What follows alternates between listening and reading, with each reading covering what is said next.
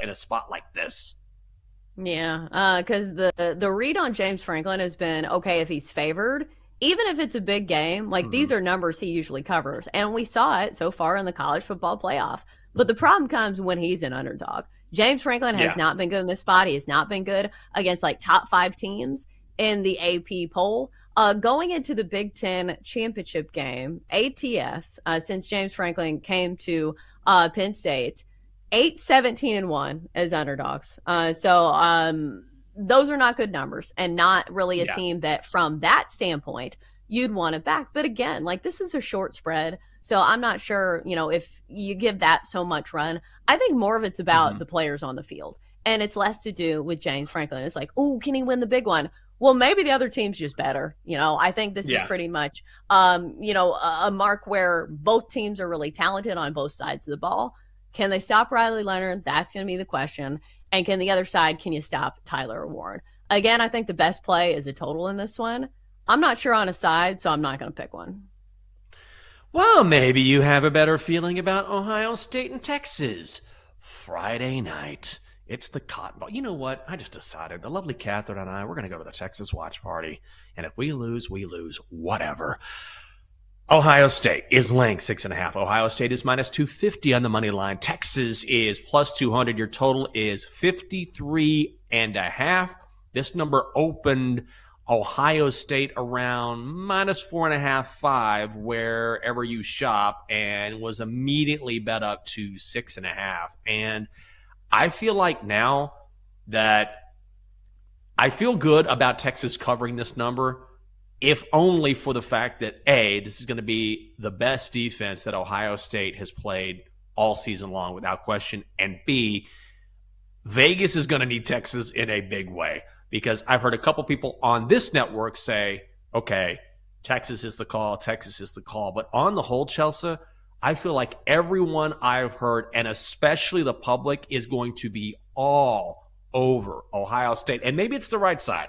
Of all the teams right now, the Buckeyes look better than anyone. There's no question about that. They're even money to win the national title, plus 100. However, I feel like 6.5 with a week to prepare, even though I know the Bucs are playing their best football of the season, is too many points. I am going to be on the horns.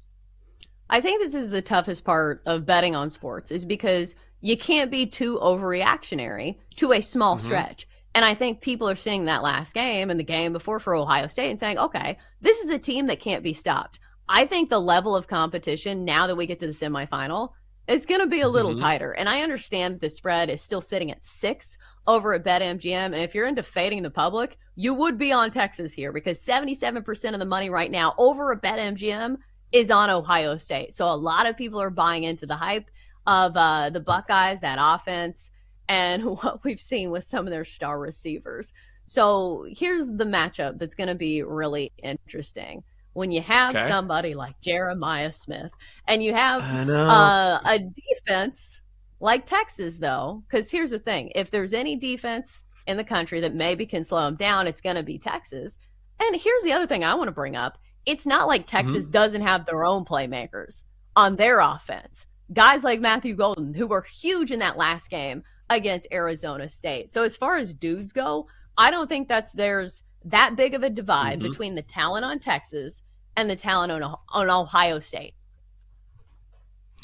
Oh, I agree with you. I mean, I think that there is not nearly the talent discrepancy that people are going to make it out to be. I think Ohio State is the most talented team remaining in this tournament, if you will. There's no question about that. But I also think they haven't faced a defense like this. And I also think the one thing that Texas will be able to do against Ohio State is get to Will Howard. Now, it might just be with a 4-man front. But the way to beat Ohio State, I think, is you cannot give Will Howard time. Because if you do, guess what? Emeka Egbuka or Jeremiah Smith are going to get open, and he will burn you. So you've got to hit him, you've got to pressure him, and force him into making mistakes. I think of all the keys in this game, Double D, you're doing this as we're going to break. I'm getting all fired up, and now I got to go to break. Maybe we just went outright. Maybe we beat Ohio State. Maybe we stomped them. I don't know. The Buckeyes look really good right now. I'm trying to talk myself into this, but it should be a hell of a battle in Dallas. Bit of a home field advantage for the Horns. Coming up next, we're going to talk to Lucy Burge about the firing of Gerard Mayo. Stay right there. Hey, it's Sammy P. Join me and Joe Ostrowski on BetQL Daily, weekday mornings at 9 Eastern, where we look to give you the insider edge and insights to help you make smarter bets.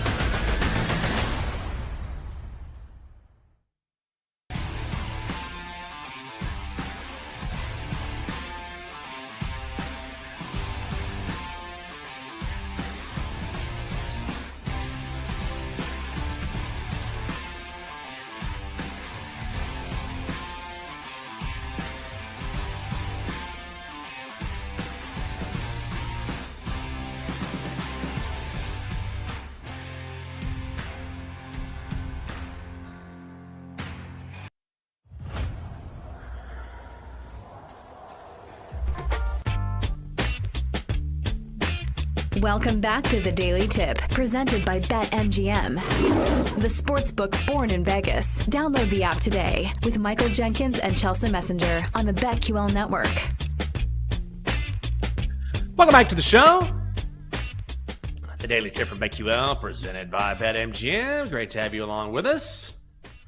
I'm Michael Jenkins. She is Chelsea Messenger. Coming up shortly here on the show, we get a special guest early in the week. Normally, we talk to Lucy Burge on Wednesday, but after the firing of Gerard Mayo, we have to bring in one of our favorites to talk about what is next in Foxborough. Chelsea, before we do that, let's talk about the birds. You are an avid bird watcher. You've seen a blue jay, a titmouse, a robin, an oriole. I'm just naming random birds. Have you thought about naming any of these birds? Like maybe you name the titmouse bird Levis after Will Levis. The titmouse? Yes, after Will Levis.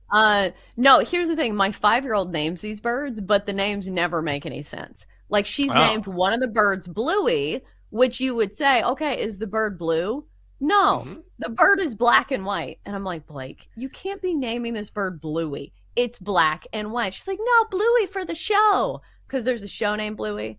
But yeah, this is how most of the names go in the household. She names all of her dolls, and it's like usually what they're wearing or just some random name. She did name one of the fat pigeons, Hansen, which I don't know where she even got this name, but doesn't it sound like an appropriate name for a fat bird? Hansen? Oh, that's a fat bird. Oh, that's the first thing I thought of. That's got to be the fattest bird ever. I told you we had 2 pigeons on our roof deck. Right? They would not go away, and I kept shooing them away, and they were the most aggressive pigeons ever, and I was getting so angry, and I was like, you guys get off the deck. And I would walk back inside. I'd go outside, they'd fly away, I'd walk right back inside, they'd fly back. And this went on for like 20 minutes. It was like this game, and I'd spray them with water, and then I realized this was mom and dad protecting a baby that we found on the deck. Oh. And now I'm like, oh, now I see why you refused to go away. So one day I went out. It was really strange to say. It was almost like an acknowledgement. Like I walked out and all this in the drain, like one of these gutters, I see like a baby pigeon that is sitting there. And mom is on one side of the deck, dad is on the other. And I walk out and nobody moves. And I don't try to scare them. And I look and I see the baby pigeon. And then I look at mom and I look at dad and I was like, okay. And so I just walked off and I was like, take care of your baby. And then and I let them hang out there because obviously they were protecting the baby pigeon. And then like 2 weeks later, and I'd go out and look every like couple days, and the baby would still be getting bigger. And then after like a couple weeks, finally got big enough to fly away, and they all left. It's crazy. So you're the villain in their movie. Have you ever thought about that? Was the villain, and then I turned into the protector. Then I understood what was happening. I don't know. I bet they still view you as the villain. They're like, this guy, I don't know if I should trust him or not. But like, it's wild because we always think of ourselves as like the main character in the movie, but sometimes we're not. Like, think about that. In like other humans' lives, like we're probably the villain to somebody. Well, that's probably true. Well, I'll tell you a hero, I would say. Someone who I believe called the Gerard Mayo firing. Someone we have on each and every week here on the show, but she's going to join us early for her analysis. Let's bring her in. Single and a homer for Devers, and this one is driven to center field. He's watching it. He thinks he did it again. Oh, my goodness. What they going to say now? It's a surreal feeling. We did it. Wait, Mr. Brady, take your goddamn teddy bear with you! Perfect spinal! You like apples? Always Boston strong, it's Lucy Burge. How do you like them apples? You can check her out as host of Back to the Futures each Sunday night on the BetQL network. She's also a great follow on X and Instagram at Lucille Burge. Lucy, before we get to you, just quick breaking news. Adam Schefter from ESPN is reporting that the Jacksonville Jaguars have fired Doug Peterson. So yet another casualty after the end of the NFL regular season. I expect that to happen a few more times across the league as we get closer and closer to the actual playoffs. So now we've got another head coach fired. But yesterday, almost, Lucy, like we were talking about, it was like mid-fourth quarter, it felt like. I mean, as soon as the game was over, Gerard Mayo gone after one season with the Patriots, 4-13 this year. Didn't you call this? Didn't you feel like this was going to happen? Yes, good morning. So I made two predictions in a video that I did earlier this month, I believe. One of them was Bill Belichick will return to the NFL eventually. The other one, that Gerard Mayo will not be the head coach of the New England Patriots next season. And lo and behold, we now know that one of those things has come true, and that is Gerard Mayo was fired immediately after the game.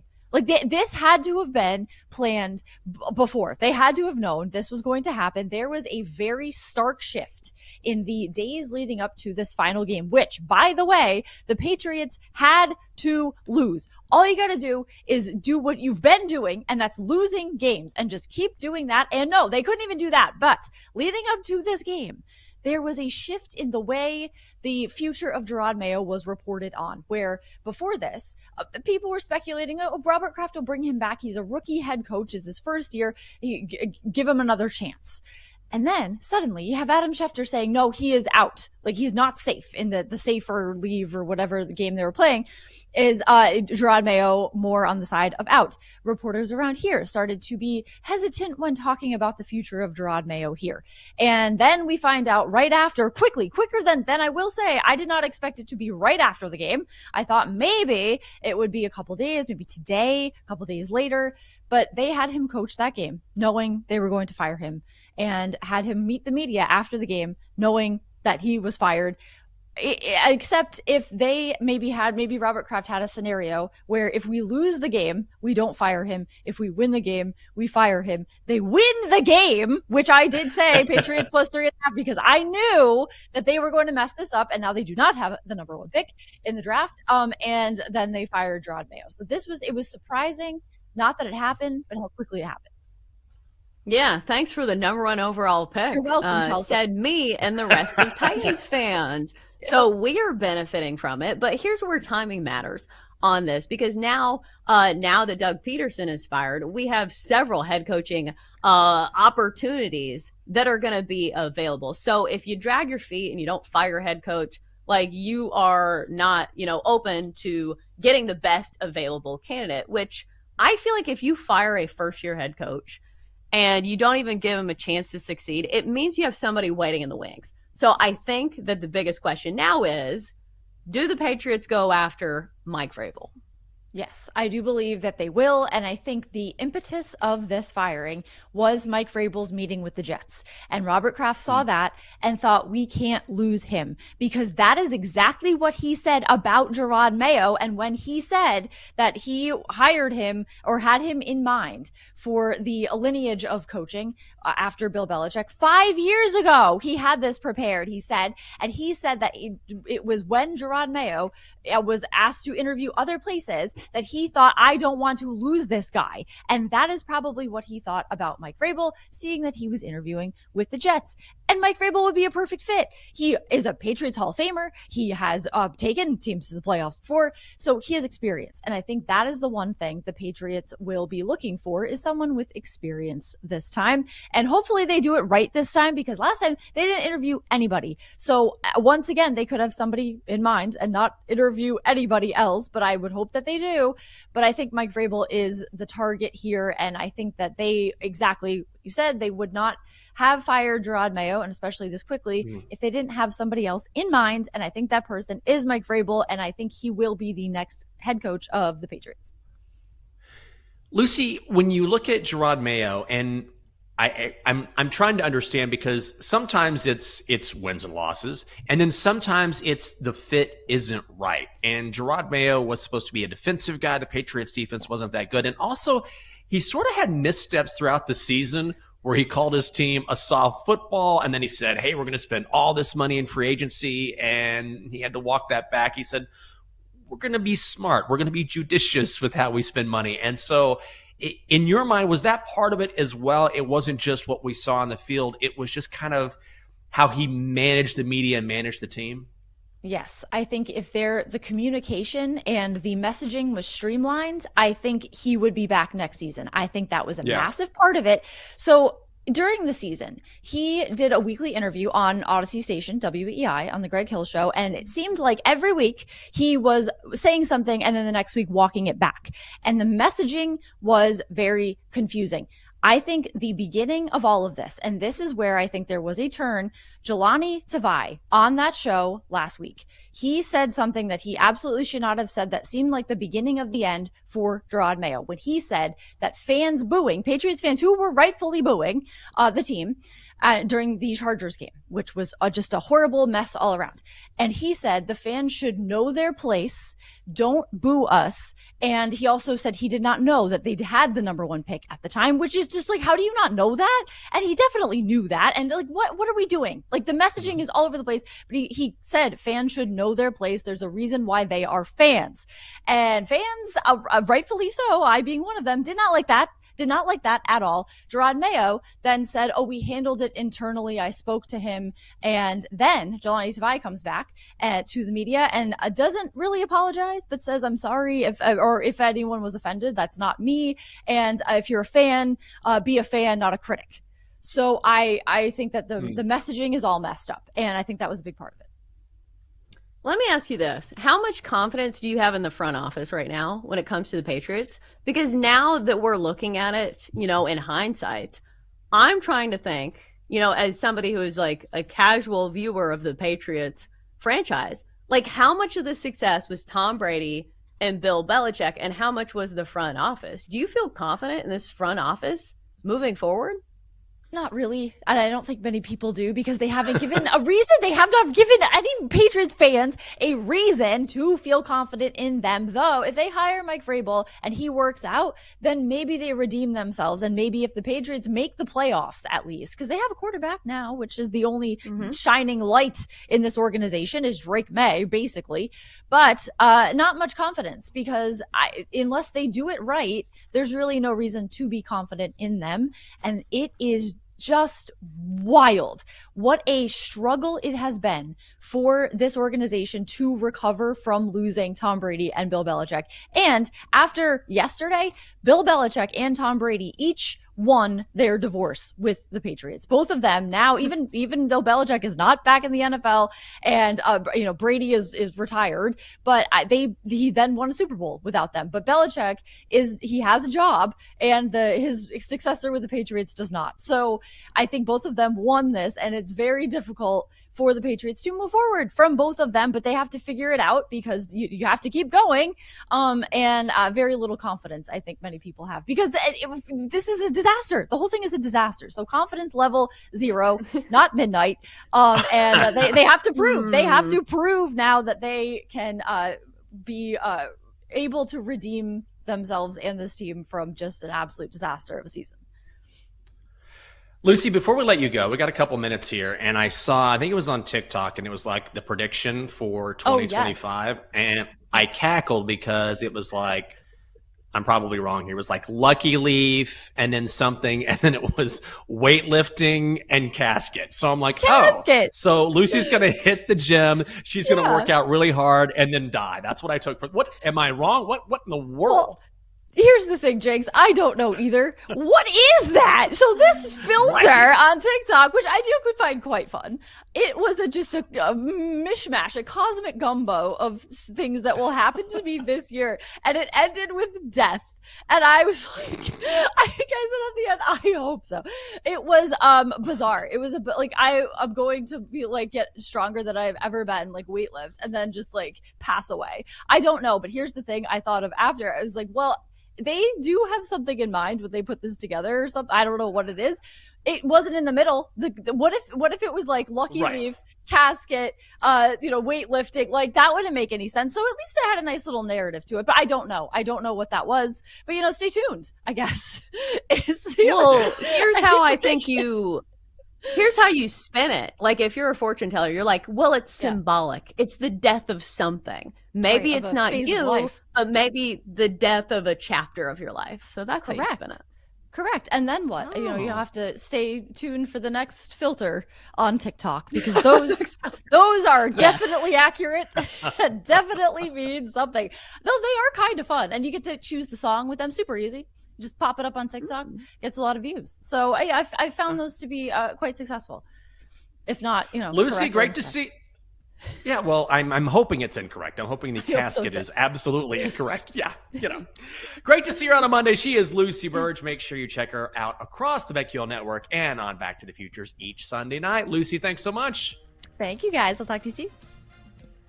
Coming up next on the show, a new week means a chance to make some new money, and that's exactly what we're going to do. We're going to wipe the slates clean and tell you our favorite bets of the day.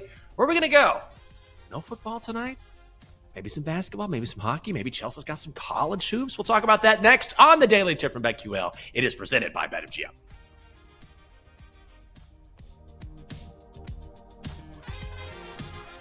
Coming up, Jenks and Chelsea give out their best bets here on the BetQL network, presented by BetMGM, the sportsbook born in Vegas.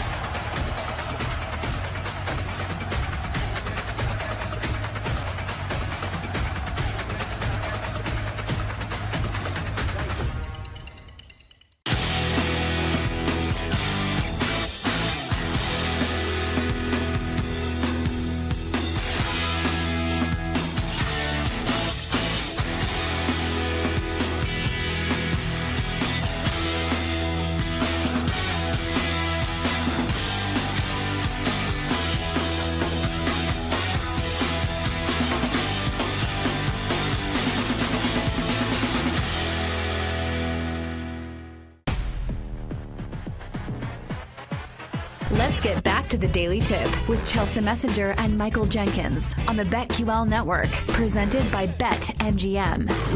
The sportsbook born in Vegas. Download the app today. Please gamble responsibly. Welcome back to the show, the Daily Tip from BetQL, presented by BetMGM. Great to have you with us for our final hour. And a special welcome to all of our viewers on X. We've been streaming during our final hour. I'm Michael Jenkins. She is Chelsea Messenger. Got your best bets of the day coming up shortly. So, Chelsea, what is on the docket for you? I am completely snowed in. Like, the snow is still coming down. I don't know when this is going to let up.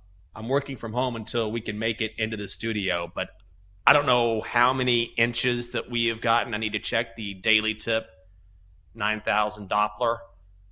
It has to be at least like it has to be like 5 or 6 inches. It's wild right now. I'm very jealous. We have gotten only a dusting of snow here, which means we get to see snow, but you can't do anything with it. Like, let me ask you this. When's the last time you made a snowman or did a snow angel or even made a snowball? Are you going to do this today? You know what? I think I will. I think what we're going to do is, honestly, because the lovely Catherine and I have been talking about this is when you get in a hot tub. You know what I mean? When it's snowing outside and there's snow all around and then you're sitting there and it's like 100 degrees. Like, this is the best time to do it. So she's working from home. I'm working from home. I think we make a couple hot toddies, this afternoon. Wipe the snow off, pull off the cover, get in there, and try and stay warm. You know what? That's exactly what I'm going to do. It's already decided. But how do you feel when you get out, though? Like, that's the problem. Not great. Like, getting into the hot tub sounds amazing, but if you don't have, like, a hot shower close to you, like, within indoors, that walk is going to be miserable. It's super quick, which is a good thing. Like, the door is right there, but you're not wrong. That's the worst part is, like, it's all good, and then you sit there and you're like, okay, how are we going to manage getting out and then freezing immediately? I mean, the door's right there, which is good, but here's the thing. The lovely Catherine goes inside, and I'm like, okay, I have to maneuver this hot tub cover and get it on. And it's kind of heavy, right? And it's kind of in a tight spot, so I'm kind of the only one who can do it. So I can assure you that standing out there, just in a swimsuit in the freezing cold when it's 19 degrees outside and there's snow everywhere for a couple minutes trying to get that cover on, it's not the best part. It's not great. Yeah. I don't go outside in this type of weather unless I have, like, gloves, hat, double socks. I don't like being cold. Well, you know what? Like we were talking about earlier, this is your chance to start crocheting, to start knitting, pull out some yarn. What the people want. You know what we could do? We could have blanket tracker. And then each day you add a little bit more. By the end of January, you're good to go. I can tell by your facial expression. You hate this idea. Yes, Jenks. If I need to do something that makes me even more boring. Because here's the thing. Like, I'm already a boring person that's doing boring things.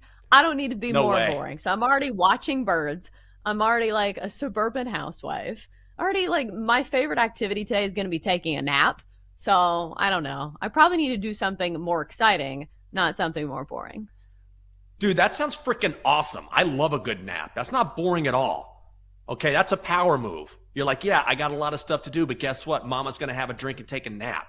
That's the least boring thing I've heard all day long. And by the way, when I'm done, I'm going to wake up and I'm going to win some bets. How does that sound? See, you just got to flip it. Sounds aggressive. Sounds aggressive, Jenks, but it's fine. I'm looking forward to my nap, and I can't wait to get underneath my heated blanket, which is also the other highlight of my day.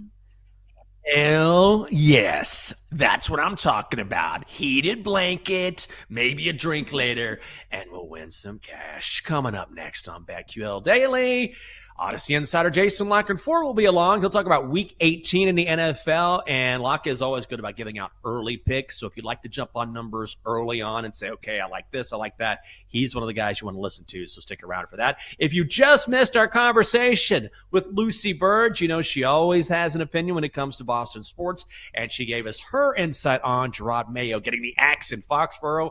Now we're seeing Doug Peterson fired in Jacksonville. However, the Giants have announced they are keeping Brian Dable as their head coach. Man, I'll tell you what, these stories are going to evolve and change throughout the day. We'll keep you updated on those here on the BetQL Network. But if you missed that interview with Lucy, you can check that out by downloading and subscribing to the Daily Tip wherever you get your podcasts. All right, it is that time of day. We looked over all the numbers. We've come up with our favorite bets, so let's get to them. Time to place your bets. Let me just say, maybe you should take more naps, Chelsea. You went, 4-1 last week? Nice winning week, crushed over the weekend. What do you have for us today?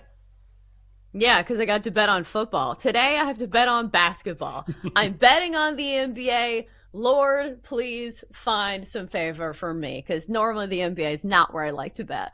But today we're going to go with the player prop. I'm going to go with Quentin Grimes of the Dallas Mavericks over his points prop of 13.5 for -125. So this is a play on the Mavericks missing their two biggest superstars. Kyrie Irving's out with an illness, and Luka Doncic is on the injured list with a left calf strain. So those two guys aren't playing, and who's been stepping up in the meantime? Quinn Grimes has been one of those guys coming off a season-high 26 points last time around against the Cavs. In this last stretch, he's hit this number in 3 of the last 4. He's scored at least 11 points in 4 straight, and the usage has been there. Somebody who's a plus defender and somebody who's been great at attacking the rim. Going against the Grizzlies tonight, we have a pretty high total in this 1.5. I think it's going to be a good spot for Quentin Grimes to make another case for him to be in the starting lineup without their two superstars. So let's go Quentin Grimes over 13.5 points tonight for -125. All right. Well, I went back and forth on my favorite bet of the day, and I'm going hockey. I was going to go with the Avs on the money line. They're at home hosting the Panthers, but I chickened out, and now I'm doing Devils 3-way money line at the Kraken. It's -120. If you want it on the full game money line, I think it's too expensive. It's -190. I think this is a good bounce back spot for the Devils, who have lost 4 straight. They're a whole lot better than that, and they're coming off a couple bad losses to the Ducks and Sharks, but they face a Kraken squad that averages only 2.88 points per game. So Seattle has a really hard time getting on the board. And the Devils get to face former Capital, Philip Grubauer in net. He has struggled this season. Meanwhile, the Devils going with Jacob Markstrom. He has gone 19-8-2 this season with a goals against average of 2.18 and a save percentage of 911. Good chance for Jersey to get back on the right side. Devils in regulation, -120 is the call, Chelsea. It's nice that you have hockey, something you feel confident in, because right now, confidence level in betting on basketball is not great for me. So I've got to get more into college hoops. I was looking at one game, the Rutgers and Wisconsin game, but after a bunch of research that I did, I still don't feel strongly on a side. So it's not going to make the card for me, but I am doing like the grunt work now, so maybe later I'll have some good bets the rest of the week in college hoops. You don't want to throw out just a lean, just maybe something you're looking at? Doesn't have to be official. Jenks, I didn't even want to bet on one thing today. Like, I'm not going to lie, the slate's not great. Like, college hoops has, maybe 8 games. NBA is NBA. Enough said. So it's just not the best slate for betting. No, I get that. And I'm the same way, especially when you're used to betting on football. And I do hockey, which everyone knows, but when you sort of start to transition to another sport, you want to have a bigger sample size. And so it makes it tough early on. And then later on, you have a bigger sample size, but the lines are sharper. But, that's part of the challenge. Okay, as you can tell, today I'm at home. Normally I'm in studio with the Donkster, but it is a snow day. We're snowed in here in D.C. However, we're going to bring in the Donkster via phone. I like that the graphic says son of Jenks. I had not seen that before. If you don't know, if you're watching us on X, the Donkster is my son. He's an inflatable donkey. He's not the sharpest guy, but he hands out picks each and every day and represents the BetQL Network. Donkster, what's going on?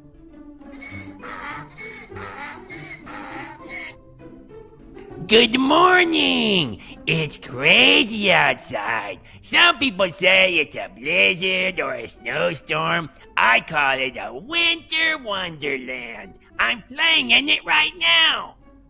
Oh, so you're outside? I am. I'm calling using my Motorola Razr. It fits perfectly inside my donkey pouch. Wow. Well, It's gross. I don't know if that even exists. And I'm about to make a snow bunny. Oh, well, that sounds like fun. And then when I'm done, I'm gonna call my personal snow bunny Lucy.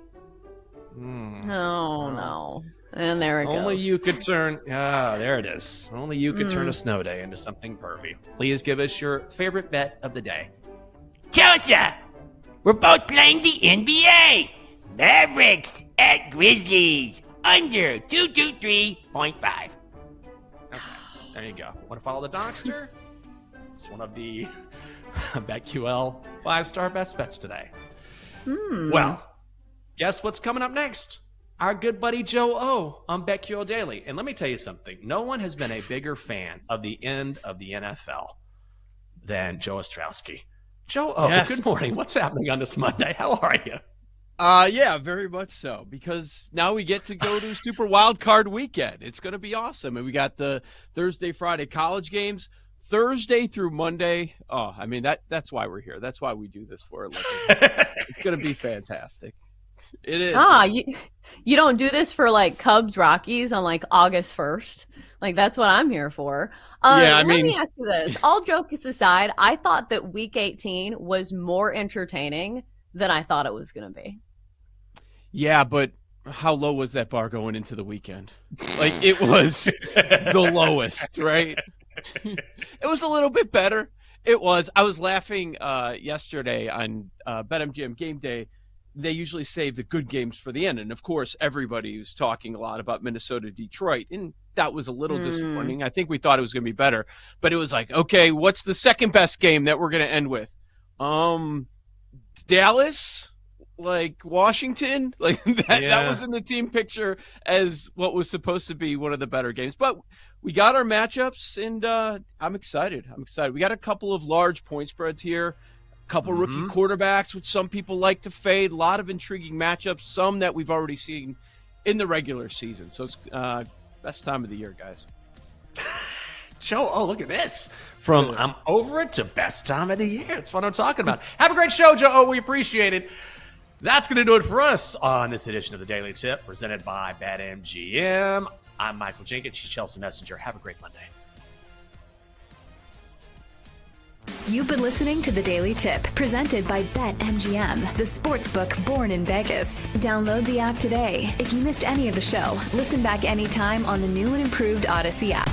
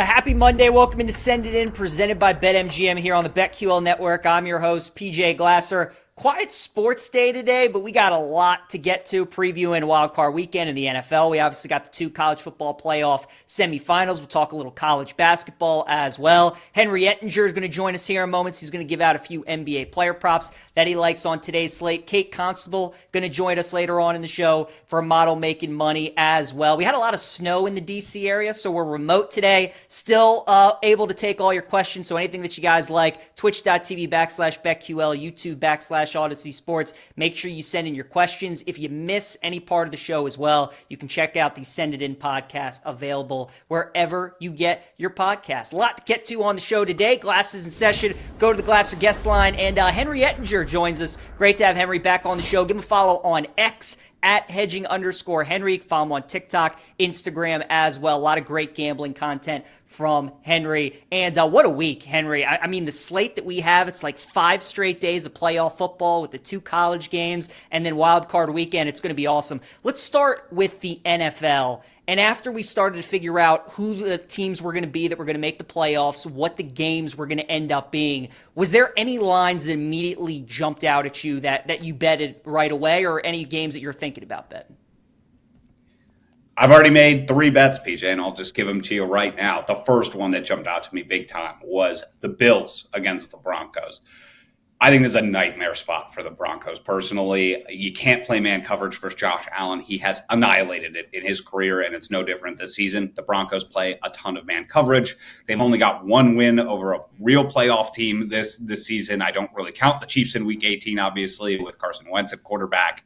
I think this is a brutal spot for Bo Nix on the road as a rookie. Anything under 10, I was looking to hit immediately, and so when it opened at 7.5, I scooped up a bunch of that. Another spot I love, Steelers-Ravens under. We know these 2 teams. They're super familiar with each other. 3rd time seeing each other for this season. Lamar finally got the best of the Steelers a little bit in their last meeting, but even so, I expect the Steelers to have some counters for that coming into this matchup. And on the other side of the ball, we've seen the Steelers offense really fall off a cliff the last 4 or 5 weeks. So that's another spot that I was looking at immediately. It's already come down even since I bet it. And then finally, again, another favorite I like. I'm usually on the dogs, but Tampa Bay. I was able to get them at 2.5 versus the Commanders. We saw this Commanders team also fall off a lot down the stretch. A lot of what they were doing in the early season seemed to be a little bit on the lucky side in terms of what the metrics would tell you, and I don't think this lines up as a great spot for them either versus the Buccaneers having to go on the road with a rookie here. I think favors Tampa Bay as well. Yeah, it's going to be an interesting game. Those teams met in week 1, and Tampa got to see Jaden Daniels in his first game. Obviously, a lot has changed since then. Henry, as you mentioned, you normally like betting underdogs. A couple of favorites that you like with Buffalo and Tampa Bay. Of those dogs, anybody that you like maybe that you think can win outright? Do you think the Rams have a chance? Maybe Green Bay? Do you think the Texans? I think obviously a lot of people are going to be on the Chargers in that game. Any dogs that you maybe think could win outright over the weekend? I would have said Green Bay. Matt LaFleur is awesome as an underdog, but without Christian Watson now, I'm not sure I love the matchup specifically in there. So it's stomach turning, but I'd have to say it, the Houston Texans. They're at home. CJ Stroud in his career has been fantastic at home and fantastic as an underdog. And their offense looks a little bit broken, but the defense is great. I don't really trust this Chargers team to run away and hide from them. So in a close game, getting a field goal as a home team, man, it's a lot of respect for the Chargers and Justin Herbert right now. They are the better team, but laying a full field goal on the road to me is a little too pricey. My numbers just can't get there at all. Yeah, I think that's totally fair. Now that the bracket is obviously set as well, we know the Lions are going to be the 1 seed, Kansas City going to be the 1 seed as well. Have you placed any futures, Henry? Now that you've seen the bracket, you maybe see the path that certain teams had. Any futures for you? I haven't placed any since the bracket came out. I like the value on the Ravens, generally speaking, in the AFC. If I had to choose a team there, now it's not a perfect path now with Buffalo and Kansas City for sure being in their way. But their defense to me is just the best of those 3 teams right now when healthy. It's trended up massively over the last stretch of the season. And when you look historically, teams that trend up defensively at the end of the year typically do quite well in the playoffs. On the NFC side, I'm looking at long shots. I would lean Bucks right now because I like their first round matchup the best.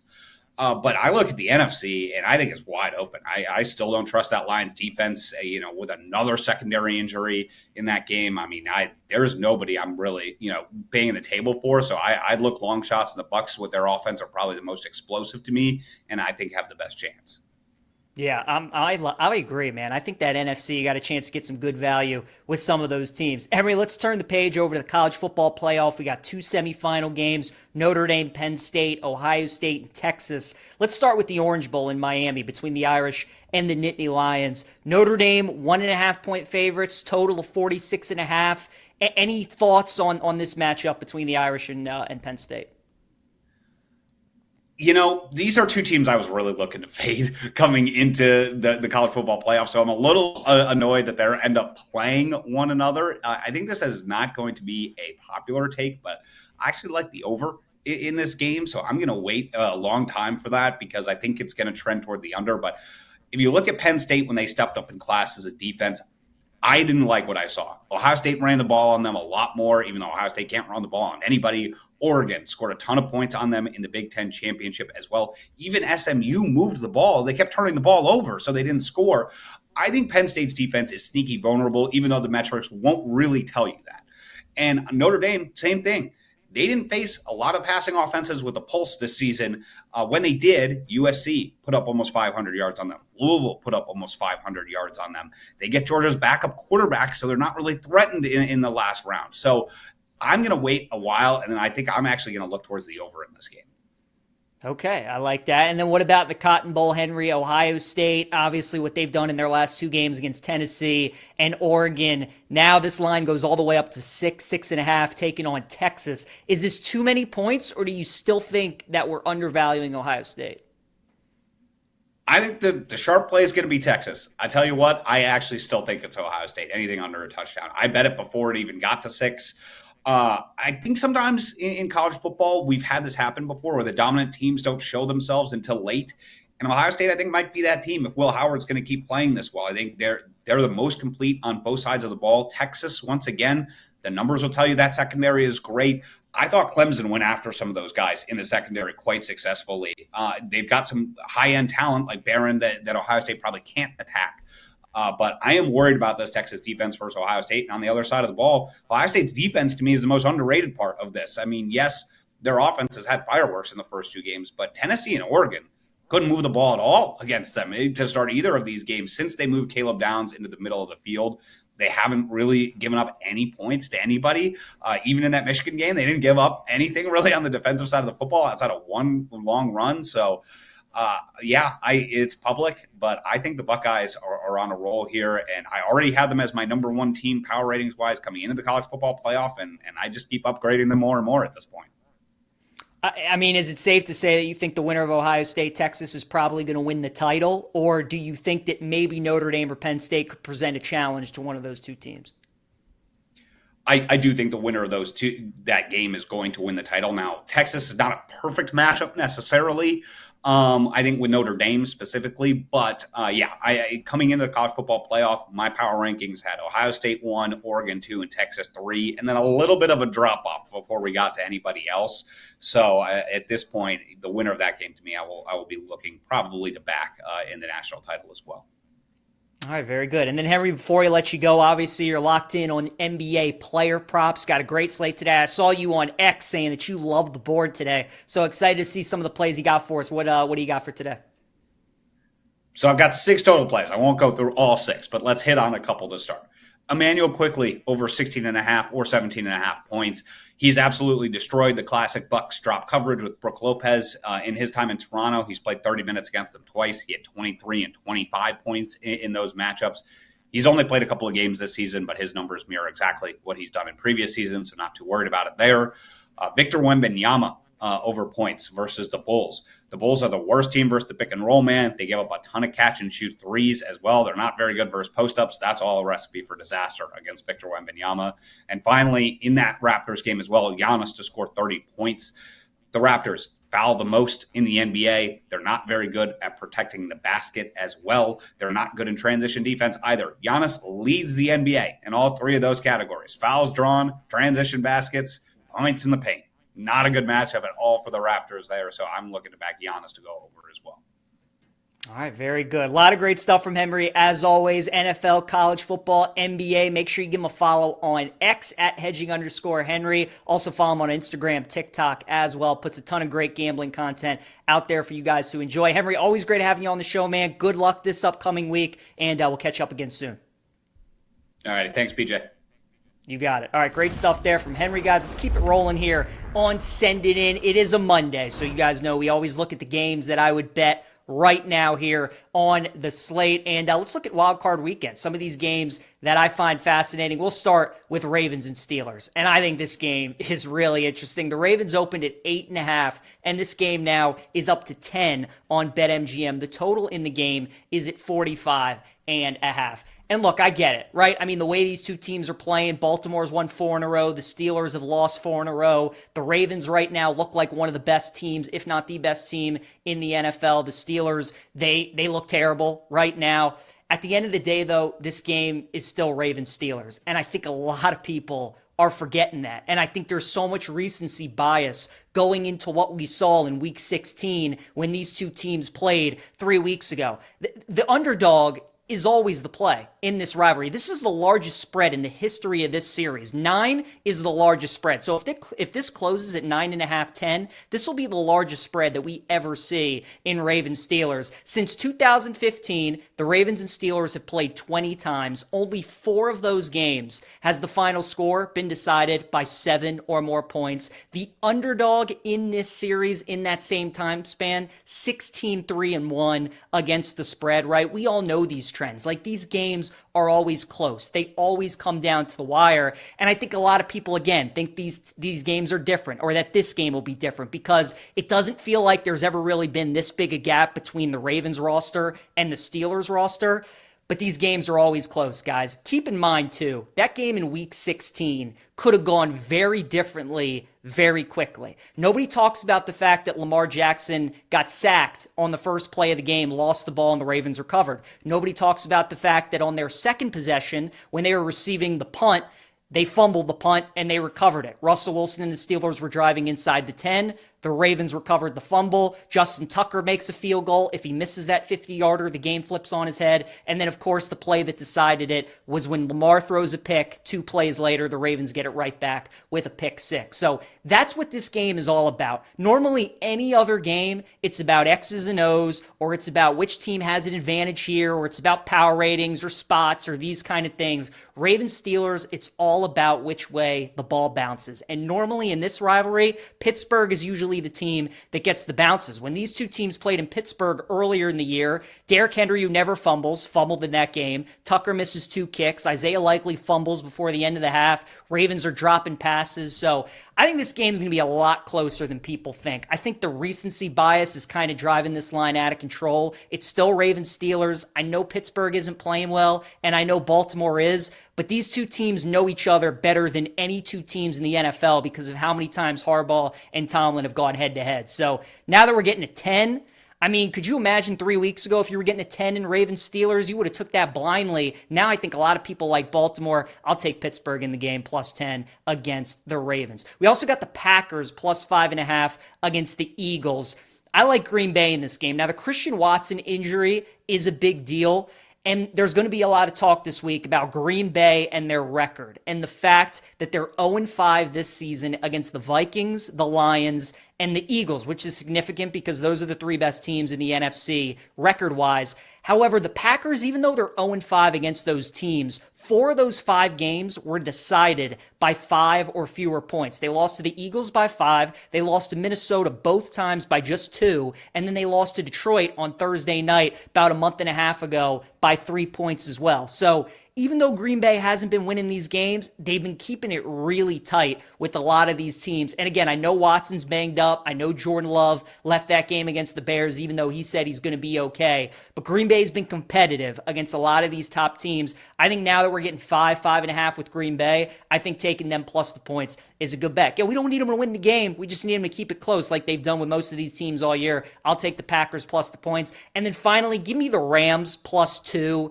against the Vikings. Total in this game is 47. I'd look at Rams money line as well against Minnesota. Wouldn't it be just so NFL? Wouldn't it be so sports for Minnesota to be 14-2?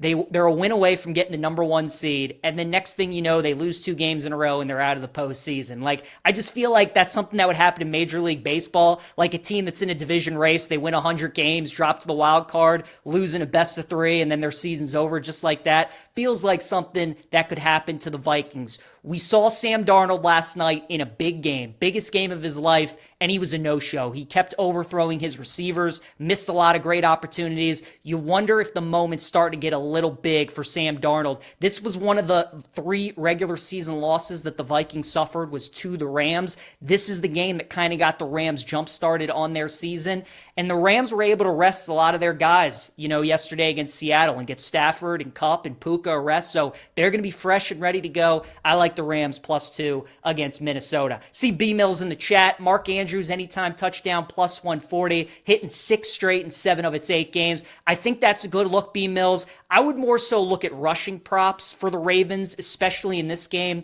They're calling for high winds. There could be some snow. It's going to be cold temperatures, and this is why you went out and got Derrick Henry for games like this. So again, Andrews anytime touchdown. I like that because he's going to be a threat in the red zone, but I would only look at probably touchdowns for Andrews. I wouldn't look at receiving yards or receptions. I think if he cashes anything, it's going to be a touchdown, and I like the price at plus 140. Also, I got a teaser before the lines move. Bills minus 2.5 and Ravens minus 2.5.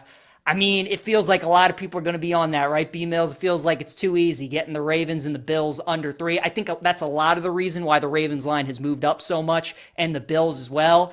Feels like it's the right play, but it also feels like one of those teams could play a tight game, and it feels like the Ravens are probably that team. All right, let's talk some college football now as we get into the Orange Bowl in Miami between Notre Dame and Penn State. I like Penn State in the first half of this game against Notre Dame. I think there's a good chance that Penn State can keep it tight early. The Georgia hangover is real. We saw Ole Miss and Bama beat Georgia in the regular season, and both of those teams lost their following game. Bama lost to Vandy, and Ole Miss lost to Florida. That's going to be the challenge for Notre Dame in this game. They arguably just had their biggest win in 30 years. They beat Georgia. They beat the program in college football right now. Is there going to be any hangover for Notre Dame? Are they still going to be feeling the effects of that win? Meanwhile, Penn State just kind of handled their business. They were big favorites against SMU, against Boise. They won both of those games. They covered both of those spreads. And Penn State's been a team that has started hot so far in the playoffs. They were up 7-0 on Boise in the first quarter, 17-7 at halftime, up 7-0 on SMU in the first quarter, and then they were up 28-0 at halftime. So I kind of like Penn State first quarter. I like Penn State first half as well, just because the combination of Penn State's been a team that has started fast in the playoff, and I think Notre Dame's going to have a little bit of a Georgia hangover, and they're going to be a little sluggish to start that game. So I would look at Penn State first half. As for Ohio State, Texas, we got into this game a bunch last week. I still like Texas at plus 6. I think this is just too much love for Ohio State. This look-ahead line was 1.5, 2. Now it's jumped 4 points all the way up to 6. I get Ohio State looks different. They're finally throwing the ball. They're finally using their receivers. But if there is a team that matches up well with Ohio State that can limit them, it is Texas. They have the best corner in the country. They have the best pass defense in the country entering the college football playoff. And I think Texas, being a team that has been a favorite all season, now that they are an underdog, I love betting those teams because those teams usually have a really good game plan. They love being in that role because they're not used to it. And all Texas is going to be hearing for the last 4 or 5 days and up until kickoff is how great Ohio State is, how overrated they are. We've been waiting for a complete performance from Texas all year. I think this is the game where we get it. So I like Texas +6. Also like Quinn Ewers over 236.5 passing yards. Quinn Ewers has to play well for Texas to keep this close. There's just no way around it. If he doesn't play well, Ohio State's going to win and they're going to cover. So if you like Texas plus the points like me, I think you got to like Quinn Ewers to have a big day. So I'll take over 236.5 passing yards for Quinn Ewers. All right, let's talk some college hoops here on Send It In. It is a Monday. Look at my top 10 teams in college basketball. And really, since we've started doing this, Auburn's been the number one team, and Auburn is going to continue to be the number one team. They are the favorites to win the national championship at +600. If I had to fill out a bracket today, Auburn would be my pick to win the title. Duke is right behind them at +750. I think Duke has the most upside in the country. They have Cooper Flagg, but they have a lot of really talented freshmen as well. They also have some key veteran pieces that it reminds me of the Duke team that won the title with Jahlil Okafor and Justice Winslow, and then they had Quinn Cook as kind of that veteran guard. Duke, kind of the same mixture on this year's team. So I like Duke, one of the best defenses in the country.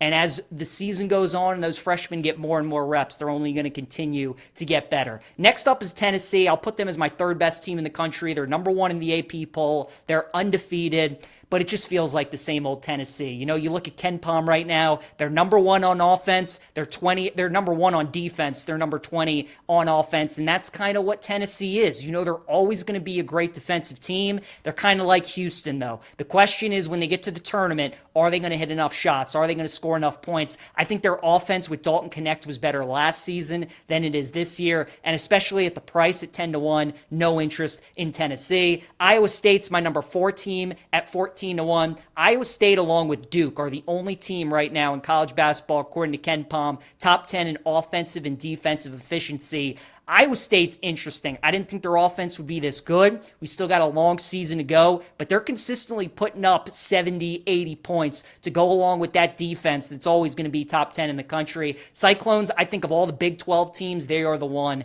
that I like the best. Then we'll go with Alabama at number 5. They're 16-1 to win the national title. This was a team that was number 2 in the AP to start the season, went to the Final Four last year, brought back a bunch of talent. They're starting to hit their groove a little bit. Nice opener to start SEC play, beating Oklahoma by 30.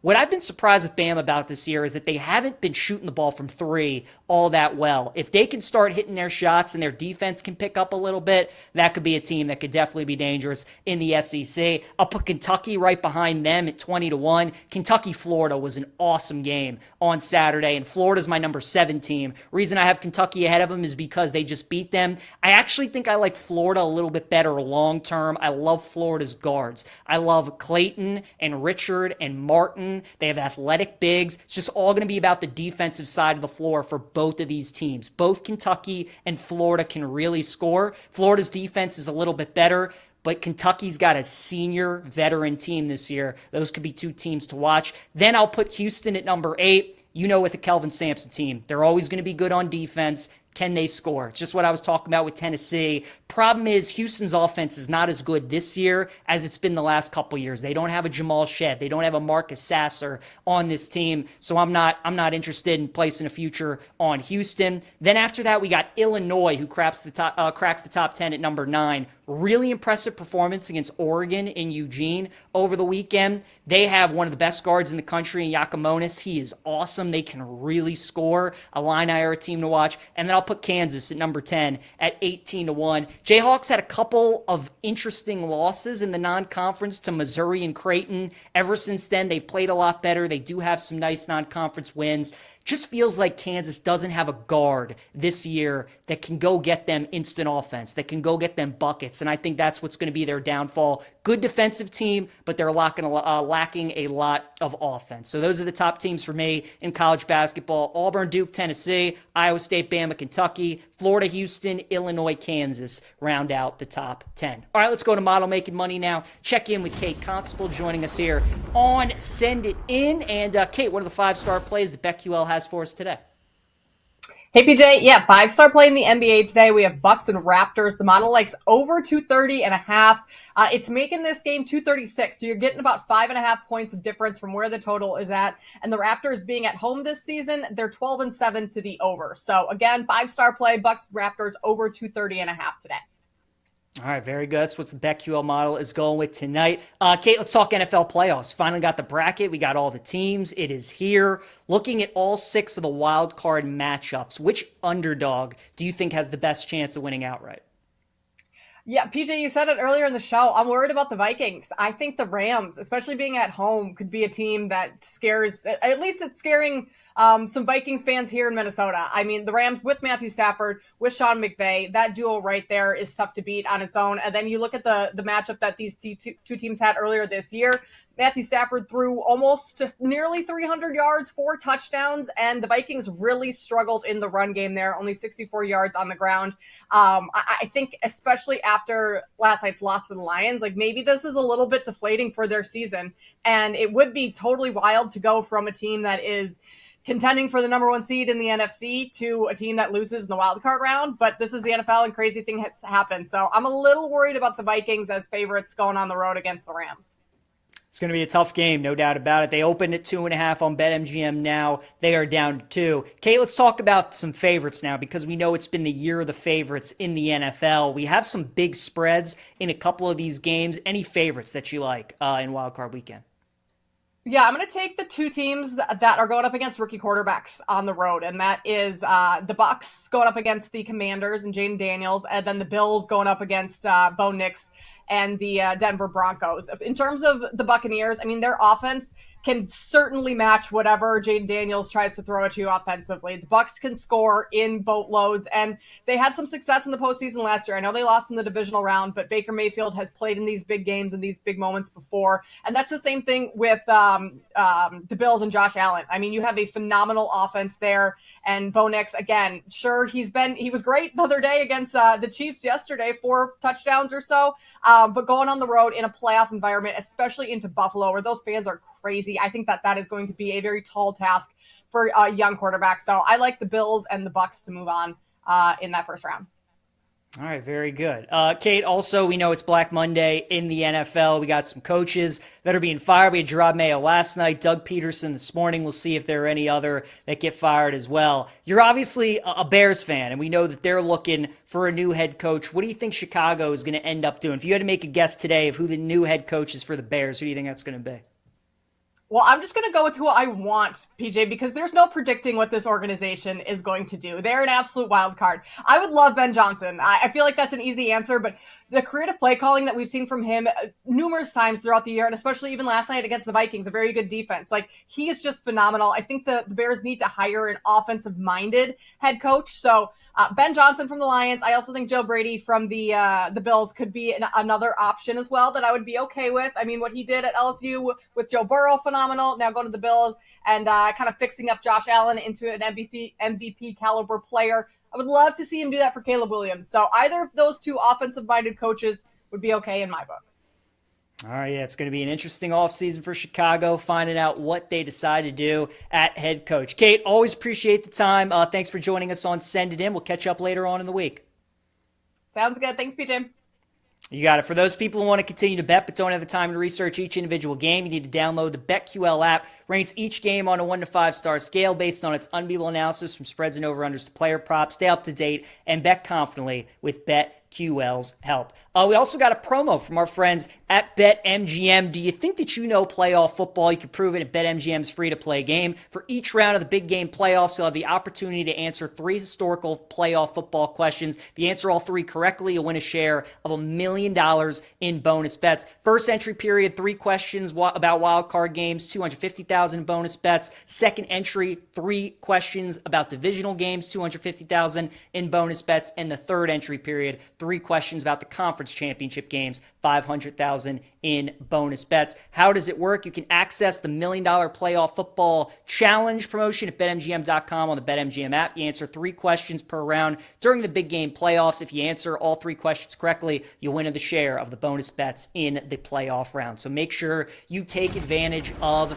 that. We only got about 20 seconds left, so we're going to go rapid fire here during best bets. Quinn Ewers will be my prop lock in the Cotton Bowl against Ohio State, over 236.5 passing yards. Dog of the day, give me Minnesota in college hoops against Ohio State, plus 6.5. And Wisconsin Rutgers, I'll go under 157.5. Think that's too many points between the Badgers and the Scarlet Knights. Thanks again to Henry and Kate for joining us today on Send It In. You guys have a great rest of your day. See you tomorrow.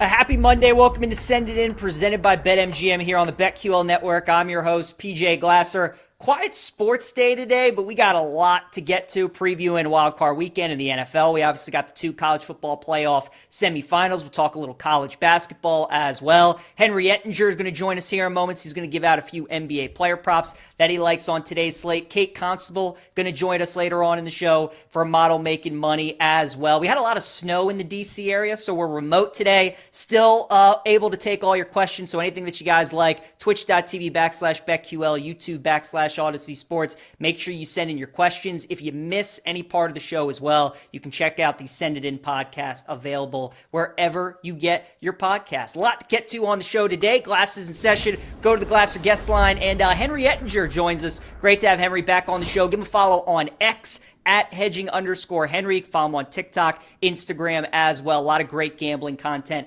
from Henry. And what a week, Henry. I mean, the slate that we have, it's like 5 straight days of playoff football with the 2 college games and then wild card weekend. It's going to be awesome. Let's start with the NFL. And after we started to figure out who the teams were going to be that were going to make the playoffs, what the games were going to end up being, was there any lines that immediately jumped out at you that you betted right away, or any games that you're thinking about betting? I've already made 3 bets, PJ, and I'll just give them to you right now. The first one that jumped out to me big time was the Bills against the Broncos. I think this is a nightmare spot for the Broncos. Personally, you can't play man coverage versus Josh Allen. He has annihilated it in his career, and it's no different this season. The Broncos play a ton of man coverage. They've only got 1 win over a real playoff team this season. I don't really count the Chiefs in Week 18, obviously, with Carson Wentz at quarterback. I think this is a brutal spot for Bo Nix on the road as a rookie. Anything under 10, I was looking to hit immediately, and so when it opened at 7.5, I scooped up a bunch of that. Another spot I love, Steelers-Ravens under. We know these 2 teams. They're super familiar with each other. 3rd time seeing each other for this season. Lamar finally got the best of the Steelers a little bit in their last meeting, but even so, I expect the Steelers to have some counters for that coming into this matchup. And on the other side of the ball, we've seen the Steelers offense really fall off a cliff the last 4 or 5 weeks. So that's another spot that I was looking at immediately. It's already come down even since I bet it. And then finally, again, another favorite I like. I'm usually on the dogs, but Tampa Bay. I was able to get them at 2.5 versus the Commanders. We saw this Commanders team also fall off a lot down the stretch. A lot of what they were doing in the early season seemed to be a little bit on the lucky side in terms of what the metrics would tell you, and I don't think this lines up as a great spot for them either versus the Buccaneers having to go on the road with a rookie here. I think favors Tampa Bay as well. Yeah, it's going to be an interesting game. Those teams met in week 1, and Tampa got to see Jaden Daniels in his first game. Obviously, a lot has changed since then. Henry, as you mentioned, you normally like betting underdogs. A couple of favorites that you like with Buffalo and Tampa Bay. Of those dogs, anybody that you like maybe that you think can win outright? Do you think the Rams have a chance? Maybe Green Bay? Do you think the Texans? I think obviously a lot of people are going to be on the Chargers in that game. Any dogs that you maybe think could win outright over the weekend? I would have said Green Bay. Matt LaFleur is awesome as an underdog, but without Christian Watson now, I'm not sure I love the matchup specifically in there. So it's stomach turning, but I'd have to say it, the Houston Texans. They're at home. CJ Stroud in his career has been fantastic at home and fantastic as an underdog. And their offense looks a little bit broken, but the defense is great. I don't really trust this Chargers team to run away and hide from them. So in a close game, getting a field goal as the home team, man, it's a lot of respect for the Chargers and Justin Herbert right now. They are the better team, but laying a full field goal on the road to me is a little too pricey. My numbers just can't get there at all. Yeah, I think that's totally fair. Now that the bracket is obviously set as well, we know the Lions are going to be the 1 seed, Kansas City going to be the 1 seed as well. Have you placed any futures, Henry? Now that you've seen the bracket, you maybe see the path that certain teams had. Any futures for you? I haven't placed any since the bracket came out. I like the value on the Ravens, generally speaking, in the AFC. If I had to choose a team there, now it's not a perfect path now with Buffalo and Kansas City for sure being in their way. But their defense to me is just the best of those 3 teams right now when healthy. It's trended up massively over the last stretch of the season. And when you look historically, teams that trend up defensively at the end of the year typically do quite well in the playoffs. On the NFC side, I'm looking at long shots. I would lean Bucks right now because I like their first round matchup the best. But I look at the NFC and I think it's wide open. I still don't trust that Lions defense.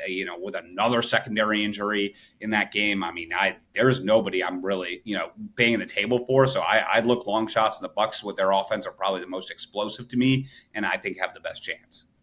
Yeah, I agree, man. I think that NFC got a chance to get some good value with some of those teams. Henry, let's turn the page over to the college football playoff. We got 2 semifinal games, Notre Dame, Penn State, Ohio State, and Texas. Let's start with the Orange Bowl in Miami between the Irish and the Nittany Lions. Notre Dame, 1.5-point favorites, total of 46.5.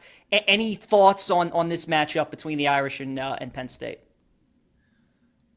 These are 2 teams I was really looking to fade coming into the college football playoff. So I'm a little annoyed that they end up playing one another. I think this is not going to be a popular take, but I actually like the over in this game. So I'm going to wait a long time for that because I think it's going to trend toward the under. But if you look at Penn State when they stepped up in class as a defense, I didn't like what I saw. Ohio State ran the ball on them a lot more, even though Ohio State can't run the ball on anybody. Oregon scored a ton of points on them in the Big Ten championship as well. Even SMU moved the ball. They kept turning the ball over, so they didn't score. I think Penn State's defense is sneaky vulnerable, even though the metrics won't really tell you that. And Notre Dame, same thing. They didn't face a lot of passing offenses with a pulse this season. When they did, USC put up almost 500 yards on them. Louisville put up almost 500 yards on them. They get Georgia's backup quarterback, so they're not really threatened in the last round. So I'm going to wait a while, and then I think I'm actually going to look towards the over in this game. Okay, I like that. And then what about the Cotton Bowl, Henry? Ohio State, obviously what they've done in their last 2 games against Tennessee and Oregon. Now this line goes all the way up to 6.5, taking on Texas. Is this too many points, or do you still think that we're undervaluing Ohio State? I think the sharp play is going to be Texas. I tell you what, I actually still think it's Ohio State. Anything under a touchdown. I bet it before it even got to 6. I think sometimes in college football, we've had this happen before where the dominant teams don't show themselves until late. And Ohio State, I think, might be that team if Will Howard's going to keep playing this well. I think they're the most complete on both sides of the ball. Texas, once again, the numbers will tell you that secondary is great. I thought Clemson went after some of those guys in the secondary quite successfully. They've got some high-end talent like Barron that Ohio State probably can't attack. But I am worried about this Texas defense versus Ohio State. And on the other side of the ball, Ohio State's defense to me is the most underrated part of this. I mean, yes, their offense has had fireworks in the first 2 games, but Tennessee and Oregon couldn't move the ball at all against them to start either of these games. Since they moved Caleb Downs into the middle of the field, they haven't really given up any points to anybody. Even in that Michigan game, they didn't give up anything really on the defensive side of the football outside of one long run. So, it's public, but I think the Buckeyes are on a roll here, and I already had them as my number 1 team power ratings wise coming into the college football playoff, and I just keep upgrading them more and more at this point. I mean, is it safe to say that you think the winner of Ohio State, Texas is probably going to win the title, or do you think that maybe Notre Dame or Penn State could present a challenge to one of those 2 teams? I do think the winner of those 2, that game is going to win the title. Now, Texas is not a perfect matchup necessarily. I think with Notre Dame specifically. But I coming into the college football playoff, my power rankings had Ohio State 1, Oregon 2, and Texas 3, and then a little bit of a drop off before we got to anybody else. So at this point, the winner of that game to me, I will be looking probably to back in the national title as well. All right, very good. And then, Henry, before I let you go, obviously you're locked in on NBA player props. Got a great slate today. I saw you on X saying that you love the board today. So excited to see some of the plays you got for us. What do you got for today? So I've got 6 total plays. I won't go through all 6, but let's hit on a couple to start. Emmanuel quickly over 16.5 or 17.5 points. He's absolutely destroyed the classic Bucks drop coverage with Brook Lopez. In his time in Toronto, he's played 30 minutes against them twice. He had 23 and 25 points in those matchups. He's only played a couple of games this season, but his numbers mirror exactly what he's done in previous seasons, so not too worried about it there. Victor Wembanyama over points versus the Bulls. The Bulls are the worst team versus the pick and roll man. They give up a ton of catch and shoot threes as well. They're not very good versus post-ups. That's all a recipe for disaster against Victor Wembanyama. And finally, in that Raptors game as well, Giannis to score 30 points. The Raptors foul the most in the NBA. They're not very good at protecting the basket as well. They're not good in transition defense either. Giannis leads the NBA in all 3 of those categories. Fouls drawn, transition baskets, points in the paint. Not a good matchup at all for the Raptors there, so I'm looking to back Giannis to go over as well. All right, very good. A lot of great stuff from Henry. As always, NFL, college football, NBA. Make sure you give him a follow on X at hedging_Henry. Also follow him on Instagram, TikTok as well. Puts a ton of great gambling content out there for you guys to enjoy. Henry, always great having you on the show, man. Good luck this upcoming week, and we'll catch you up again soon. All right, thanks, PJ. You got it. All right, great stuff there from Henry, guys. Let's keep it rolling here on Send It In. It is a Monday, so you guys know we always look at the games that I would bet right now here on the slate. And let's look at Wildcard Weekend. Some of these games that I find fascinating. We'll start with Ravens and Steelers. And I think this game is really interesting. The Ravens opened at 8.5, and this game now is up to 10 on BetMGM. The total in the game is at 45.5. And look, I get it, right? I mean, the way these two teams are playing, Baltimore's won 4 in a row. The Steelers have lost 4 in a row. The Ravens right now look like one of the best teams, if not the best team in the NFL. The Steelers, they look terrible right now. At the end of the day, though, this game is still Ravens-Steelers. And I think a lot of people are forgetting that. And I think there's so much recency bias going into what we saw in Week 16 when these two teams played 3 weeks ago. The underdog is always the play in this rivalry. This is the largest spread in the history of this series. 9 is the largest spread. So if this closes at 9.5, 10, this will be the largest spread that we ever see in Ravens-Steelers. Since 2015, the Ravens and Steelers have played 20 times. Only 4 of those games has the final score been decided by 7 or more points. The underdog in this series in that same time span, 16-3-1 against the spread, right? We all know these trends. Like, these games are always close. They always come down to the wire. And I think a lot of people, again, think these games are different, or that this game will be different, because it doesn't feel like there's ever really been this big a gap between the Ravens roster and the Steelers roster. But these games are always close, guys. Keep in mind, too, that game in Week 16 could have gone very differently very quickly. Nobody talks about the fact that Lamar Jackson got sacked on the first play of the game, lost the ball, and the Ravens recovered. Nobody talks about the fact that on their second possession, when they were receiving the punt, they fumbled the punt and they recovered it. Russell Wilson and the Steelers were driving inside the 10. The Ravens recovered the fumble. Justin Tucker makes a field goal. If he misses that 50-yarder, the game flips on his head. And then, of course, the play that decided it was when Lamar throws a pick. 2 plays later, the Ravens get it right back with a pick 6. So that's what this game is all about. Normally, any other game, it's about X's and O's, or it's about which team has an advantage here, or it's about power ratings or spots or these kind of things. Ravens-Steelers, it's all about which way the ball bounces. And normally in this rivalry, Pittsburgh is usually the team that gets the bounces. When these two teams played in Pittsburgh earlier in the year, Derrick Henry, who never fumbled in that game. Tucker misses 2 kicks. Isaiah Likely fumbles before the end of the half.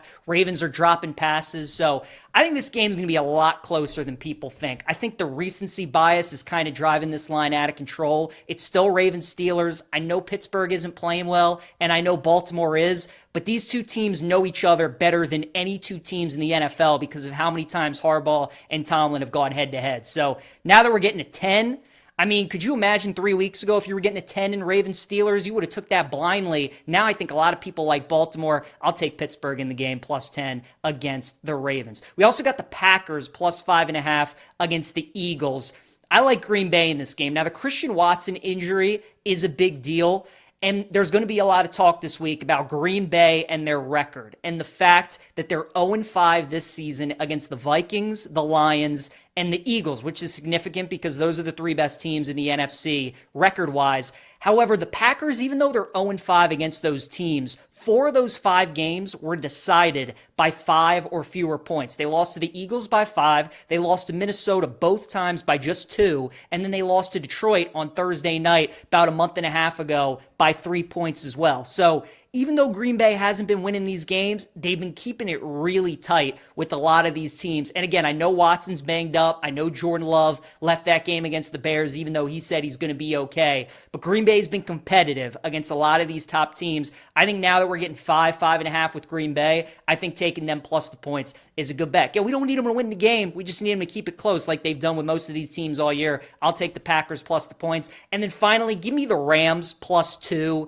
against the Vikings. Total in this game is 47. I'd look at Rams money line as well against Minnesota. Wouldn't it be just so NFL? Wouldn't it be so sports for Minnesota to be 14-2?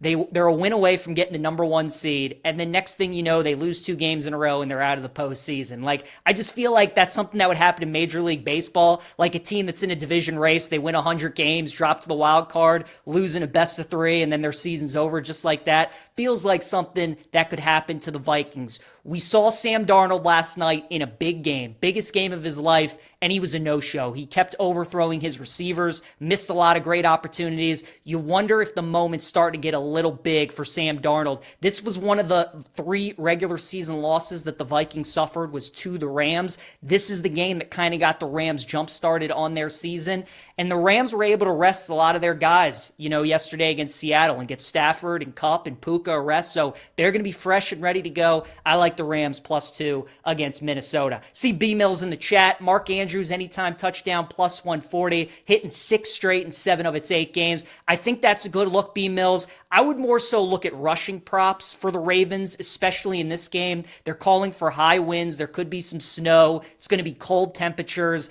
and this is why you went out and got Derrick Henry for games like this. So again, Andrews anytime touchdown. I like that because he's going to be a threat in the red zone, but I would only look at probably touchdowns for Andrews. I wouldn't look at receiving yards or receptions. I think if he cashes anything, it's going to be a touchdown, and I like the price at plus 140. Also, I got a teaser before the lines move. Bills minus 2.5 and Ravens minus 2.5.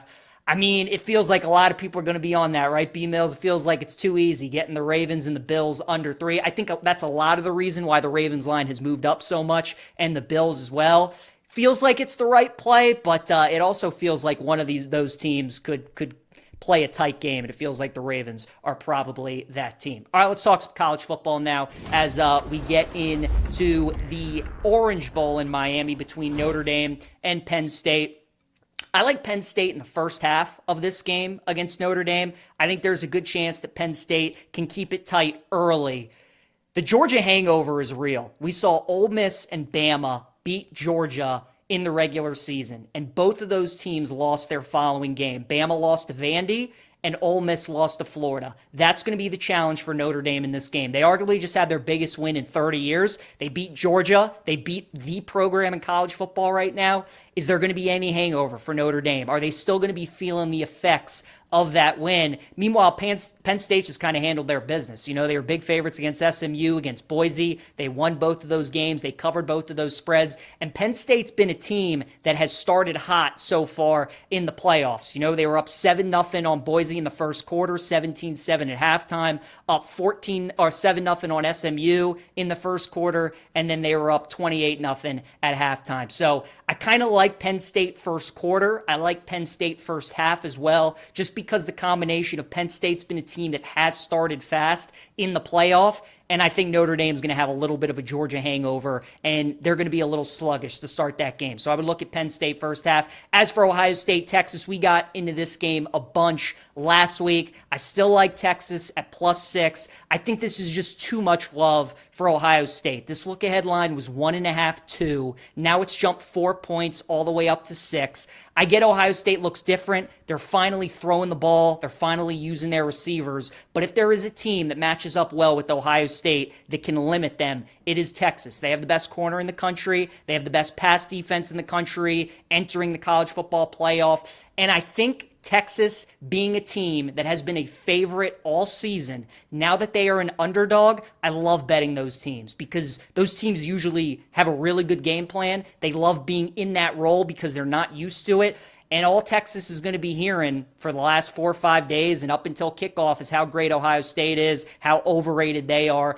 We've been waiting for a complete performance from Texas all year. I think this is the game where we get it. So I like Texas +6. Also like Quinn Ewers over 236.5 passing yards. Quinn Ewers has to play well for Texas to keep this close. There's just no way around it. If he doesn't play well, Ohio State's going to win and they're going to cover. So if you like Texas plus the points like me, I think you got to like Quinn Ewers to have a big day. So I'll take over 236.5 passing yards for Quinn Ewers. All right, let's talk some college hoops here on Send It In. It is a Monday. Look at my top 10 teams in college basketball. And really, since we've started doing this, Auburn's been the number 1 team, and Auburn is going to continue to be the number 1 team. They are the favorites to win the national championship at +600. If I had to fill out a bracket today, Auburn would be my pick to win the title. Duke is right behind them at +750. I think Duke has the most upside in the country. They have Cooper Flagg, but they have a lot of really talented freshmen as well. They also have some key veteran pieces that it reminds me of the Duke team that won the title with Jahlil Okafor and Justice Winslow, and then they had Quinn Cook as kind of that veteran guard.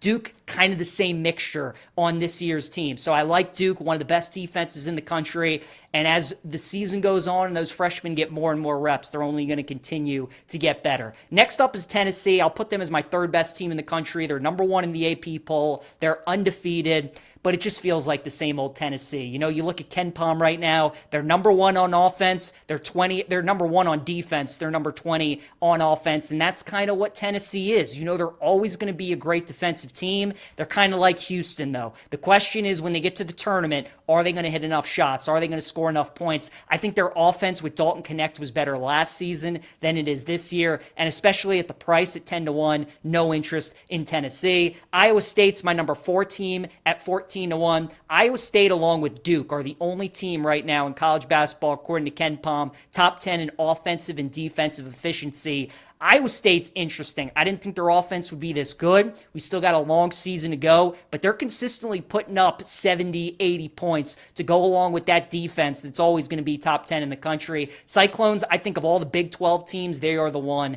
that I like the best. Then we'll go with Alabama at number 5. They're 16-1 to win the national title. This was a team that was number 2 in the AP to start the season, went to the Final Four last year, brought back a bunch of talent. They're starting to hit their groove a little bit. Nice opener to start SEC play, beating Oklahoma by 30. What I've been surprised with Bama about this year is that they haven't been shooting the ball from 3 all that well. If they can start hitting their shots and their defense can pick up a little bit, that could be a team that could definitely be dangerous in the SEC. I'll put Kentucky right behind them at 20-1. Kentucky-Florida was an awesome game on Saturday, and Florida's my number 7 team. Reason I have Kentucky ahead of them is because they just beat them. I actually think I like Florida a little bit better long term. I love Florida's guards. I love Clayton and Richard and Martin. They have athletic bigs. It's just all going to be about the defensive side of the floor for both of these teams. Both Kentucky and Florida can really score. Florida's defense is a little bit better, but Kentucky's got a senior veteran team this year. Those could be 2 teams to watch. Then I'll put Houston at number 8. You know, with the Kelvin Sampson team, they're always going to be good on defense. Can they score? It's just what I was talking about with Tennessee. Problem is, Houston's offense is not as good this year as it's been the last couple years. They don't have a Jamal Shed. They don't have a Marcus Sasser on this team. So I'm not interested in placing a future on Houston. Then after that, we got Illinois, who cracks the top 10 at number 9. Really impressive performance against Oregon in Eugene over the weekend. They have one of the best guards in the country in Yakimonis. He is awesome. They can really score. Illini are a team to watch. And then I'll put Kansas at number 10 at 18-1. Jayhawks had a couple of interesting losses in the non-conference to Missouri and Creighton. Ever since then, they've played a lot better. They do have some nice non-conference wins. Just feels like Kansas doesn't have a guard this year that can go get them instant offense, that can go get them buckets. And I think that's what's going to be their downfall. Good defensive team, but they're lacking a lot of offense. So those are the top teams for me in college basketball. Auburn, Duke, Tennessee, Iowa State, Bama, Kentucky, Florida, Houston, Illinois, Kansas round out the top 10. All right, let's go to Model Making Money now. Check in with Kate Constable joining us here on Send It In. And Kate, what are the 5-star plays that BetQL has for us today? Hey, PJ. Yeah, 5-star play in the NBA today. We have Bucks and Raptors. The model likes over 230.5. It's making this game 236. So you're getting about 5.5 points of difference from where the total is at. And the Raptors being at home this season, they're 12-7 to the over. So again, 5-star play, Bucks, Raptors over 230.5 today. All right, very good. That's what the BetQL model is going with tonight. Kate, let's talk NFL playoffs. Finally got the bracket. We got all the teams. It is here. Looking at all 6 of the wild card matchups, which underdog do you think has the best chance of winning outright? Yeah, PJ, you said it earlier in the show. I'm worried about the Vikings. I think the Rams, especially being at home, could be a team that scares, at least it's scaring some Vikings fans here in Minnesota. I mean, the Rams with Matthew Stafford, with Sean McVay, that duo right there is tough to beat on its own. And then you look at the matchup that these two teams had earlier this year. Matthew Stafford threw almost nearly 300 yards, 4 touchdowns, and the Vikings really struggled in the run game there, only 64 yards on the ground. I think especially after last night's loss to the Lions, like maybe this is a little bit deflating for their season. And it would be totally wild to go from a team that is contending for the number 1 seed in the NFC to a team that loses in the wildcard round. But this is the NFL and crazy things happen. So I'm a little worried about the Vikings as favorites going on the road against the Rams. It's going to be a tough game, no doubt about it. They opened at 2.5 on BetMGM now. They are down to 2. Kate, let's talk about some favorites now because we know it's been the year of the favorites in the NFL. We have some big spreads in a couple of these games. Any favorites that you like in wildcard weekend? Yeah, I'm going to take the 2 teams that are going up against rookie quarterbacks on the road, and that is the Bucks going up against the Commanders and Jaden Daniels, and then the Bills going up against Bo Nix and the Denver Broncos. In terms of the Buccaneers, I mean, their offense can certainly match whatever Jaden Daniels tries to throw at you offensively. The Bucs can score in boatloads, and they had some success in the postseason last year. I know they lost in the divisional round, but Baker Mayfield has played in these big games and these big moments before. And that's the same thing with the Bills and Josh Allen. I mean, you have a phenomenal offense there. And Bo Nix, again, sure, he was great the other day against the Chiefs yesterday, 4 touchdowns or so. But going on the road in a playoff environment, especially into Buffalo, where those fans are crazy, I think that is going to be a very tall task for a young quarterback. So I like the Bills and the Bucs to move on in that first round. All right, very good. Kate, also, we know it's Black Monday in the NFL. We got some coaches that are being fired. We had Gerard Mayo last night, Doug Peterson this morning. We'll see if there are any other that get fired as well. You're obviously a Bears fan, and we know that they're looking for a new head coach. What do you think Chicago is going to end up doing? If you had to make a guess today of who the new head coach is for the Bears, who do you think that's going to be? Well, I'm just going to go with who I want, PJ, because there's no predicting what this organization is going to do. They're an absolute wild card. I would love Ben Johnson. I feel like that's an easy answer, but the creative play calling that we've seen from him numerous times throughout the year, and especially even last night against the Vikings, a very good defense. Like, he is just phenomenal. I think the Bears need to hire an offensive-minded head coach. So Ben Johnson from the Lions. I also think Joe Brady from the Bills could be another option as well that I would be okay with. I mean, what he did at LSU with Joe Burrow, phenomenal. Now going to the Bills and kind of fixing up Josh Allen into an MVP caliber player. I would love to see him do that for Caleb Williams. So either of those 2 offensive-minded coaches would be okay in my book. All right, yeah, it's going to be an interesting offseason for Chicago, finding out what they decide to do at head coach. Kate, always appreciate the time. Thanks for joining us on Send It In. We'll catch up later on in the week. Sounds good. Thanks, PJ. You got it. For those people who want to continue to bet but don't have the time to research each individual game, you need to download the BetQL app. Rates each game on a 1 to 5 star scale based on its unbeatable analysis from spreads and over-unders to player props. Stay up to date and bet confidently with BetQL's help. We also got a promo from our friends at BetMGM. Do you think that you know playoff football? You can prove it at BetMGM's free-to-play game. For each round of the big game playoffs, you'll have the opportunity to answer 3 historical playoff football questions. If you answer all 3 correctly, you'll win a share of $1 million in bonus bets. First entry period, 3 questions about wildcard games, $250,000 in bonus bets. Second entry, 3 questions about divisional games, $250,000 in bonus bets. And the third entry period, 3 questions about the conference championship games, $500,000 in bonus bets. How does it work? You can access the $1 million playoff football challenge promotion at BetMGM.com on the BetMGM app. You answer 3 questions per round during the big game playoffs. If you answer all 3 questions correctly, you'll win the share of the bonus bets in the playoff round. So make sure you take advantage of that. We only got about 20 seconds left, so we're going to go rapid fire here during best bets. Quinn Ewers will be my prop lock in the Cotton Bowl against Ohio State, over 236.5 passing yards. Dog of the day, give me Minnesota in college hoops against Ohio State, plus 6.5. And Wisconsin Rutgers, I'll go under 157.5. Think that's too many points between the Badgers and the Scarlet Knights. Thanks again to Henry and Kate for joining us today on Send It In. You guys have a great rest of your day. See you tomorrow.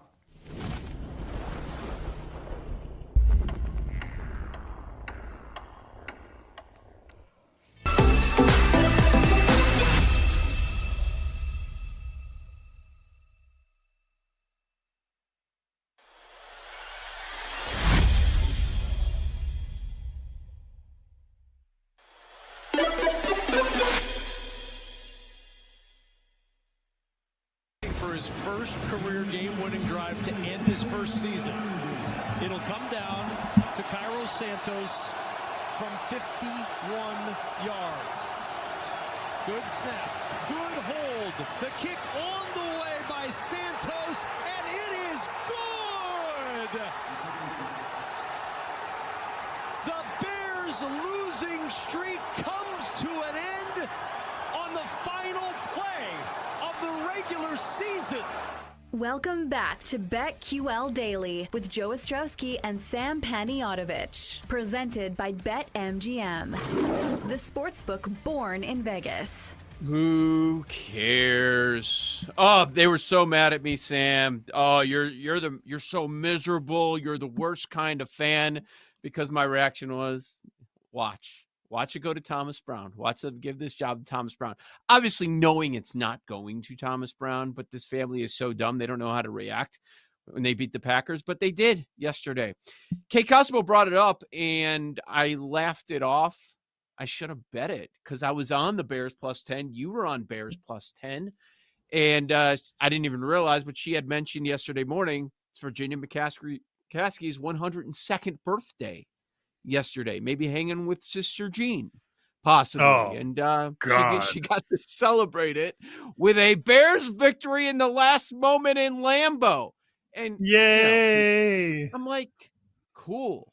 Against backups, they pull Jordan Love out of the game. Watson goes off on a cart.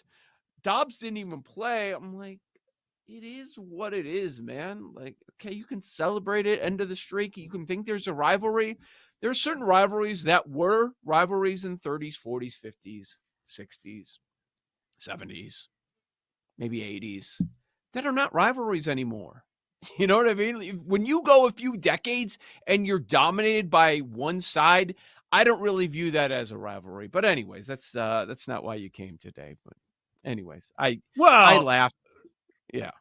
To be fair, I did think about Bears money line, and we had talked on Friday about how they were making all of these money line favorites much higher.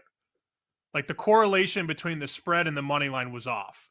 The Packers should have been minus 420, 430, but they were dealing minus 500 or higher because they knew that you were going to bet Packers money line in your parlays. So they just said, all right, you know what? All these teams, the Commanders, the Falcons, the Packers, let's just take the money line price and jack it up a bit. So that true money line price on the Bears was higher than it should have been. Did not bet it, though. Did not bet it. Wish I did not. Took 10. Was happy to take 10. I was texting with Costos during the game because he was on Green Bay and I was on Chicago. And the Bears returned the punt, and he goes, oh, fluky play, total luck. And I go, oh, You want to talk about luck? You want to talk about luck, brother? The Ramily? You want to talk about luck? Give me a break. I don't want to hear that word out of your mouth again after you want to talk about the Ramily for 8 weeks and how luck box that team is. Oh, now you want to talk about luck. Got it. Okay. But the Bears, you knew they were going to go in there and try and win because the Bears are dumb. They're dumb. That was a really cool trick play. That was cool, though, the way that they were able to pull that off. Evan Hester, Johnny Knox play that they ran back in the day. Look, I understand building momentum for your young team, and you want to see your quarterback win games like this. That's all fine and dandy. If it were me, though, I wouldn't have even played the kid at quarterback. Nope. I wouldn't have even played him because if he blows a knee out and has to ruin his entire offseason, like there's one thing Caleb Williams needs. It's time away from the field. He needs to just go on vacation and relax and enjoy his life. He needs to put this rookie season behind him with all the failures in the win-loss column. Like statistically, he hasn't been that bad, and he's been very protective of the football. Not a lot of picks, taking a lot of sacks, but not a lot of picks. He just needs to go away for a while and come back reinvigorated and ready to go in training camp. Can you imagine if he would have gotten hurt yesterday? It would have ruined his entire offseason and potentially his future in the NFL. So I wouldn't have played him at all. But now you got Bears fans all, yeah, we beat the Packers. Okay, whatever. The Packers didn't give a damn about that game after the second quarter. Yeah, did not care. And look, I made the case you don't play Drake May. They kept it quiet. They played Drake May for a series. For what? Why? He should have been sitting that entire game. Now, they did the right thing and pulled him. I don't know if that had anything to do with Kraft's decision. They end up losing the number 1 pick, but I thought that was interesting. I don't know why you don't just sit him the entire game. But yeah, Caleb plays the entire game. Why? And I haven't heard a lot of people talk about that. Of course, it makes sense with these rookie quarterbacks when they have something on the line, but you've been talking a lot about it, and I totally am on board. Just the risk of derailing your entire offseason program and moving forward to next year, I don't understand. So you have Jordan Love on the field, and he injures his hand yesterday. So, I mean, there was seeding on the line for the Packers, but it didn't really come up to Green Bay. It didn't matter what they did. It was more about what Washington was going to do. So Green Bay ends up getting the 7. They preferred the 6, of course. Washington was in that same spot. They're happy with the 6. But Green Bay gets the 7. They're going to go to Philly for Wildcard weekend coming up on Sunday. So it is the Eagles at 14-3, and we have not seen their quarterback in a long time. By the time he gets back on the field, it's going to be about a month since he's played a full game. We don't know how Jalen Hurts is doing, how he's going to respond from the concussion. Certainly something that we're going to speculate all season long. And when you look at the Green Bay Packers, something else that has to stand out, Sam, is the struggles within the division. You bring that up because the division is so great, because it's the best in the league. So overall, they've had their struggles against tough competition, and people, that might be one of the angles that they're betting, because this is one of those point spreads that has been moving north as Eagles money has been coming in since it was posted last night. Definitely some uncertainty with Jordan Love. That has to be a part of the equation. People don't know. I mean, forget not playing. They don't know how healthy he is. Can he do what he has to do? But you also have this faction of people that realize how good the Eagles are. There's always going to be respect for a healthy Jordan Love on the road because we've seen it. We've watched it with our eyes. We've seen them go on the road and play and hang. So I thought the opener was big time respect for Green Bay. But the Sharps didn't care. The Sharps said, yeah, okay, we'll bet against this version of Jordan Love that clearly hasn't been healthy since the opener against the Eagles, ironically enough, in Brazil, when Love got banged up in that game. And then I think he missed the next couple weeks, right? Because Malik Willis came in and took control of the team for a very small pocket. So he's been battling multiple injuries. He's not 100%. anywhere near it for that matter. And you have a Philly defense that has quietly rounded into one of the best in football. I mean, Sumer Sports has the Eagles 3rd against the rush and 6th against the pass. This is an outstanding defense and a turnaround that took them from one of the worst in the league last year to one of the best in the league this year under Vic Fangio. And their drafting has been insane. Jalen Carter on the D-line, Quinyon Mitchell at corner, Cooper DeJean at nickel. They've made all the right moves in the draft, and they've been able to develop these guys. So that defense against a mangled offense, you mentioned Watson. Didn't Watson get carted off yesterday? Or did I make that up? He got hurt. No, he got carted off. Yeah. Okay, so he's carted out. Dobbs didn't play. It's not a healthy Jair Packers Alexander's offense. done. Yeah. Oh, he never plays. I mean, I know. He never plays But when he anymore. is, he's pretty good. Yeah.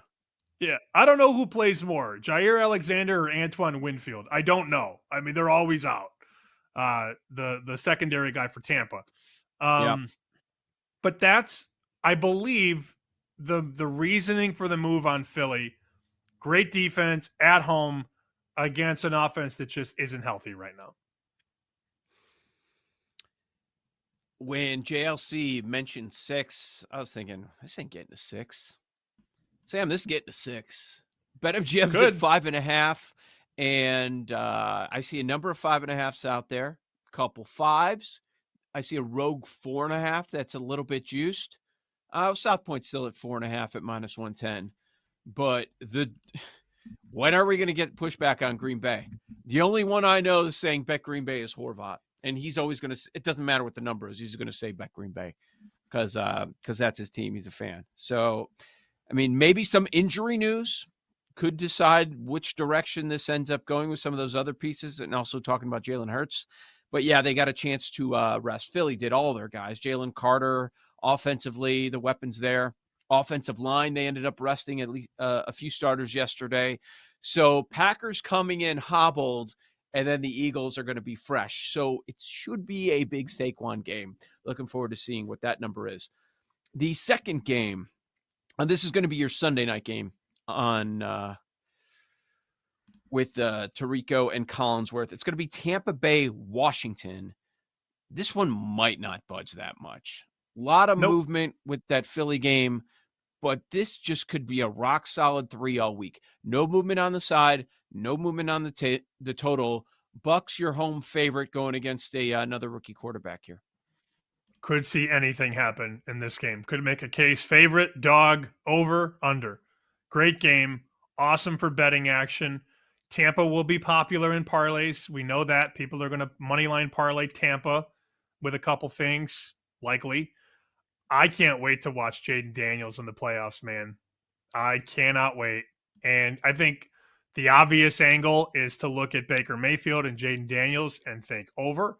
But remember, a lot of these playoff games, the pressure picks up. And offense, like look at that game last night. Detroit, Minnesota.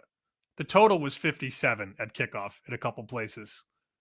Didn't even come close. It's 10-9 midway through the third. These playoff games, for the most part, do not have the dual track meet. You're not going to see many Dallas Green Bay games like you saw last year, where it's just back and forth, back and forth. You don't generally see that in the playoffs. So I'm never one to think blind over in any playoff game. I can't wait to watch it. And you know what? I might end up with Washington money line, but I'm going to wait until Sunday night because I have a feeling you'll get the best price by Sunday night. Yeah, the narrative, I mean, it's already out there and people are betting into it a little bit, but people forget. And the narrative about rookie quarterbacks and how much they struggle in the playoffs, especially going on the road, that's going to be out there. It's going to be an interesting one. Washington, they've really struggled against playoff teams this year. The one win that they have against playoff teams was the Eagles when Jalen Hurts got hurt. That's pretty interesting to me, that a lot of their wins coming against the soft portion of the schedule. How's Bowles going to do against a rookie quarterback? But, on that flip side, a little bit to your defense, state of the Bucs secondary is a problem. It's been a problem all year. They can stop the run. They can't stop the pass. And these two teams did play this year, but it was back in week 1. Jaden Daniels had a very good running game, not so much passing. That's when the Bucs secondary was healthy. They are far from healthy at this point. Again, the number 3, we're not sure that you're going to see a ton of movement all week until maybe we get to that 3.5, 4, and that would be the best time to bet Washington. And then the one that we're really going to be excited for, Minnesota at the LA Rams, and we have seen some movement on this point spread. So Minnesota, LA, they're going to get a little extra rest and a lot of extra rest for the Rams since they didn't play any of their dudes. They sat all of the key weapons on offense yesterday. So it's kind of like a bye week for them. And right now, if you look at it, it is Minnesota -2. That's about where we open. Minnesota -2, number of 47. Earlier this morning, you could find a 1.5 on Minnesota at BetMGM. There are also some 2.5s available. And if you search, you can find 1.5 at a couple of spots out there. But they're going against the Vikings a little bit after watching them last night. I guess not a big surprise after having 3 possessions inside the 10 and scoring a total of 3 points. Yeah, a lot of Monday morning quarterbacking on that game. Well, Minnesota stinks. Minnesota's a fraud. Sam Darnold's cooked. This is the Darnold we knew.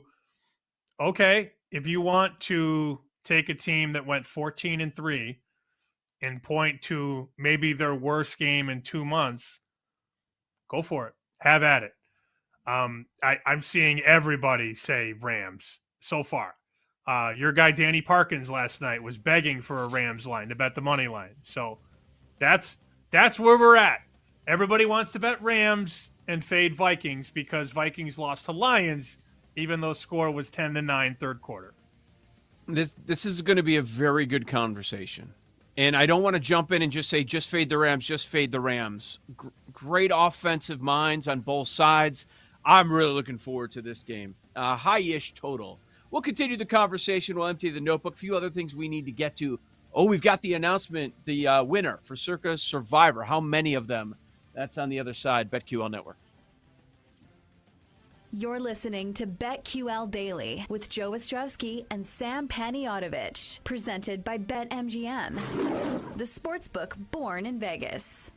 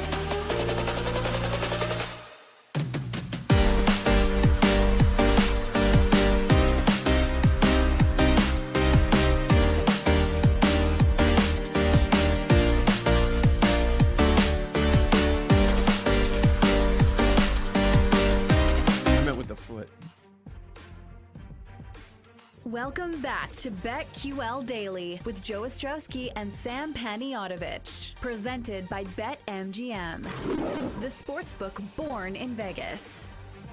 Think you know football? Prove it in BetMGM's free-to-play $1 Million Playoff Football Challenge. For each round of the big game playoffs, you have the opportunity to answer 3 historical playoff football questions.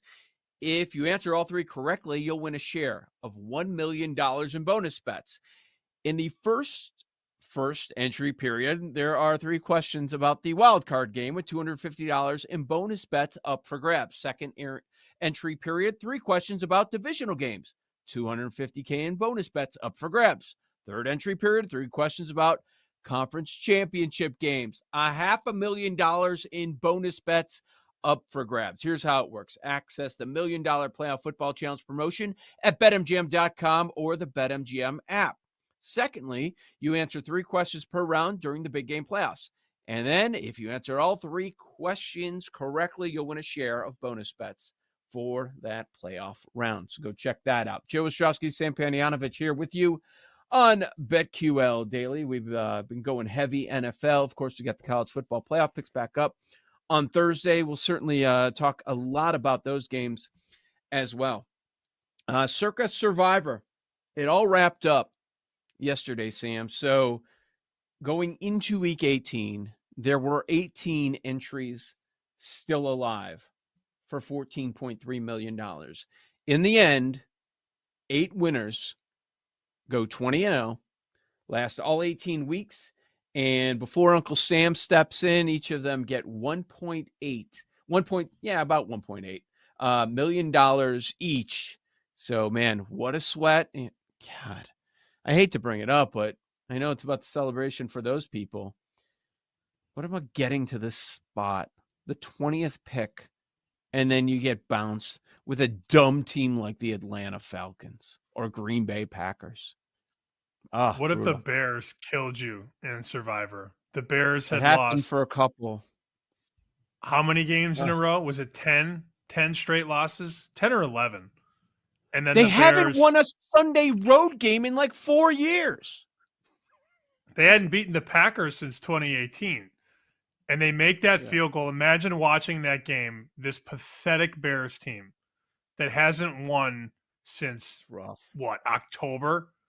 And they hit that field goal. After McManus hits the field goal to go up for Green Bay, Caleb takes the Bears down the field, and Cairo Santos kicks the ball through the uprights, runs into the arms of his teammates, and blasts the middle finger at the Packer fans. Of course, that's how it goes down. So I was actually, again, and we're driving back from Pittsburgh, so I wasn't watching most of these games. Had a couple instances where I did put the YouTube TV on and watch it through the car.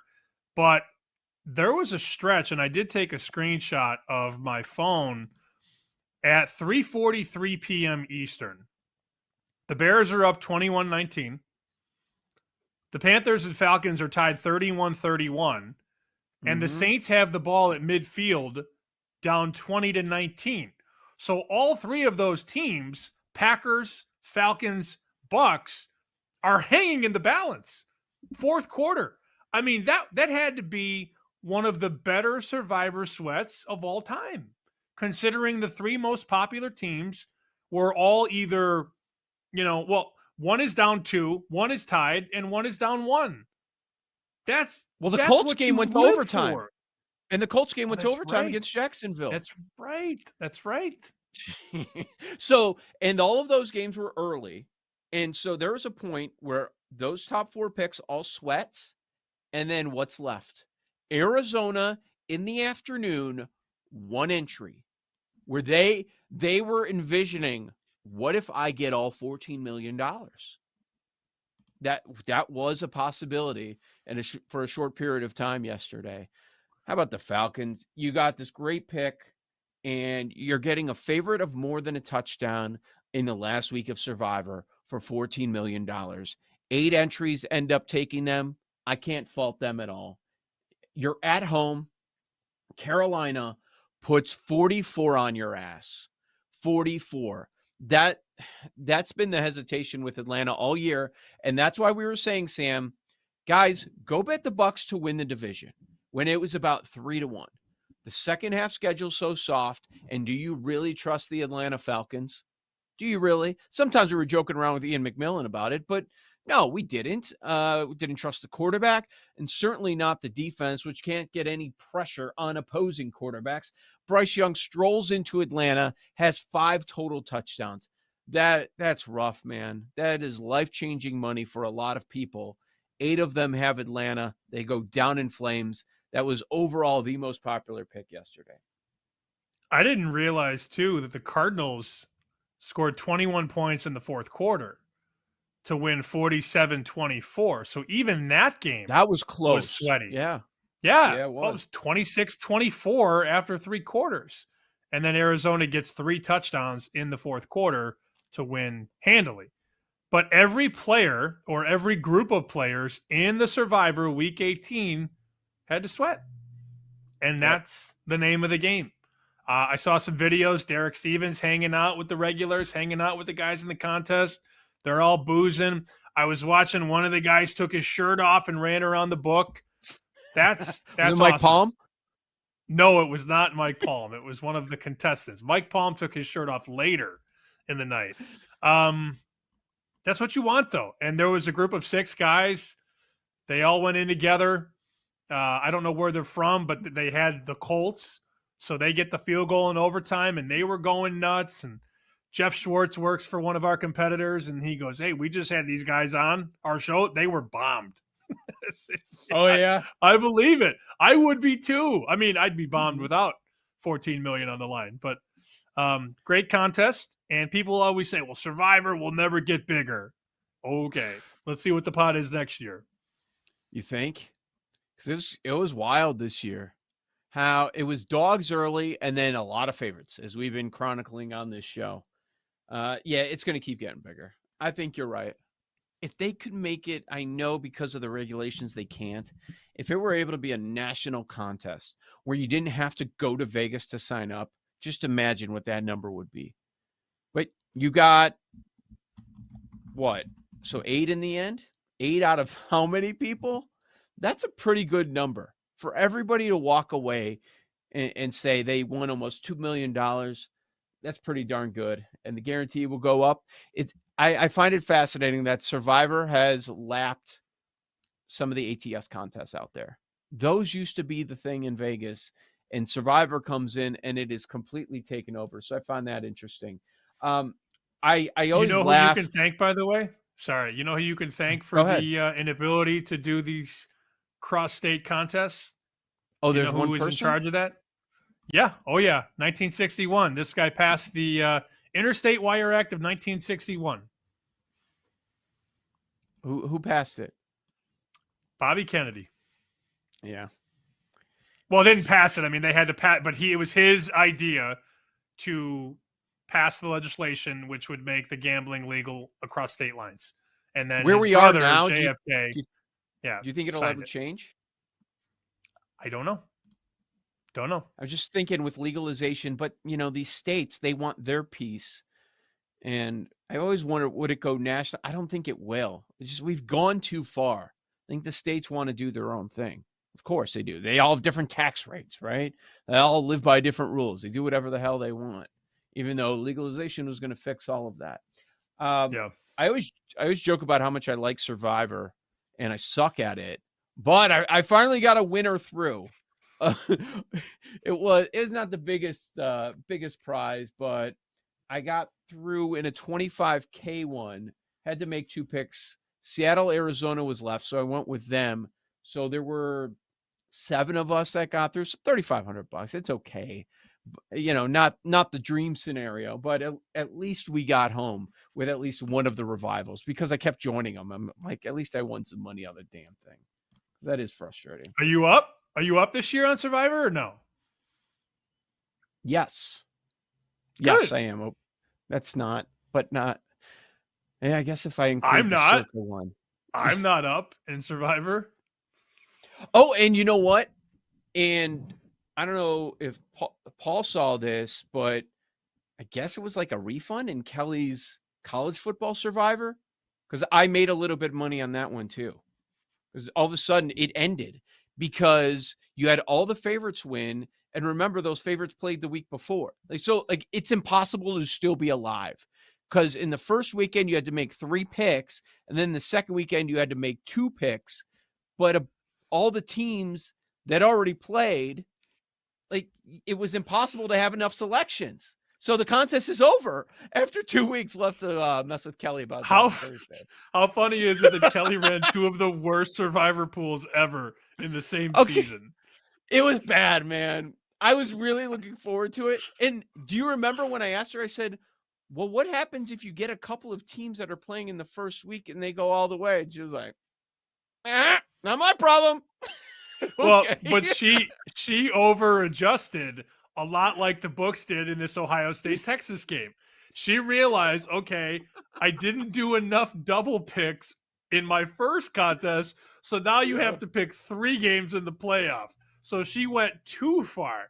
You didn't have to pick enough teams in the first pool. Now you have to pick too many games in the second. It's always the Goldilocks analogy. This one was too hot. This one was too cold. Next year, she'll get it just right. Okay. It's going to be a lot of fun. Oh, man.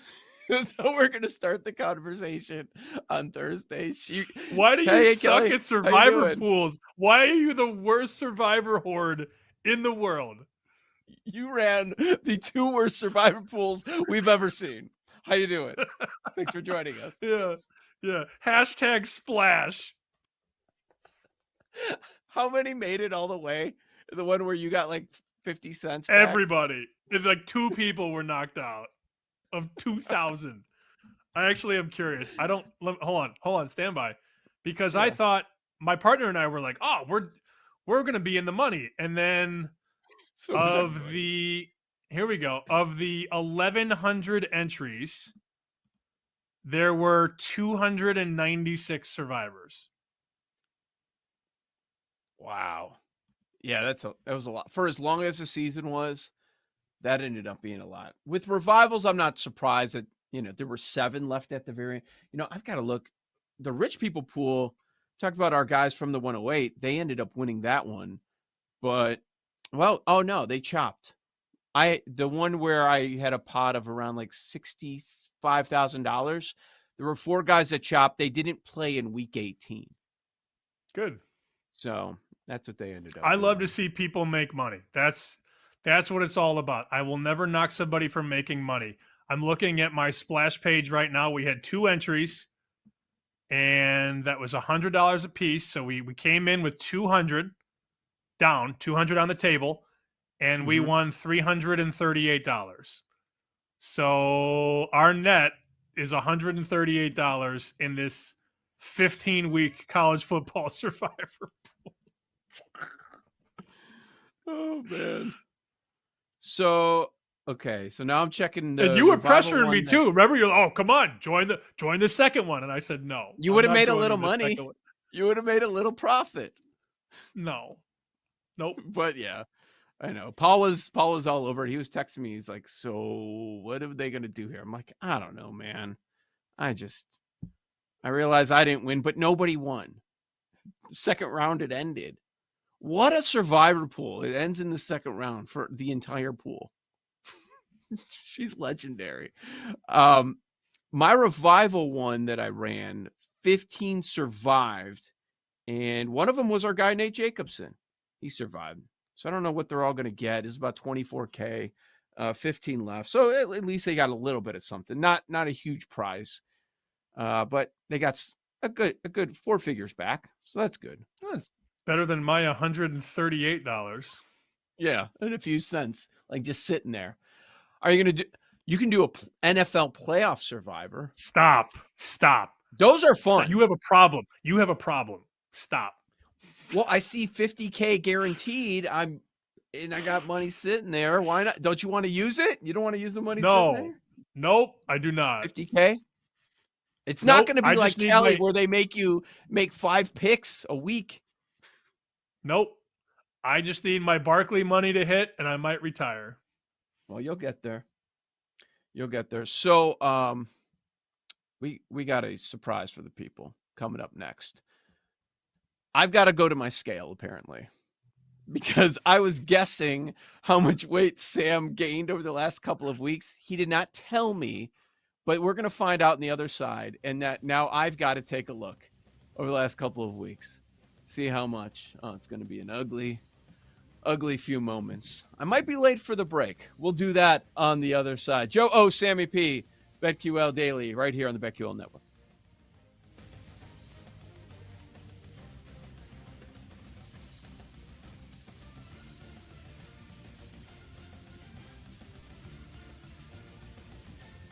You're listening to BetQL Daily with Joe Ostrowski and Sam Panayotovich, presented by BetMGM, the sportsbook born in Vegas.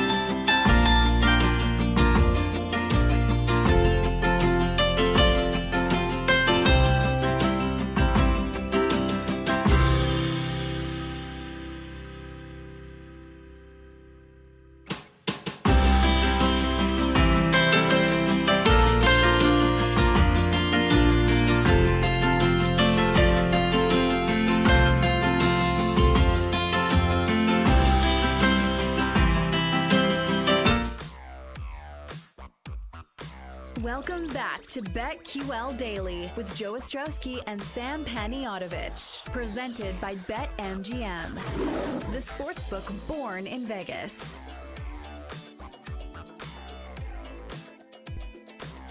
Thank God our contest plays are over with, so we don't have to come together on Fridays and figure out 5 picks to get through. There's that at least. I see that on the bottom of the screen. Yeah, we'll get to the scale results in a moment for those that were sticking around. Maybe there were a few people sticking around so they could laugh at us coming up. So on the year, I think we went 2-3 this weekend, but on the year individually, we each did better on these picks. In the Chicago Media League, Paul did the best of the three of us. And Sam, we have different picks every week. Our record was identical. We both finished with 45 points on the year. It was not good. You were 45-45. I was 44-44-2. 45 points locked in, even though we had different picks every week.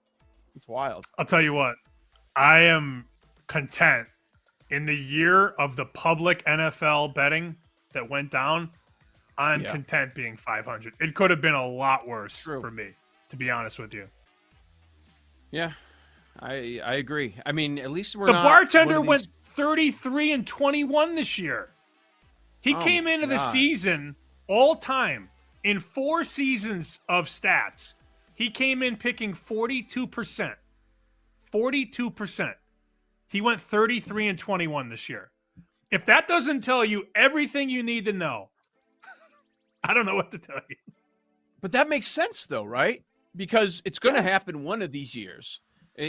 Everything turns around. Water's going to find its level at some point, and so this was the bartender's year. So is that a statement more about the public, what happened this year, or he was #do factor, a little something, or maybe a little bit of column A, column B, maybe column C, that he would be a hard fade next year? He's 100% a hard fade next year. And the two guys that finished 1-2 in our media contest, love them both, invited them both to this pool. The guy who finished first didn't want to join the pool. Didn't want to join the pool because he said he stinks at the NFL. And the second guy doesn't even watch the NFL. Doesn't watch. No. Who's Labo? I don't know who Labo is. I don't know either. That's third place.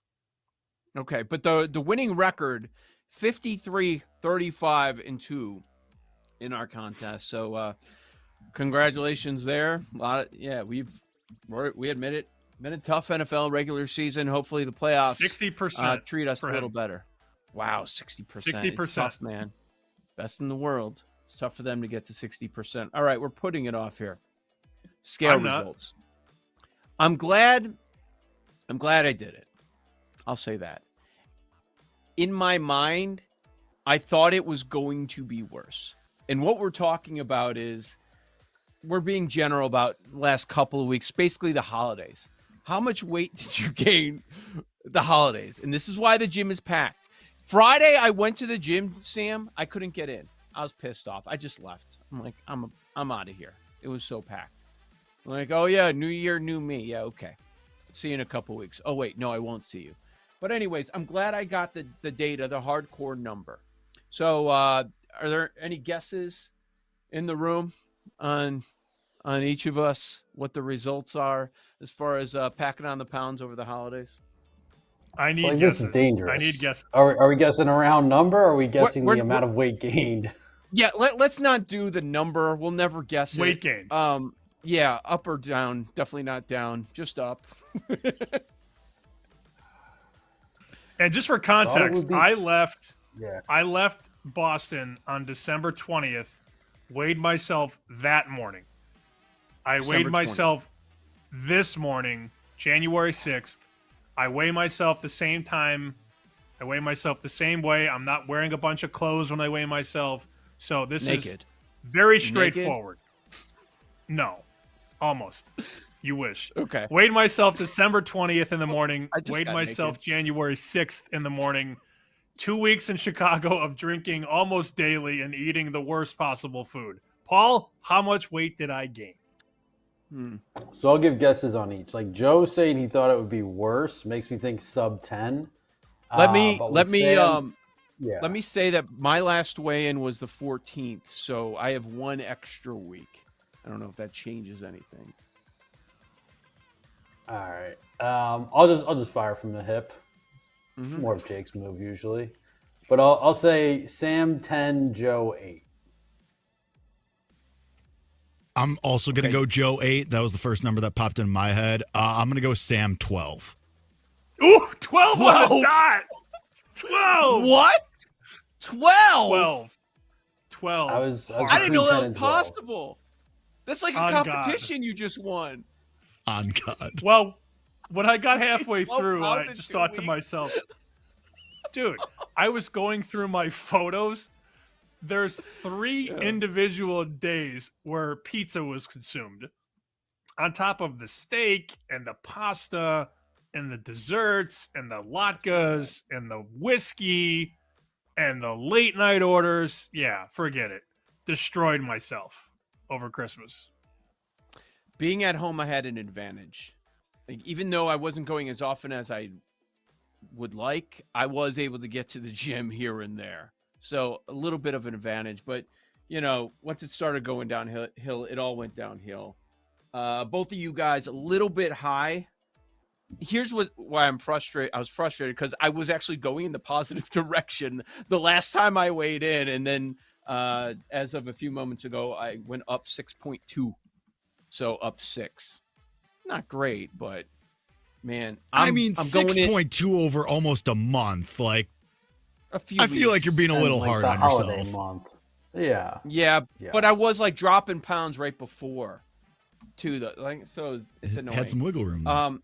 I thought it was going to be a lot worse. Look, I thought it was going to be like Sam's number, but also in the back of my mind, I'm going in a boot in about a month, so I'm like, I gotta drop some of this yesterday.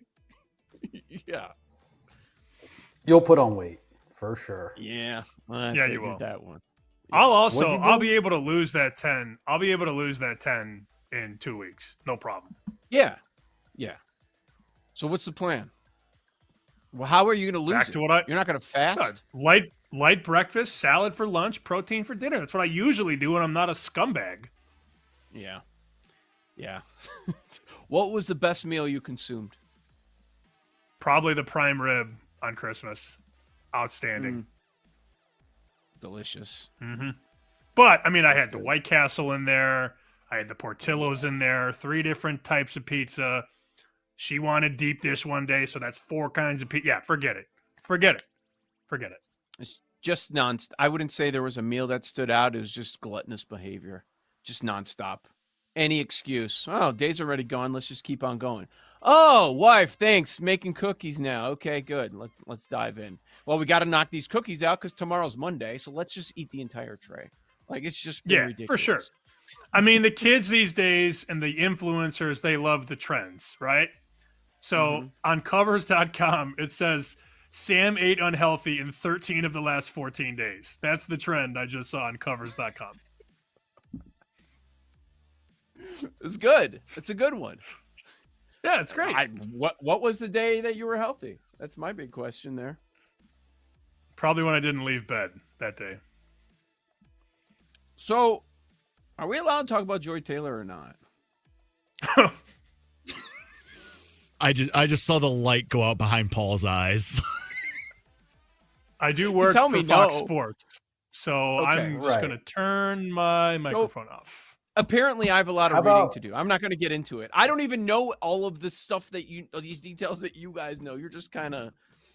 Anyways, I apparently have a lot of reading to do, and I was the only one on the planet that had no idea about any of this stuff that is going down. But all right, I'll save my comment. Forget it. Thank you. Paul so just much. exhaled.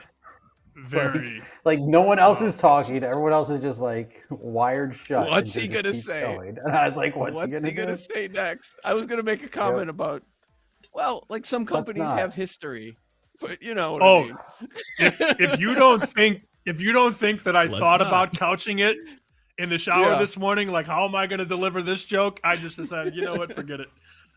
Let's not even go there. Let's not even go there. Was it Glad we didn't go about there. Danny Parkins? Nope, it was nothing. It was my lightning bet for tonight. I like Wisconsin -1.5. How about that, Paul? Wink, wink. Give me Wisconsin at Rutgers.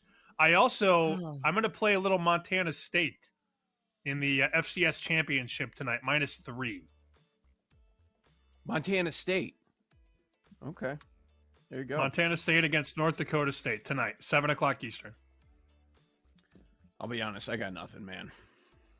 This has been a whole lot going on over the holidays, and now we've got the NFL playoffs, college football playoff. It's just we had baseball started Saturday. Oh my God! Now we're going into this. Now, yeah, really. Next 6-7 months of my life already. We gotta do this. But One question. Yeah, back at it tonight too. Yes, Paul. This is the Little League World Series year, right? It's like the big travel year when you're 12. Yes. Are we doing Coach Paul's secret plays, like trick plays? I'm telling you, it's gonna win you a game. I definitely We'll have to inform Sam about it when we've got a little more time, maybe after the NFL playoffs, about some of Paul's ideas. But he had a legendary story about a trick play that I do love. I think it would work. I think you could win a big game. I do too. You're gonna try it a couple times. It's only gonna work once. You're gonna get laughed off the field like 5 other times, but when it works, it's gonna be so worth it. Hidden ball trick? Better. Yeah. Better. Like just pretending there's an all-out war on the baseball field. War. Yeah. Break out the It's hard to muskets. explain. Yeah. You need some time to lay out and explain all that. All right. Good luck with your wager, Sam. We'll do this again tomorrow. A lot happening all week. Keep it here on the BetQL network as we continue the college football playoff and the NFL playoffs starting on Saturday. Talk to you tomorrow, 9 a.m. Eastern, right here on the BetQL network.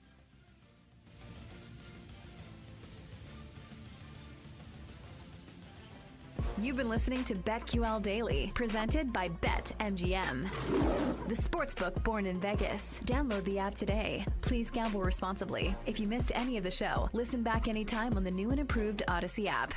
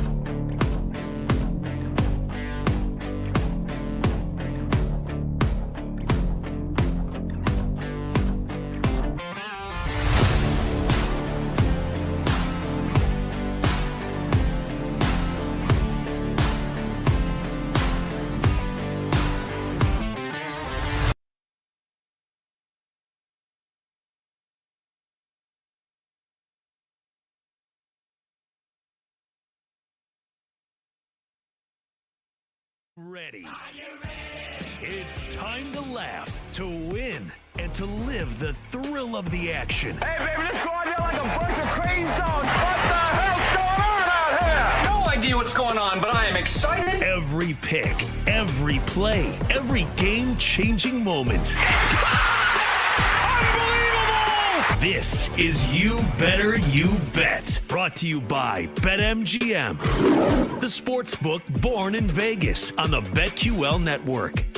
It's a great day to be alive, and it's a great day to be a better. Welcome to another edition of You Better You Bet, presented by BetMGM here on the BetQL network. I'm Femi Abebefe, hanging out with you guys over the next 4 hours, where you can find us across a multitude of platforms. You can watch us live 24/7 on the BetQL network and directly on the free Odyssey app. Also check us out on Twitch, YouTube, and BetQLnetwork.com. You can also watch You Better You Bet on Stadium from 4 to 6 p.m. Eastern, WatchStadium.com, as well as YouTube TV, Roku, Fubo TV, Samsung TV Plus, and more. And now you can watch You Better You Bet on the NBC Sports Now channel, available on Peacock from 6 to 7 p.m. Eastern. It's an NBC Sports Now Power Hour each and every day here on You Better You Bet. And as always, make sure to listen to us live on Sirius Channel 160 and Sirius XM 205. This is the Femi and Friends Hour from 3 to 4 p.m. Eastern Time. Hit us up on social media. You can find me on Twitter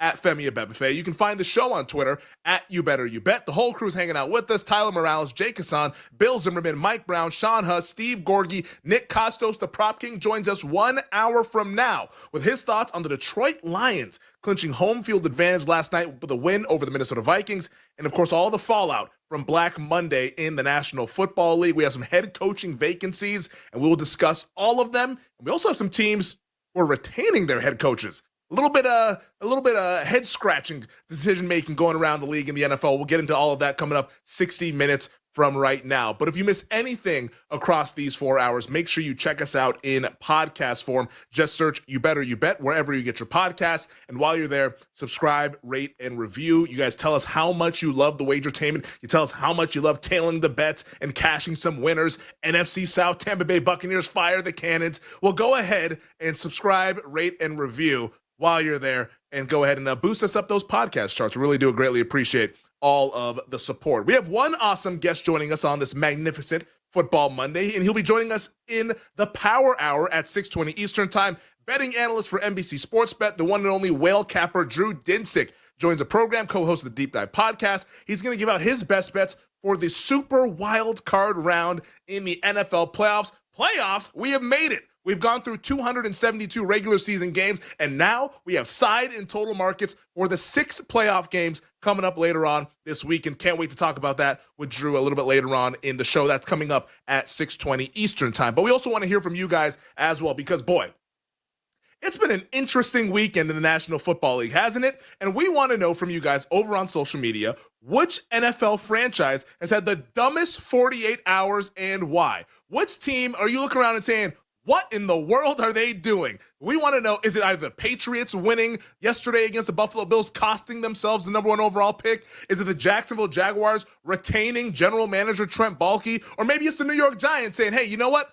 Let's just run it back with Joe Shane and Brian Dable. Whatever it is, dumbest 48 hours from an NFL franchise and why. And we'll go ahead and give you a shout out at 5:40 Eastern Time. Come correct, because you guys come awesome with all the good submissions. The real ones often know. I can't wait to see what the real ones think a little bit later on at 5:40 Eastern Time. But before we go into the Sunday superlatives, final time of the Sunday superlatives here in the 2024 regular season, let's get into the betting recap. And boy, I didn't realize how big the betting card was until I started writing all of the stuff out for the show today of what I bet over the week. And I'm like, we were active in the National Football League, and we made the most of the final week of the regular season. We'll start off with the action on Saturday. The Browns-Ravens, talked about that over, how we both liked that.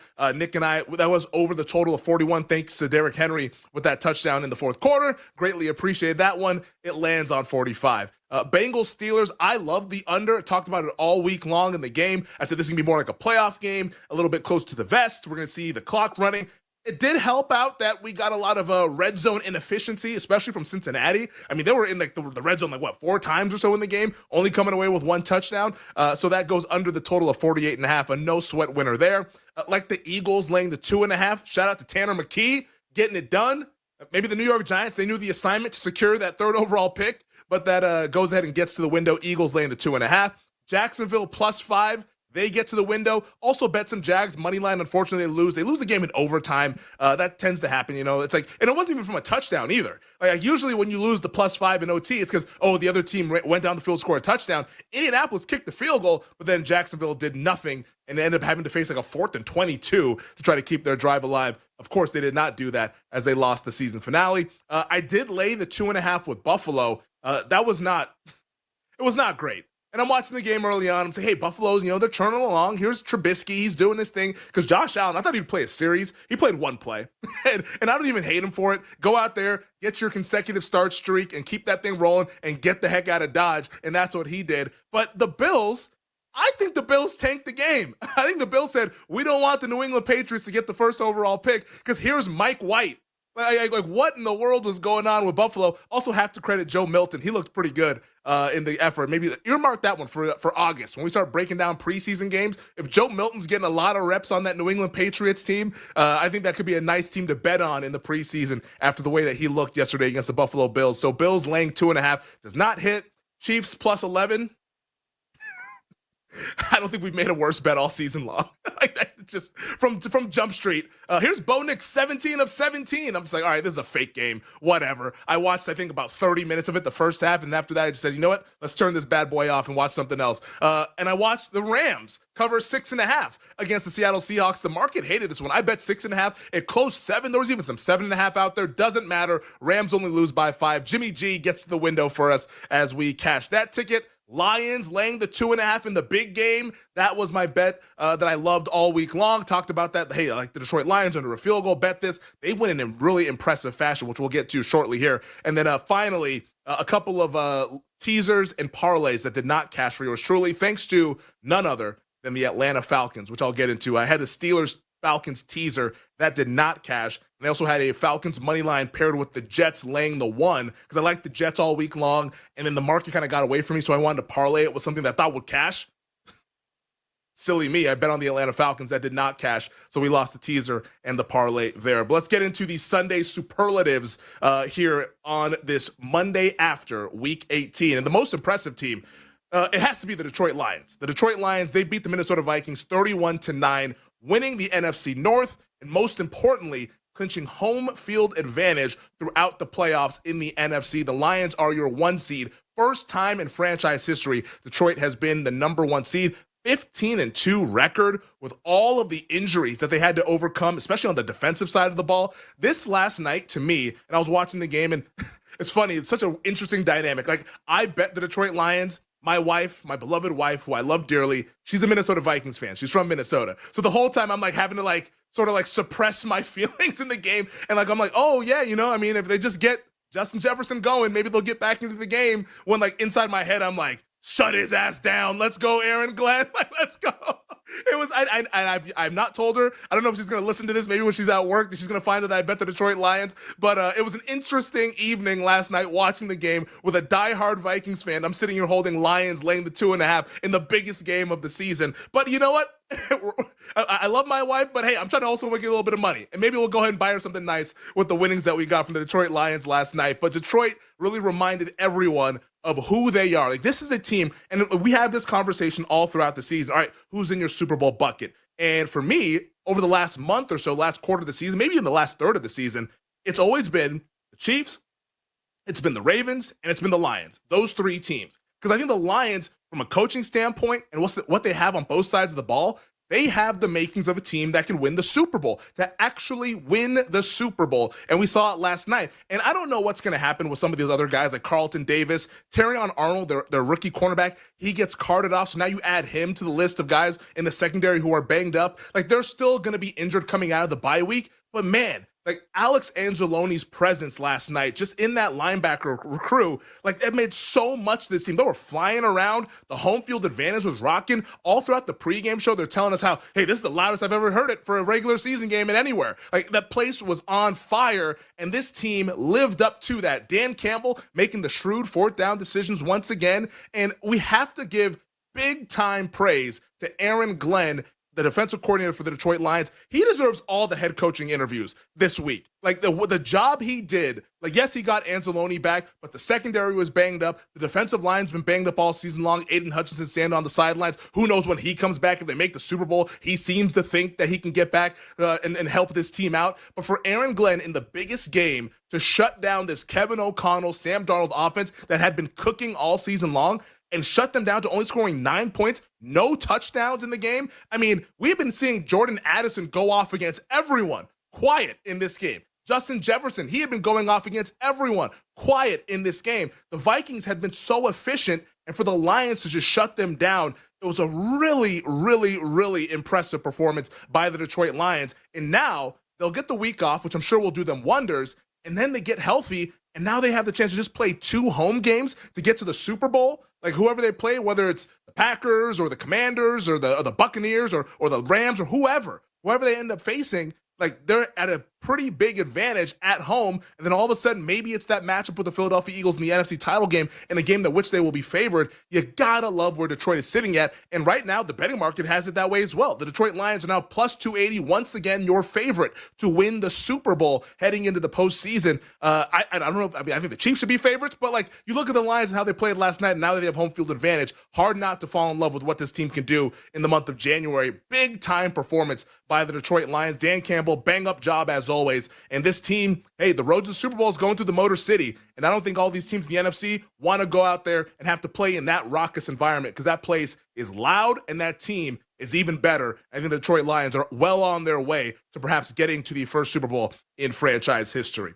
For me, the most concerning team, we're going to stay in the division in the NFC North, and that'll be with the Green Bay Packers, who yesterday they lost to the Chicago Bears 24-22. And I get it. Like there was a lot of injuries, which we will get to here and also a little bit later on during Femi's Focus. But when the team was healthy, or at least like healthy relative to what it is right now, they didn't look in rhythm early in the game. Like Green Bay starts out, they punt the football. After that, then they have a bad drive. They punt the ball again, give up a punt return touchdown. Like the whole game, they just never looked like they were in sync. They never looked like they were in rhythm. And this was with Jordan Love out there healthy, and also with Christian Watson, who, yeah, he was dealing with a knee injury, but before he ultimately suffered the torn ACL, like this team just did not look like they were in sync. And I don't know if it was maybe a hangover from losing to the Minnesota Vikings, or maybe they were just like, oh, it's the Bears, we'll beat them with our C- game, or what they were thinking. But the whole time, it just looked like Chicago was a team that was flying around much faster than Green Bay. The whole time, it looked like the Bears were the team that was playing to get into the postseason, and Green Bay was just playing out the string on a season. Now, you could also argue that, yeah, Green Bay didn't have a whole lot to play for, but they did have something. You know, if they won and Washington lost, Green Bay would be the 6th seed instead of the 7th seed, which is a big deal, having to go to Tampa versus having to go to Philadelphia, which is where they sit right now as about a 4.5-point underdog. But I did not come away impressed with what I saw from Green Bay. And in fact, I came away more concerned. And now you pile up the injuries. Christian Watson, who I mentioned, torn ACL, he's done for the rest of the season, of course. Who knows when we see him in 2025? That might not be until midway through the 2025 season. Maybe it's not even until December of the 2025 season. And then this Jordan Love, I guess, elbow hand injury to where he didn't really have feeling in his right hand. He says that he seems to be fine. I know there sounds like there's positive word coming out of Green Bay that Jordan Love should be good to go this weekend when they take on the Eagles. But man, you couple all of these injuries with a defense that's banged up, no Jair Alexander in the playoffs, a run defense that's not very good, and then you factor in who they're going up against in the Philadelphia Eagles, the best rushing team in the league, maybe outside of Baltimore. I don't know what you're going to get from this Green Bay Packers team going forward. So it's a little bit concerning. They have the ceiling to make it interesting, but it's very, very concerning. And the market, very concerned about this team, given the path that they have to go with. It's at the Eagles on Sunday. If they're fortunate enough to win that game, then you're going back to Detroit to play the Detroit Lions, who will have been coming off of a week's rest, and you have had to have played some kind of a war in Lincoln Financial Field. Green Bay, now 18-1 to win the Super Bowl. Those are the third longest odds of the 14 teams who are left standing for the Lombardi Trophy. So very concerning for the Green Bay Packers. And finally, before we head to break here in the last 90 seconds. The betting frustration. Look, it wasn't a ton of frustration yesterday because a lot of futures tickets cashed that we were waiting on. That was really great to see hit the accounts. But the frustration has to be the Atlanta Falcons failing to cover teaser legs and failing to cover parlays against the Carolina Panthers in a must-win game. This is the game that, like, when we have this conversation next year and we have the conversation the year after that, point to this game that must-win doesn't mean must cover. And even sometimes must-win doesn't even mean winning the game outright because, my goodness, like, this team, just a fitting end to the Atlanta Falcons season. Everything on the line. They get 537 yards of offense at home and somehow lose the game. How is that even possible? Raheem Morris is a defensive-minded head coach. Well, here's Bryce Young just cutting up through your defense like a surgeon. They were absolutely horrendous on defense, and the whole game, especially in the first half, they just looked incredibly tight. They looked like they wanted to crumble and not win this NFC South. And for a lot of that early window, the division was hanging in the balance with Tampa struggling against New Orleans. And for Atlanta not be able to seize control of that, really, really disappointing effort and a frustrating effort by the Atlanta Falcons, who cost me a teaser and a parlay. But all in all, a really good NFL regular season that we'll hope to parlay into the playoffs coming up this weekend. All right, we're coming back here with headlines on a Monday here on You Better You Bet. We'll be right back with You Better You Bet, presented by BetMGM, the sportsbook born in Vegas.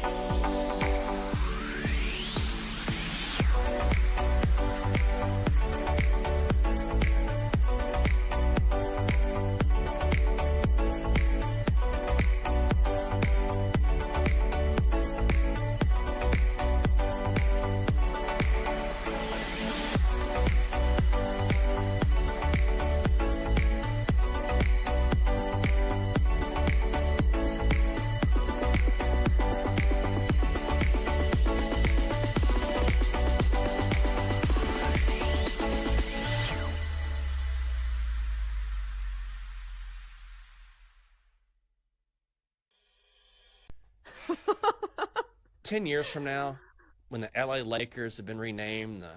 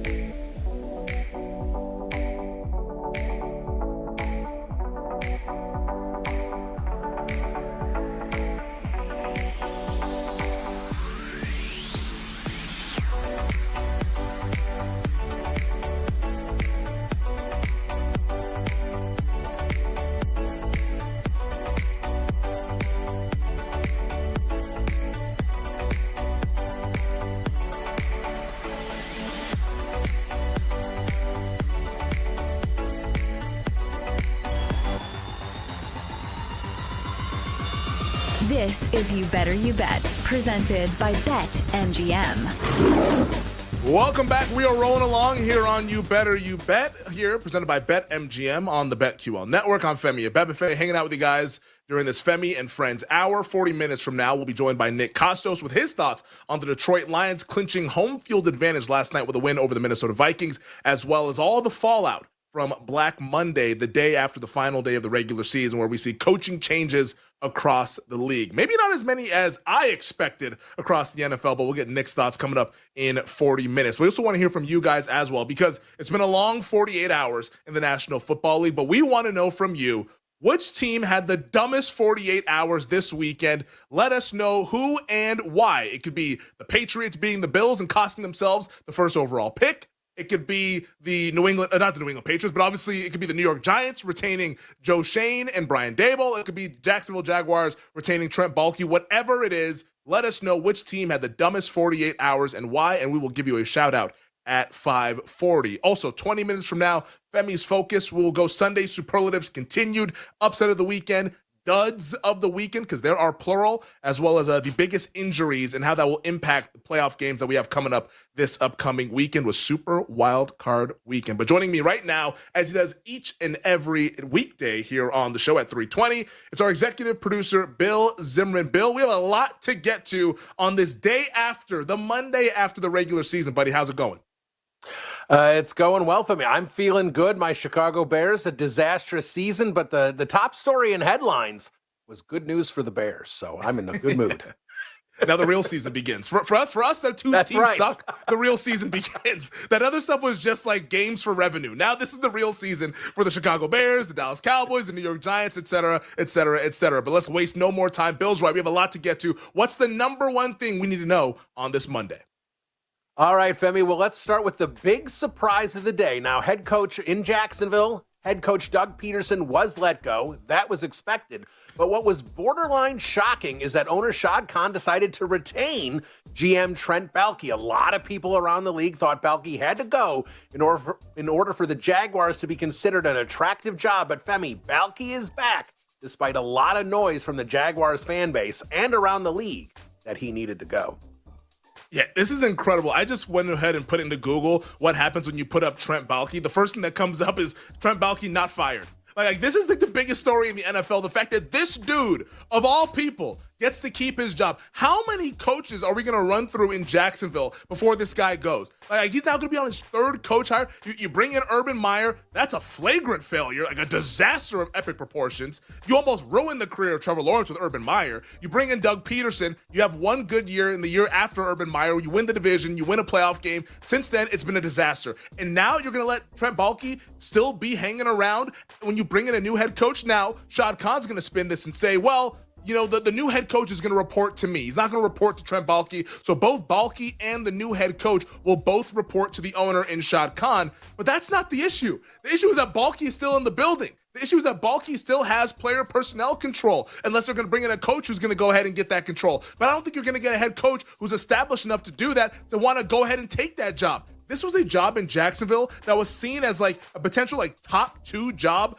in the head coaching carousel. Now it's the worst job by far. Nobody wants to work with this cat. This is the same guy who in San Francisco got the Niners to part ways with Jim Harbaugh. The same Jim Harbaugh that went to multiple NFC title games and the Super Bowl and was like one play away from beating his brother, John Harbaugh, the Baltimore Ravens, in that Super Bowl in New Orleans. Like, he drove him out of town. Like, how is this guy the guy you're sticking with in Trent Baalke? It's absolutely insane, and it's crazy because everyone can see it except for Shad Khan. For some reason, Shad Khan, I don't know if he's just mystified by Trent Baalke's aura or his swagger or what's going on. My suspicion is that this is during games, Trent Baalke's up in the luxury suite sitting next to Shad Khan, just bad-mouthing every single coach he's ever had and say, oh, well, this is a great roster. I don't know why Doug can't coach these guys up. I mean, look how great our roster is. Look at all these guys. And that all season long, Baalke working on Khan has worked. So kudos to you, Trent Baalke, an A1 generational politicker.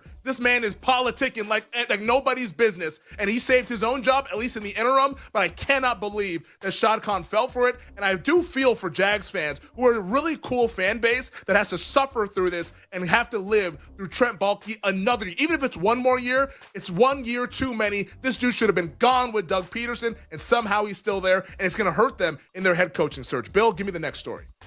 All right, Femi, well, maybe a mild surprise here. The Patriots did, in fact, decide to part ways with head coach Jerod Mayo. Now, Robert Kraft addressed the media today, and he actually took blame for this entire situation with Mayo. Check it out.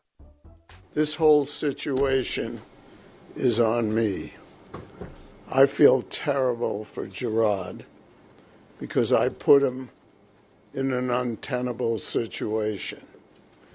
I know that he has all the tools as a head coach to be successful in this league. He just needed more time before taking the job.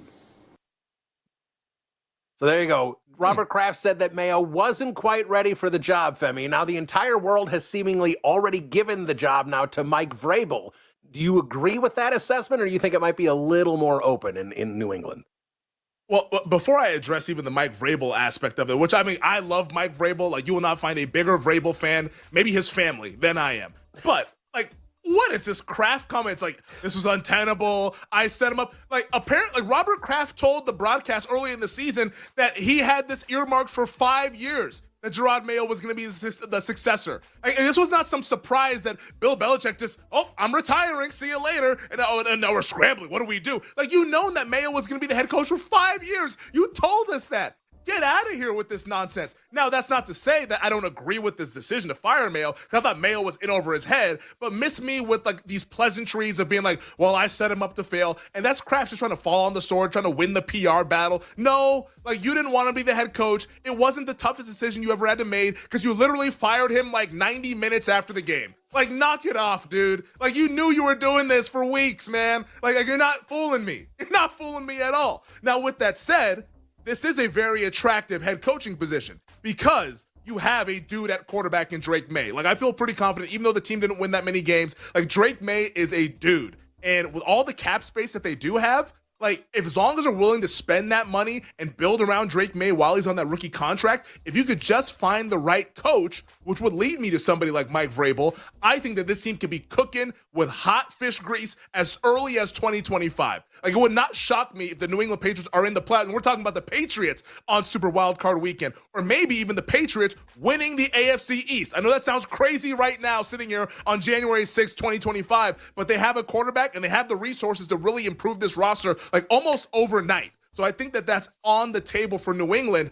My thing is that as much as I like Vrabel, Like, you still have to open and having a wide cast of a coaching search. I would interview Ben Johnson. It sounds like they're going to go ahead and interview Ben Johnson. I would interview Aaron Glenn. I'd interview other guys. But for me, for my money, for this team, I do think the marriage of bringing Mike Vrabel back home to Foxborough makes a lot of sense. He knows the division. He knows the Kraft family well. Like, he knows what the Patriots stand for, and at least what it stood for when Bill Belichick there. He doesn't know all of it because he was a player and Belichick was a coach, but he at least knows to some degree that this team can get back going in a division that outside of the Buffalo Bills, like, you tell me who's out there threatening the Jets. I mean, come on. Like Woody Johnson had to put out a statement that his son is not involved with the team. The Dolphins, please. Like, the Dolphins are soft. Like, this team can easily vault up to number 2 in the AFC East. So for me, I would be going all in on Mike Vrabel. Even though you want to go ahead and cast a wide net, I would be honing in on Mike Vrabel to be the head coach. Because I think with Mike Vrabel and a young quarterback, this team could go places as early as next year. Bill, hit me with the next story. All right, Femi, one team that didn't make a move that many people thought should is the New York Giants. Owner John Mara announced that both GM Joe Schoen and head coach Brian Daboll would return to lead the New York Giants in 2025. But when Mara was talking to the media, didn't sound like a guy that fully supported his own decision. How long will it take to improve the product, John? It better not take too long, Bruce, because I've just about run out of patience. So there you go, Femi. John Mara out of patience, but he will make no changes. What's your reaction? I mean, we're just going to hear lies on top of lies on top of lies from all these owners. Like, come on. My patience is wearing thin. Then why are you keeping them, man? If only you could have the control to fire both Brian Daboll and Joe Schoen. Like, you have the power to do that. You don't need approval from anybody. He's talking like he's a fan.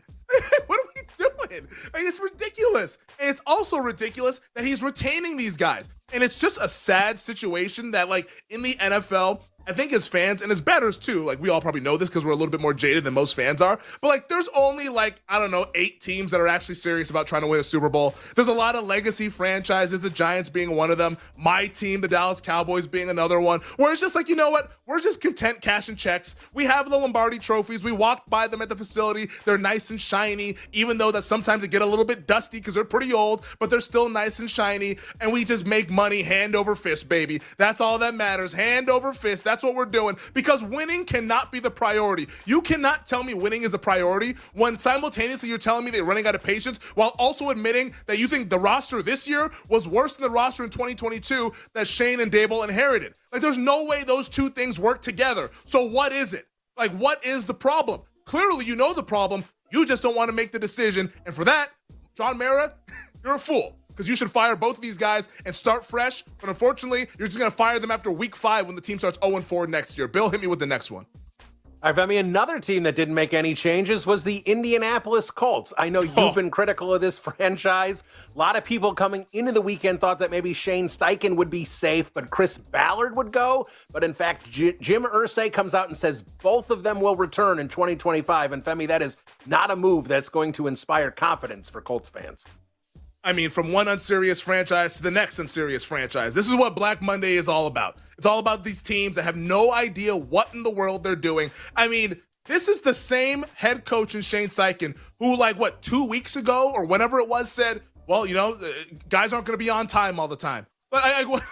He's literally admitting he has no control over his roster. Guys showing up late to meetings, guys with a lack of accountability, lack of attention to detail, team blowing games, the Denver game that they blew, the Giants game that they blew a couple weeks ago. Like, this is the guy you want to bring back? Because if you're bringing him back, you're telling me you have no interest in actually winning, which is maybe what Jim Irsay is saying. And I honestly would just appreciate an owner to just say, you know what, we're here for the money. We don't care about winning. We don't care, because that's what you're telling your fan base. I'm mad on behalf of Colts fans that this is coming back. Chris Ballard, who's great. He seems like a friendly dude. I've met Chris Ballard before. I've talked to Chris Ballard. He's an awesome dude. But come on. We also need the results, man. And you've never been able to find a quarterback. The Andrew Luck retirement, yeah, that was shocking. And we gave you a lot of grace for that. We gave you a couple years to figure things out. But after the Phillip Rivers and the Matt Ryans and the Carson Wentzes, you have done nothing. And this Anthony Richardson thing that you drafted him 4th overall after like 13 games at Florida, it does not seem to be working well because A, he can't stay healthy,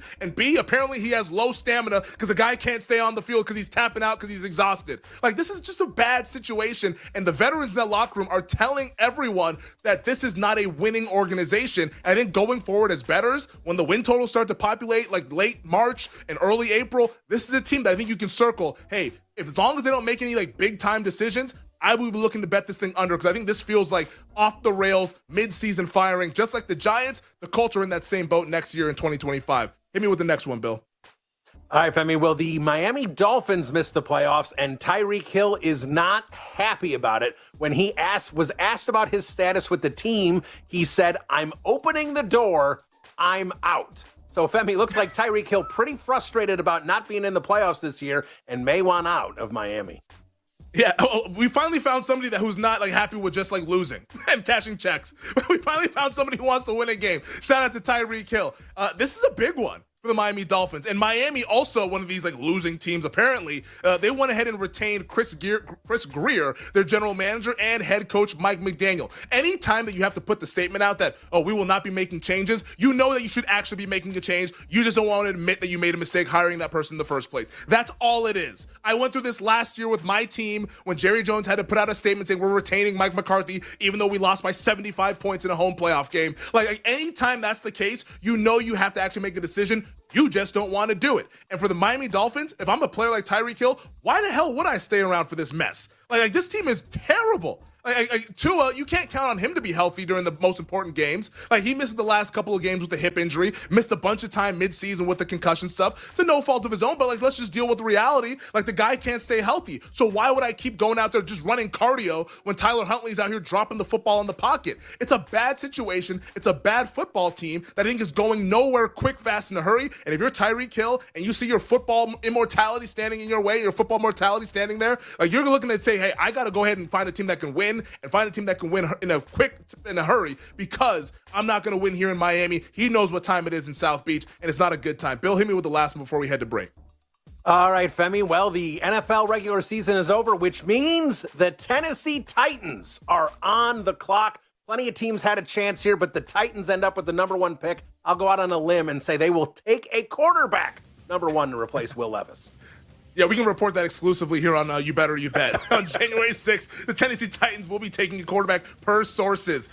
Kudos to the Titans for backing their way into this thing. The Giants had it, the Patriots had it, and the Titans picked up all the pieces after the worst ATS season in league history, 2-15 against the number. But if they do hit the quarterback with the defense that they have, maybe they could be the improvement team in 2025. We'll talk more about that in the coming months. We'll get to Femi's Focus next year to wrap up the Femi and Friends Hour here on You Better You Bet. We'll be right back with You Better You Bet, presented by BetMGM, the sportsbook born in Vegas.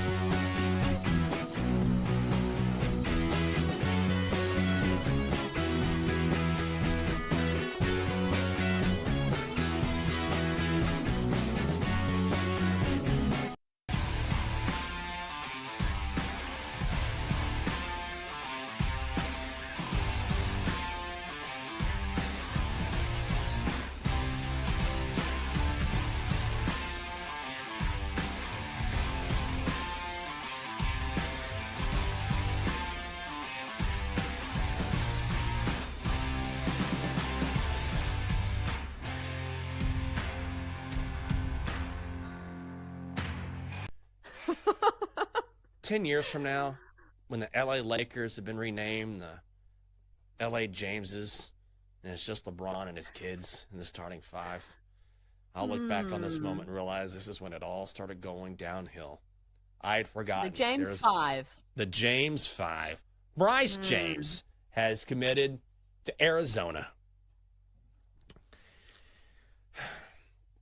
His numbers are fine. He's a 4-star recruit. I'm sure it's going to be great. Like, I wish him the best. And actually, Bronny is doing quite well in the G League, I see. So all of that is fantastic.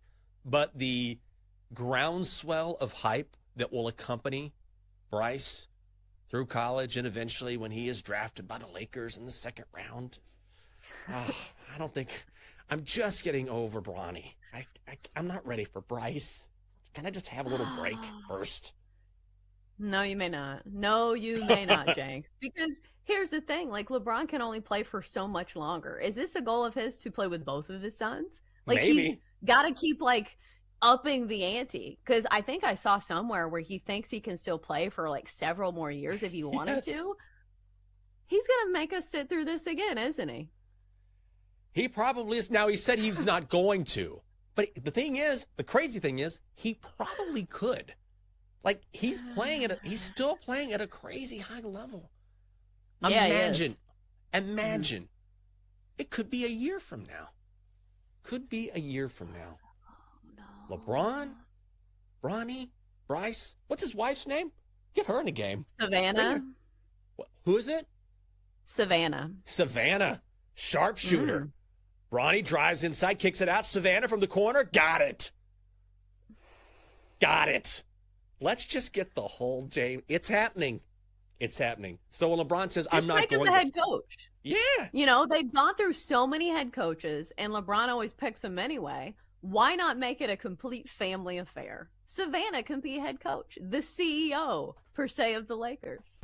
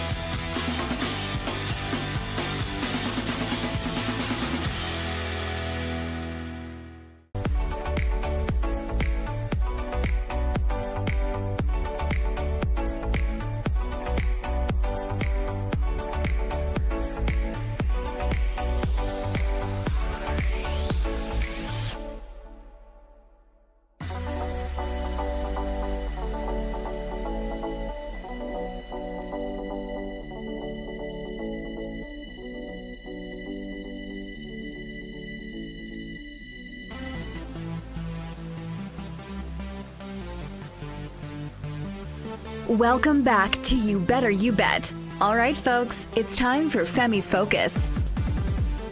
It is time for Femi's Focus here on You Better You Bet, presented by BetMGM on the BetQL network. I'm Femi Abebefe, wrapping up the Femi and Friends Hour. 20 minutes from now, we'll be joined by Nick Costos with his thoughts on the Detroit Lions clinching the #1 seed in the NFC playoffs. They'll have home field advantage. Road to the Super Bowl in the NFC is going through the Motor City, and what we should make of last night's result as it pertains to the Minnesota Vikings going forward. Sam Darnold, I don't want to go as far as say that the clock struck midnight or that all of a sudden he's turned into a pumpkin, but it looked like the Sam Darnold that we saw in yesteryears with the New York Jets and the Carolina Panthers. Not a good performance from Darnold, and a lot of Vikings bettors and fans a little bit uneasy about this team heading into the postseason. They'll be taking on the Ramley next Monday night in the final wild card game. Also, Nick will discuss Black Monday, which we got into a lot in the last segment there during our headlines. If you missed it, make sure you check us out in podcast form. Just search You Better You Bet wherever you get your podcast. But I'll talk a lot of Black Monday coaching changes around the National Football League as well. But before we got to Femi's Focus, wanted to go ahead and pass this news along. And this is a big one as it pertains to this Sunday's games in the NFL wildcard picture, and that's with the Philadelphia Eagles and Green Bay Packers. Moments ago during the break, ESPN's Adam Schefter tweeted that Jalen Hurts, quarterback of the Eagles, is still in the concussion protocol Jalen Hurts suffered this concussion a couple of weeks ago in the team's loss to the Washington Commanders. It was about a few weeks ago now. It might be 3 weeks since Jalen Hurts has been concussed because, of course, then they lost that game, beat the Dallas Cowboys, beat the New York Giants yesterday, and now they'll be taking on the Green Bay Packers. But Jalen Hurts, and this isn't to say that he's not going to play on Sunday against Green Bay. It's still early in the week. He can clear the protocol. He can clear it tomorrow or clear it on Wednesday, and all of a sudden he's good to go for the week. But just wanted to pass that information along because we have seen movement in the betting market. We now see the Eagles down to a 4-point favorite. This got to as high as Philadelphia 5.5.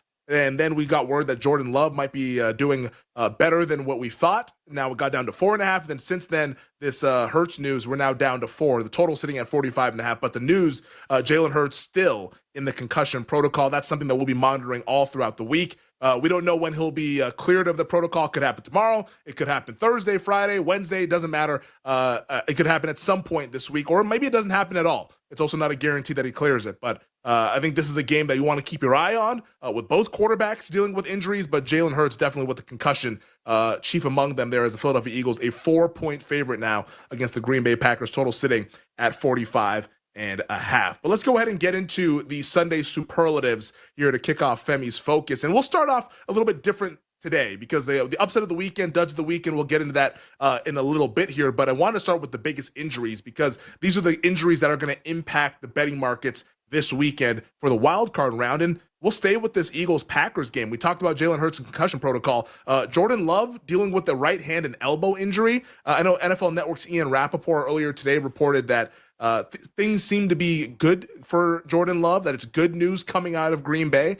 And if that's the case, my guess is that we're going to close, 3.5. This to me feels like a little bit of a big number. Like obviously it's baking in that, hey, maybe Jordan Love might not play, or maybe Jordan Love will be clearly compromised with the feeling in his hand because he didn't have the entire grip strength there yesterday in their loss to the Chicago Bears after hitting his elbow on a helmet. But that's one that we're going to need to monitor. I think Jordan Love should be A-okay, or at least up to 80%, 85% to play in the game. But clearly he's not going to be the 100%, which is what you want heading into a postseason game, especially one on the road against one of the best teams in the NFL. So Jordan Love, keep your eye on that one all throughout the week. The one for the Green Bay Packers that we don't have to keep our eye on, and it's not for a good reason, that is Christian Watson, their stud wide receiver, the deep threat of this offense. Unfortunately, Christian Watson, who was gutting it out yesterday, dealing with that knee injury, he tears his ACL in the loss to the Chicago Bears. He's obviously done for this season, and who knows when he'll return in the 2025 season. It's a big blow to the Green Bay Packers, and I know Nick's talked about it quite a bit when discussing the Green Bay offense, and we've both talked about it as, hey, when Christian Watson's not on the field, this offense is just not as good. It's not as potent. They don't have that field stretcher, that deep threat that kind of opens things up for Dontavian Wicks and Jaden Reed and Romeo Dobbs, these other pass catchers that are young on that offense. It gets to be a little bit more condensed. And at that time, it gets to be where Green Bay's offense is not as explosive and not as efficient.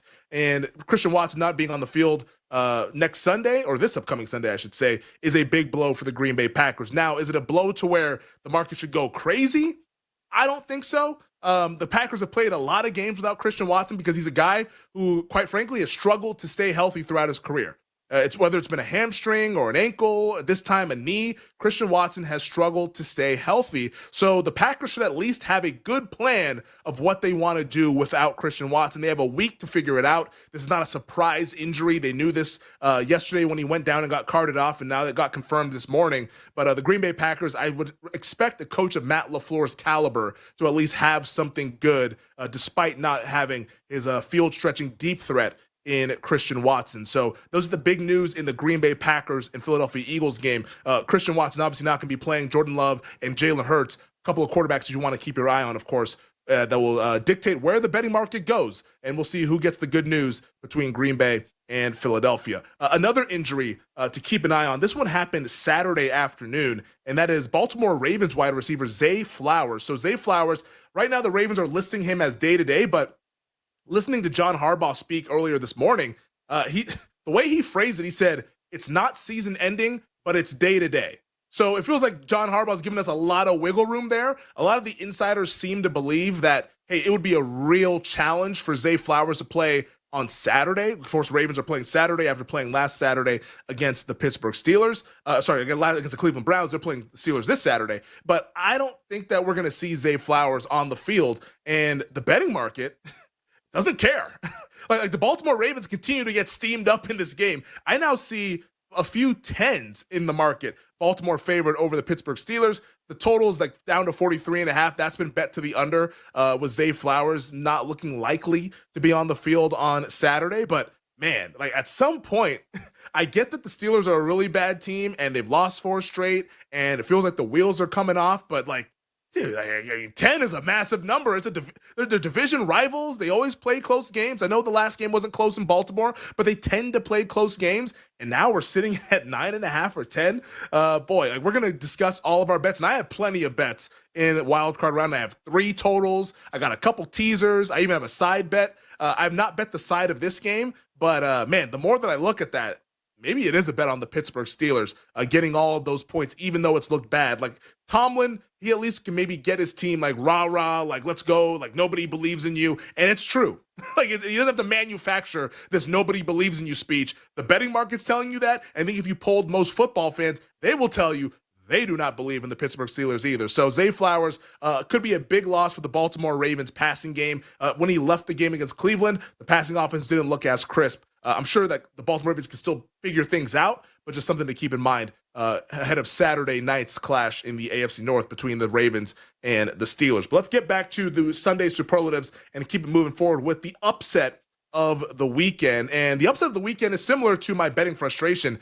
Got to give kudos to the Carolina Panthers. They beat the Atlanta Falcons 44-38 in overtime. And man, like upset of the weekend, maybe upset of the second half of the NFL season, just based on how Bryce Young played down the stretch.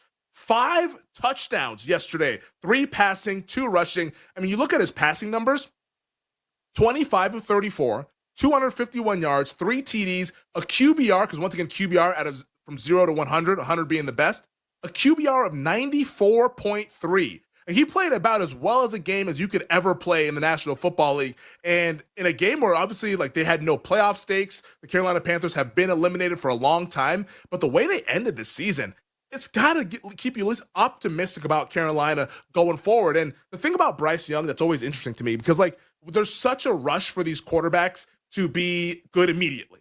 Like, you know, everybody saw CJ Stroud last year. This year, everybody sees Jaden Daniels and Bo Nix. And it's like, whoa, if you're not that like out the box, then you might be a bust. Like, we forget that Bryce Young is like, what, 23 years old and just finished his second year in the NFL? Like, and it's not just us that's forgetting it. Carolina almost forgot it. I mean, like, let us not forget. This dude was benched for Andy Dalton. And if not for a car accident where Dalton had to miss the game that upcoming Sunday, if not for that, maybe we don't see Bryce Young the rest of the season. Like, Carolina almost gave up on this guy. And for them, like, obviously, like, thankfully Dalton and his family are okay after that accident.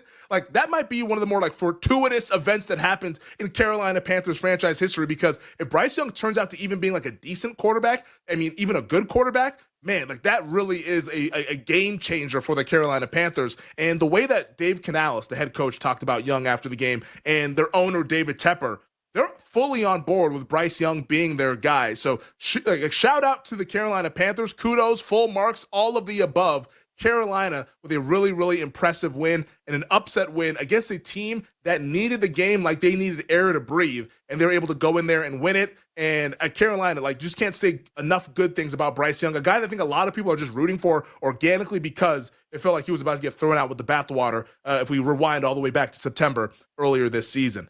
Before we wrap up, let's get to the duds of the weekend. Boy, the Miami Dolphins. I mean, like, season on the line, and maybe they were scoreboard watching and they saw that Kansas City was putting up 0 fight and that Denver was just running them all over the field. But like, this was a really pathetic performance against the Jets. And I'm saying this as somebody who bet the Jets. Like, I like the Jets in the game. I like the Jets all week. I came on and said, hey, like, I don't trust the Dolphins. I think this team is soft. If Tua's not playing, even if Tua did play, I still would have bet the New York Jets. But like, especially without Tua, like this team is not going to win. Mike McDaniel doesn't get those performances out of his team. And for some reason, they tend to struggle with the New York Jets. I don't know why. Even the game back in Miami, if you go back and watch that game, you can make the argument that the Jets should have won. They lost. But in this game, the Jets dominated the Miami Dolphins. It's a really embarrassing performance by Miami, a performance that should have gotten everybody fired. But hey, let's go ahead and run it back because I don't know, maybe things will be different in 2025. Probably not. And then lastly, for the dud, it has to be the Pittsburgh Steelers, And this is the team that I've been calling fraudulent for the better part of the season. I said, this is fool's gold. This team is a product of their schedule. Once they start playing the better teams in the league, they will be figured out. They've since lost 4 straight games, and now they find themselves as a 10-point underdog on the road for the Wildcard weekend.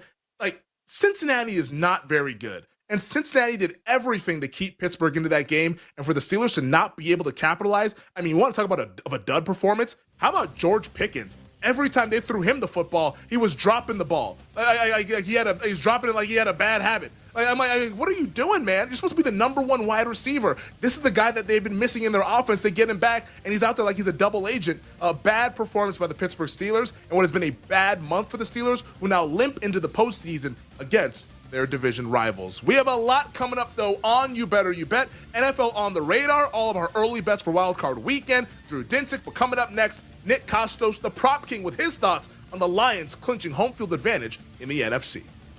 We'll be right back with You Better You Bet, presented by BetMGM, the sportsbook born in Vegas.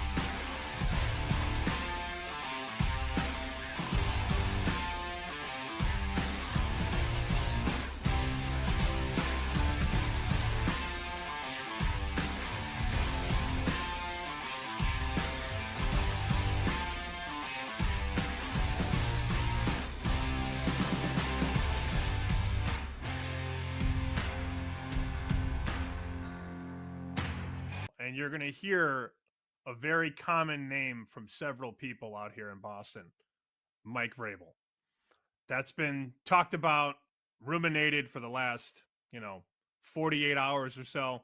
Going into the game, I was hearing Mike Vrabel and seeing Mike Vrabel on text threads. And I saw one of the threads took a photoshopped image of Vrabel wearing a Patriots fleece and sent that in the chat. So that's who they want out here. Remember, we had a conversation late August, early September. We were trying to calculate the drop-off from Belichick to Mayo, and we didn't really know what to do because it's incalculable. How much is this coach worth and how much is this coach worth? It's very hard to put a number on it or a value on it. But we had said like 2 wins, I think, is the answer that we got to. Yeah. That's basically exactly what the drop-off was from last year to this year. Now, you had a rookie quarterback, and that has to count for something. But Belichick did keep a lot of things in order, and they were never unprepared going into Sundays. We can all agree on that. I mean, Belichick, as maybe tone-deaf as he got in that room, and as stale as some of the things got in terms of like player development, they were still always prepared, and they were always coached well. They made adjustments at half. We saw the opposite of that with Gerard Mayo. So give them credit, I guess, for moving on and knowing when to move on. But also let's bong them for making the move to begin with. I mean, you thought that guy was an NFL head coach? Shame on you. And the coordinator, Alex Van Pelt? Please, give me a break. But they had no weapons. They had no protection. The defense had gotten older. The roster is the problem. The coach isn't the problem. The roster is the problem, which, again, goes back to Belichick and his inability to find talent, develop talent. Belichick got the roster to this point, and Mayo had no chance. So they never gave the guy a chance to succeed. And that, a lot of reasons, is because of Belichick. So it's a fascinating situation, and to be honest with you, I don't feel bad at all. That team ran the show for 2 decades. Let's see them lose for a few years and how those fans turn on the team. Good. Sign me up.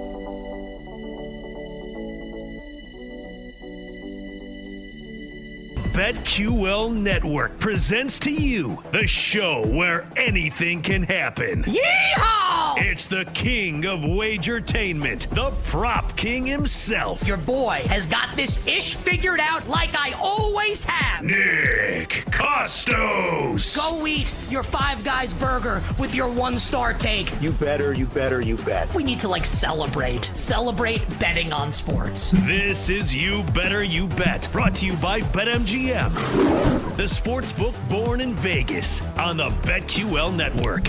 What's up, everybody? Happy and merry, magnificent football Monday to you and yours. This is You Better You Bet on the BetQL Network. Nick Costos, Femi Abebefe, the crew, and you here on the Odyssey app, on Stadium, on SiriusXM, on YouTube, on Twitch, on radio stations nationwide, and the final hour on NBC Sports Now, in your hearts and in your minds, as we bring you the fastest hour, and I did it again, the fastest hour. It's the fastest show, right?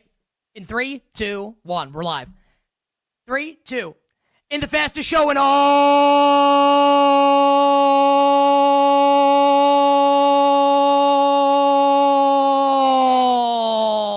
of wagertainment, as we talk all things sports betting. I don't know what's going on behind the scenes with Femi. He's like a laughing fit, had to turn his camera off. We got a lot going on here behind the scenes here on the show. The show presented today and always by the great people over at BetMGM. We want you to download the BetMGM app. We need you to visit BetMGM.com. All right, you know how we do. Costos, Femi, the crew, and you here on You Better You Bet. So much sports betting goodness is coming your way, including us going on the radar for Wildcard weekend in the National Football League. Yeah, we're not waiting. Oh, here we are on Friday. Here are our bets.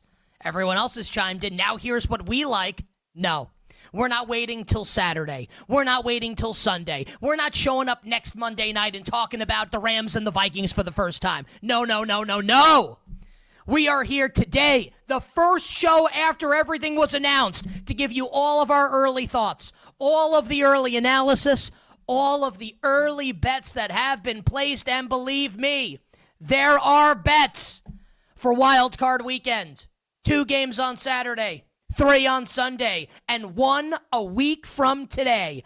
Oh yeah, on the radar, Wild Card weekend in the National Football League coming up next hour here on the show. We will also next hour get you, dear listener, and you, dear viewer, set to bet the college football playoff, which is coming up on Thursday and Friday. And we've got line movement to talk about in both games. Not just the Orange Bowl on Thursday with Notre Dame and Penn State, but the Cotton Bowl on Friday with Ohio State and Texas. There is a lot to discuss as it concerns the college football playoff.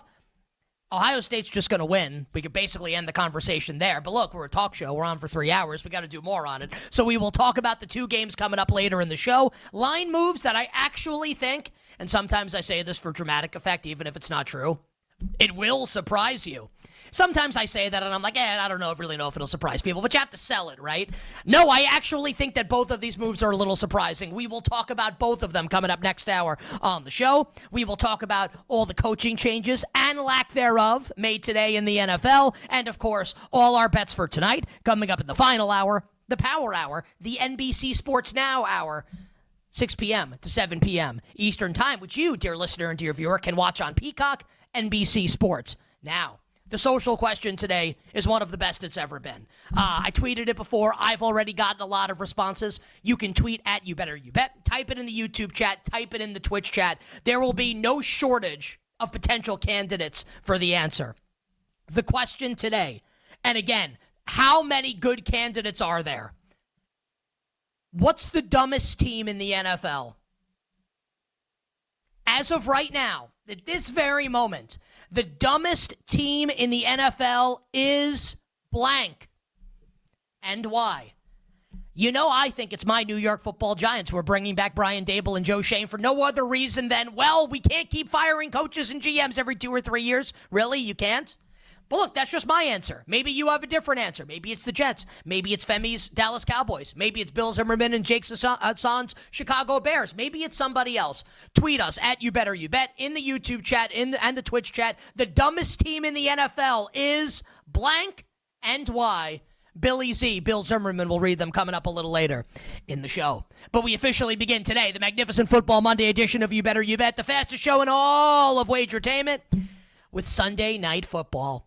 As the Detroit Lions, my Detroit Lions, beat the Minnesota Vikings in utterly convincing fashion, 31-9, to win the NFC North, clinch the 1 seed in the NFC playoffs, home field advantage throughout the NFC playoffs for my Detroit Lions. The Lions covered the spread last night on Sunday Night Football, and the game goes way under the total, and it was absolutely awesome. You know, I said on the show last Tuesday, I was going to be rooting for the Lions like it was Game 7 of the World Series, and my Yankees were playing in it, like Yankees-Dodgers, ALCS, Yankees versus the Red Sox, one of my favorite Giants in the Super Bowl. That game meant so much last night to me as a Dan Campbell guy, as someone who wants to see Dan Campbell do well, wants to see the Detroit Lions do well.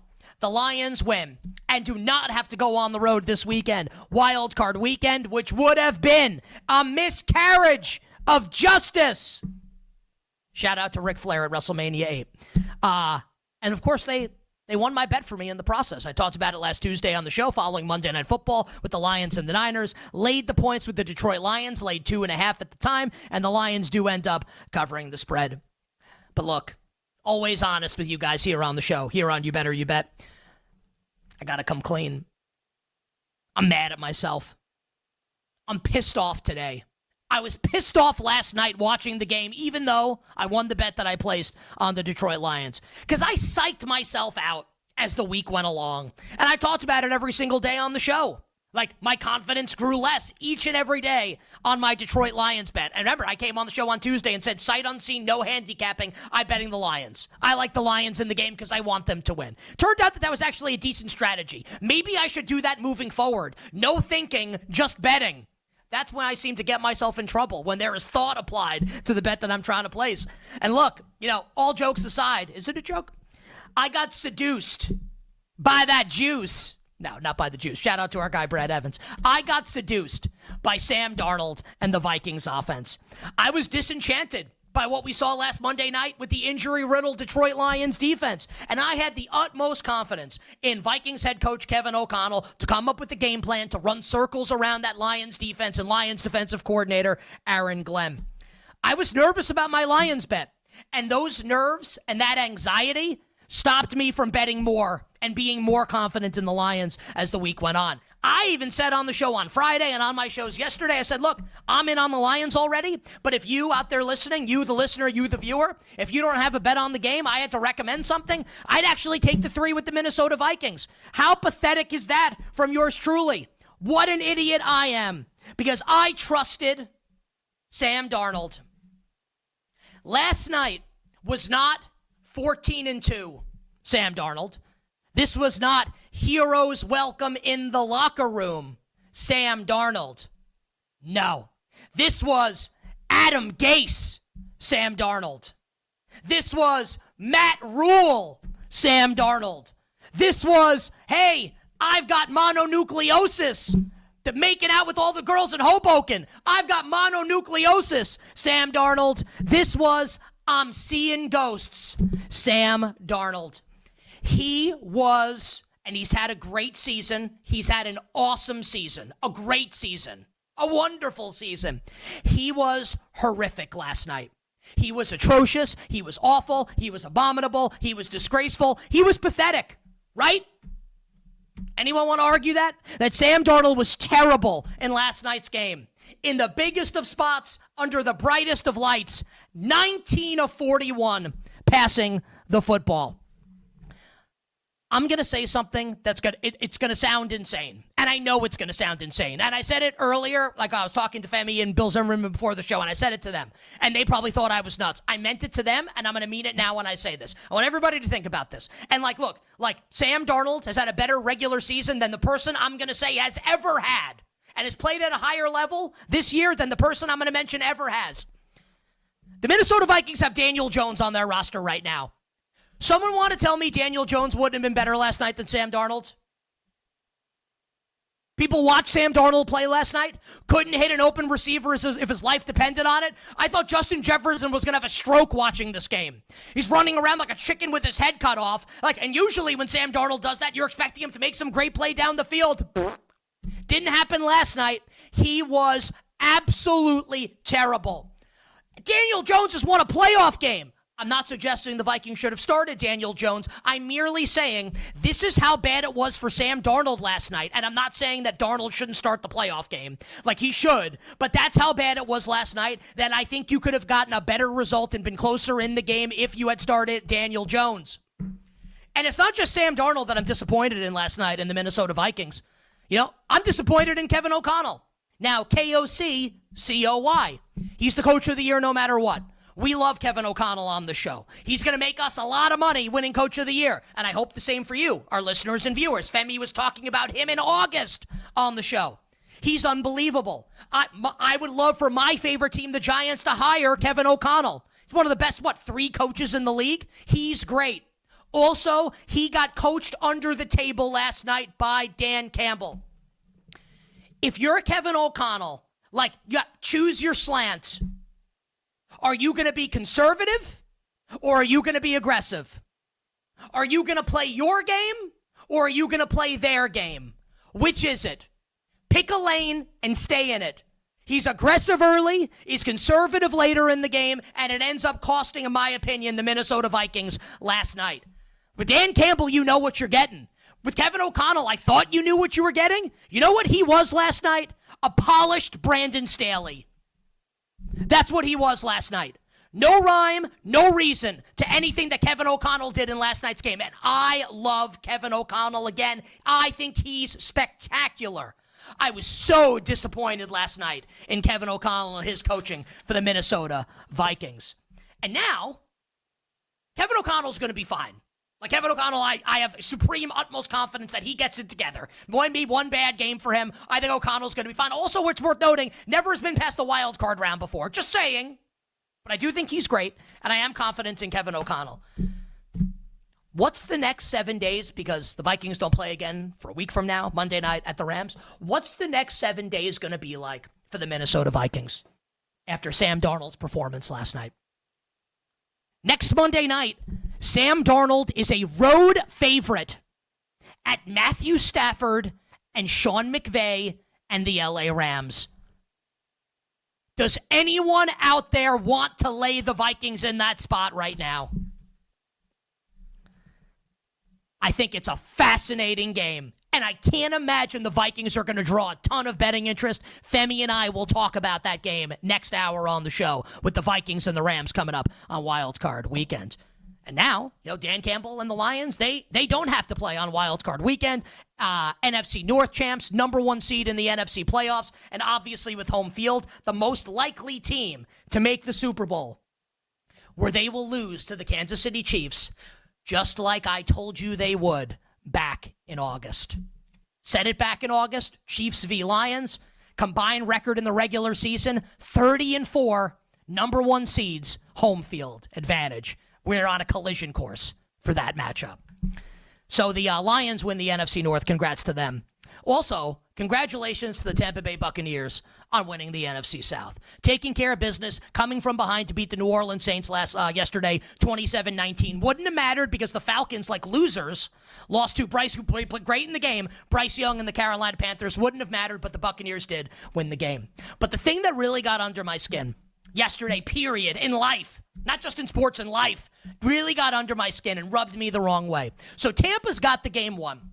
It's 27-19. The game's over. The Bucs take one kneel of the football, and they are NFC South champions, and they go to the playoffs. But, Mike Evans is 5 yards away from 1,000 yards. And if he gets it, he ties the great Jerry Rice for most consecutive seasons, 11, with 1,000 receiving yards. So the Tampa Bay Buccaneers line up to do what I think is unfathomable.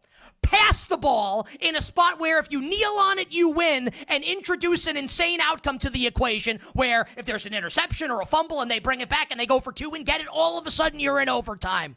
So the Buccaneers say, you know what? Instead of just going to the playoffs, let's get Mike Evans the record. And you know what? If Tampa wants to do that, that's their prerogative. Who I'm really pissed off at is the New Orleans Saints. This is goddamn professional football.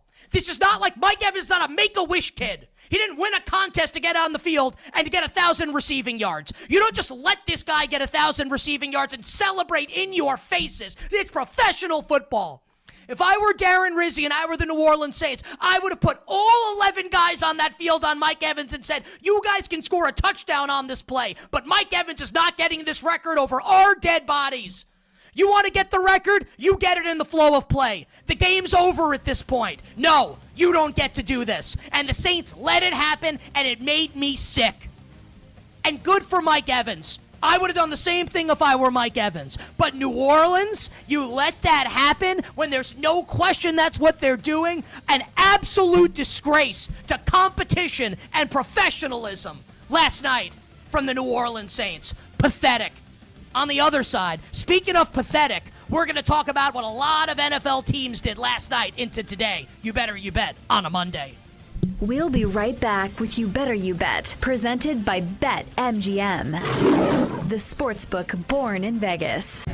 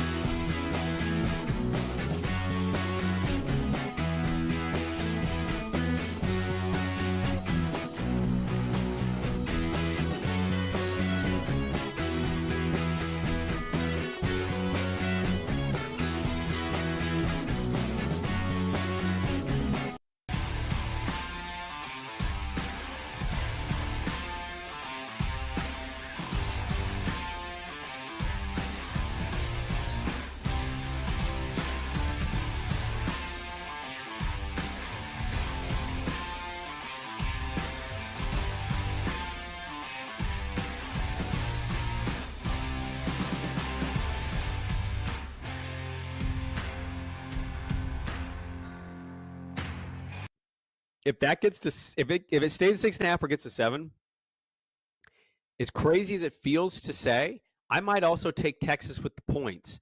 I don't actually trust Texas that much. What's Texas's like best win? That was a great win against Arizona State, but in the regular season, their best win was Michigan, and Michigan was okay, but Michigan wasn't amazing this year. Texas is a very weird team they win, but man, they have some moments that make you just clinch a little bit. And Ohio State is rolling. Texas's defense, it's their defense that carries them. Quinn Ewers in that offense is a little up and down for my liking, but that defense, I think, has a chance that if they can bracket Jeremiah Smith correctly, that defensive line has a chance. People forget Ohio State's offensive line is a little makeshift right now. There's a backup center. There's new tackles. They have guards. Now, they played well against Oregon, but I wonder if Texas's defensive line shows that maybe they're a little more talented than Oregon's, and they maybe wreck things a little more, be more disruptive. Will Howard's never beaten Texas. He's 0-4. That goes back to his Kansas State days. So I might be with you on the points. I think Ohio State wins, but I'm with you, I think, right now on the points. I definitely smashed the over in this game.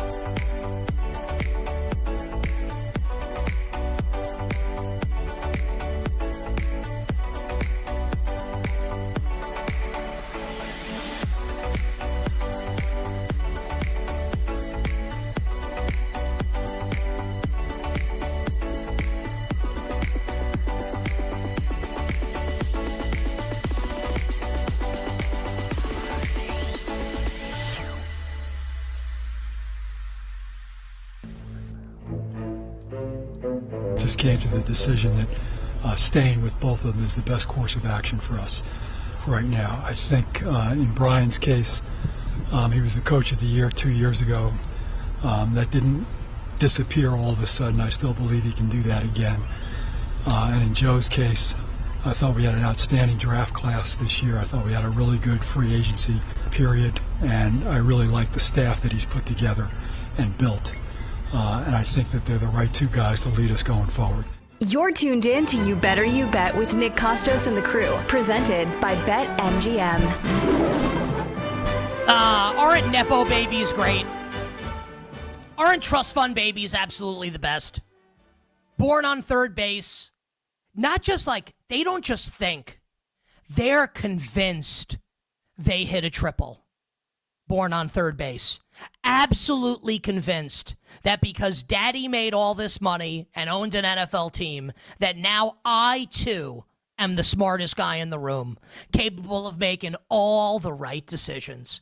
That is trust fund baby, owner of my New York Football Giants, John Mara, who decided to retain general manager Joe Schoen and head coach Brian Daboll, which really underscores, is underscores the right word? Underscores, points to, whatever, exemplifies just how stupid, how mind-numbingly, brain-dead stupid so many NFL teams actually are and how they make decisions that cause people like you and me, Femi and our crew and your friends, your family, all of us say on Twitter to each other, shouting into the void, how in God's name could this actually be happening? How could these decisions be made? John Mara decides to keep Brian Dable and Joe Schoen at SNY, courtesy of the Sound, despite saying in that press conference that he's not sure if the roster is better now than it was when they took over in 2022. They went 3-14 this year. He said it's a one-year commitment. They have the 3rd overall pick in the draft. What happens if and when they take a quarterback and then they're bad? Then you fire them and then you bring in a new coach and GM, and that coach and GM don't get to pick their quarterback. Why would you do it like this? Answer, he's stupid. And the Giants are going to be bad. Sorry, everyone, for a long time.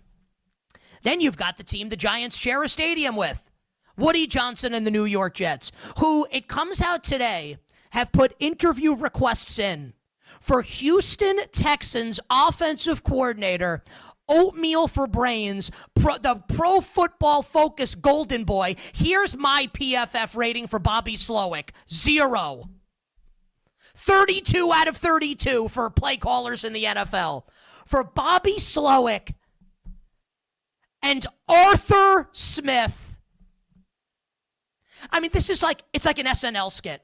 Like Arthur Smith should walk into Woody Johnson's office and Chris Kattan should be outside going, live from New York, it's Saturday night.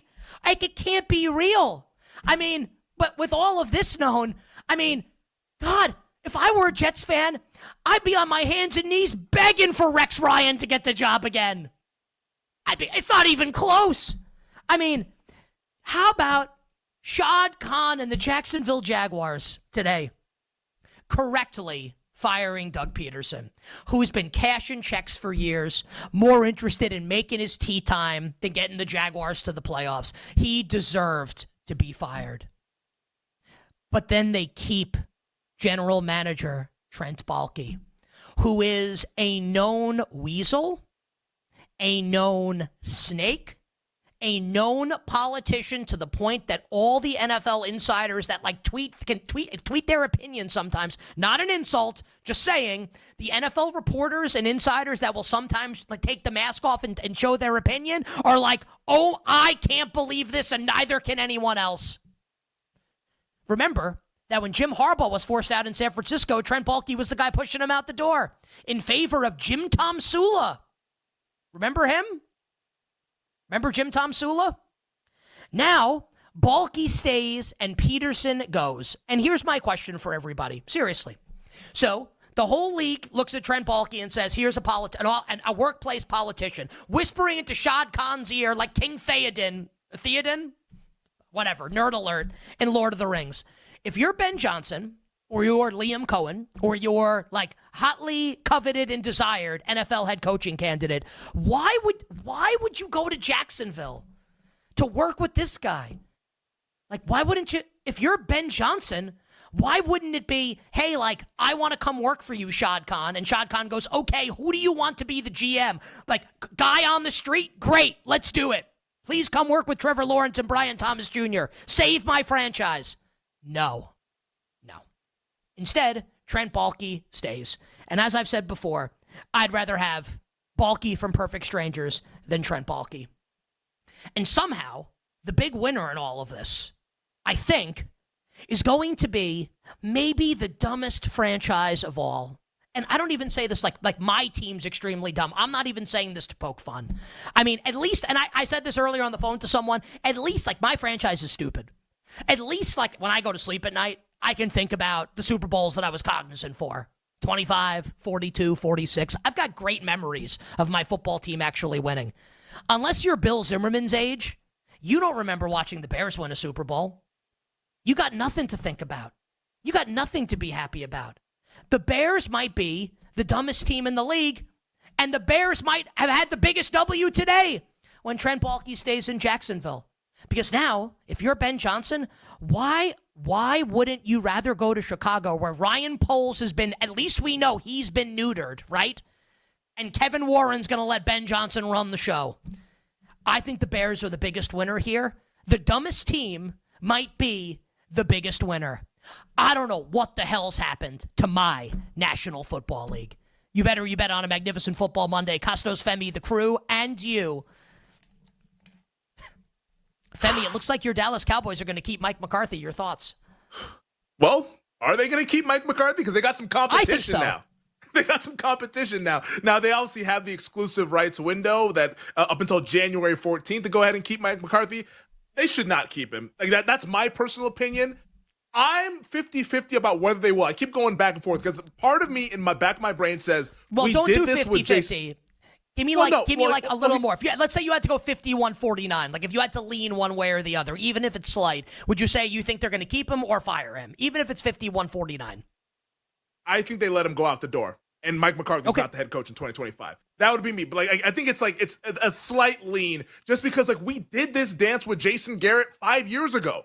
Like this dance was done in 2019 when Jason Garrett was on the final year of his contract. The team failed to make the postseason, and then they said nothing, and all of a sudden we found out Sunday of Wildcard weekend, oh, by the way, they're not going to keep Jason Garrett. He's going to go, and they're going to let the contract expire, and the Cowboys are going to start their head coaching search. And then they searched and they found Mike McCarthy. They don't want to actually fire these guys. They're just going to let these contracts run out.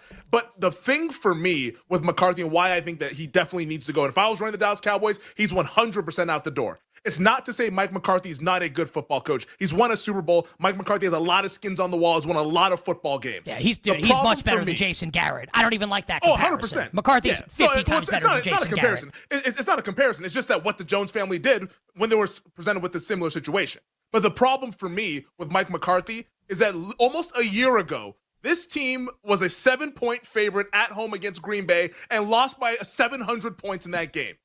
That's the problem for me. This should have been done last year. They prolonged it. The season's a disaster this year. And now we're sitting here doing the same song and dance of, is McCarthy coming back or going? They've had ample opportunity to be a big-time winner with Mike McCarthy, and they can't get it done. And there's a number of reasons we could point to. Jerry Jones is not going to fire himself, so that's not something that we should even discuss because it's pointless. It's not going to change. He's going to be the general manager, the president, and the owner. What did he say? See his quote? He said, I think he was asked about it today, being the GM, and he literally goes, it's a great line.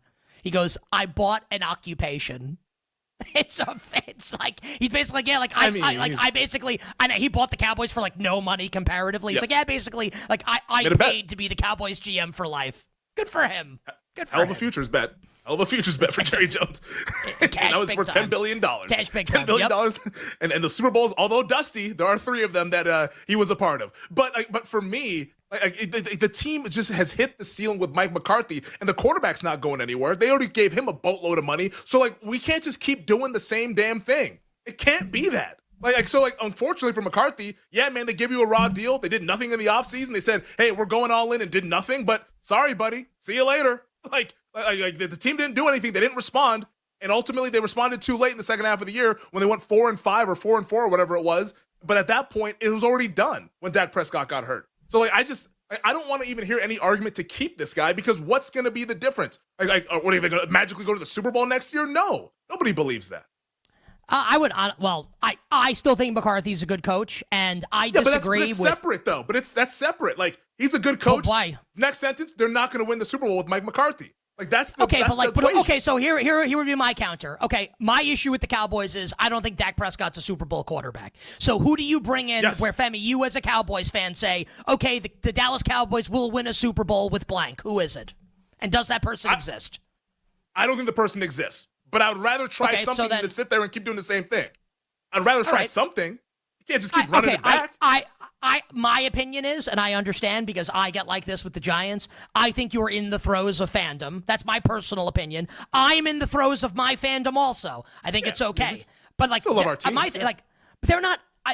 they're not going to win the Super Bowl anyway. At least McCarthy can deal with like all the nonsense that comes with it. And so I'll just say this: we can leave the Cowboys aside for now because maybe they'll move on. I think they're going to keep him. The Bears have requested to speak with Mike McCarthy, and I know that like makes Bears fans' stomach turn. Just like, when did we get to the point with Mike McCarthy, who like won a Super Bowl, where he's all of a sudden this brutal? And I'm not even looking like to litigate this comment. It's just like because we have to move on. Like 3 straight years with 12 wins for the Cowboys, like won a Super Bowl and won 1 million games with Green Bay. I know he had a great quarterback in Aaron Rodgers, but still, like, won the games, won a championship, where all of a sudden, like, this guy's brutal. Like, I don't understand that. Anyway, let's move on. I said what I had to say about the Giants. Do you have a different spin on my team, or are you just Nick's right? Anything on the Giants here? Keeping You're Shane right. Dable. Like you're right. It's like, what are we? But you're a going to lot fire of them people, week but 6. dude, a lot of people, man, like think that this was the right move, and I don't understand it at all. And you know, how are they going to go over their win total next year? I don't even know what it's going to be. I don't know what they're going to do at the quarterback position. Like, they've had 3 years to like build this roster, and it's bad. Why does anyone think all of a sudden it's going to be great next year? That's like I don't understand it. Like, I don't get it. And honestly, like I'm done getting upset about it. I'm done getting upset about it. I think which is the sad, like, and that's like my thing. And like you said it right before you brought me on, is that I feel like, and I texted it to you guys as well in our YBYB group chat, I don't think there's many teams that are actually trying to compete for the Super Bowl. Like, and it's unfortunate because as fans, we live and die with this stuff. I think it's true, man. Trying. I think they're dumb. Are they? I just think they're dumb. Well, I would say that yes, like John Mara. No one would ever say, I don't know him personally. Maybe he's a bad guy. I think by all accounts, from everything I've heard about him, he's a good guy. Like, he wants to do well. Like, he wants to win. I just think he's incompetent in this regard. I think all these owners, like Shad Khan wants to win a Super Bowl. I just think he's dumb. Like, he's not. Let me check. So Shad Khan actually is like a self-made billionaire. But when it comes to football, it's like Jimmy Haslam, who's a self-made billionaire. Like, they can't get out of their own way. So I don't think it's that they're not trying. I think they're stupid. I just think they're dumb. Like, they make bad decisions. I guess my thing is that, like, if you really wanted to win and you would never have success and you never like met the requirements to winning, why wouldn't you try hiring people that know what they're doing? Why wouldn't you go and like no stone unturned? Let's try to get the best, but you don't know what you're doing to make those hires. Like it's just like the chicken or the egg. Like, you want them to hire people that know what they're doing, but they don't know like enough to know people that know what they're doing, or else they wouldn't be in this predicament in the first place. Like, if John Mara knew what he was doing, he wouldn't hire the guys that he wouldn't have hired Dave Gettleman. Computer like if George McCaskey knew what he was doing, you think he would hire the Ryan Pace? I'm just saying, you know, like if Mark Davis knew what he was doing, he'd make like Antonio Pierce as head coach. I mean, come on, these guys are all dumb. I mean, it's ridiculous. We have a lot we still have to get to. Anything for you on the Jets and their coaching search? The Jets should do everything in their power to hire Mike Vrabel. Unfortunately, the New York Jets are being consulted by a teenager. And I know Woody Johnson came out here and said that they were not, but the fact that you had to put out that statement says everything that you need to say about this New York Jets organization. There. And we'll talk about Vrabel coming up next with the Patriots. I think he's going to the Patriots. So how about this? I mean, I'll throw this at you. It's a great situation. I think the Jets should hire Rex Ryan. For entertainment factor, or you think he's actually the most qualified person for the job? I actually think he's the best person for the job because he'll come in there and he won't accept, and maybe it doesn't work with wins and losses. He's not going to accept Jets culture being what it is and them being losers. Did you see his quote about Aaron Rodgers today? He goes, I guarantee you if I come in, it won't be the Aaron Rodgers country club anymore. Like, I like that. And for content, it's great. But I mean, who's coming into the Jets and like actually going to try and change the culture and be successful? Like, Vrabel might. He's also not going there.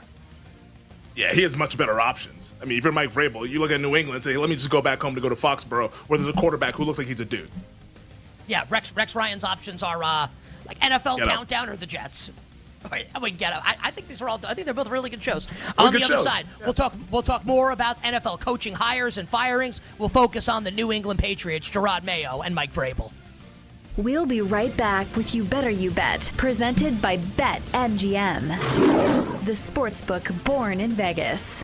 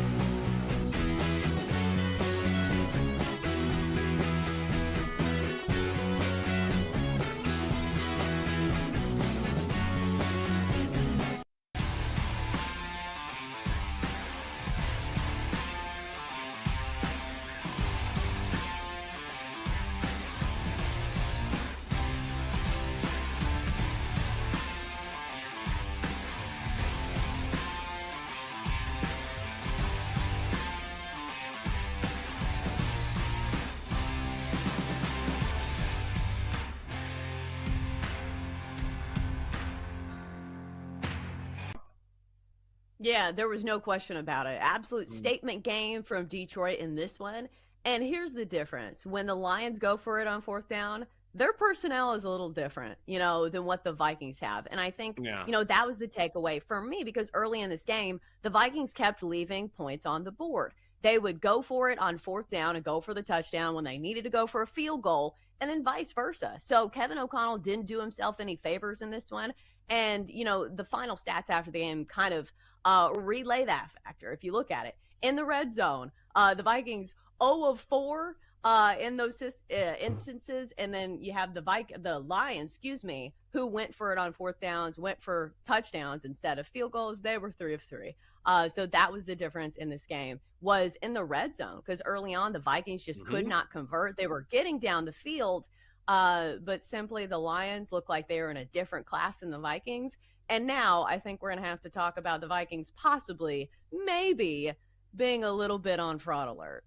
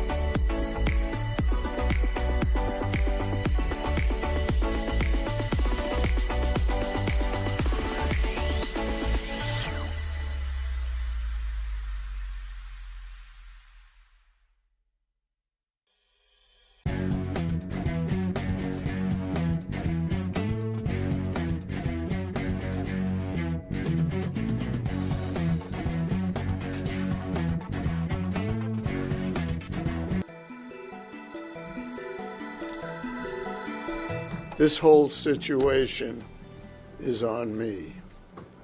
I feel terrible for Gerard because I put him in an untenable situation. I know that he has all the tools as a head coach to be successful in this league. He just needed more time before taking the job. This is You Better You Bet with Nick Costos, Femi Abebefe, and the crew, presented by BetMGM. That was the 46th President of the United States, Robert Kraft, speaking at his news conference today, talking about, and Patriots owner, speaking about Gerard Mayo being dismissed by the Patriots. This needs to be said in all seriousness. I think we collectively as a show, and many people, especially me and us, we have been critical of Robert Kraft in the wake of how he handled the Bill Belichick situation last year. Not just like moving on from Bill Belichick, but then like the Apple documentary and the smear campaign and all the like off the record comments voting Belichick off the island. Like, he obviously handled it really poorly. And Gerard Mayo was his handpicked guy, and the whole thing was like, I'm going to show I'm smarter than Bill. I'm going to take a guy that I have identified that was on your staff that I think basically is the next you. And this is going to be me planting my flag that I am actually the genius, not you. And he was obviously incorrect. And I actually, we've insulted him and we've kind of said you handled this the wrong way and we've criticized him. And now I think we can compliment Robert Kraft, who has done what a lot of people will not do, which is admit the mistake and move on. So I actually give Robert Kraft, now he threw Jerod Mayo under the bus when he did it by saying, yeah, like basically he's not ready for this yet. That wasn't great. But I give him credit for being able to say, you know what, like we made a mistake here. And I think it's going to set the Patriots up for bigger and better things in the future, especially when you consider that Mike Vrabel's out there ready to be hired. And I am not claiming to be some sort of like football genius or like a ace detective, like connecting the dots. I think anyone with a functional brain that's been following this stuff knows that Mike Vrabel's going to be the top candidate for the job. And not that he's definitely going to take the job, but right, if like we're bettors, right? You set a betting market right now, who would be the favorite to be the next Patriots coach? How is it not Mike Vrabel? They're going to bring Mike Vrabel, and that's who Robert Kraft is going to want to hire, right? Won Super Bowls with the Patriots. He's a Belichick guy. Like, literally beat the Patriots in Foxborough in Brady's last game and outfoxed Belichick in that game, which I'm sure Robert Kraft loves, right? So Vrabel's likely, in my opinion, not definitely, but likely, to be the next head coach of the New England Patriots. And unlike Vrabel's time in Tennessee, where he had Ryan Tannehill as his quarterback and went to an AFC championship game and was the 1 seed the year that the Bengals beat them and went to the Super Bowl. Like, Tannehill's fine. Tannehill's a B quarterback. He's really rich. The wife's gorgeous. Like, I'm not insulting him. Like, Tannehill's I'm sure has a great life. His upside is nowhere near Drake May's upside. So now you get the coaching acumen of Mike Vrabel with a young franchise quarterback in Drake May and his coaching staff that'll come in. We'll see who would be the play caller for Mike Vrabel. Would the Patriots not contend for a playoff berth like next year in the AFC with Mike Vrabel as the head coach and Drake May as the quarterback? I'm not saying they would make the playoffs, but I am saying that they would be in the mix with Vrabel and May if indeed Mike Vrabel is the guy as the next head coach of the Patriots. And look, you do feel bad for Jerod Mayo, who's going to have to like go on like a rehabilitation tour of his career basically if he wants to be a head coach in the league again. Also, like, should have lost yesterday. Got the number 1 overall pick. Joe Milton looked pretty good in that game. Maybe the Patriots do have 2 quarterbacks, like Robert Kraft said earlier today. Femi, agree or disagree with my assessment on Mike Vrabel moving forward with the Patriots, and if you think it was the right move to let Jerod Mayo go or not? Yeah, it's 100% the right move. Jerod Mayo seemed like he was in over his head. But my thing is that I don't think Kraft gets to go ahead and tap the chest and say, my bad on this one. Like, you were parading around saying that, oh, I've known for 5 years that Jerod Mayo was my head coach. There was no surprise. Like, you opted out like to go ahead and part ways with Bill Belichick. I think Belichick would have still been there if you wanted to have him be the head coach, but you clearly didn't want that. You pretty much fired him and then said part ways just to kind of go ahead and dress it up a little bit. So, like you handpicked this dude. And you glossed over whatever, I guess, inexperience that he might have had or what was going on. So, like, I don't even think like Robert Kraft tapping the chest, it's not falling for me. Like, I'm not falling for that one. Like, I'm like, nah, like, you picked this guy. Let's move on. And it was the right decision to make to go ahead and do this. Like, as much as I can criticize Robert Kraft, yeah, I would have done the same thing because Mayo wasn't the guy. If it's Vrabel, like, I think this team would make the playoffs with Mike Vrabel. With all the cap space that they have, if they're going to go out there and spend it, well... What's the market? We don't have a market up. I mean, you know, like we can predict it, but like a prediction, it's thin air if there's no market attached to it. But like, let's say like if they actually go out there and be active in free agency, we know everyone's been linking them to T. Higgins for like 18 months now. Like T. Higgins is going to be a free agent. Hell, Tyreek Hill, who we've yet to talk about, he's unhappy. Now I doubt the Dolphins want to trade him in the division, but like, what if you were to go out and get a Tyreek Hill? Add guys to this offense for Drake May. You add Mike Vrabel to the coaching staff. That team is very dangerous in a bad division to where the Dolphins are clueless and the Jets right now are currently clueless as well. Buffalo is the gold standard in that division, and they're really good, and they're always going to be good as long as Josh Allen is healthy and in his prime. But you can beat those other teams as early as next season. Without a shadow of a doubt, you can beat the Dolphins and the Jets. So I'm with you. Like, I think Wildcard is where this team can go if they hire Vrabel and make some moves in free agency. I think that was a really interesting thought. That's something I hadn't considered. There is the state of the AFC East, where like the Bills are going to be awesome. It's bad. It's not good. Now look, you do have Buffalo in the division, so like they're going to. But you know, Buffalo's not. They're not like the Tom Brady Patriots were ruling the AFC East like with an iron fist to that degree. Not yet, at least. But you do have at least one really good team. But I mean, the Jets are going to hire a new head coach, quarterback uncertainty. And let's use this opportunity to talk about the Dolphins, right? Because they lose yesterday on the road at the Jets. Wouldn't have mattered because the Dolphins killed the Chiefs to make the playoffs. On the radar for Wildcard Weekend coming up next hour here on the show. And Femi, you said last week, and I disagreed with you, I turned out to be right. But just because I was basically predicting what I thought Stephen Ross would do. It didn't mean that I disagreed with your assessment. I actually, after thinking about it more, watching the game, I actually think you're way right about what the Dolphins should have done. So Stephen Ross comes out, they're retaining GM Chris Greer and head coach Mike McDaniel, to which you, Femi Abebefe, say what? I think it's a horrendous decision. I think this team is soft. I've been saying it. I was watching that Browns-Dolphins game last week. I watched a lot of that because that was the only game that was opposite of the Vikings and the Packers. Vikings-Packers. So I had money on Miami. So I was locked in. And that team was dying to lose. Just so happened they were playing a UFL quarterback in Dorian Thompson-Robinson. But they're so damn soft in all of these big moments, short yardage, in all of these big games on the road in the cold weather. It's the same game all the time. And I could let's say that the Kansas City actually beat Denver yesterday, and maybe you can make the case that Miami was scoreboard watching and they saw they had no chance. But let's say Kansas City beats Denver. I still think the Jets would have beat the Dolphins. I still think that would have happened. The Dolphins would have never have come up big, and the team. I think you're right. I like the Dolphins in the game. You're right, Femi, about that. And I liked Miami in the game. I think you're right. He's clueless on the sidelines. The culture, you want to talk about culture? This is the same group of guys that were like, oh, we hate Brian Flores. We hate Vic Fangio. I don't know. Maybe those two guys are coordinating two of the best defenses in the league in Minnesota and Philadelphia, and they're marching to the playoffs. Tua, he can never stay healthy. The concussions, that's one thing. Now he's got the hip deal. Every big game, you're like, all right, we need our guy. Where's he at?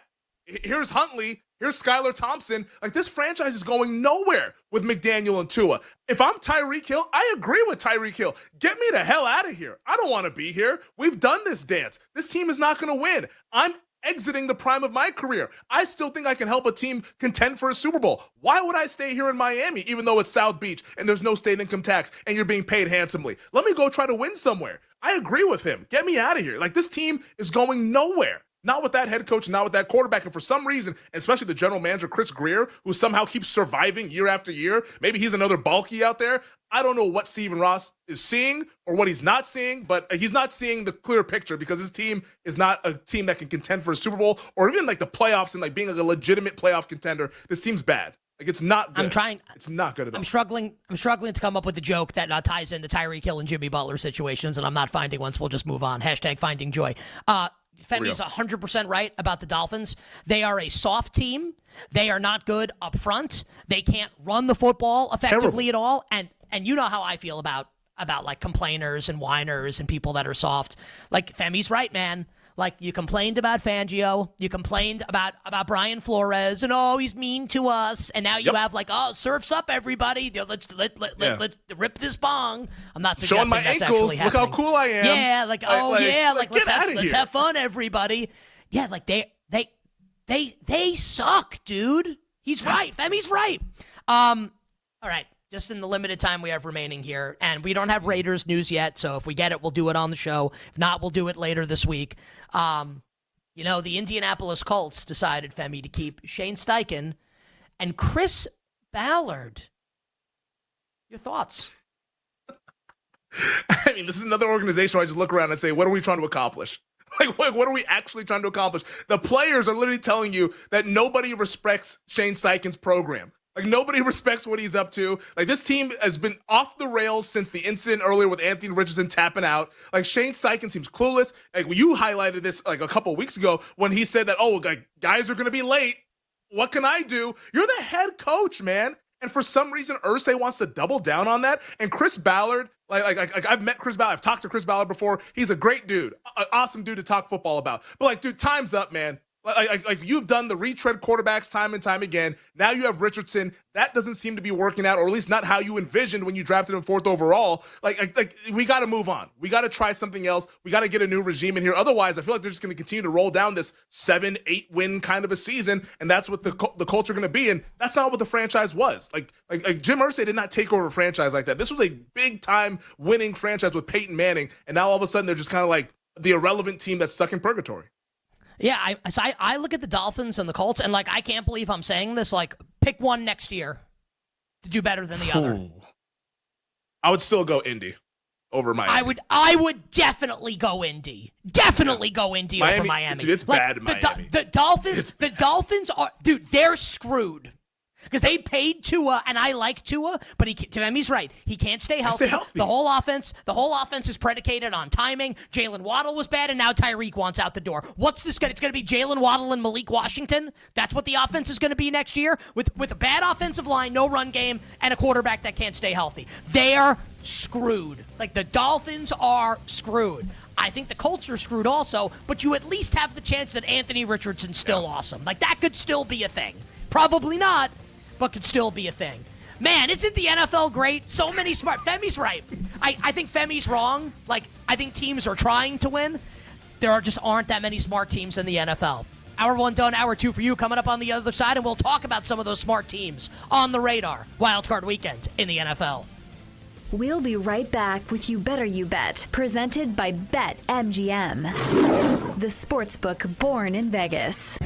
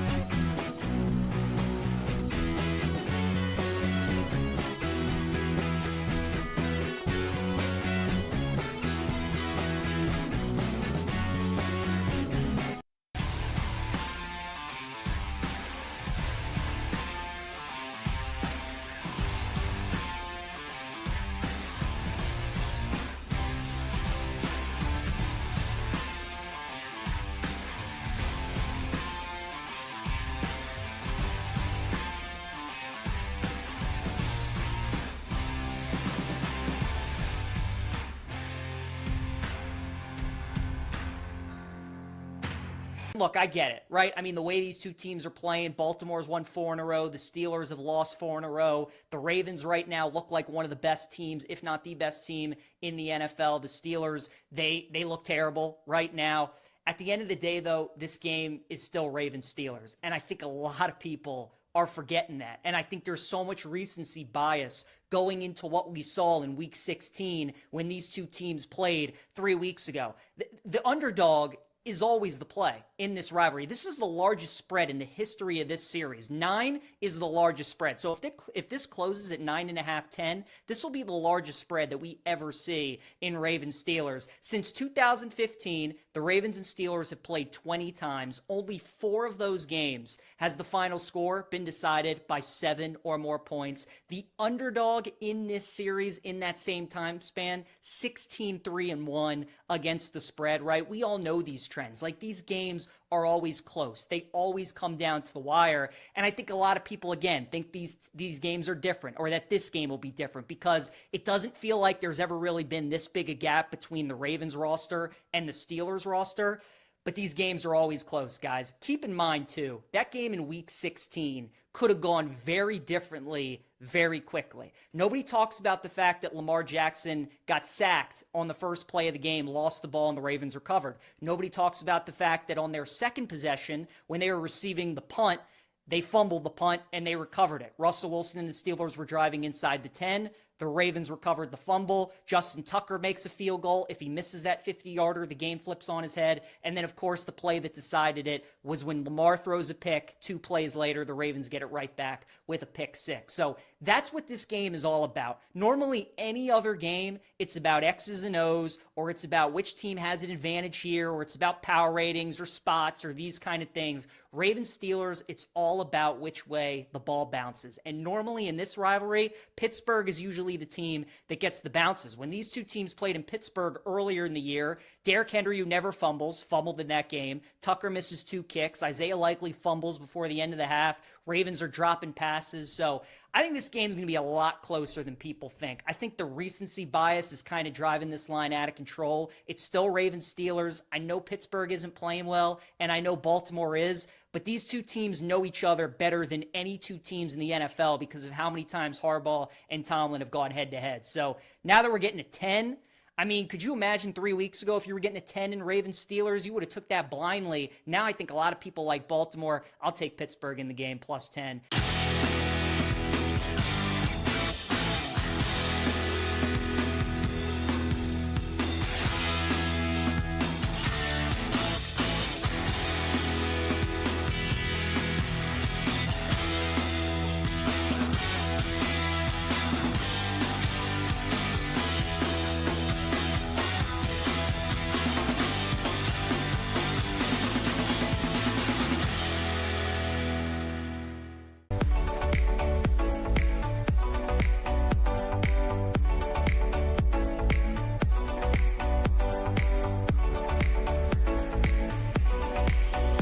The BetQL Network presents to you the show where anything can happen. Yeehaw! It's the king of wagertainment, the prop king himself. Your boy has got this ish figured out like I always have. Nick Costos. Go eat your Five Guys burger with your 1-star take. You better, you bet. We need to celebrate betting on sports. This is You Better You Bet, brought to you by BetMGM, the sportsbook born in Vegas on the BetQL Network.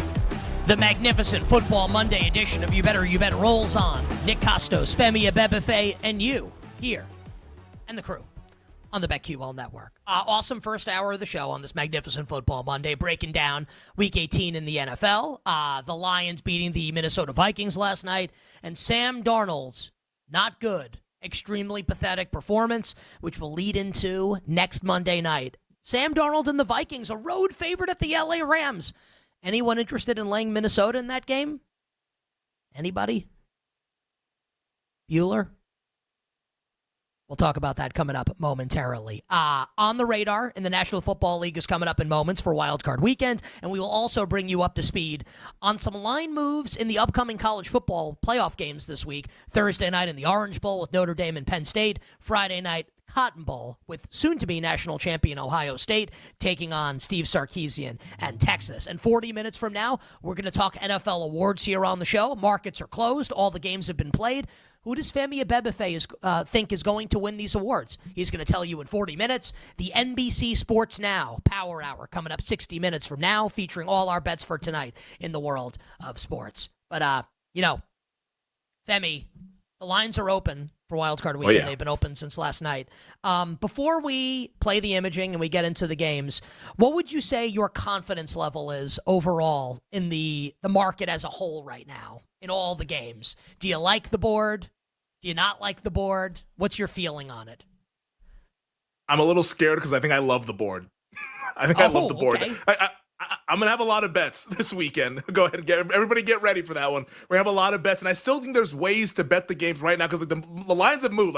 Hashtag dun, dun, dun, dun, dun, it moved. That's been going on since yesterday evening, all this morning, and early this afternoon. We're seeing movement happening. I'm assuming we're going to settle in at some point tomorrow, but there's still some meat left on the bone. I think there's some good ways to attack these games this weekend. Yeah, I think it's so interesting, man, because I don't know if I feel the same way you do, loving the board and going to have a ton of bets now. You could have teased last night, and I hope people know enough to know this. Mm-hmm. You don't need us to tell you because now you can't. I mean, you could 7-point tease, but you could have 6-point tease the Bills and the Ravens last night, which, everyone's going to do it. Yes, and we're all going to win. It's going to be freaking glorious, man. I look at these games and these markets, and I think a lot just looks correct. And I'm not sure what I want to do yet. So you seem a lot more confident than me. Mm-hmm. So I'm fascinated to get your thoughts on these games, and we will go into detail on all of them.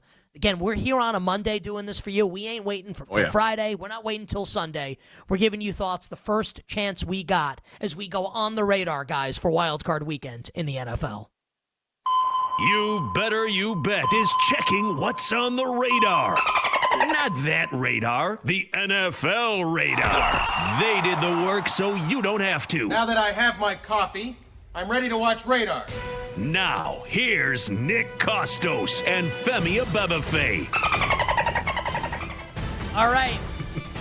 You know, biggest betting lock of all time.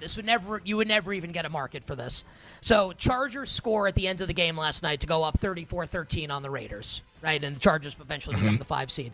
There would not have been a betting market offered on which game will be the early game on Saturday. Would not like bigger lock in all seriousness. Bigger lock. Sun comes out tomorrow, or Chargers Texans is the first game on Saturday. But what is the bigger lock? Chargers Texans 100%.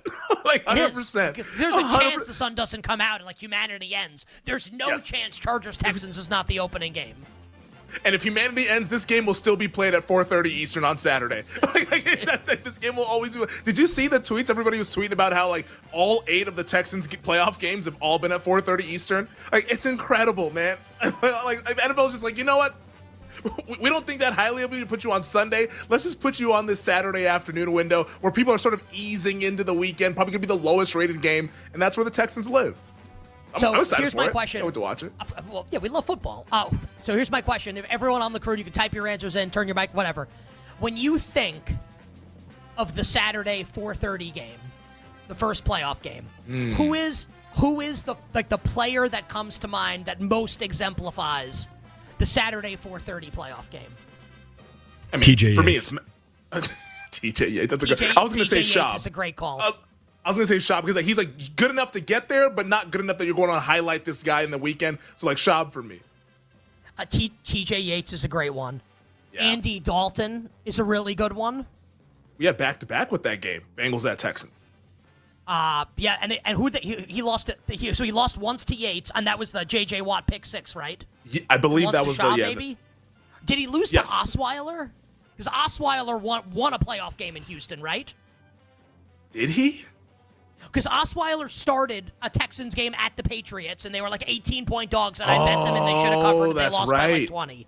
Yeah. Yeah, that was 2012. I believe that was. No. This was 2017. Oh, 16. Yeah, sorry. 12 is his rookie year. Osweiler's rookie year. Yeah, 2016 is what I'm looking at right now. Who did they beat? The Bengals? Or Connor Cook and the Raiders, maybe. I think that was the Connor Cook 2016. One. That was Connor 2016 AFC wildcard game. Because that was when the Raiders were awesome and Carr got hurt. Yeah, they beat the Raiders, correct. And Carr was going to win MVP that year, and he got hurt. Or not win MVP, but he was going to be in But finished second or third. Yeah. Tyler brings up a good one. I was in Chicago for this game, so this was 2020, right before COVID. It's how I remember this. Bills-Texans, Josh Allen's first playoff game, true story. And we did it on You Better You Bet at the time. One of my favorite betting experiences ever. I bet Texans -2.5 and Bills +3.5, and I middled the game. Houston won by 3 in overtime. Things like that don't happen terribly often, so feel the need to say them when they do. Okay. Do you remember the play where Josh Allen? I think it might have been either late fourth quarter in overtime. This is when he was YOLO Josh Allen, where it's yo, what is this dude? When he dodged the rush, rolled out to the right, and tried to heave the ball to a fullback 40 yards down the field. I was like, yo, this dude is insane. He's wild. And now he's gonna win the MVP. Yeah, he really he was always kind of pretty awesome. He was able to get it come a long way. It was I'll say this, and it would be good if we were doing Bills Broncos now, just because whatever. He was like a bucking bronco that had to be reined in a little bit. I think it's actually true, and that's what happens. It's a good way to put it. And he was awesome then, and he's awesome now. He's more awesome now. Anyway, okay. Back to the task at hand. Chargers at the Texans on CBS. Al Michaels must have bitched and moaned like you can't even believe to get out of doing this game. They'll have the Saturday night game, which is nice for Amazon Prime. If your Amazon pays all that money, they might as well get a decent playoff game, right? So first game, Chargers at the Texans. Femi, the betting market, and I think it's different at a couple domestic sports books, right? At BetMGM, the Chargers are a 3-point road favorite. 3 is now juiced towards Houston. So at MGM, we may come off 3. At other prominent domestic sports books prior to the show starting, this was Chargers, a juice 2.5 towards LA. So we're in between 2.5 and 3 with the Chargers as a road favorite. The total keeps sinking. It was 44.5 last night. Now at BetMGM, we are at 42.5. And just a tip of the cap to Femi. This helps no one, but just to say, like, Femi's a good friend and a good guy. Texted us last night, or was it today? That it was last night. The sportsbook born in Vegas, the People's Sportsbook, was off market and offering a 44.5 when the rest of the market had moved. Shout out to Femi for that, and shout out to the sportsbook born in Vegas, BetMGM. Femi, your early thoughts on Chargers and Texans? So yeah, like this is a really, really interesting game just because I think a lot of people, like, mentally, they're like, okay, Chargers should be favored, but I think it shocked folks that the Chargers were as favored as much as 3, like in 3 minus 110 earlier, like last night and early this morning. So like obviously, like you're gonna get the Texans, they're gonna get bet. Like people are gonna like the home dog getting a field goal, especially against an offense like the Chargers that's not super explosive. So for me, I think this is gonna be a close game. I think it's gonna be a lower scoring game. Like obviously betting the under now doesn't help anybody. Like we bet under 44.5, it's 42.5 now. That doesn't help anyone. I would still lean a little bit to the under, but for me, I think the way to bet this is to go ahead and tease the Houston Texans, get the home dog up to 8.5. Like the Chargers, I like the Chargers a lot. I think I like the Chargers more than most people, but like they're not blowing people out. And I think both defenses, like of the units that we see on the field on Saturday, I actually think Houston's defense is the best unit on the field.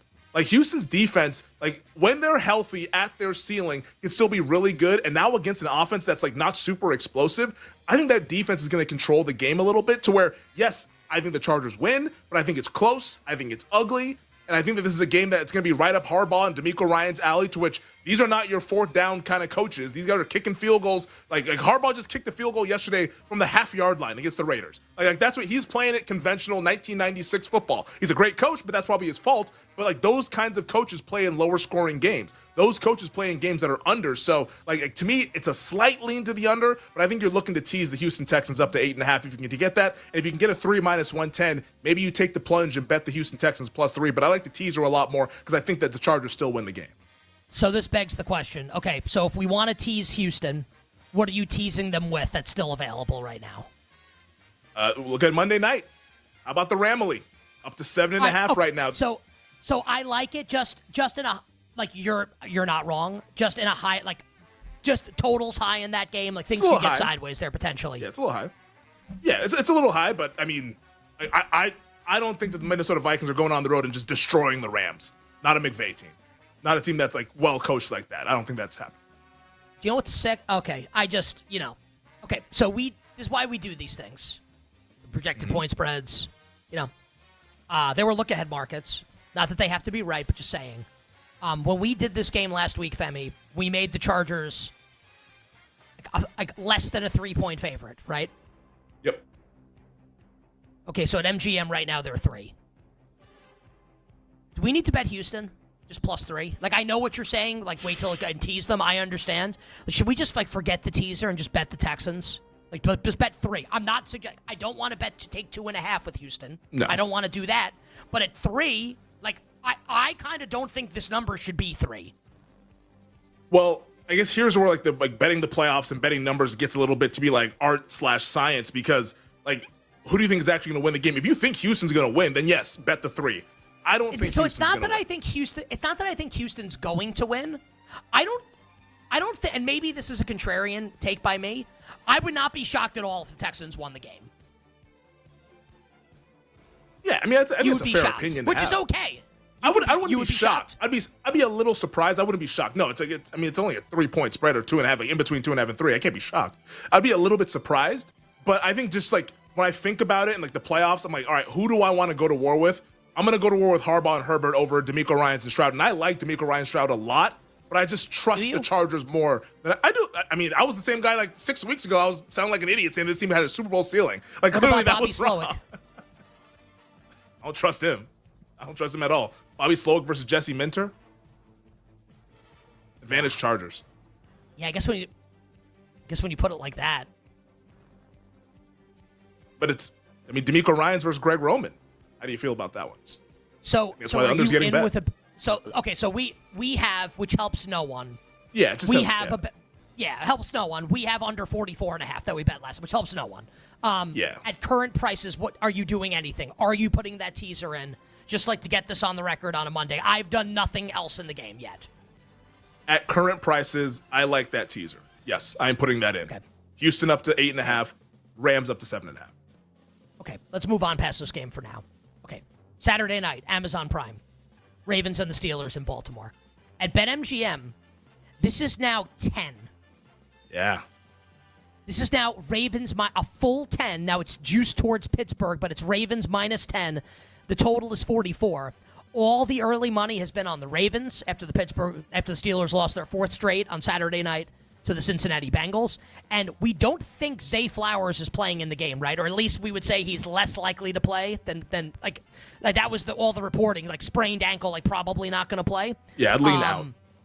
And the Ravens have gotten bet. Okay, so this opened last night, 8.5. I hope that you, our listener and viewer, were able to, just without us telling you to, tease Baltimore and Buffalo. You can't do that anymore. So hopefully you have that like we do in tow, again, which helps no one, but just saying. At 10, do you want to do anything with this game, side or total? Obviously, the third meeting. And then this is why we do like the playoff projection stuff all throughout the year, because we talked about like, hey, if this is what the number is, I just tease. Like, it's getting everybody ready for those moments. At current prices, though, it does feel like we're a little big now. Now that we're 10 across the board, and I get the Steelers are horrendous. I've been anti-Steeler. I've been yelling it all second half of the season. But 10, like this is like a rivalry game where these teams play close, like damn near all the time. And I get they just played a game where Baltimore won by 17, but that was also like a 7-point game in the fourth quarter going into that. Like at 10, I think it's a bet on the Steelers. I mean, I can't get to 10. Not with Zay Flowers out. We saw them without Flowers with that passing game. It wasn't good against Cleveland. So at 10, I think it's Pittsburgh. Yeah, it is, right? Gotta just kind of plug the nose and do it, man. It feels terrible. Sometimes it feels right when it's terrible. Well, it'll feel right if the bet wins. It won't feel It won't feel right clicking the button. But I don't just at 10. 24-3 at halftime. At 10, That's big, I'm with Femi. At 10, it's a bet on the Steelers. On the other side, we'll hit the rest of the games on Wildcard Weekend and get you set to bet the college football playoff. We'll be right back with You Better You Bet, presented by BetMGM, the sportsbook born in Vegas.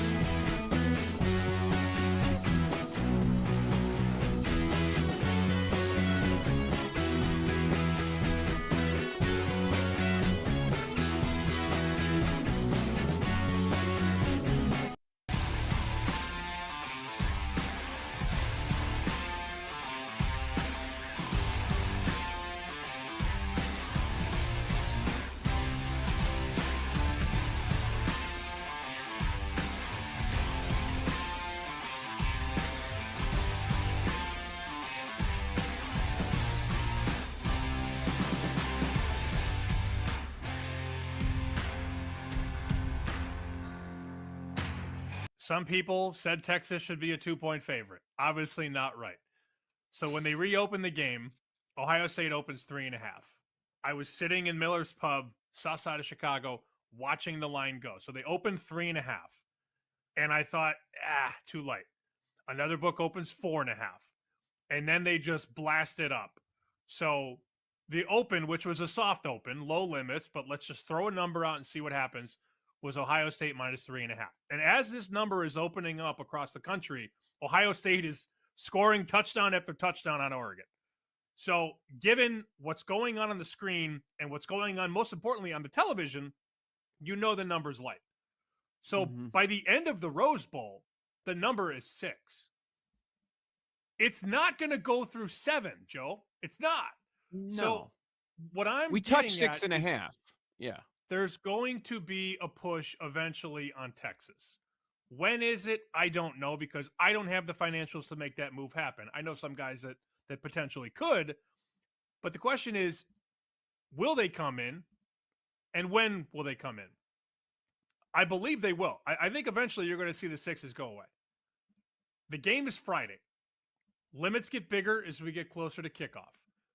I have a feeling there will be an appetite for a couple groups to come in and bet Texas, not only +6, but pop them on the money line at 2-1. If you're following math and power ratings, Texas should not be 2-1 to beat Ohio State. Just should not be. And I do expect that push to come. Will it be Monday, Tuesday? Probably not. Thursday, Friday? Maybe. But I do think you're going to see some bites on Texas at +6.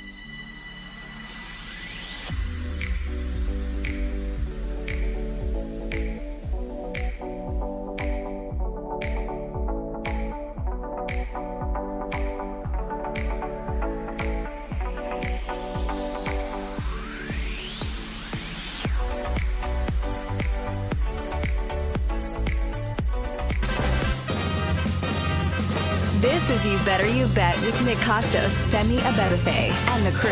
Presented by BetMGM.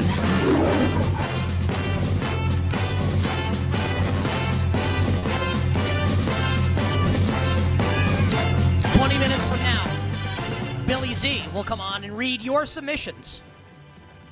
Which team is the dumbest team in the NFL? A lot of great options to choose from. Still time to hashtag join the conversation.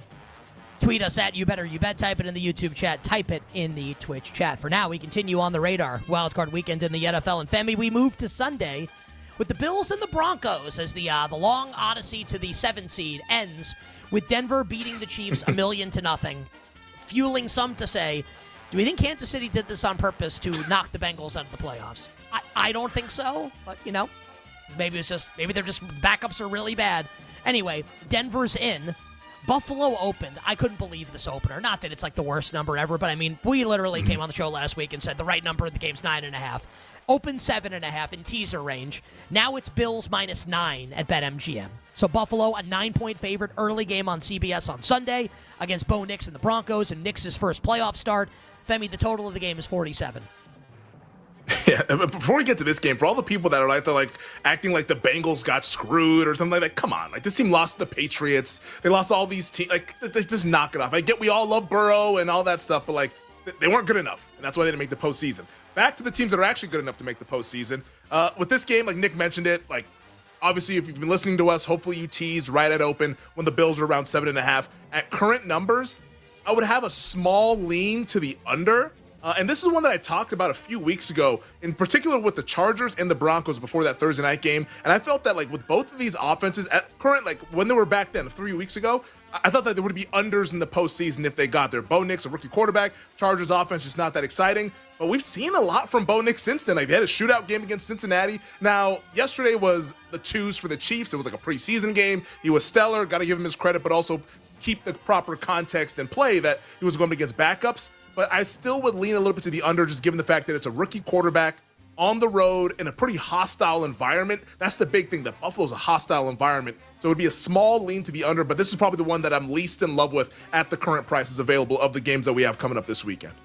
Yeah, again, like hopefully, I've said it on the show for years, one of the goals that we have here is not just to kind of like plop up, to use a biblical reference, not just to plop a piece of fish on your plate, but to kind of teach you, our listeners and viewers, how to fish yourselves. Yep. So I'm hoping, not that the bets are going to win, like it can obviously lose, but I'm hoping that things open last night, you look, you say, okay, I can tease Buffalo and Baltimore. Like I hope that's the case. And we did, and hopefully the bet wins.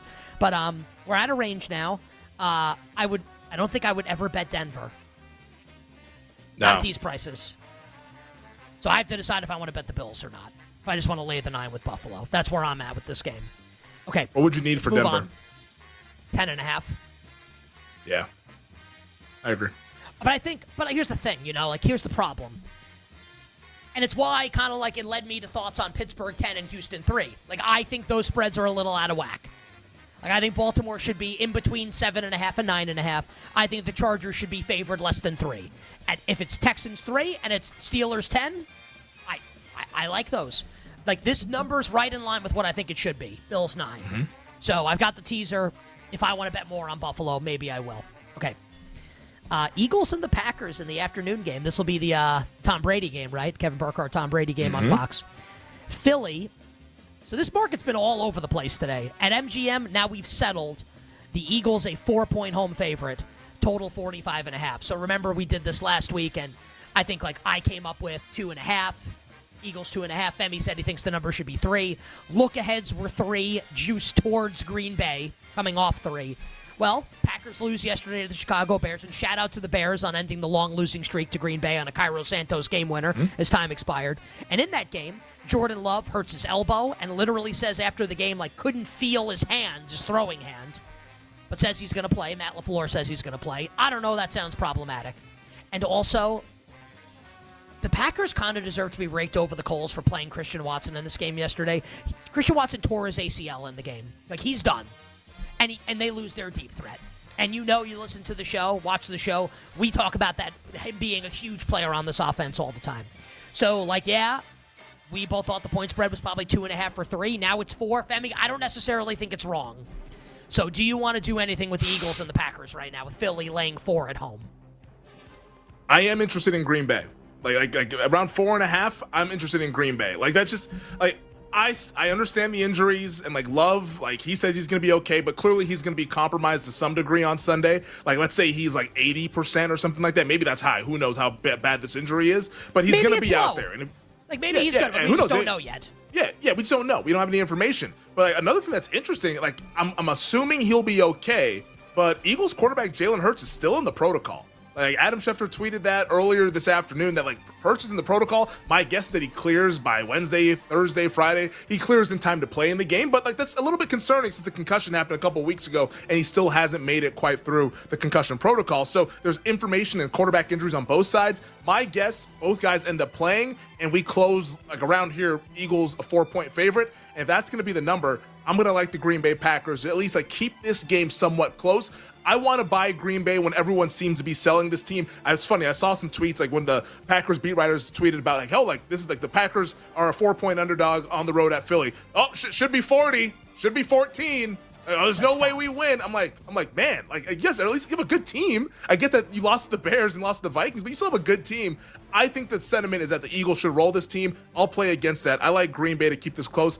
I think Green Bay is also live to win. With that passing attack, if Love is on his game, they have the upside to actually go in there and upset the Philadelphia Eagles. So if I'm the Eagles, I'm a little bit nervous about this game going in with this Love and this Jordan and this Packers offense despite Watson being out. Now, you know what I want to do. I think you should do. I want to bet. Well, so here's going to be my question. And what I'm saying, obviously, if you watch or listen to, I want to bet Green Bay. Yep. Love. What do you think's gonna? I do. I've always said I'm a hopeless romantic. Have I? What's going to happen with this market?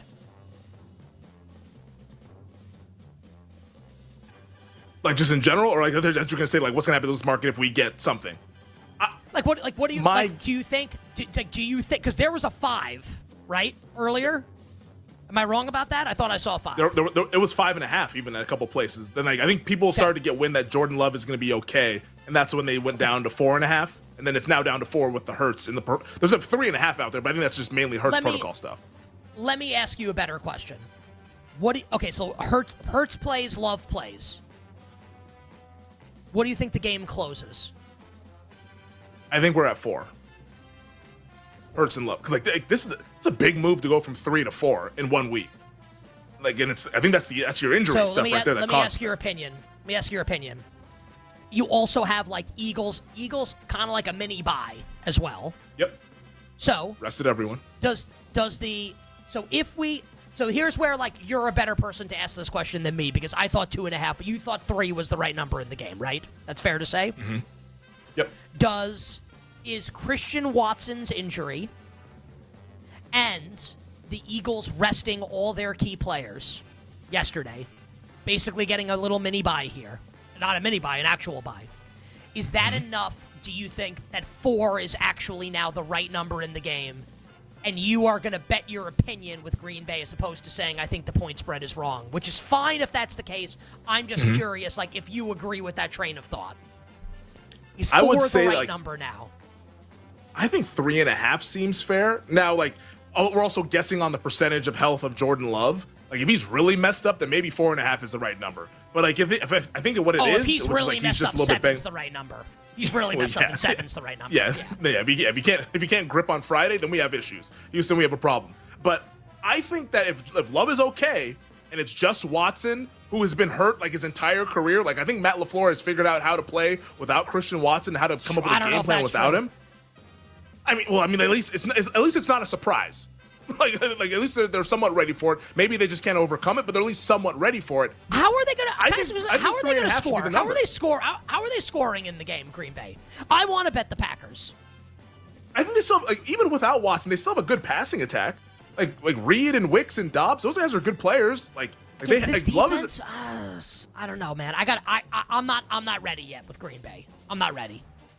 Maybe it's the under for you then. If you don't think Green Bay can score. I'll tell you what. I need to think more about it. If I thought the right point spread of the game is 2.5, then it's probably a little short then, and maybe, I need to think more about it. I want to bet Green Bay. I'd like to bet the Packers. I think now's the time to buy. Eagles slow starters. Link starts to turn a little bit. Everyone gets a little nervy. I don't know, man. Okay. Move on for now. Sunday Night Football. NBC and Peacock. What a great game it's going to be because it's on NBC and Peacock. Mm-hmm. The total, Bucks and the Commanders in Tampa. Tampa, the NFC South champions, with 1,000-yard receiver Mike Evans. What a joke. In between a 2.5 and a 3 point, or excuse me, a 3 and 3.5 point home favorite against Washington. Mm-hmm. The number is 3.5, but it is used way towards Jaden Daniels and the Commanders. Femi, the total has been bet up from last night to today to 50.5. What do you make of Sunday Night Football? Yeah, and I even see a few 51s out there as well. So if you like the over, I would go ahead and bet this now because I think that this is going to continue to go up. You'll probably get some pushback, maybe closer we get to kickoff and some under money comes in, but I like the over in the game. I'll bet over 50.5. That's my bet. I think both of these offenses are going to find a lot of success. I get that Daniels is a rookie quarterback on the road, but this is not having to go to Buffalo like Bo Nix is doing. He's going to Tampa, where it's not a raucous environment. It's climate controlled. It's probably going to be good weather. Like, I think Jaden Daniels can handle this. And also, by the way, this is a rematch of the game that we saw week 1, which was our Survivor selection. Shout out to the Buccaneers for advancing us to week 2 where we lost. But I think for me, it's an over bet. And also at 3.5, you can find 3.5 minus 110. There's one out here in Las Vegas. There's not anywhere else in the country. But if it does get to there, it's a bet on the Commanders at 3.5 minus 110. I don't think the Buccaneers, this feels like a shootout to me. I think because I can see the Bucs defense struggling with Daniels' mobility. So I like the Washington Commanders getting 3.5. And I also like over 50.5 in this game. I think we have a fun back and forth affair in Tampa. Which team has the better quarterback? Oh, the Commanders. a lot of people I think would say Baker, right? And Baker's been. It's not an anti-Baker. Baker's been great. Baker's been great. Yeah, Baker's been really good. He's been great. But I think Daniels is special. Better. Yeah, I do. I think he's special. Yeah. I think he's special. I like the Commanders also. HTTC. Commanders plus the 3.5. Take command. Is their new thing. Oh, is that their thing? Take command? I hate that. Do you think they'll? All will they they have left ever to go work back with. to being called? Will they ever be the Redskins again? Never, right? We're the Commanders now. No. Yeah, it's the No, Commanders. never, right? Or maybe something else. Okay. But it ain't going back to the Redskins. Let's go back to the football team. I liked that. Commanders. It was Commanders kind of is clever. terrible. Yeah. It was, right?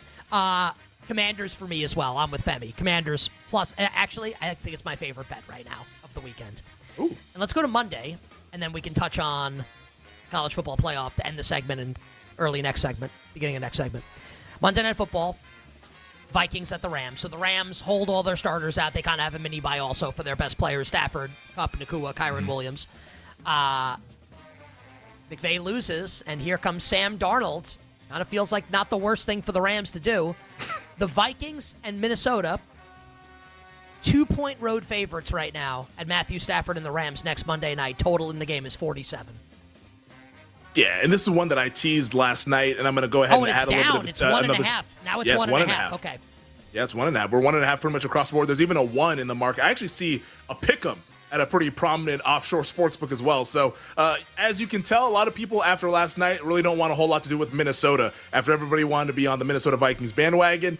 This to me feels like I get the totals a little bit high, but I do like the teaser. Like I trust that McVay and Stafford can keep within a possession against this Vikings team.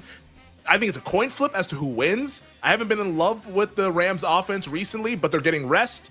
So maybe that is the magic elixir for them to go ahead and start to play better like they did against the Buffalo Bills. But it's also a small lean to the under just based on how the Rams have been playing defense, especially at home. Their defensive line is really, really good, those talented young players. So a Rams teaser leg, or if you just want to go ahead and bet the game, I think it's Rams-Vikings under 47 is how I'd attack it.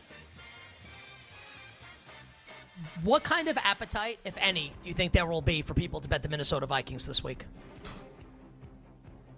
I think you could see maybe some respected money, maybe, but I don't think recreational bettors are going to have a ton of appetite to bet the Vikings. I think everyone's everyone's thinking, was Sam Darnold exposed? That's the big question today after one game. What do you What do you think? What do you think it closes? Wouldn't shock me if we close pick. Like that would not surprise me one bit. Like when I think about the game, I think it's kind of in that range pick. So it's like a slight edge to the Rams, but I mean at that point you're kind of just splitting hairs almost a little bit.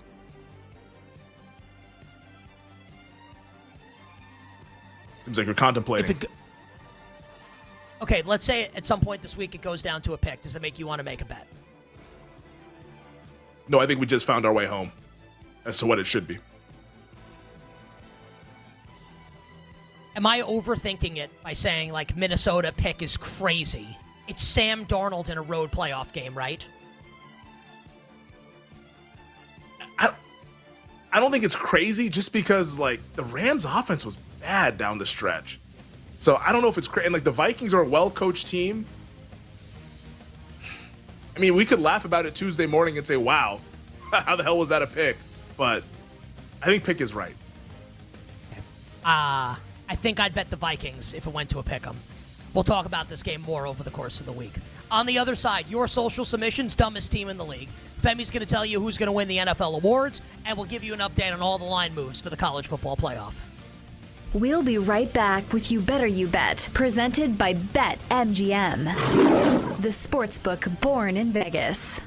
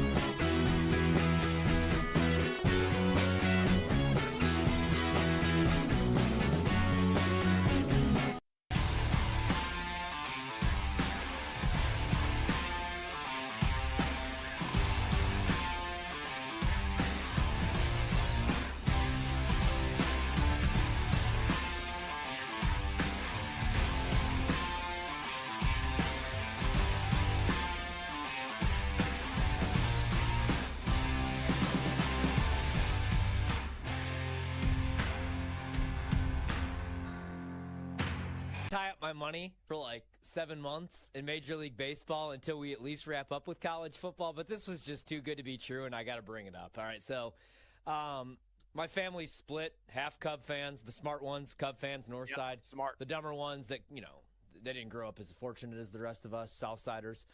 So my cousin, she works for the White Sox organization, and she just loves them to death, man. And I feel terrible, but I had to text her because win totals dropped today. And she's in control of, like, the concessions and the craft cave, the bullpen bar. Great times always if a good team's in town. I still call it Comiskey, whatever the hell we call that stadium now. But the White Sox win total opened up today, guys. And while the Cubs are favored to win the NL Central, not my bet, that would be the Cincinnati Reds. The White Sox win total, does anybody want to guess where we're at with the White Sox this year? Mario, do you know? 5 games. It's got it, 5 what, 9.5? No, close.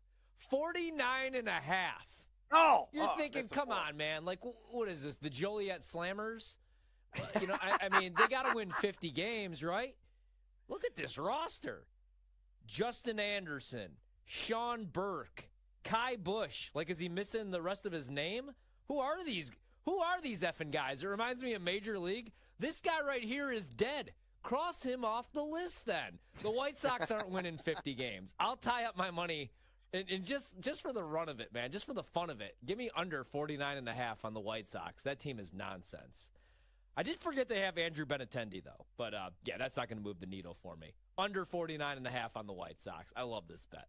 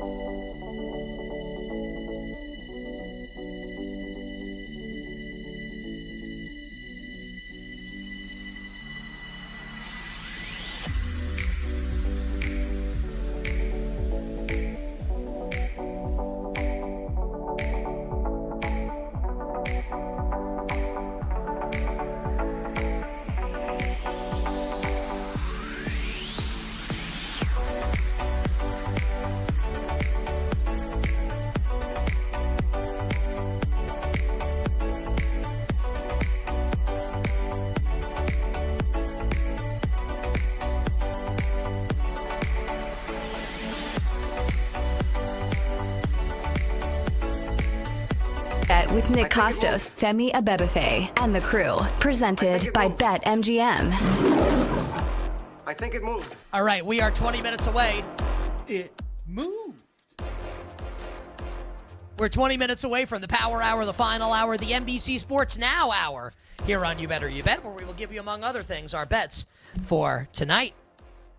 Well, we got to keep you updated on what's happening in the college football playoff games. Femi, let's do that very quickly here. And let's start, please, with the Orange Bowl on Thursday night. What is happening in the betting market with Notre Dame and Penn State? Yeah, you're seeing a lot of movement with the total and the side. A little bit of movement side, more to the total. We'll start with the side, where the Notre Dame Fighting Irish are getting bet. This was about 1.5, 2 last week. Now we're out to 2.5. In a couple of places, 2 still your consensus number, but I think we're going to ultimately get to 2.5 as a consensus at some point this week before kickoff Thursday night. The total, however, I mean, this was around 47.5, 47 after the Sugar Bowl. Now we're down to 45 across the board.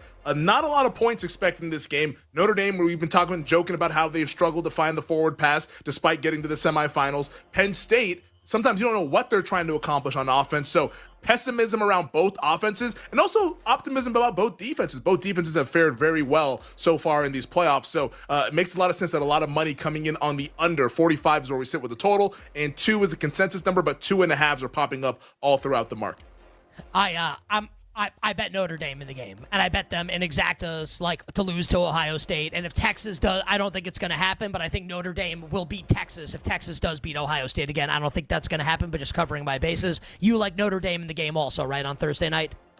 Yes, I haven't bet it yet, but I do like Notre Dame. I will bet Notre Dame at some point between now and Thursday. I bet the under as well. I know we talked to Sammy P on Friday, and he kind of convinced me on the under when he made his pitch about that.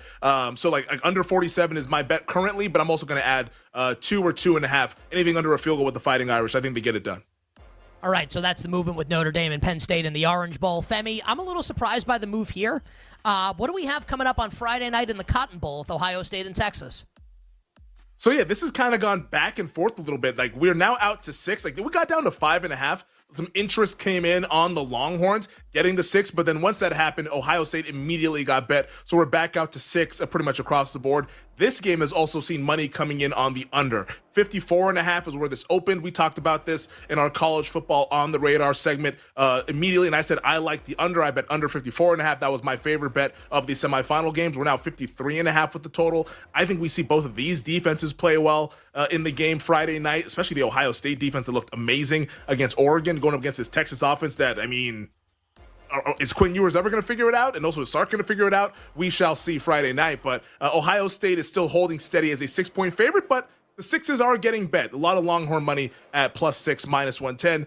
I'm with you, Nick. I'm tailing you. I'm on Ohio State, to win the title. I don't know about laying the 6, but I think they ultimately get it done and win the national championship. I agree with Femi on that. I'm not rushing to lay 6 with Ohio State, and if I had to, I would lay Ohio State. I just feel good about Ohio State winning the game. I bet Ohio State to win the title. I have Ohio State in an exacta over Notre Dame. I think Notre Dame's going to be. I think Ohio State Notre Dame's the title game. I actually, this is going to sound weird. I don't even know if I really mean it. I think I do. I think, and I know the betting market says differently, I'm actually more confident in Notre Dame. I think Notre Dame is definitely going to win. I love Notre Dame on Thursday night. I think Texas has a better chance of beating Ohio State than Penn State does of beating Notre Dame. Ooh. And that's, yeah. I think Notre Dame. You're just I feel really good about Notre Dame. Yeah, I really like Notre Dame in the game. I like both favorites a lot. But, yeah, just if Texas wins, I do have a Notre Dame over Texas exacta, but my big position is Ohio State to win, and I think Ohio State will beat Notre Dame 2 weeks from today. Is this just that Ohio State can be kind of like Dr. Jekyll, Mr. Hyde kind of thing? Like sometimes they give you their best, sometimes they give you their worst? Because Ohio State, based on how they've looked the last couple of games, it's like, my God, this is an all-time college football team. I think Texas is still really good, and Texas's ultimate upside is to play a great game and keep the game close. Yeah. I'm still gonna like Ohio State. Just covering my bases, a smaller bet there on Notre Dame over Texas if that is indeed the national title game. But Ohio State to win and Ohio State over Notre Dame is what I've got rolling here for the college football playoff. All right. That does it for It Moved. We'll revisit this later in the week. We will get to social submissions coming up in a little bit here. But Femi, let's just put a bow for now, and we can do more later in the week if we want to, on NFL awards.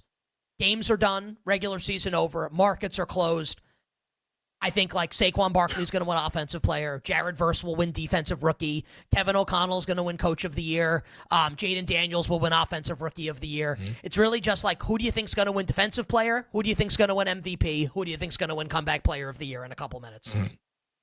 Yeah, for me, MVP, I think that Saturday, there was a chance that Lamar Jackson could actually make this super interesting and put a lot of pressure on the Allen voter base or whatever, or at least the public pressure of hey, how can it not be Lamar? But his game was just okay in comparison to what he's done earlier this season. The passing game seemed off, he seemed off, and it wasn't super impressive against a bad Cleveland team. And because of that, I think Allen's just going to win. I don't think it's going to be a landslide. I think it'll definitely be close. I think that of the first place votes, I don't know, Josh Allen's probably going to get, I would imagine 30 or so. And in that range, maybe 25. And then Lamar is probably going to get 15 to maybe 20. And then maybe it's sprinkled across Saquon and Burrow, some other people that want to make some road votes or make their own case or whatever that may be. But I think Allen's ultimately going to win the award. He's going to be top 2 on every single ballot. I think that it was his time, as many voters go ahead and say. And there's a good enough case for people to justify voting for Josh Allen over Lamar Jackson, despite Jackson having a historically good passing efficiency season. I think Allen's going to get home for MVP. DPOY, this is one where It's been a lot of twists and turns. We talked all season long about how, hey, like TJ Watt is vulnerable. He's vulnerable. Someone has to run him down. And then we got to a point where a couple of weeks ago, maybe a few weeks ago, the Tom Pelissero executive poll that NFL Network always puts on, and all the executives, TJ Watt had a big lead. And at that point, I'm like, hey, maybe he wasn't vulnerable. Maybe there was just always Watt and nobody's going to run him down. But talk about an all-time bag fumble by TJ Watt. Like, if TJ Watt had done something over the final 3 weeks and maybe the Steelers win one of those games, I think that TJ Watt wins this award. Heck, if the sack strip fumble that he had doesn't get wiped out Saturday night, maybe he wins the award then. But like all of that stuff got wiped out and he did nothing on the box score. And the vibes for the Steelers are at an all-time low, especially on that defense. And then you on the flip side of it, Patrick Surtain, like even though he didn't have like an interception against Carson Wentz or whatever, like he has great numbers, at least like from a cornerback standpoint. Everybody considers him the best cornerback in the league, and Denver's defense is why they're getting to the playoffs. I think that ultimately Surtain's going to win Defensive Player of the Year. And they just shut out. Yeah, and it is a fake game, but like, hey, it's a shutout nonetheless. It looks good on the stat sheet, and I think that Surtain. We've seen some of the media members start to gravitate towards him being like the DPOY. You were going to say something? I want to give a little context here. I talked to somebody, I talked to somebody who said that TJ Watt would not be even like the top 3 on this person's ballot. Just one ballot, but just saying. And then your thoughts on comeback player of the year here to close. Yeah, I don't think that person's alone, by the way. I think a lot of people are just kind of like sort of tired of TJ Watt a little bit, but hey, he didn't also produce down the stretch. He didn't have a great season. Like, he's awesome. He just didn't have that great a season. Great. I think we can all say that. And I mean, shit, he might be first team All-Pro. Like, you know what I mean? Like, he was still really good. He's going to go to the Hall of Fame. He's a Hall of Famer. No one's 100%. Saying he's bad. Just like he should not win Defensive Player of the Year this year, is it? Yeah. He fumbled the bag, unfortunately. As we're going to take, at least I'm going to take an L on DPOY. The other ones will treat me well. Comeback Player of the Year, I still think it's going to be Darnold. I know like the game was bad last night and there was a high-profile moment. I still think that Darnold, the story, 14-3, even though they didn't win the division, I think that gets him over like a guy like Burrow who had awesome numbers. But Cincinnati also didn't make the playoffs, and we're below 500 pretty much the entire season until literally like the second to last day of the year. So my guess is still Darnold, but I'm more lukewarm on that than I am the other 6 Marcus that we have. I think lukewarm's a good way to put it. I've talked to some people who vote, who are definitely voting for Darnold. Definitely. Mm-hmm. I've talked to others, and here's the problem. I think he's going to win also. I want to be clear. If I gun the water gun to my head, I think Darnold wins. The people that are not going to vote Darnold, I don't think are going to have him on the ballot at all. Which is problematic.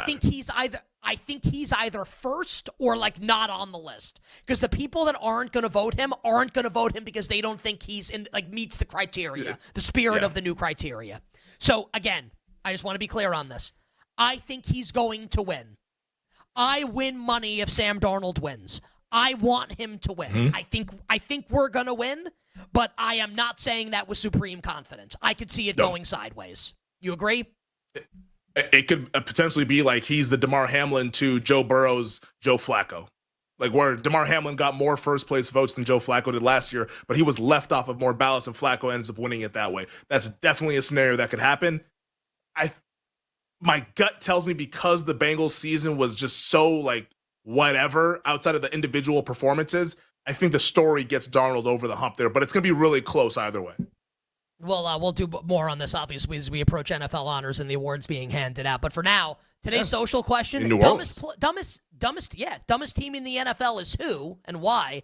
Our executive producer, Bill Zimmerman, is here. Billy Z, what do we got?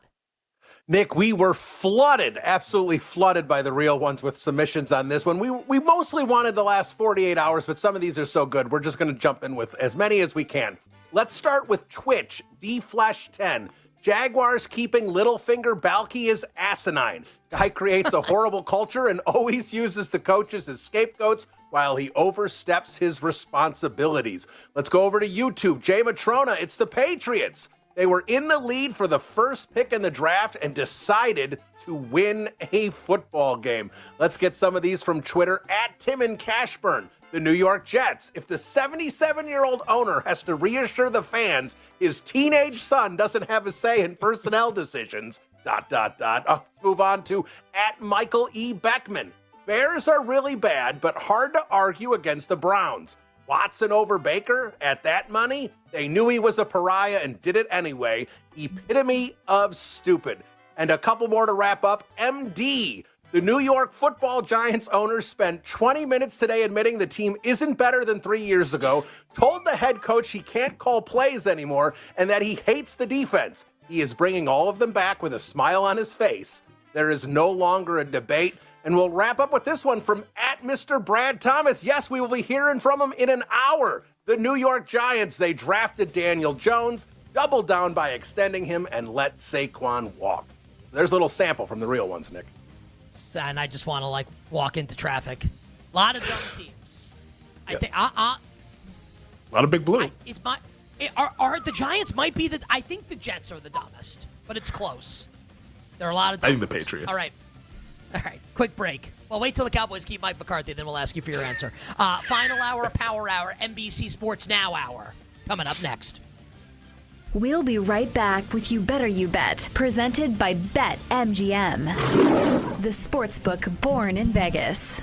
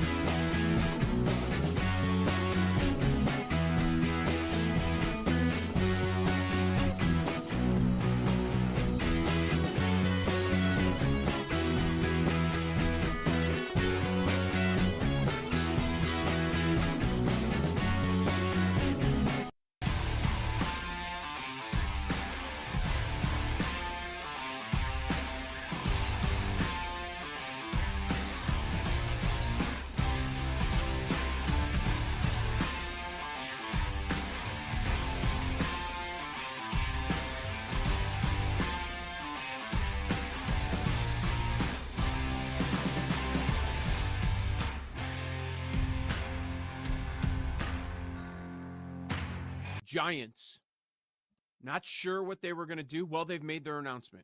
Now we know. They're keeping everybody.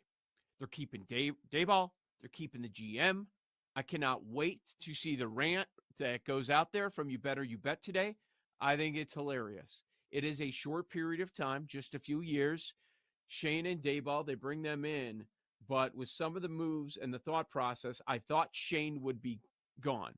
How most organizations work is they usually give the GM a couple of coaching hires. You get multiple quarterbacks. And it looks like that's what Mara's decided.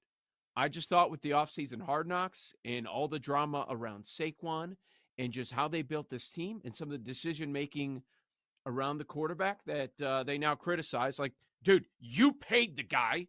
You had belief on some level. You were fooled after one season that Daniel Jones was the guy.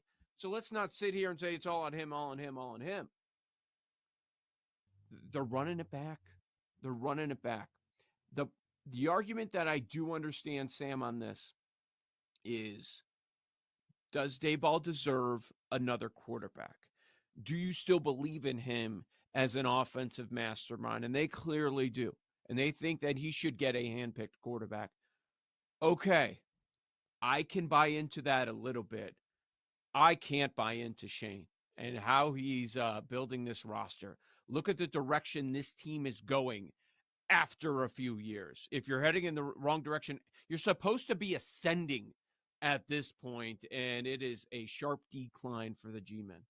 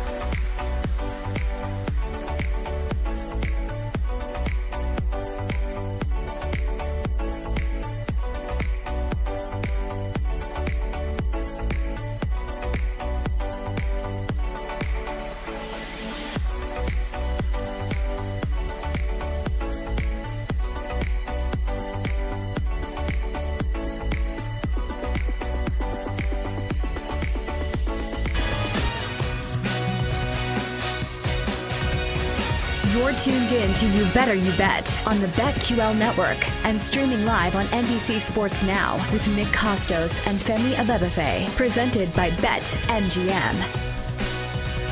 Bring it up, Jake.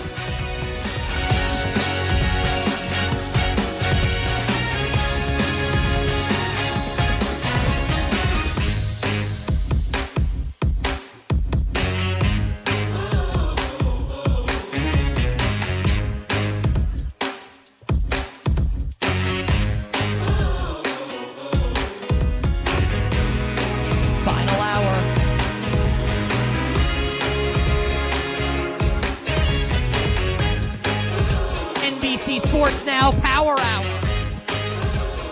You Better You Bet on the BetQL network. Nick Costos, Femi Abebefe, the crew, and you. The NBC Sports Now Power Hour presented today and always by the sportsbook born in Vegas, the great people at BetMGM. We want you to download the BetMGM app. We want you to visit BetMGM.com. Coming up 20 minutes from now, Wildcard weekend is set in the National Football League. And we are not the type of show that's waiting until Friday. Parachuting in, hey, everybody, here are our best bets for Wildcard weekend. No, we are here on Monday, the first show that we are on the air since everything has been set. We are here to give you on today's edition of the NBC Sports Now Power Hour, our one best bet. Coming up for Wildcard weekend in the National Football League, Femi Abebefe and I give you the one best bet for Wildcard weekend way, way ahead of the games being played. That is coming up 20 minutes from now. 40 minutes from now, you know how we do. We are here to get you set, you, dear listener, you, dear viewer, you set to bet and win tonight in the world of sports, gambling night in America. And yeah, there's no NFL tonight. There's no Monday Night Football tonight. But we've got some bangers coming up in the NBA. We got a bunch of good games in college basketball. We will go over all of them, and we will give you all of our bets for tonight. The NBA, college basketball, and more for your wagering pleasure. All of this and more is on the way in the fastest hour in all of wagertainment. And it all starts right now. Lights. Camera. Action. Oh, the gold coins. Yeah, like Scrooge McDuck. Winner for your boy last night. Won some gold coins on the Detroit Lions. And that is where we begin. Sunday Night Football, Game 272. What a broadcast on NBC and Peacock. Detroit Lions 31, Minnesota Vikings 9. Now, on the one hand, I'm really happy. And to be fair, out of the couple hands I'm going to talk about, this is the biggest one.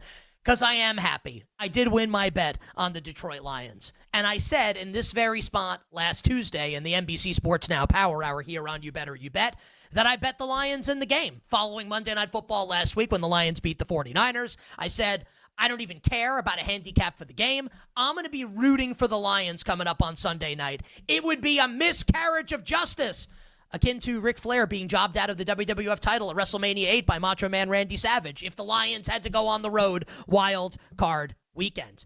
So the Lions did win, the Lions did cover the spread, and I won my bet, and it was awesome. But look, I'm going to tell you that I won my bet, and I'll be honest about that. I also need to be honest about this.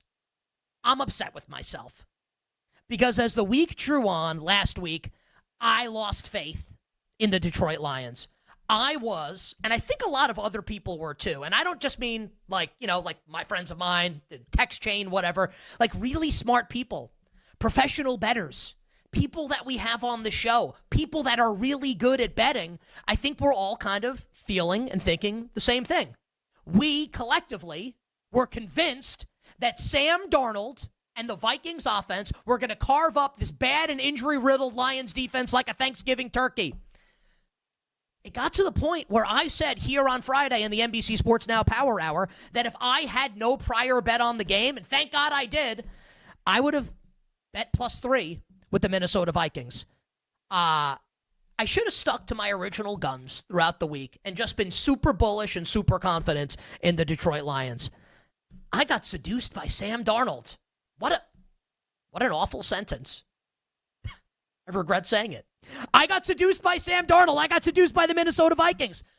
Well, last night in Detroit, we all watched the game on NBC. We all watched the game on Peacock. This was not 14-2 Sam Darnold. This was not heroes welcome in the locker room Sam Darnold, where everyone watching is saying, well, trade J.J. McCarthy, give Sam Darnold a blank check. He's now the franchise quarterback of the Minnesota Vikings. No. This was Adam Gase, Sam Darnold. This was Matt Rule, Sam Darnold. This was mononucleosis, Sam Darnold. Wish I hadn't gotten seduced by him. And this was Monday Night Football against Bill Belichick and the New England Patriots. I'm seeing ghosts, Sam Darnold. A pathetic 19 of 41 passing the football last night. Missing open receivers like his life depended on it. I thought poor Justin Jefferson was going to have a stroke. How many times did the camera go up on Justin Jefferson and he's like, really? Like, dude, I'm open. Can you just get me? Don't sail the ball 10 yards over my head. I mean, we've seen Darnold this season, most notably in the Seattle game a couple weeks ago. He'll run around like a chicken with his head cut off, but then he would make some sick throw down the field and we'd be, wow, that's amazing. Last night, he's running around like a chicken with his head cut off and throwing incomplete passes. It was a terrible game. He was awful, and he's had a great season, but he was terrible last night. In the biggest spot imaginable, with the brightest lights on him, game 272, NFC North title, number 1 seed, and home field advantage in the NFC playoffs on the line. To the point, and I mean this sincerely, and maybe this sounds crazy, maybe it is crazy. I think Daniel Jones would have played better last night than Sam Darnold. And Darnold's had a better regular season than Daniel Jones ever did. There's no way you watched that game last night and tell me that Daniel Jones, who's on the Vikings roster, wouldn't have been better than Sam Darnold. Hell, where's J.J. McCarthy in his rehab from knee surgery? Would J.J. McCarthy have been better last night than Sam Darnold? That's how bad Sam Darnold was. To the point that everyone's starting to notice that all the reports are coming out. Vikings not interested in trade offers for J.J. McCarthy. Gee, wonder why with that performance last night from Sam Darnold. Because this was not just like a regular bad performance and the Vikings lost. He's the reason they lost the game. If he plays better, especially in the red zone, maybe the Vikings don't win. But the game's certainly way closer. 31-9. They only scored 9 points on that Lions defense. Absolutely terrible from Sam Darnold. And the questions over the course of the next 7 days are only going to intensify because 1 week from today, Monday Night Football is back in our lives. And Sam Darnold will be a road favorite at Sean McVay, Matthew Stafford, and the LA Rams. So I'll ask this question to you, our listeners, to you, our viewers. Anyone interested right now in betting the Vikings as a road favorite at the LA Rams? I think it's going to be a fascinating subplot as we roll through this week. Where's that betting market going to close? Minnesota's a 1.5-point road favorite right now. It was 2.5. It's hard to imagine there being a ton of betting interest, right? After what we saw last night in the Minnesota Vikings. And just last note on this game from the Minnesota perspective, it's been an incredible season, a magical season for Kevin O'Connell. Coach of the Year. He's going to win Coach of the Year. We, as a show, are going to win a lot of money when Kevin O'Connell wins Coach of the Year. My co-host Femi Abebefe was saying back in August, bet Kevin O'Connell to win Coach of the Year. I think he's one of the best coaches in the league. I would love for him to coach my favorite team, the New York Football Giants. Dan Campbell coached circles around him last night, and so did defensive coordinator for Detroit, Aaron Glenn. And everyone needs to get used to, it won't just be Ben Johnson from this Lions coaching staff getting a head coaching job this cycle. Aaron Glenn will almost certainly get a job as well and leave the Detroit Lions. Kevin O'Connell was brutal. You can either be aggressive or you can be conservative. You can't be both. Instead of playing his game and playing the Vikings game, he tried to play Dan Campbell's game. And it cost the Vikings last night in the biggest spot. Now, I still love O'Connell. I think O'Connell can bounce back and have a great game coaching next Monday night. Just, can you, the listener, you, the viewer, me, the person talking, anybody, trust Sam Darnold as a road favorite next week at Matthew Stafford? Again, going to be a fascinating, fascinating subplot. And as for the Detroit Lions, 15-2, NFC North champions, home field advantage throughout the NFC playoffs. I love them. I love Dan Campbell. Congratulations to them. With the win last night, the Lions definitely become the most likely team. Not guaranteed, but the most likely team to represent the NFC in Super Bowl 59, where they will lose to the Kansas City Chiefs. And I've been telling you since August that will be the result coming up. Super Bowl 59, February the 9th in New Orleans. He scores on the last play of the game. What is that from? You guys type it to me. I recognize that. I just don't know what exactly. Is it Sean McDonough? Hockey call from this past year. Anyway, congrats go out to the Lions, the NFC North champions. Also, congratulations to the Tampa Bay Buccaneers, NFC South champions, beating the New Orleans Saints yesterday in come-from-behind fashion, 27-19. They don't cover the spread, but the game goes over. Shout out to us. We talked about that all week last week. And the Bucs, they didn't even need to win because the Falcons lost to the Panthers, but they did end up winning the game. The most noteworthy thing for me from the Bucs-Saints game yesterday, aside from Tampa winning, something that really got under my skin. I feel like most people disagree with me on this, and I don't understand why. So we all watched, right? Mike Evans at the end of the game is 5 yards short of 1,000. And if he gets to 1,000 yards, gets a bonus and ties the great Jerry Rice 11 consecutive seasons with 1,000 receiving yards for the soon-to-be future first ballot Hall of Fame wide receiver, Mike Evans. And on the last play of the game, with the game no longer in doubt, Tampa has the game won, take a knee, you win, you're in the playoffs. The Bucs line up in shotgun to throw to get Mike Evans to 1,000 receiving yards. In doing so, open Pandora's box, where if Baker throws a pick or he fumbles and the Saints take it back at a 2-point conversion, now you're in overtime and can lose. So I thought it was a little nutty from a Tampa perspective, but you can understand Evans has meant so much to that franchise. You can understand why Tampa did it. My issue is with the New Orleans Saints allowing it to happen. And I get it. No one wants to take money out of someone's pocket. That's not the point. The point is that this is professional football. Mike Evans is not some kid that won a contest to catch a pass in an NFL game. He had 59 and a half minutes to get to 1,000 yards and didn't do it. And Tampa can try to make it happen. But if you're the New Orleans Saints, if I'm Darren Rizzi and I'm the Saints, I put all 11 guys on Mike Evans, and they can score a touchdown on the play with someone else. The game's over anyway. No way, no how am I letting Mike Evans get to 1,000 yards and celebrate at my expense. This is professional football. This ain't high school. This ain't participation trophy BS. I hated that. Hated it yesterday from the New Orleans Saints. This system is rigged. A lot of maybe Gerard Mayo thinks that right now. A lot of NFL news over the last 24 hours. Coaches being fired. Coaches and GMs somehow inexplicably being kept.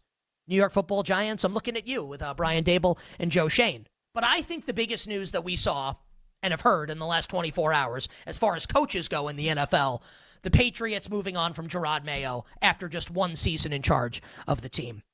Now, I've been critical of Patriots owner Robert Kraft in the wake of how they moved on from Bill Belichick and the documentary taking shots at Bill, and that Robert Kraft wanted to prove that he's smarter than Bill with Gerard Mayo making him like the chosen one, like naming him the head coach when Mayo would not have gotten a job elsewhere. So if I'm going to criticize Robert Kraft for the hiring of Mayo, I actually think that he does get some credit for admitting the mistake. Now, he threw Mayo under the bus in doing so, saying, well, I put him in a position he wasn't ready for. In all seriousness, poor Gerard Mayo. He didn't deserve any of this. But I give Robert Kraft credit. I think we all can say Mayo, he wasn't ready. Couldn't handle the media, inexplicable decisions. I certainly understand. So I actually give Robert Kraft a little credit. And now we move to handicapping the Patriots moving forward, where a lot of people think, and I agree, where it's not definite, but we're a betting show. If you, the listener and viewer, if you were setting a betting market, who would you set as the favorite to be the next head coach of the New England Patriots? It would definitely be former Patriot Mike Vrabel, right? That's who it would be. That's what people are saying, and I think they're right, that the Patriots fired Gerard Mayo because they want to hire Mike Vrabel. So if that happens, and the Patriots do, in fact, hire Mike Vrabel as their new head coach, Vrabel, when he was the head coach of the Tennessee Titans, went to an AFC championship game one year, was the number one seed in the AFC another year, with Ryan Tannehill as his quarterback. Tannehill was fine. I would say that at his best, he was above average, like maybe very good, but never great. Drake May has the opportunity to be great. Not good, great. So given the fact that the Dolphins are running it back next year, the Jets have to decide what the hell they're doing with their franchise. We know Buffalo's going to be really good. Mike Vrabel's the head coach. Drake May's the quarterback. Are the Patriots a wild card team next year in the NFL? Something to think about here in early January. On the other side, Femi Abebefe will join me, and we will give you our one best bet coming up wild card weekend in the NFL in the NBC Sports Now Power Hour. We'll be right back with You Better You Bet, presented by BetMGM, the sportsbook born in Vegas.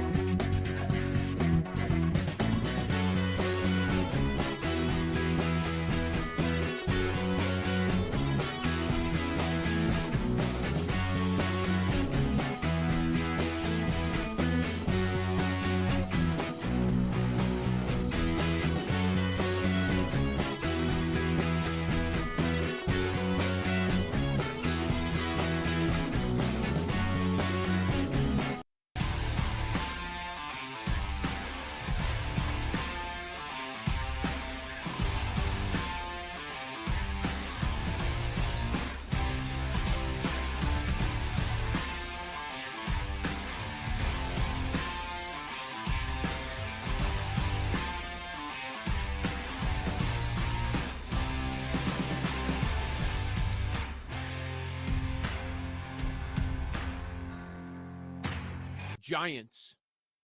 Not sure what they were going to do. Well, they've made their announcement. Now we know. They're keeping everybody. They're keeping Dayball. They're keeping the GM. I cannot wait to see the rant that goes out there from You Better You Bet today. I think it's hilarious. It is a short period of time, just a few years. Shane and Dayball, they bring them in. But with some of the moves and the thought process, I thought Shane would be gone. How most organizations work is they usually give the GM a couple of coaching hires. You get multiple quarterbacks. And it looks like that's what Mara's decided. I just thought with the offseason Hard Knocks and all the drama around Saquon and just how they built this team and some of the decision-making around the quarterback that they now criticize. Like, dude, you paid the guy. You had belief on some level. You were fooled after one season that Daniel Jones was the guy. So let's not sit here and say it's all on him, all on him, all on him. They're running it back. They're running it back. The argument that I do understand, Sam, on this is, does Dayball deserve another quarterback? Do you still believe in him as an offensive mastermind? And they clearly do. And they think that he should get a handpicked quarterback. Okay, I can buy into that a little bit. I can't buy into Shane and how he's building this roster. Look at the direction this team is going after a few years. If you're heading in the wrong direction, you're supposed to be ascending at this point, and it is a sharp decline for the G-men.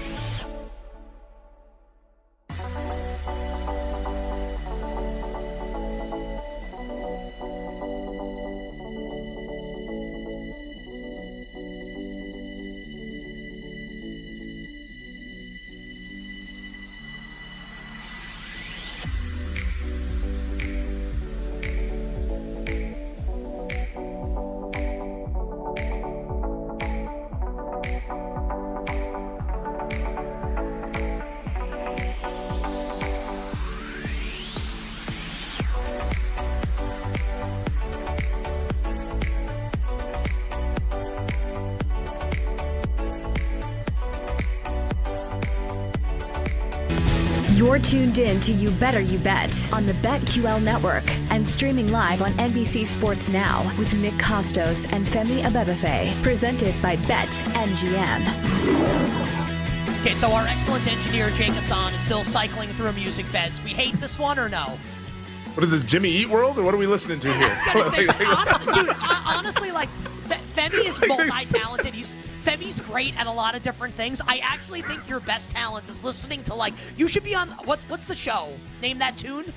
Like, it's incredible that, like, you hear like 3 seconds of something and you immediately know you're right, it is Jimmy Eat World. It feels like Jimmy Eat World. Like, which song, the only one I know is like, it just takes some time. That's the only one I know. That's what it is. It's, hey, don't write yourself off yet.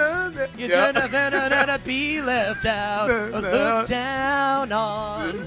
Just try your best. It's a great song. Yeah, that's not typically my genre, but like I can admit that's a banger. Yeah. Are you listening? Whoa! Oh, that song stinks. Yep. The Sweetness. Yeah, not a fan. That's the one that you hear at the mall, like when you're in a department store at the mall. And you're in like the try-on room. They don't play. That's what's blaring. No. Yeah. No. Yeah, Let me tell you something. Yeah, they do. I suck at almost everything. It's an awful sentence. I'm a great shopper. I love shopping. I love going to department stores. I'm addicted to retail. I'm honest about it. That's my vice. Some people spend their money on like booze, whatever. I spend my money on clothes. That's what I like. I'm telling you, you do not walk into any high-end department store and they're playing Jimmy Eat World. Never. We're not high-end. We're not talking about high-end. Okay, fair enough. Jake writes in the chat. Yeah, we're talking like middle of the road. Jake writes in the chat. I feel like Nick cleans up at an outlet mall. Jake, your assumption that I go to outlet malls like makes me sick. I wouldn't be caught dead.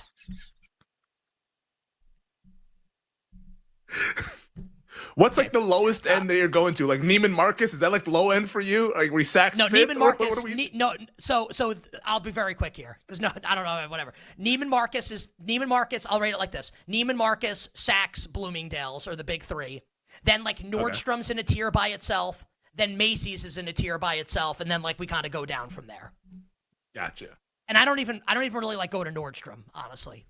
But like I'm bougie like this. But again, like some people spend their money on something. This is what I spend my money on. I don't drink. Like I don't, so there you go. We all have our hobbies. Yeah. Yeah, yes, and mine's spending money recklessly on clothes that I wear like once. It's not great. I admit it. Okay, very quickly here. Drew Dinsick is standing by, NBC Sports betting analyst from Bet the Edge with our friend Jay Croucher. Femi, wildcard weekend in the NFL is set. As it stands right now, what is your one favorite bet on the board and why? At current prices, I think we've gone too far in the AFC North clash. I like the Pittsburgh Steelers getting the 10. I love Baltimore, but with like Lamar's playoff history and also with the Steelers, like just think about how the Steelers have been rated. Like this team was like a 7-point dog against the Ravens 3 weeks ago. Now it's out to 10. I get the team is terrible, but Tomlin in these underdog spots gets his team to at least raise their level of play. I think they have one more good game left in them. They haven't shown it in about a month, but I do think we see it on Saturday night. They keep the game somewhat closer than the market thinks. So Steelers plus the 10 Saturday night. And Zay Flowers, we don't think is going to play. I'm with Femi here. If I had to bet the game right now, Steelers plus 10 would be my choice as well. I'll go to Sunday Night Football on NBC and Peacock, and I'll take the Commanders at more than a field goal on the road at the Bucs, where I think Washington's live to win the game. I think Washington has the better quarterback in the game, and I love Baker. It's not anti-Baker Mayfield. That's pro-Jaden Daniels. Commanders at more than a field goal on the road at Tampa. All right. Let's find out what NBC Sports betting analyst, the very handsome Drew Dinsick, thinks about wildcard weekends in the National Football League. Drew joins us on the show now. Drew is the co-host of Bet the Edge with our friend Jay Croucher, who joins us on Thursdays here in the NBC Sports Now Power Hour on You Better You Bet. He is on Twitter at whale_capper. My friend, regular season over. Happy wildcard weekends coming up to you and yours. Oh, happy wildcard weekend to you. And having listened to sort of the intro there and hearing you and Femi, I'm going to implore you guys both one thing. Nick, be patient. I think you're going to get a 3.5.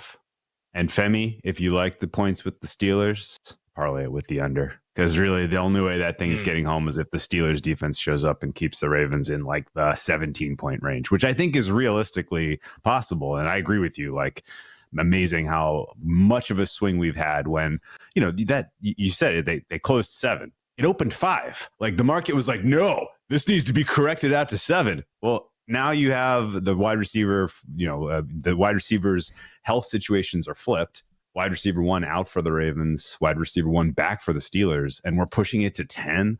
Like I agree, it's a bridge too far, but I'll be honest with you. I allocated all my capital to the under at 45.5 there. It's down to 44. I think it can go lower. I don't know about weather yet. It's obviously a little early, but we may see a little snow, little freezing temps. And Lamar Jackson in the wind without his wide receiver 1. If they win this one, I think they just do it ugly on the ground. Just because Drew said wide receiver 1 back for the Steelers. For people that watched Saturday night, Steelers Bengals. My question would be I actually mean this.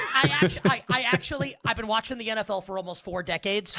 I mean Odell Beckham for the Giants against the Packers in like the boat playoff game in Lambeau, like 2016, 17. I think George Pickens might have played the worst game ever by a wide receiver in the history of the league on Saturday night for the Steelers. So, but his obviously has the upside to go off. He's great. He's just, as to put it nicely, mercurial. All right, so that's Wales' thought for Steelers-Ravens on Saturday night, like the under in the game. Still thinks there's some room at 44. Let's talk about the first game, Drew, on Saturday. Chargers and the Texans in Houston. So at BetMGM right now, the Chargers are a 3-point road favorite, but it looks like this is going to come down to 2.5. The under has been blasted in this game. It's 42.5 right now. Femi and I bet under 44.5 last night. What do you make of the Chargers and the Texans? And then we'll move to Sunday. I think you made a great bet on the under. I wouldn't touch 42.5 though. This has gone a little too far. I think this settles around 43. I think the sharper side here is the +3 with the Texans. You can still get this at a pretty decent price. You don't have to pay -115, but I don't mind +3 115 at all. My fare on this one is on the other side of 3. And just in general, Texans defense is basically at full strength here. You have Derek Stingley able to take away whatever. Yeah. Oh, a big breakout from Quentin Johnson. Okay. Derek Stingley is going to wipe him off of the map this week. I don't think realistically the passing game for the Chargers has much hope of being sort of this dynamic threat. And the pass rush for the Texans, I think, can get home. The offensive line for the Chargers is healthy overrated by the market right now. Healthy margin overrated by the market right now, in my opinion. And I think the Texans defense can keep the Chargers in a bit of a box here. And then on the flip side, I like Nico Collins' matchup in this one. I like that CJ Stroud at least came out for a series and showed us that he doesn't have any health issues. I think the issue, the biggest problem with the Texans is Bobby Slowick's the way he's coordinating, which is why I got a good belly laugh that the Jets are bringing him in for a head coach interview, but that's a different story. Slowick, as long as he doesn't, call his predictable, run it into the offensive line in the cloud of dust on first and second down with regularity, then I think the Texans can have enough success against the Chargers defense that I think is more middle of the pack than elite as the market is currently pricing them. So happy to take the Texans +3. I agree. I mean, I talked about that earlier in the show, and for anyone watching the show on NBC Sports right now, search You Bet wherever you find your podcast if you want to check out the whole thing. I like the tech. It makes me sick. And Drew, I'll just an addendum to what you said. Bobby Slowick's going to do that. So as we're going to war with the Texans, that's what why would we expect something different? He does it all the time. And also the Jets put an interview request in for Arthur Smith. Jets fans, I am so sorry. You bet on this Monday. Our guest, the whale capper Drew Dinsick, NBC Sports betting analyst. Please check out Drew's incredible show, Bet the Edge, along with fellow NBC Sports betting analyst Jay Croucher, and follow Drew on Twitter at @whale_capper. Buddy, let's move to the Sunday games. Bills and the Broncos is the early one. Bo Nix's first career playoff game on the road at Josh Allen, the likely MVP in Buffalo. Bills a 9-point home favorite. Total is 47. Yeah, if you want to get in bed with a big favorite this week, happily get in bed with the Buffalo Bills. 9 points is too low. And if you're going to lay a price like this in a playoff game, you want experience. You want a team that is not going to, call off the dogs. You want a team that has, shown an ability to generate a lead and knows what to do when they have a lead. And the Bills check all of those boxes. And then on the flip side, you're a little wary of a team that could sneak in the back door, a team that can move the ball through the air and kind of put some pressure on you. If this is a 3-score game becomes a 2-score game kind of of thing. But with Bo Nix and the Broncos making their first playoff start as a young team, and really just not any game breakers on the offensive side of the ball, I think this is pretty clearly Buffalo scores 2 touchdowns. It's up 14-0, and then you can find something else to do with your time while you prepare for the rest of the game Sunday, because I just don't see comeback ability with Bo Nix in this Broncos team. Glad he's getting his feet wet. Glad he's getting his first playoff start out of the way, but this is going to be one of the ones that you kind of put in the long list of, first playoff start, not covering themselves in glory. So Whale was not moved by the 38-0 win by the Denver Broncos yesterday against the Kansas City Chiefs. Let's talk about the afternoon game on Sunday. Our Eagles bank accounts 4.5 point. Unfortunately. Unfortunately, I had less money in my pocket. Eagles 4.5 point favorites against the Green Bay Packers, total 45.5. Injury with both quarterbacks. Jalen Hurts still in the concussion protocol. Jordan Love dealing with the elbow and hand thing. Obviously, no Christian Watson. How are you attacking this one side in total? Packers at Philly. Okay, so this one was one where I expected we were going to see a market around 3. Obviously, the injury to Watson changes the calculus a bit. The injury to Love changes the calculus a bit. And it opened up at 4 yesterday. Oh, okay, this is a nice opportunity to enter the Packers. Let's see let's get some information on their health. And then it gets bet out to 5, and I'm like, oh boy, there must be something bad out there that we just haven't heard yet. And it's come back down to 4. I think that's directionally correct. Fair here for me would be about 3.25. So you got a decent little bit of value with a 4. It's not enough to be like this is the side of the week by any stretch of the imagination. But I do think there are a couple other angles that are really solid in this game.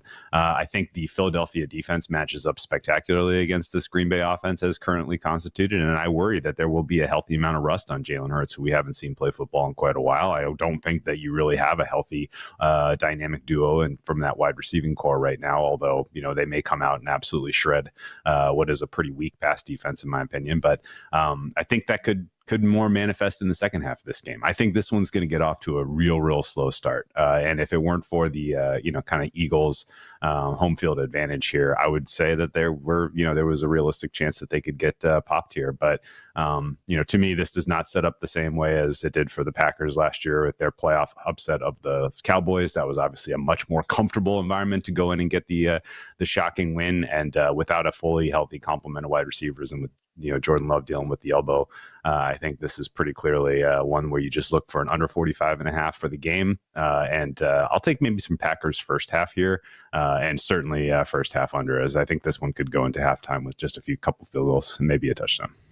And the total at BetMGM remains 45.5 at this moment for people that want to tail Drew on that bet for under 45.5 with the Packers and the Eagles. Who's to say that I didn't move throughout the show the market on the Commanders and the Bucks? I think I didn't.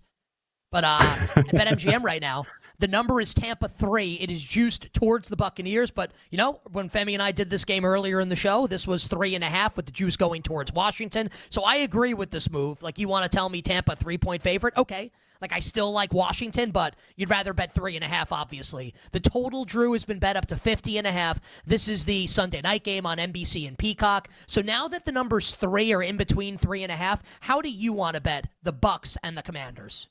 Yeah, so just total-wise, this is another one where I think we're overreacting to sort of the recent state of scoring in the NFL, which is a lot of games that have not met a lot, and I think 51 is a little bit too high. Obviously, the side here is a little bit trickier. Tampa Bay not coming, they were very lucky to get that win yesterday. They played especially poorly in the first half against the Saints. And I'm willing to suspend that had any signal and just kind of look at this particular matchup as Tampa Bay is the more experienced team. You've got a lot of vets with a lot of playoff experience out there. And Baker Mayfield in general has, he has comported himself well in a playoff setting, particularly last year's two games where he got a clean win against the Eagles and really, really feisty against the Lions on the road. Beat the Steelers in Cleveland too. And they lost that game, but he played okay. resume is actually quite good.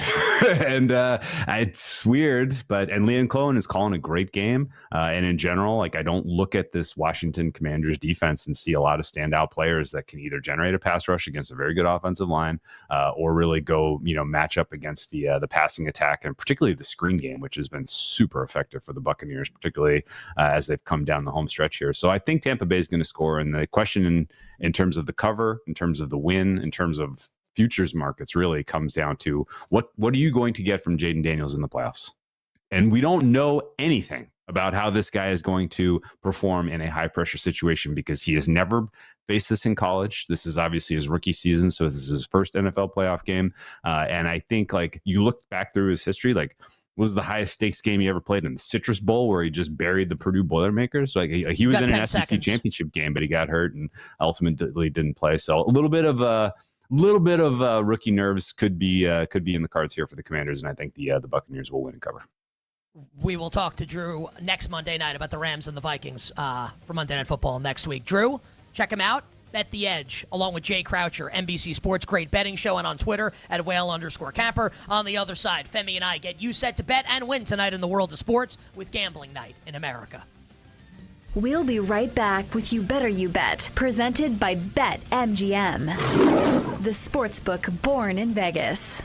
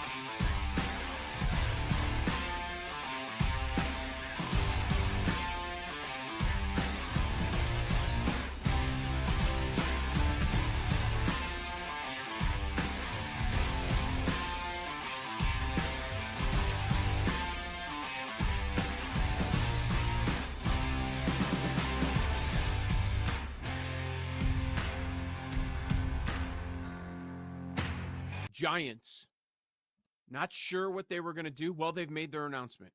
Now we know. They're keeping everybody. They're keeping Dayball. They're keeping the GM. I cannot wait to see the rant that goes out there from You Better You Bet today. I think it's hilarious. It is a short period of time, just a few years. Shane and Dayball, they bring them in. But with some of the moves and the thought process, I thought Shane would be gone. How most organizations work is they usually give the GM a couple of coaching hires. You get multiple quarterbacks. And it looks like that's what Mara's decided. I just thought with the offseason Hard Knocks and all the drama around Saquon and just how they built this team and some of the decision-making around the quarterback that they now criticize. Like, dude, you paid the guy. You had belief on some level. You were fooled after one season that Daniel Jones was the guy. So let's not sit here and say it's all on him, all on him, all on him. They're running it back. They're running it back. The argument that I do understand, Sam, on this is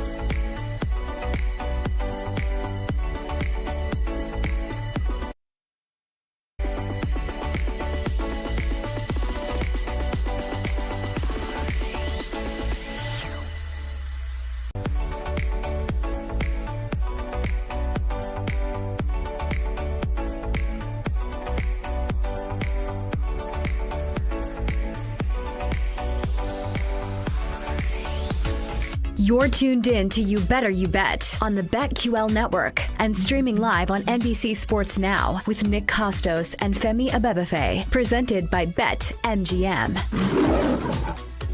Bring it up, Jake. See now, Femi, you erroneously said earlier in the show that you would see a department store playing like Jimmy Eat World. No, they're playing this. This is what they're playing in the department store. Yeah, this is what they're playing at Saks Fifth. Well, because like you hear this music and you get like up tempo and you're like, man, I want to buy some stuff. And also they want to like get you in and out of there. Like, let's keep it going, guys. Let's keep this thing flowing. I think also like H&M might be playing this. H&M's definitely playing this. Yeah, H&M is definitely playing this one. 100%. H&M, Zara is probably playing this also. It's a weird conversation. Anyway, I think Jimmy Eat World might be at Macy's though. Maybe at Macy's. I don't go to Macy's. Will give you that. I'm not going to Macy's. It's not my thing.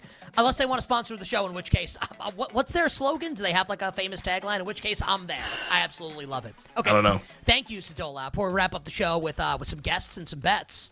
We should call this segment Guests and Bets.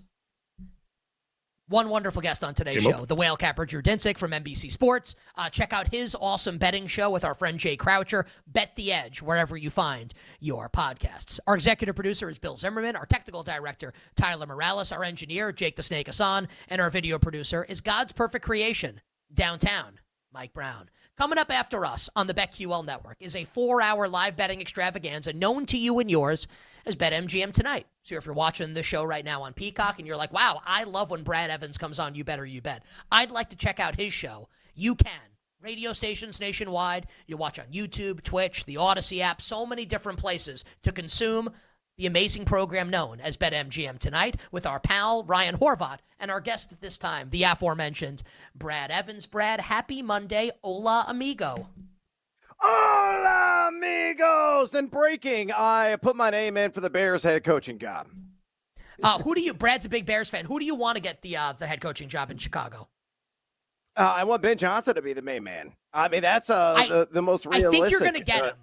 I actually think it's going to happen now that, the Jaguars kept Trent Baalke. Like, they fired Doug Peterson and they kept it, which is insane because why would Ben Johnson go to Jacksonville to work with a GM that he doesn't want to work with? I actually think that move, Brad, made it more likely that Ben Johnson's the next head coach of the Chicago Bears.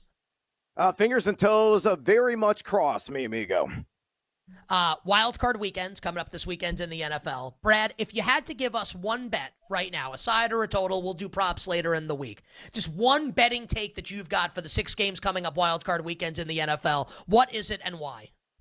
Oh, I'm going to give you a player prop because it's already available. Mark Andrews anytime touchdown. Let's freaking go. I mean, he has cashed this sucker multiple times. In fact, he's done it in 6 straight games against the Pittsburgh Steelers. Last time he faced the representatives there from P-Town. What did he find? Oh, that's right, the end zone. And you look at Pittsburgh in the regular season and look at the fantasy football data. They allowed the 10th most fantasy points to the tight end position, giving up 7 touchdowns to plus-size targets. So Mark Andrews, I think he end zone spikes it yet again. I grab it at plus 140 immediately today. I could not believe the juice was that high, and a guy just keeps scoring TDs.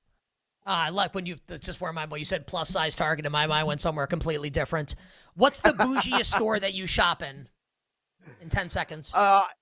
No bougie stores. I don't shop anywhere fancy. I shop everywhere online in my PJs, baby. That's the modern way.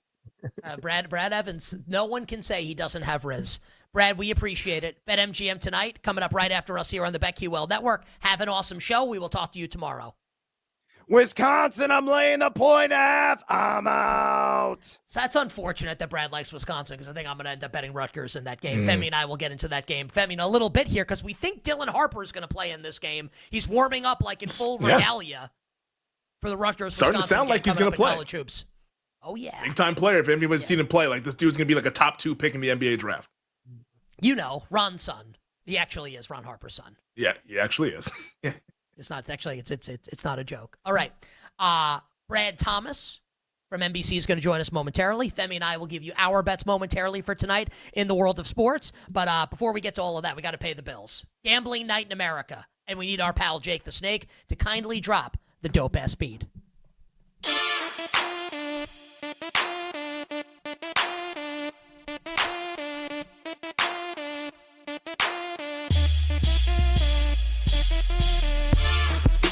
Our show sponsor is BetMGM. And BetMGM has, this is awesome, the $1 Million Football Challenge. Like, we need to find out, like, can I participate in this? Because I'm like a football historian. I'll get all this stuff right. BetMGM's $1 Million Football Challenge. Think you, the person watching, and you, the person listening. Think you know playoff football? Prove it in BetMGM's free-to-play game. For each round of the big game playoffs, you have the opportunity to answer 3 historical playoff football questions. Log into the BetMGM app. If you answer all 3 questions correctly, you'll win a share of $1 million in bonus bets. Can I participate in this? I would like to. We'll do sports trivia at some point throughout as we lead up to the Super Bowl here. BetMGM is a sportsbook born in Vegas. Download the BetMGM app. Visit BetMGM.com, and please gamble responsibly. All right, now how about our friends at NBC Sports Now? We want you to tune into the Fantasy Football Happy Hour with our friend Matthew Berry on Peacock, NBC Sports Now, and the NFL on NBC YouTube channel for all the latest player news and insights throughout the NFL playoffs. Matthew Berry is literally the gold standard when it comes to fantasy football, when it comes to prop analysis. We love Matthew Berry. Our guy Jay Croucher is on that show also. If you want to be ready for props in the playoffs, you want to play daily fantasy in the NFL playoffs, you have to check out Fantasy Football Happy Hour with our pal Matthew Berry on NBC Sports Now and the NFL on NBC YouTube channel, or you can listen wherever you find your podcasts.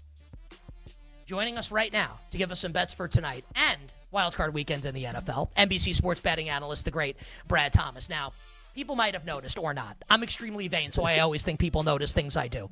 I was like, I need to change my look. I shaved. I don't have a beard today. Brad Thomas said I'm going to change my look, and you dyed blonde spots in your hair. Yeah, it's actually cheetah print. Still got the mohawk too, so it's a cheetah print mohawk. I think that I'm pretty fashion forward, and like I don't hold a candle to Brad Thomas. It's just the truth. Brad, what is your best bet for tonight in the NBA? Yeah, so I'm taking the Sacramento Kings. I'm laying the points against the Miami Heat. Naturally, you think about the Heat getting blown out, going on a West Coast trip, and they want to kind of prove something. But there's 2 spots you want to fade the Heat. The beginning of this super long West Coast trip and the end. This is the first game of that West Coast trip. I think they get handled here. No De'Aaron Fox for the Kings. I don't care. Okay, so that's Brad's bet for tonight in the NBA. Brad, as it stands right now, what is your favorite bet for Wildcard Weekend in the NFL? I'm taking over in the Commanders-Bucks games. You can find 50 and a half playing both. Both teams close to 12-5 to the over so far this season. The Bucks secondary absolutely banged up. They had another injury as well in that game. He might have been cramps, might have been something a little bit more.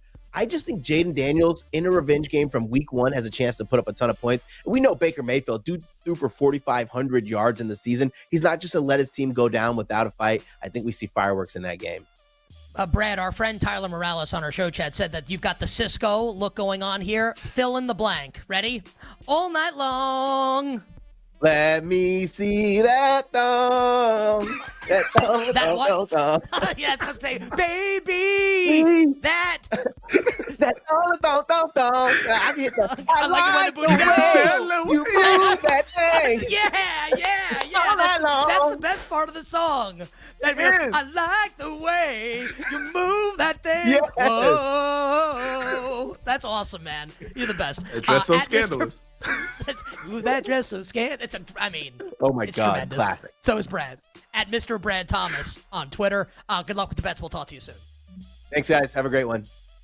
That's it, dude. Love that. I love it. Dumps like a truck. That so much. Truck. That's like what? That's like what? I think I'll sing it again. Okay. Now it's time for our bets for tonight. So, Femi, I'll roll through some of the big games in the NBA. You give me your bets for the NBA, then we'll do the same with college basketball. So, 4 marquee games tonight in the association. Suns at the Sixers. Joel Embiid is out. We've got the Knicks and the Magic. Paolo Banchero close to returning, but not ready yet. The Knicks a double-digit favorite against Orlando. We have the Grizzlies a home favorite against the Mavericks. We know Luka's out. Now Kyrie Irving's going to be out for 1 to 2 weeks with a bulging disc. Wanted to slow down the delivery there in his back. So the Grizz home favorites. And then we've got the Wolves, a 2.5-point home favorite against the Clippers. Kawhi Leonard back in action for LA. Femi, what are your bets for tonight in the association? Yeah, I have a few props on the hardwood. Let's go with Tobias Harris over 14.5 points.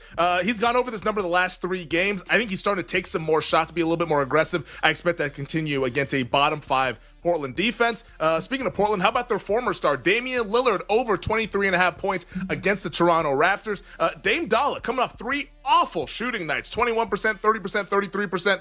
No better way to get right than this Toronto defense. It's terrible. And then also go the James Harden over 6.5 assists. The Harden helpers. It's been a lot better with Kawhi Leonard. The one game he had Kawhi Leonard, 15 assists. Let's go ahead and play into this. Maybe Harden's going to be more of the distributor now that Kawhi is back with Norman Powell on the wing as well. So I'll go Harden over 6.5 assists. Those are my NBA bets for tonight. I'm going to tail you on the James Harden helpers. I love the handicap there. Makes sense, right? With Kawhi back, Harden going to be more of a passer than a scorer. I love that. 2 sides for me tonight. We call them fallen hero spots. No Joel Embiid for the Philadelphia 76ers. Great. The Suns a rudderless ship right now. Sixers to win tonight at home against the Phoenix Suns. And Kyrie Irving's out for the Dallas Mavericks. And I say, I don't care. Give me Dallas plus the points on the road in Memphis. So Dallas plus the points. Sixers on the money line. Femi, a couple good games tonight in college basketball. The headliner is ranked Houston, 18.5 at home against TCU. Give me your one favorite bet for tonight in college hoops in 15 seconds. It's Rutgers getting the 1.5. Really good home court advantage. I also like fading Wisconsin off of a monster offensive game against Iowa over the weekend. Give me Rutgers, the Scarlet Knights, to get it done at home. I'm on Rutgers as well. So Femi and I both with Rutgers as our favorite college basketball bet for tonight. Femi, Rex Ryan saying in a radio interview that if he is named the next head coach of the New York Jets, he will shut down the Aaron Rodgers Country Club. If the Aaron Rodgers Country Club were a real place, would you attend? No, I would not, because I think the food would be horrendous, and I think they'd want you to drink stuff that you don't ever want to drink and want to just you taking psychedelics. No, I'm out. I'm not doing that. I don't know. I feel like a country club's really nice, probably in a nice setting. You probably just get stoned and you probably just sit there. It sounds pretty awesome. I'd go to the Aaron Rodgers Country Club. Femi, not. It's a no for me, dog. I would say yes. Well, I think we can all agree that for content purposes, we would like for Rex Ryan to be the next head coach of the New York Jets. All right. Great show today. Great job by Femi. Great job by the crew. We will catch you tomorrow here in the NBC Sports Now Power Hour on You Better You Bet. And until then, I am Nick Costos wishing you minimal sweats, winning bets, and the absolute very best of luck. Thanks for listening to You Better You Bet. Up next, it's BetMGM Tonight on the BetQL Network, presented by BetMGM.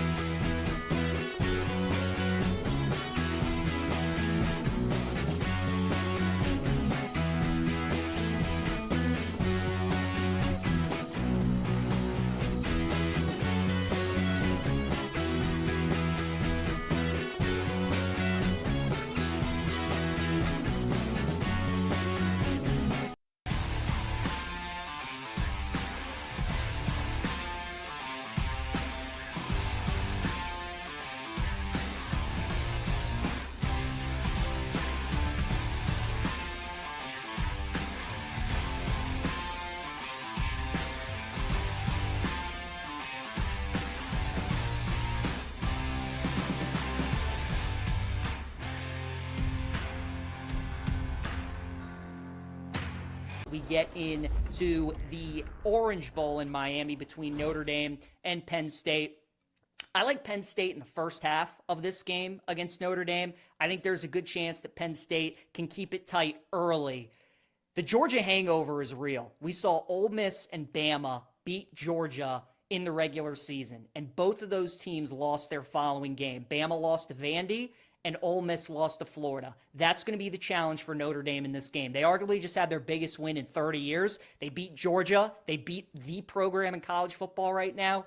Is there going to be any hangover for Notre Dame? Are they still going to be feeling the effects of that win? Meanwhile, Penn State just kind of handled their business. You know, they were big favorites against SMU, against Boise. They won both of those games. They covered both of those spreads. And Penn State's been a team that has started hot so far in the playoffs. You know, they were up 7-0 on Boise in the first quarter, 17-7 at halftime, up 7-0 on SMU in the first quarter, and then they were up 28-0 at halftime. So I kind of like Penn State first quarter. I like Penn State first half as well, just because the combination of Penn State's been a team that has started fast in the playoff, and I think Notre Dame's going to have a little bit of a Georgia hangover, and they're going to be a little sluggish to start that game. So I would look at Penn State first half. As for Ohio State, Texas, we got into this game a bunch last week. I still like Texas at +6. I think this is just too much love for Ohio State. This look-ahead line was 1.5, 2. Now it's jumped 4 points all the way up to 6.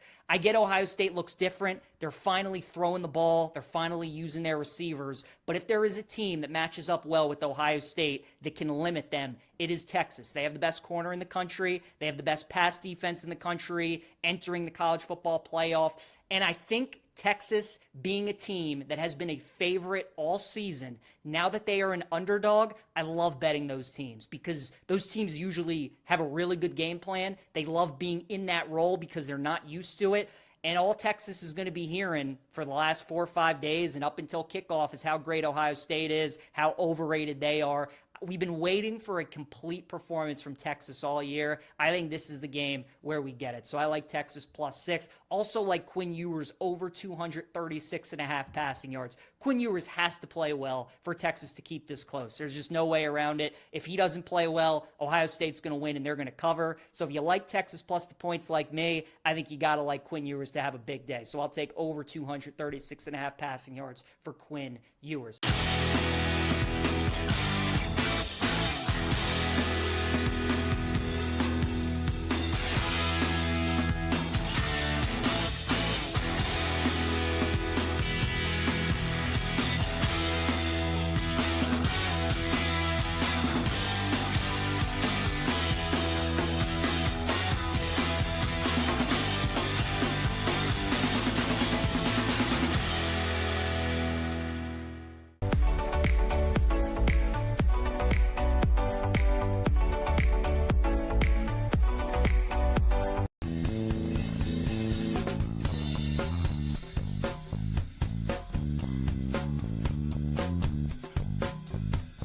Let the madness begin. Who wants to get nuts tonight? The streak ends tonight. This four-legger, let's come out of the gate strong. With the sledgehammer, Brad Evans. Oh, sharp action. They got to listen to the sharps. Get the heck out of here with that nonsense. I'm on JMU as well. Daddy gotta have it. I am Sledgehammer. How you doing, girl? And the mad better, Ryan Horvat. There was a pair of shoes for $200, and they went on sale this past weekend. You had 3 days to get them for $60, and you didn't. Now they're back to $200. Would you buy them? And she's like, no. I said, then why would you bet the Mavs at 6.5? Bringing you all the late night sweats and bets. It's seduced by that juice, gentlemen. Never forgive Al Horford. No, he's old. He's 6'10". Dunk the basketball. Instead, he tries to lay it in, and he misses a bunny. And helping you win big in fantasy. I think Baker, the touchdown maker. It's BetMGM tonight on the BetQL network. Presented by BetMGM, the sports book born in Vegas. Download the app today. Please gamble responsibly. Hola, amigos! It's time to bring the noise here, another rowdy edition of BetMGM tonight. Brad the Big Noise Evans with you. Ryan Horvat in the house on this Monday. We got a lot to cover tonight. Sean McDonough, the fantastic play-by-play voice. You hear him on ESPN broadcast with the voices of college football. He's going to be joining us here in Seg 3. Jared Smith is going to be dropping in for his usual Monday night appearance here on BetMGM tonight, doing all the ins and the outs of the college football world, get his reactions to what has recently occurred, all the fresh lines that are out there, and to reacting to NFL Week 18, how the playoff field is set. We're going to spin it forward as well on those professional tackle football games. We're going to give you our early leans and picks and confidence to cash in college football in the semifinals, do a fantasy football postmortem now that the season is officially wrapped. I got a handful of players that we're going to, discuss the season that was, all their various impacts and where they could be drafted in the next fantasy draft. So you fans out there in keeper leagues, you definitely want to stick around for that segment. A little hoop scoops with a kiss off the glass. Also going to be on the docket tonight, forwarding a lot of future wagers and whether or not teams that are off to hot starts in their respective leagues, are you buying or are you selling? So a lot to cover this evening. Got to say hello to our little friend. We're also going to, try to pull Parlay Pete away for the bar as well. Working a little seduced by the juice. And if fingers and toes are certainly crossed and it works out, we want to talk to you, the 2.02 average viewers and listeners of this fine broadcast. You got any questions for us? Maybe got a fantasy football keeper question. Maybe you got a hot take in the sports betting markets that you want to share, or just want some inside scoop, if you will, on the world of college basketball or college football. All you got to do to pick up the phone and dial us to get a hold of us at 833-732-3875. 833-732-3875. You can also hit us up on the X or the Twitter at BetMGM tonight, where we have our pole dancing poll question today for you right now. And it's asking you this very simple one: which NFL wildcard team, in your opinion, is the most dangerous? Your comments and results we're going to have a little bit later on the show. Here are your choices: the Denver Broncos, the Minnesota Vikings, the Green Bay Packers, or the LA Chargers. Maybe it's somebody else on that list I did not mention that you feel was going to make all the most noise as a wild card and potentially run deep in this NFL postseason. Fire away again with the poll, comments that you may have at BetMGM tonight, along with your votes. Keep them coming. Over 560 so far. They're on the X again at BetMGM tonight. Right now, let me bring in my colleague Ryan Horvat from snowy Maryland. Multiple inches of the white stuff piling up on the ground. I think that area is going to be crippled for maybe the next 6 months. What do you think? Yeah, it's that time of the year, man. We're not used to it here either. My first year in D.C., I think we were predicted or projected to get like an inch, and I was like, "Oh, I'll just drive into the studio. I'll take the drive." And everybody's like, "I don't know if you should do that." And I explained I'm from the Midwest. We drive in 12 to 14 inches of snow sometimes, and I realized really quickly though, it's a whole new world out here, man. People don't know how to drive. People don't know how to take care of the road. So. It's been, I like it though. I like working from home. I got the big one on right now, the FCS National Championship. I do have a bet. I did take the points with North Dakota State once it got to 4 against Montana State, who's a perfect 15-0 this season. But yeah, man, it's been kind of nice. My son had the day off. He's already got tomorrow off. I know you said your kids, you guys just go to school. You kind of just get through it in the Midwest. Here, everything shuts down. But, as long as you got food, you got groceries, you're good to go. We got great sports. What a weekend, by the way, man. That college basketball slate on Saturday. Woke up bright and early with a nice Kentucky cover. In fact, I only lost, not to be that guy, not to toot my own horn, but my only loss all weekend long was the Titans. One last time, the Titans let me down. I ended up betting them on the money line. But even the Jets covered for me, man. Devontae Adams got in the end zone, so it's been a nice little weekend. I don't mind the weather. I don't mind it either, especially when there's hot college basketball on and Wisconsin Rutgers is already tipped. So there's plentiful action to wager on this evening. We're looking at the gridiron in the FCS championship, or you're looking at the collegiate hardwood. So let's go ahead and get after it with our cards this evening. These are our top 3 plays of the night. It's always dealer's choice, so it could be in the NHL, could be in the NBA, could be in college hoops, could be on the college gridiron. Could be looking ahead or elsewhere. Mi amigo, numero uno on your card. Please share. All right, I'm going to go Wisconsin Rutgers. I went over 156.5. Now, this numbers actually came down, which is a little scary, but Wisconsin, I mean, this season, 12th offensive efficiency, 76 in defensive efficiency, playing about an average pace, though. They're getting up and down the floor, right? And I don't know that they're going to go 21 from 31 from three-point range again, but this team could score. John Blackwell hit 6 threes in the last game. They scored 116 points. They had 62 in the second half against Iowa. And Rutgers, not great defensively, 98th in efficiency, 72nd in offensive efficiency. This has not been the season I thought for Rutgers, man. I was really high on them coming into the season with Ace Bailey and with Dylan Harper. Now, Harper was unable to go against Indiana, was a late scratch. He got sick. Ace Bailey had 39 points. So I think we're going to get some scoring in this game. Usually I would take Rutgers. Desperate team, only a 1.5 point spread. The Badgers have won 3 in a row, but now they got to go on the road. But I think Wisconsin wins the game. I think they're the better team. So I'm just going to go over in the game. I think it's going to be higher scoring, over 156.5. Yeah, really the common narrative is never fade Rutgers inside the rack. But numero uno on my card, I'm doing exactly that. I laid it with Wisconsin. I grabbed a -1.5 earlier today at a -105. So it was a lighter juice. I think it closed at -2. But a lot of people, everybody and their great grandmother seems to be on the Scarlet Knights because it's going to be played inside what's now called Jersey Mike's Arena. But Wisconsin is far and away the better team. I know Rutgers has their backs firmly pressed against the wall, but Wisconsin playing at a faster pace, and they don't mind it. A team that just came up 116 points against Iowa Hawkeyes. That was the most points scored in program history, tied with 116 that they scored way back in February of 1993. The number one song that year, by the way, I Will Always Love You by Whitney Houston, believe it or not. So that's how long ago it was, an eternity. Wisconsin scored that many points, but they could get after it. They scored 100 in another game earlier this season. Number 168 in tempo. They're 61 EFG offense. Not so great in defense, and number 82 in EFG D.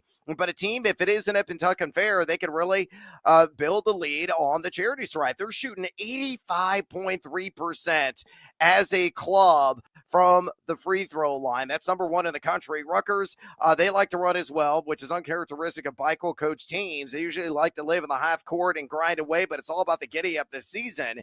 They're number 15 adjusted tempo, but only 135 in EFG offense, 178, as you mentioned, EFG defense. And their biggest issue defensively is stretching out, putting the arms up, and challenging shots along the arc. They're number 253 in the nation in three-point percentage D. So guys like John Tange, like Blackwell, you mentioned, they can absolutely bombard you from outside. Wisconsin shooting 35.3% as a collective along the arc, and coming off that scintillating performance against the Hawkeyes, they may be due for a letdown, but they're already off to a hot start, 8-2. I think they're going to win this sucker going away. So Bucky Badger, I'm laying the 1.5 at a -105 juice. Números on your card, mi amigo. What else you got? Yeah, I think we're going to be on the same side here. I laid it with Houston, but the number's gotten a little out of control. I like the under here, 127.5 against TCU. This is more just a fade right now on TCU, 185th in the nation in scoring, 211th in field goal shooting, 151st in three-point shooting, 211th in the country in three-point field goals made per game. Defensively, they're pretty solid, 41st in scoring defense. Going against Houston, though, 93rd in the country in scoring offense, but you know what they do defensively. They're 14th in turnovers per game, 14th in offensive efficiency, but really good defensively. So I like the under in the game, under 127.5, and I like Houston. All right, numero dos on my card. I'm going to echo the same sentiment. I grabbed it on the under 128.5. I'd still play the under at 127.5. Right now, they're at BetMGM at a standard -110 juice. It's all about tempo, too. I mean, look at TCU. They're number 220 in the country in adjusted tempo. At Houston, second to last in adjusted tempo of the country at number 361. You mentioned the defense. Well, the Cougs, numero uno, good sir, in EFG defense this season, giving up just 37.5% from 2, believe it or not, and 28.9% from 3. TCU decent defensively in their own right at number 71 in EFGD, giving up 51.6% from 2, but excellent along the perimeter contesting shots at 27.7%. You look at Ken Pom, 125 projected total. Look at Bart Torvik, 120. Haslametrics and 121. Evan Mia is the highest at the original number, or just below it at 128. This one, honestly, may not even get in the 120s. I think Houston's going to win. They may score 68 to 72 points, but TCU, I believe, is going to be very fortunate to crack the 55-point mark in this one. So give me H-Town. Somebody rockin', knockin' the boots. I'll take the under. That's a deep cut for you H-Town fans there in the 1990s. But I like the under on the Cougs and the Great Horny Toads there. Again, I grabbed it at 128.5, and I'd still play it at 127.5. Numero trace on your card. What do you got last? All right, I got one more under. You can actually get the 128.5 right now at BetMGM as well. So I'm going to do that. I'm going to take another under in the Big Ten tonight. I go under. This one's kind of scary. I don't love this. This is a small one for me. Ohio State, Minnesota, under 137.5. Ohio State, 22nd in the country in three-point percentage, 10th in opposing three-point percentage, though, giving up just 27% on the defensive end. And, Minnesota this year only hitting 30% of their threes, which is 298th in the country. I think this is going to be a drag-out, slower-paced game, so I'm going to go under, actually, 137.5 for play number 3 tonight. All right, I'm a coward, and numero chase for me. We're going to go the same game, but a little bit different action. And why am I cowardly? Well, I'm going to take that total up in the alt market at 146.5 and hit the under as well. And I'm going to take the Ohio State in the SGP -2.5, taking it down from the last I saw was -6 there at BetMGM. So Ohio State -2.5, the game under 146.5 on that SGP Supple two-legger plus 104 there at BetMGM. Buckeyes are just far and away the better team. They're an advanced metrics darling, a team that is inside the top 30 nationally in EFG offense and EFG defense, number 14 in defense specifically. Free throw shooting, problematic for them. That is an issue. Under 70% as a club. They're excellent on the glass, especially with a healthy Bradshaw in the lineup. Minnesota, they are the dregs of the keg in the Big Ten. They're probably going to finish dead last this season.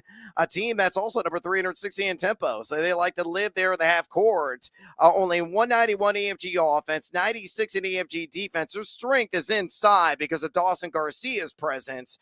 A guy that can, thwart shots on the defensive end. He makes a lot of shots on the offensive end, but they don't have the perimeter game. I think ultimately to hang with Ohio State. I think the Buckeyes blast them. They may win this thing by 10 or more points. So, again, I'm going to take it down to 2.5, and I think this game is going to go well south of the 146.5 on that all total. And, again, those hands together plus 104 there on the SGP at BetMGM. Updates inside of the rack. Wisconsin 12. Rutgers just hit a jumper 5. 14 minutes to go. Badgers off to a pretty hot start in this game, though the points, they really need to pile up for your cause, my friend. This game is oddly at a slower pace so far, so hopefully the speed's going to pick up. Yeah, Wisconsin got the memo, right? Rutgers needs to pick it up. I think they will, though. 12-5 here early. I think they're going to start knocking down some shots. Luckily, my boys from North Dakota State getting off to a nice little start. So hopefully I at least get one of these home tonight because I'm not feeling great here early on about Rutgers.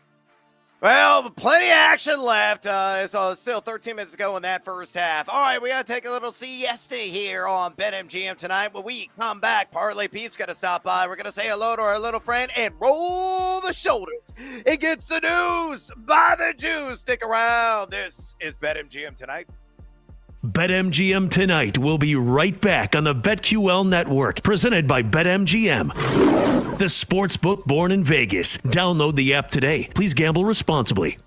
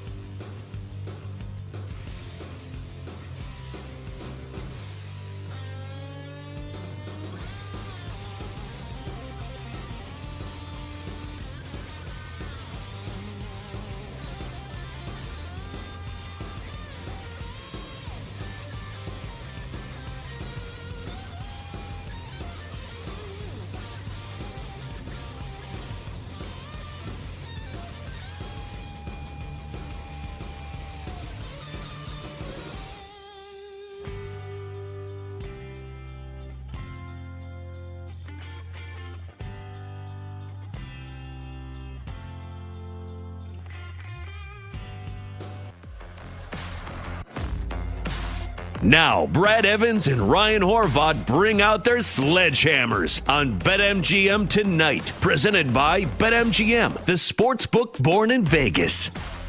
Welcome back to BetMGM tonight. Brad the Big Noise Evans with you. Ryan Horvath in the house as well on this Manic Monday edition of the program. Hey, you want to talk a little hoops? You want to talk some football? All you got to do to get a hold of us here on the program is pick up the phone and dial us, fools, at 833-732-3875. 833-732-3875. You can also hit us up on the X or the Twitter at BetMGM tonight, where we have our pole dancing poll question of the day. And it's asking you this: which NFL wildcard team is the most dangerous? Very simple.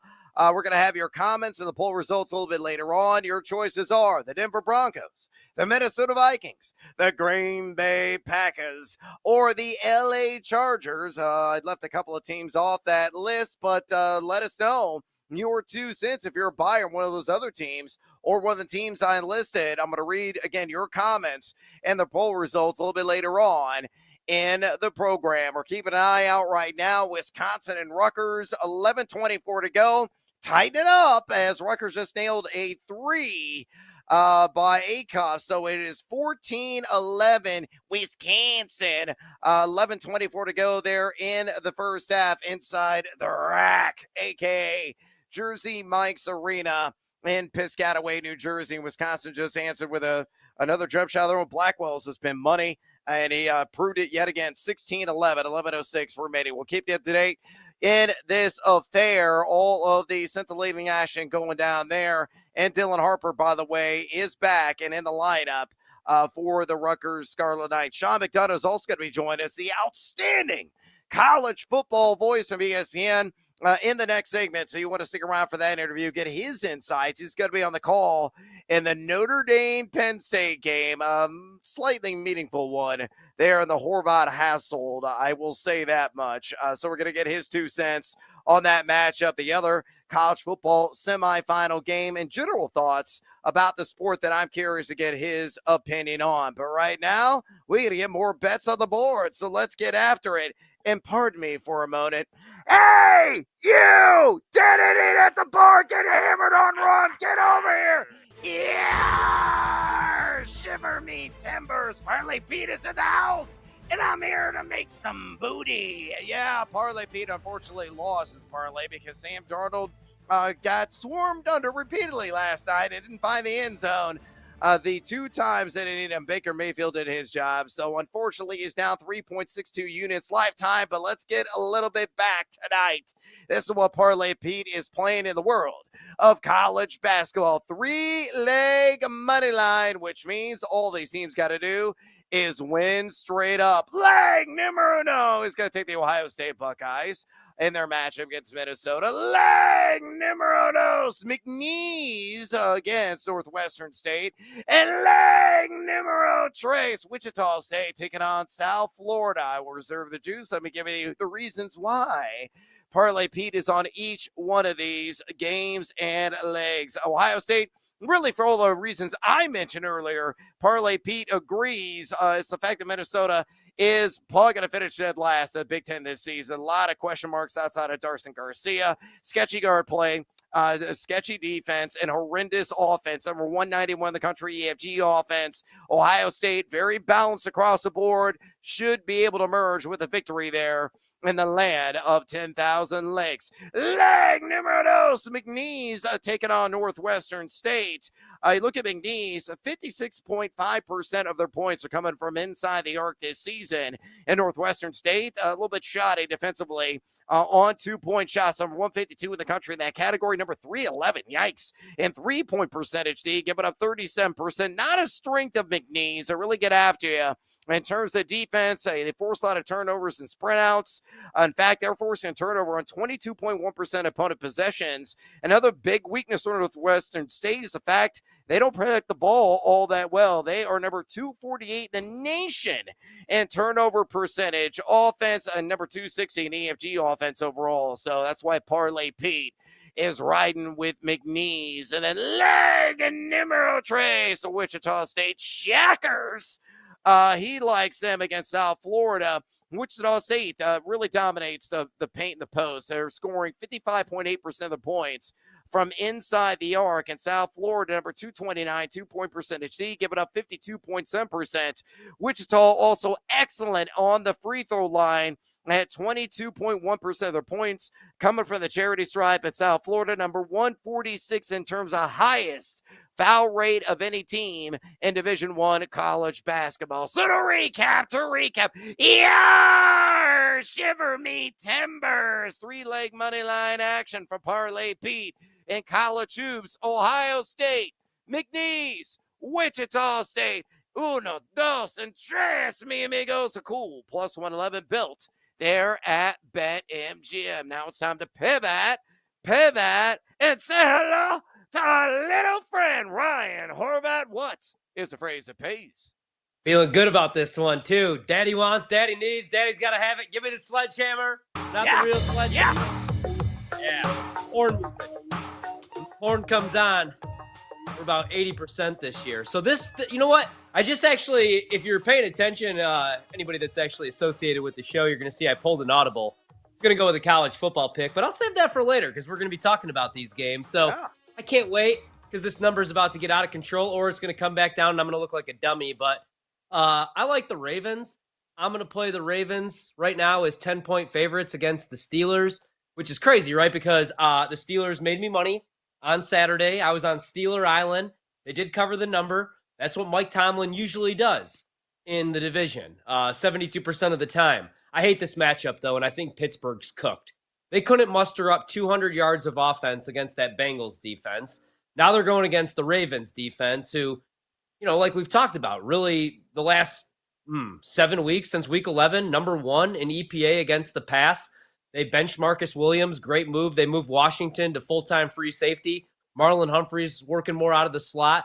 I have no issues with the Ravens scoring points in this game. Love them on the offensive side of the ball. And I just hate this matchup.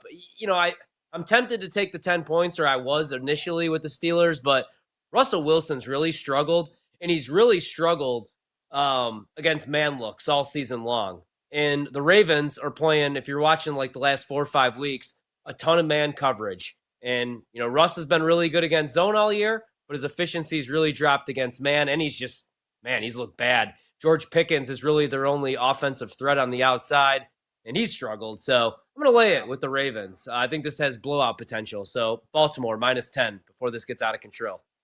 Yeah, I say, caca!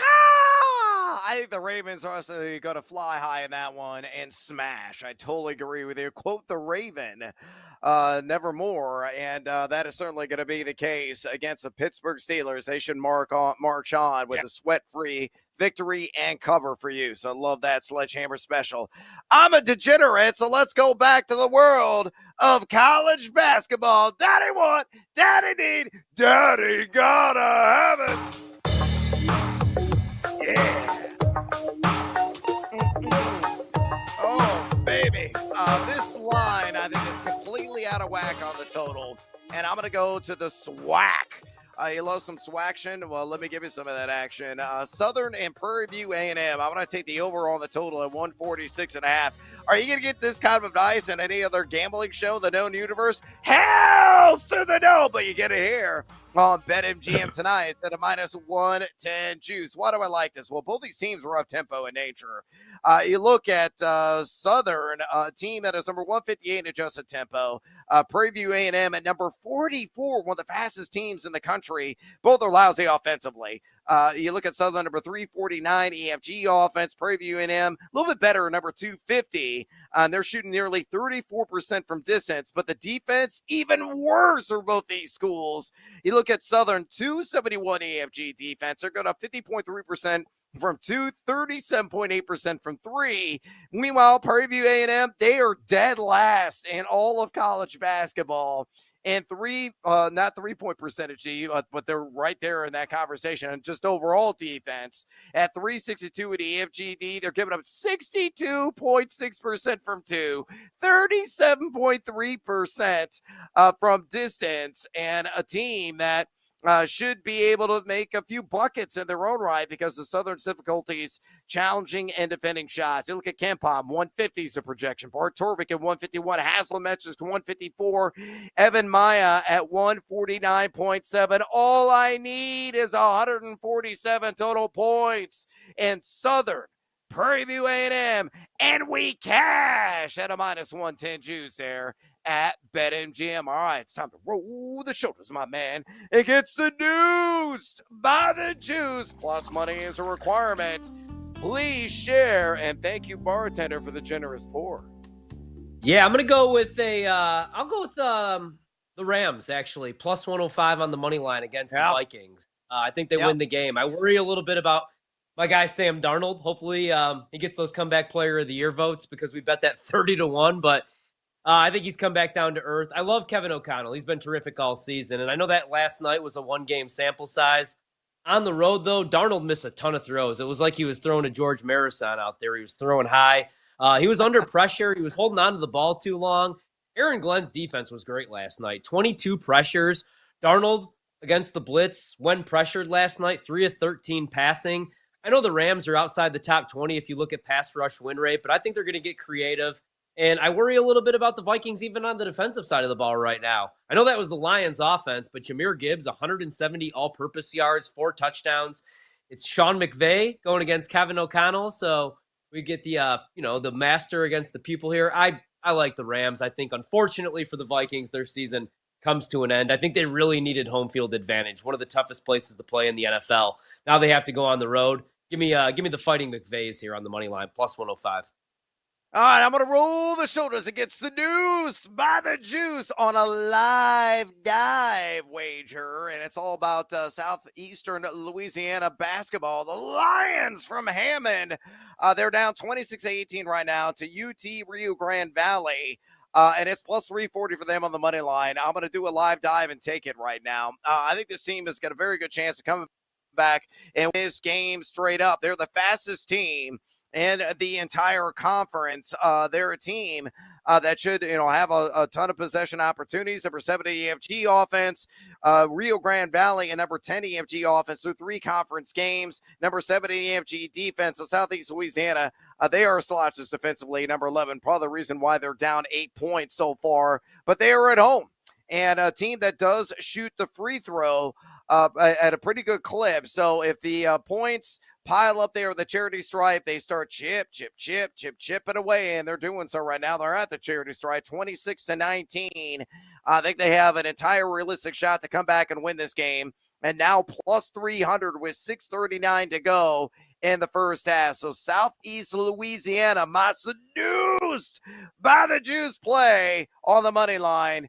Now at plus 325. That's the roller coaster ride that you take when you were betting on live basketball. It's rowdy, it's ruckus, it's insane in the membrane, and I love every single second of it. So there you go. Let's go to a little bonus time. Horvath, anything else you like? Maybe it's in the NBA. Maybe it's in the NHL. Maybe you're looking ahead to the NFL postseason, college football. Whatever pick is your pleasure, mi amigo. What do you have else on the docket tonight? Yeah, I'm looking at Green Bay right now at 4.5. I haven't really went too hard on this one because it could go up 5.5. I saw some people tweeting that maybe Jordan Love wouldn't be available. Jordan Love's going to be just fine. He's going to play in this game. He could have went back in that game yesterday. Now, I like the Eagles. I like the Eagles all season long. I have them representing the NFC in the Super Bowl, but I just think this is a field goal game. I think Green Bay is going to play this one tough. I'm going to be playing the hell out of Saquon props. I think Philadelphia wins the game, but I think it's more like 3.5. So I'll take the points right now with Green Bay, anything over a field goal. So I like the 4.5, but there's a chance we get to 5.5, I think. Yeah, a player prop that immediately grabbed my attention that opened is Mark Andrews anytime touchdown. I could not believe it is, again, at significant plus money, plus 140 there at BetMGM. Of course, the Ravens taking on the Steelers. You and I both believe they are going to bludgeon them, and somebody's going to score early and often. Derrick Henry, probably much a foregone conclusion. He's going to splash 6, but I think Andrews does too. He scored a touchdown in 6 straight games. In Week 16, last time he faced the Steelers, he had 6 targets, 4 receptions, 37 yards, and, conveniently, a touchdown. Number 9 in red zone targets this season among all tight ends with 14. Number 1 in quarterback passer rating when targeted, 141.7. And the Steelers, looking from a fantasy lens, they had the 10th most fantasy points allowed the tight end position in the fantasy season. They gave up 56.4 receiving yards per game and 7 total touchdowns. I think Mark Andrews spikes one home in the opening round of the NFL playoffs. And again, you're getting that at a handsome plus 140 at BetMGM. All right, we got to take a little siesta here on BetMGM tonight. When we come back, the electric, the dynamic, the legendary voice, Sean McDonough is going to be joining us, breaking down the college football semifinals. So we're definitely going to be talking some Notre Dame. Horvat, I'm going to have to control you. Stick around. This is BetMGM tonight. Hey, it's Michael Jenkins. Wake up and get your morning dose of wagertainment with Chelsea Messenger and me every morning from 6 to 9 Eastern on the Daily Tip, presented by BetMGM.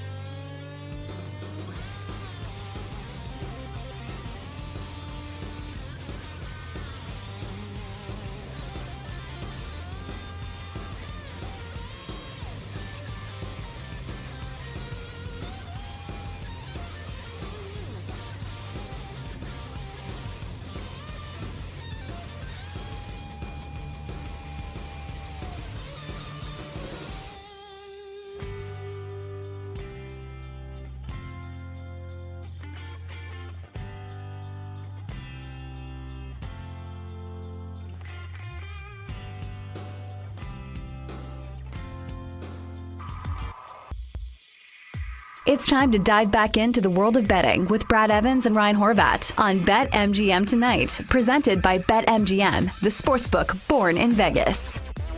Welcome back to BetMGM Tonight. Brad the Big Noise Evans with you. Ryan Horvat in the house on this Monday edition of the program. Hey, if you got any sports betting hot takes you want to share, got any questions at all for us, very easy way to get a hold of us. You pick up the phone and you dial us fools at 833-732-3875.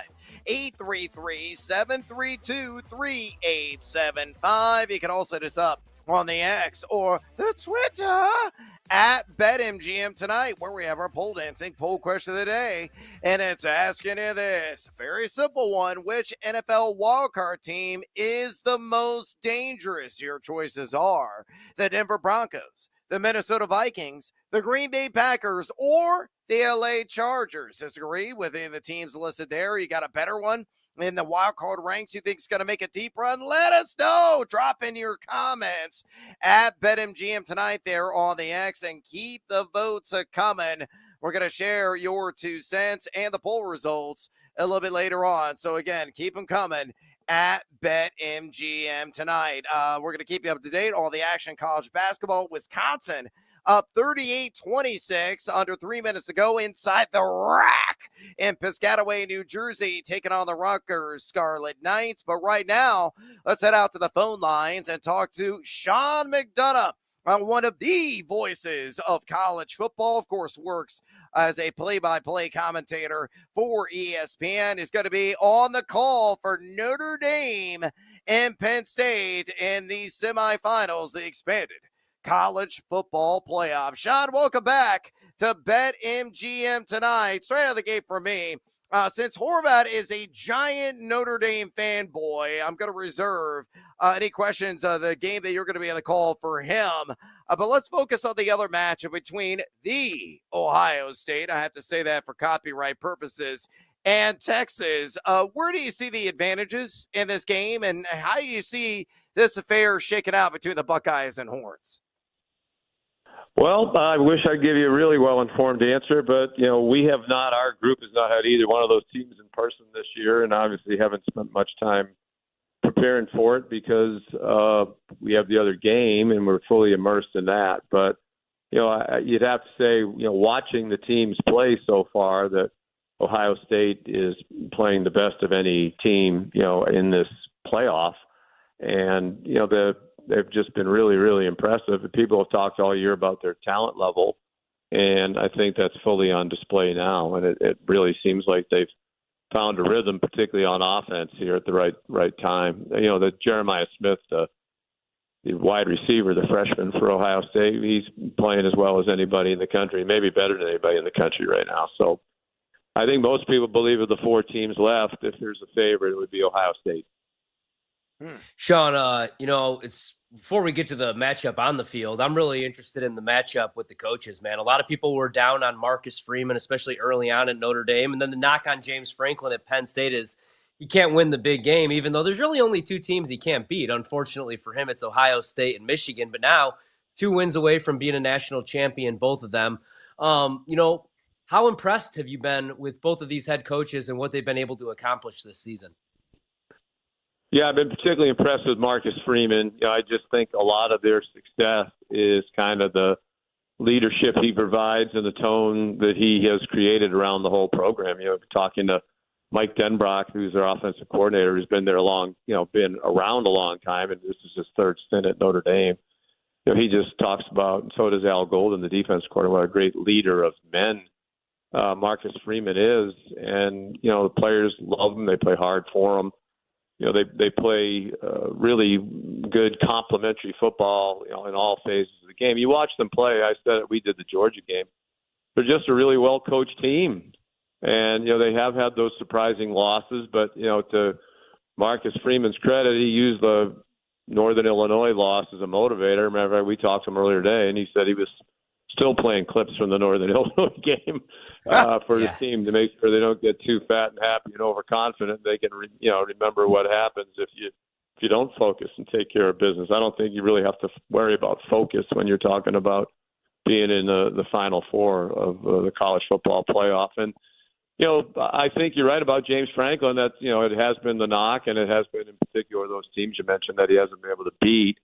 I think, they've played well to this point, but I still think if they don't win this one, the narrative is going to be, well, big deal. You beat SMU, who was, the last team in the field, and you beat Boise State. You didn't even beat a Power 5 conference. Well, the SMU is a Power 5 conference team, but it's not like they would be able to say they beat Texas, they beat Georgia, or they beat Clemson, or somebody, one of the traditional powers. So I think if he's going to shed he can't win the big one thing, he needs to win at least one more of these.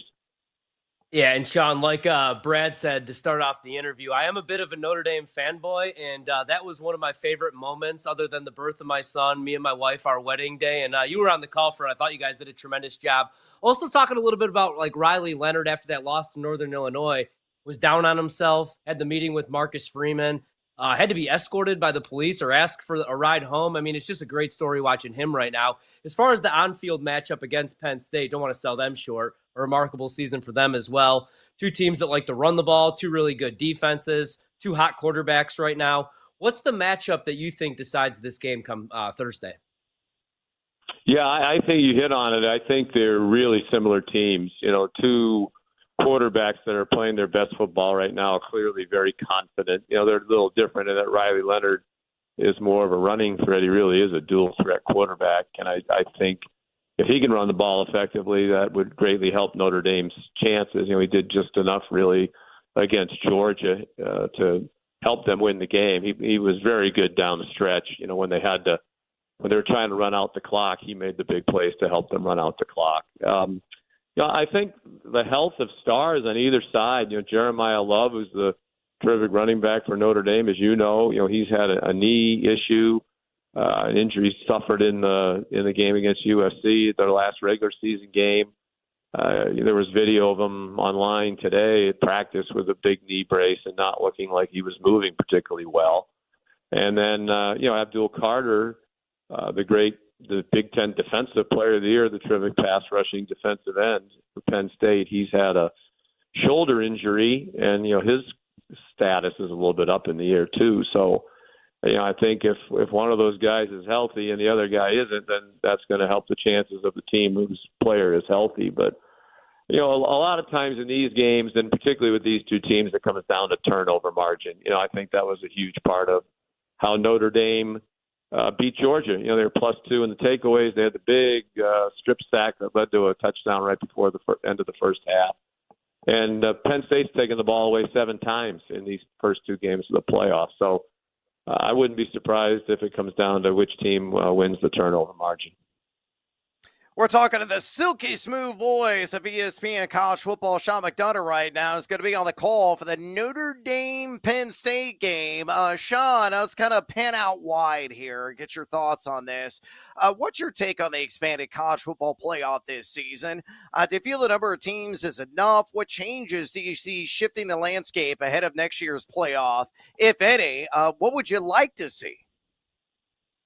Well, I have really enjoyed it. I love it. I think, one of the criticisms of it before it came into being was, to make the end of the regular season irrelevant because, Ohio State and Michigan play each other at the end of the year, and they're both doing really well. They know they're both going to be in the playoff. Well, as we saw, that wasn't really the case because Michigan wasn't good enough to be considered even after beating Ohio State.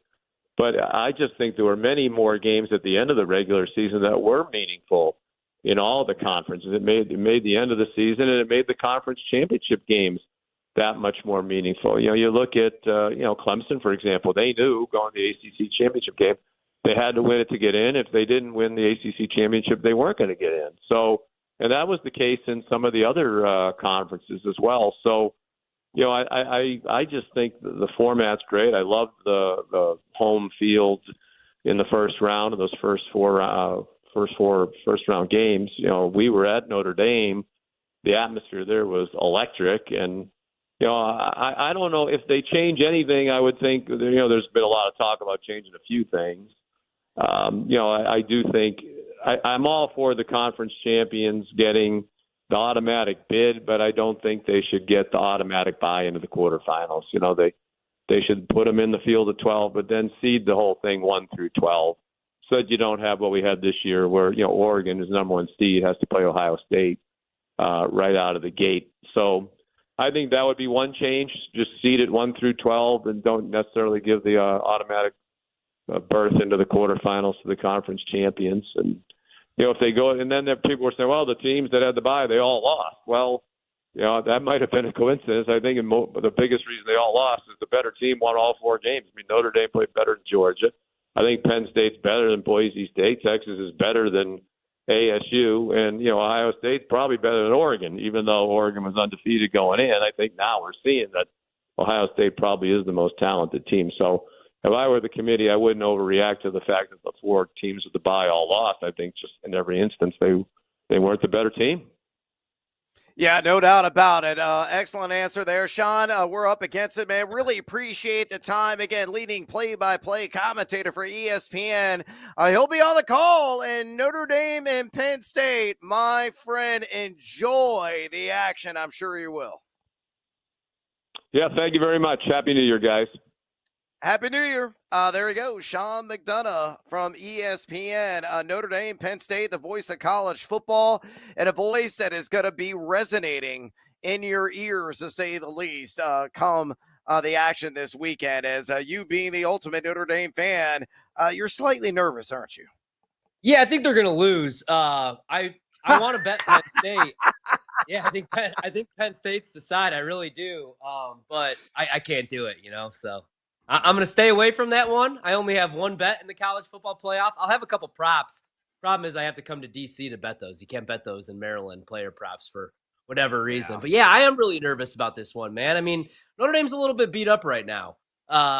And Penn State, nobody wants to believe in James Franklin and that team, but I like Andy Kotelnicki, the play caller. I like Drew Aller. I think Drew Aller has a real shot to be QB1 next season. I really believe that, man. I don't love their wide receivers, so advantage to the defensive backs for Notre Dame, but I don't know, man. History tells me I don't get good things, so we'll see. Hopefully I'm wrong. Yeah, have some confidence, my man. All right, we got to take a little siesta here on BetMGM tonight. When we come back, we're doing more rapid reacts this time in the NFL. Stick around. This is BetMGM Tonight. Don't miss out on the action. If you missed the show, you can listen back on the always free Odyssey app. It's BetMGM Tonight, presented by BetMGM.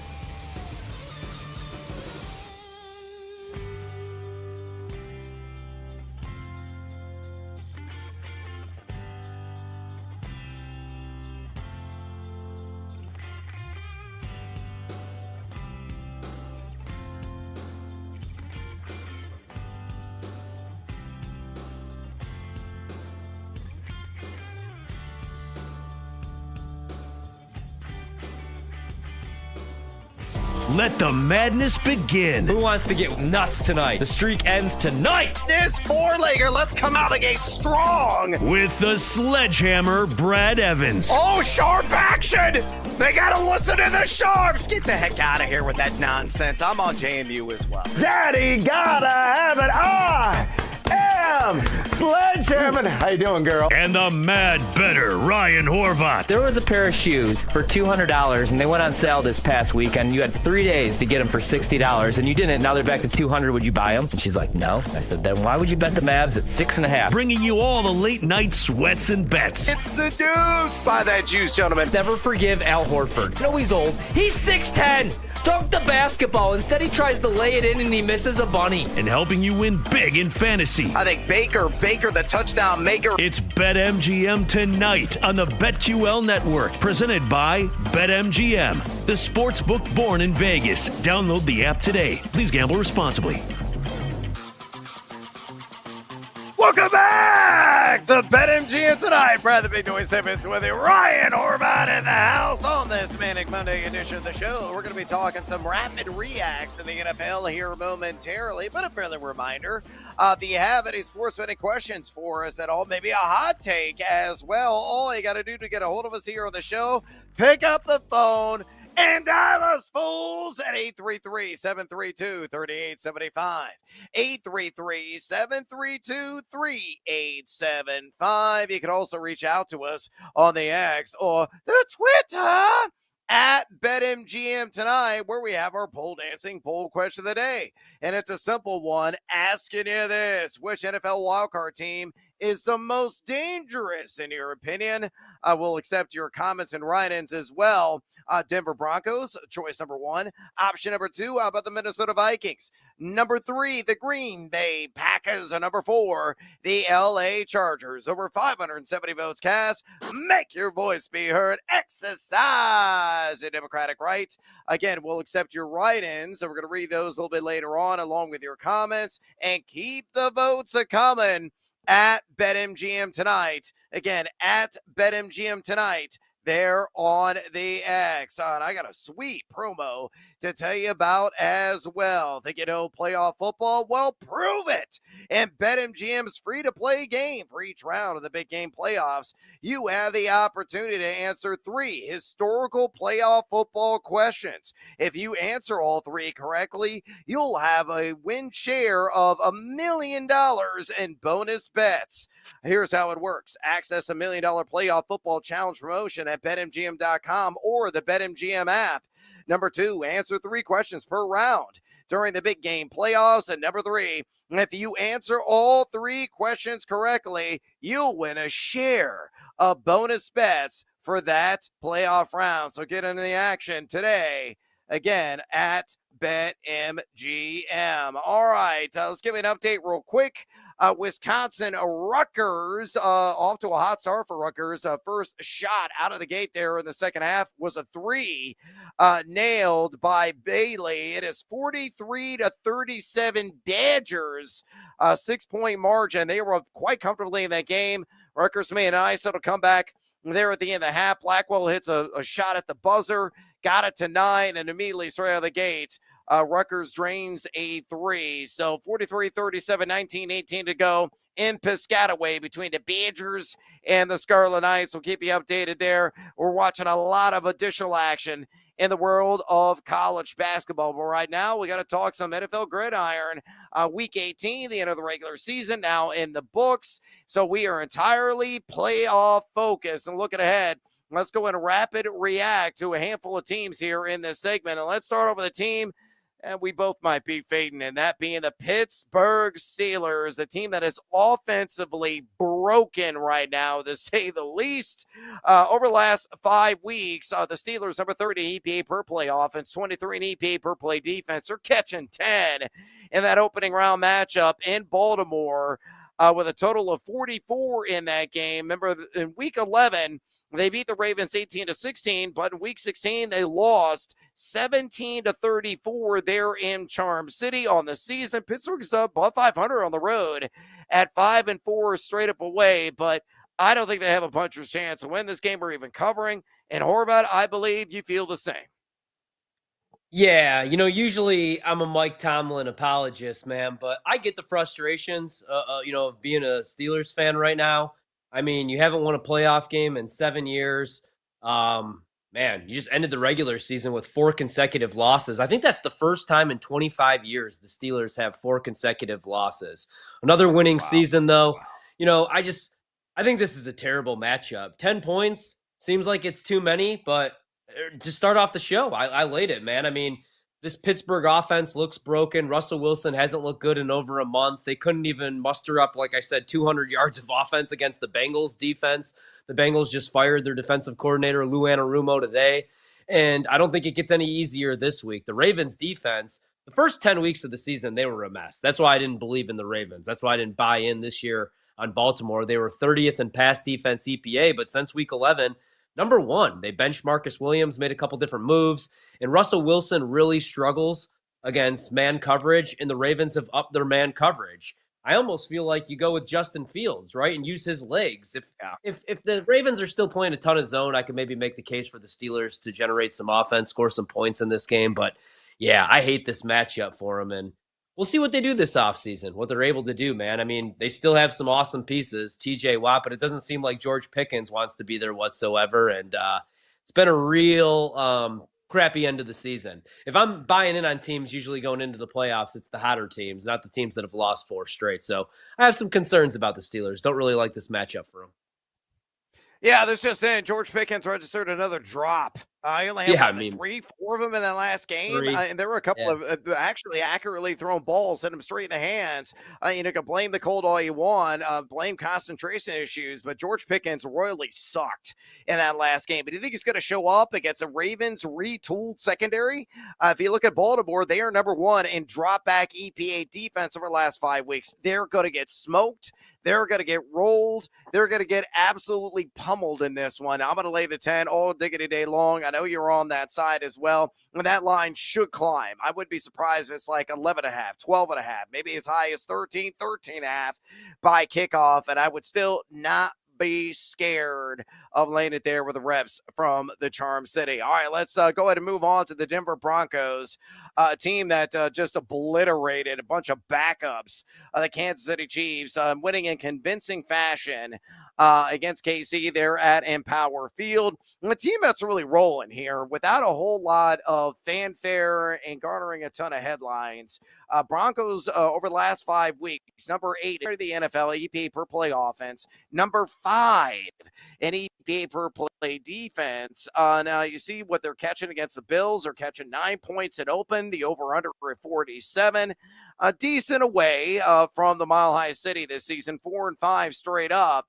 I frankly believe they're live dogs in this game because of their outstanding defense. And Bo Nix has been the bee's knees, and they got to establish a surefire wide receiver 1 now in Cortland Sutton, who got paid yesterday, got over the threshold they needed for the incentive that kicked in as a result. But Mims caught a touchdown. Jaleel Laughlin has also been a spark plug on the ground for them. They're spreading the ball around. They're doing so accurately. They're not making a lot of mistakes. And that's credit to Bo Nix. But the defense has been just suffocating at times this season. I know Buffalo's at home, but if there's one team I could see stubbing their toe as a massive favorite, it's the Bills. And please don't come after me, Mafia. I'm sorry. I'm not crashing any tables, but I think you're with me on this one. The best rivalry in all of sports, in my opinion, is Cincy KC, Bengals Chiefs, man.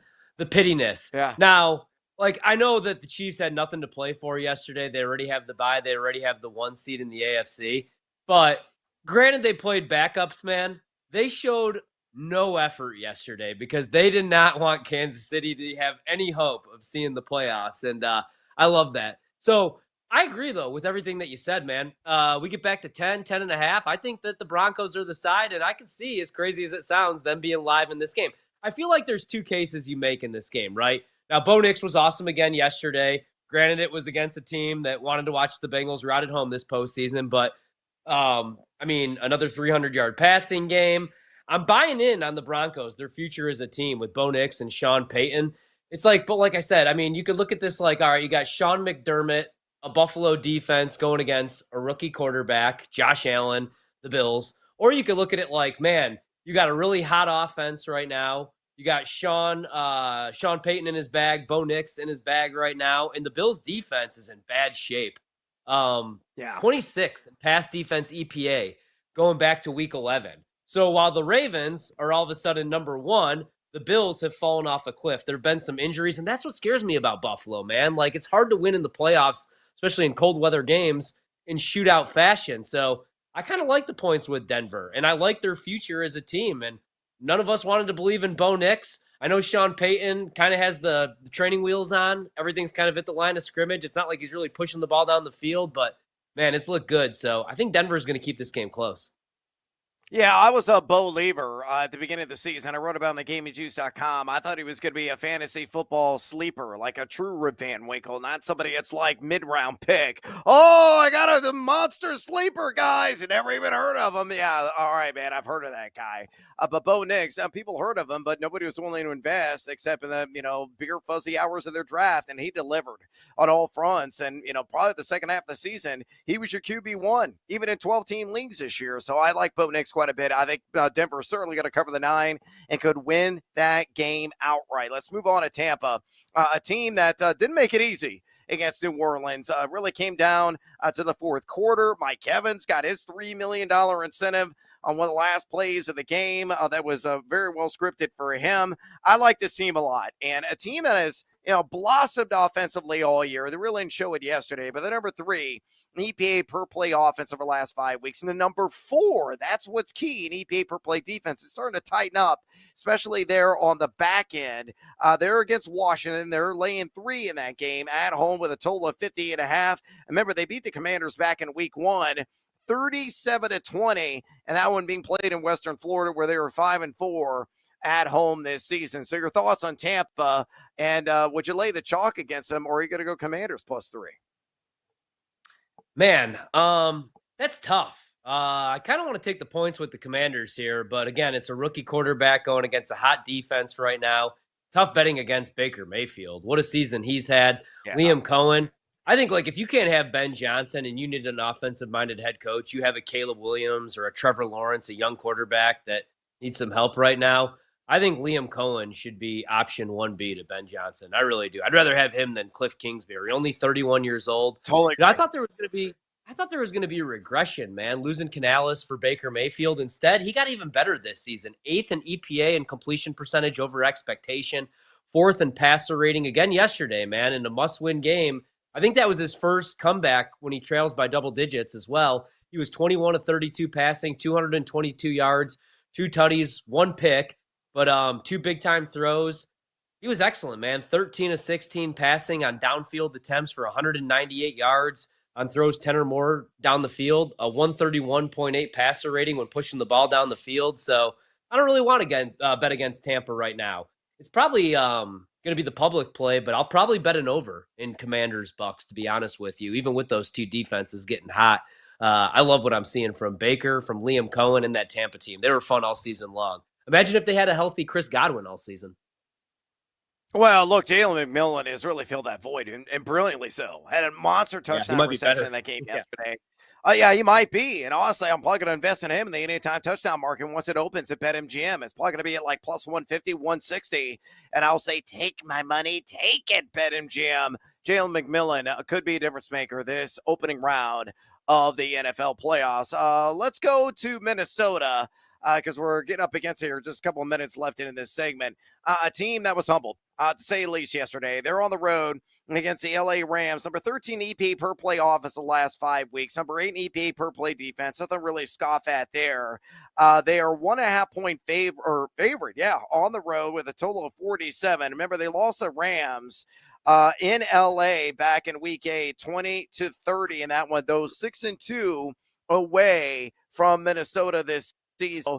What are your issues with the Vikings, and why do you like the Rams? My issues with the Vikings right now, so it's a 1-game sample size I get, but that was pretty much a must-win game, right? And now they have to go on the road. I love Minnesota when they're at home. I think that's the toughest place to play in the National Football League. That's a real home field advantage, right? I mean, the defense, they played above expectation all season long. I love Brian Flores as a coordinator. Really like the moves they made, and that's why I bet them to win 8 games this season. I didn't see 14 wins coming, so I think Kevin O'Connell should be your coach of the year. But yesterday, the offensive line play was shaky, and that was against the Detroit Lions, right? And Sam Darnold, when he was under pressure yesterday, just 3 of 13 passing, missed a wide open Justin Jefferson. There were some drops, but yeah, I just think this is a bad matchup for them. Yeah, I think they're going to fold like a house of cards because of that interior pressure of the L.A. Rams. All right, we've got to take another little siesta here on BetMGM tonight. When we come back, Rapid React, though, Fantasy Post-Mortem Edition, we're going to have hot takes on Burrow, Gibbs, Taylor, and my cousin, Mike Evans. Stick around. This is BetMGM Tonight.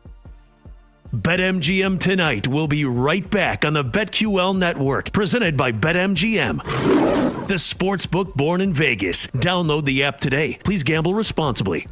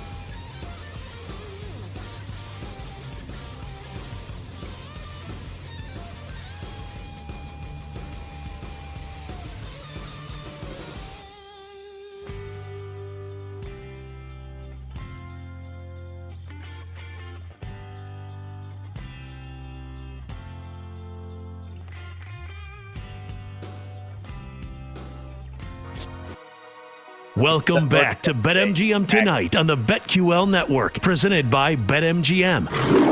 The sportsbook born in Vegas. Download the app today. Please gamble responsibly. 8 minutes. Burrow, pocket collapses. Burrow stumbling and just masterfully gets it to Higgins. Just otherworldly from Burrow. Oh, Joe Burrow, I already miss you, my man. Unfortunately, Cincinnati did not get the right dominoes to fall and did not punch their ticket for the postseason, but there's always next year there in the Queen City. Brad the Big Noise Evans back with you. Ryan Horvath in the house on this Monday edition of BetMGM Tonight. A friendly reminder before we get back to the fantasy football related conversation here in this segment. If you have any fantasy football keeper questions, got any sports betting hot takes as well, maybe you got a question about what is going on right now, whether at the FCS level in that college football game or on the college hardwood, very easy way to get a hold of us. You pick up the phone and you dial us, fools, at 833-732-3875. 833-732-3875. You can also hit us up on the X or the Twitter at BetMGM Tonight, where we have our pole dancing poll question of the day, and it's asking you this: which NFL wildcard team is the most dangerous? Your options are the Denver Broncos, the Minnesota Vikings, the Green Bay Packers, or the LA Chargers. Over 570 votes cast. Make your voice be heard. Exercise your democratic right. You disagree with those teams listed. If you want to fire off one of the other ones I did not list, you think that one's the most dangerous, let us know. And keep the votes coming at BetMGM Tonight. We're going to share those results and your comments a little bit later on in the broadcast. Right now in Piscataway, Wisconsin, back up 54-45. It kind of tightened up a little bit, but Bucky Badgers starting to assert themselves again here in this second half against Rutgers Scarlet Knights. Wisconsin shooting 54.5% in this half, and they were draining threes left and right in the last matchup. They're still 6 of 19, not as hot. They've had a little bit of letdown, cooled off at 31.6%. Haven't even shot a free throw in this game, believe it or not. But they still have a lead now. 54-47. Rutgers just scored. Rutgers only shooting 38.3% from the field in this game, and that's with Dylan Harper in action, coming off the one-game absence due to being under the weather. Again, we'll keep you up to date what is going on there inside the rack, a.k.a. Jersey Mike's Arena. But right now, we got to talk a little fantasy post-mortem with the season that was. We're kind of spin it forward with some of these marquee names, and we can maybe expect to draft them next fantasy season. Let's start with the guy that we just heard on the highlight rejoinder, Joe Burrow. What an amazing season for him. Second most valuable quarterback season, to be exact. A guy that threw for 4,918 yards, had a 43-9 touchdown interception split. I said, before the season began, I actually wrote about this on the GamingJuice.com, that he was going to lead the NFL in passing touchdowns. I think it was like plus 850, plus 900 for him to do that at BetMGM, and cha-ching, that one came through. Also had 201 rush yards and a couple of touchdowns on the ground. He finished number 1 in total air yards. He was number 1 in red zone attempts. He was top 13 in 5 different completion percentage categories. He went QB7 in average fantasy drafts last year. That was 69.797 overall.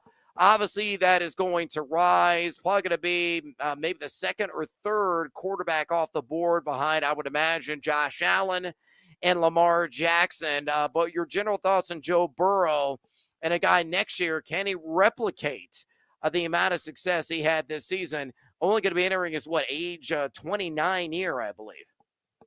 Yeah, I mean, Joe Burrow just deserves better, right? I mean, this is a guy who has done it all except for win a Super Bowl and an MVP, I guess. But he was a Heisman. He won a Lombardi. He won the Maxwell Award. He's made a Pro Bowl. This year, the numbers were just ridiculous. I think he gets even better, man. We'll see what this offseason. I mean, you're going to have to pay Jamar Chase. The Bengals are going to have to pay Jamar Chase. Luckily, we don't have to pay Jamar Chase. I don't know how or if it's possible, but, man, I would love for them to have at least one more year with T. Higgins, who played on the franchise tag. You're probably not going to be able to pay T. Higgins and Jamar Chase, but Burrow, man, number 1 in passing snaps, number 1 in dropbacks, attempts. The ADOT 7.7 was just 40th, but everything else, he was top 5. Big time throws, turnover worthy plays, was awesome this season. 43 touchdowns, 9 picks, and also was a little bit beat up to start the season. Remember, we were all worried about Joe Burrow. He couldn't pick up a water bottle. We were freaking out about his hand. Hopefully, man, they get the right defensive coordinator in there. Maybe the right head coach in there, although Zach Taylor, it looks like he's back.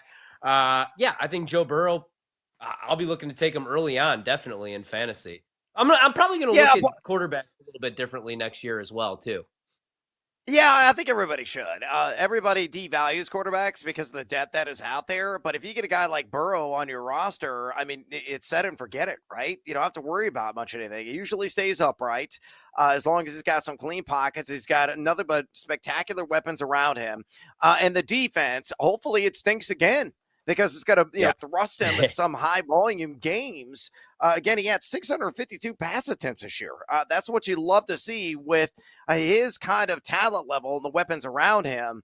So, yeah, he's probably going to be around maybe number 40, 45 overall pick. And if he goes in that range, you go like running back, wide receiver, however you want to approach it. Like in round 3, round 4, Joe Burrow needs to be a target in 12-team fantasy leagues. All right, let's go on to running back. Jahmyr Gibbs.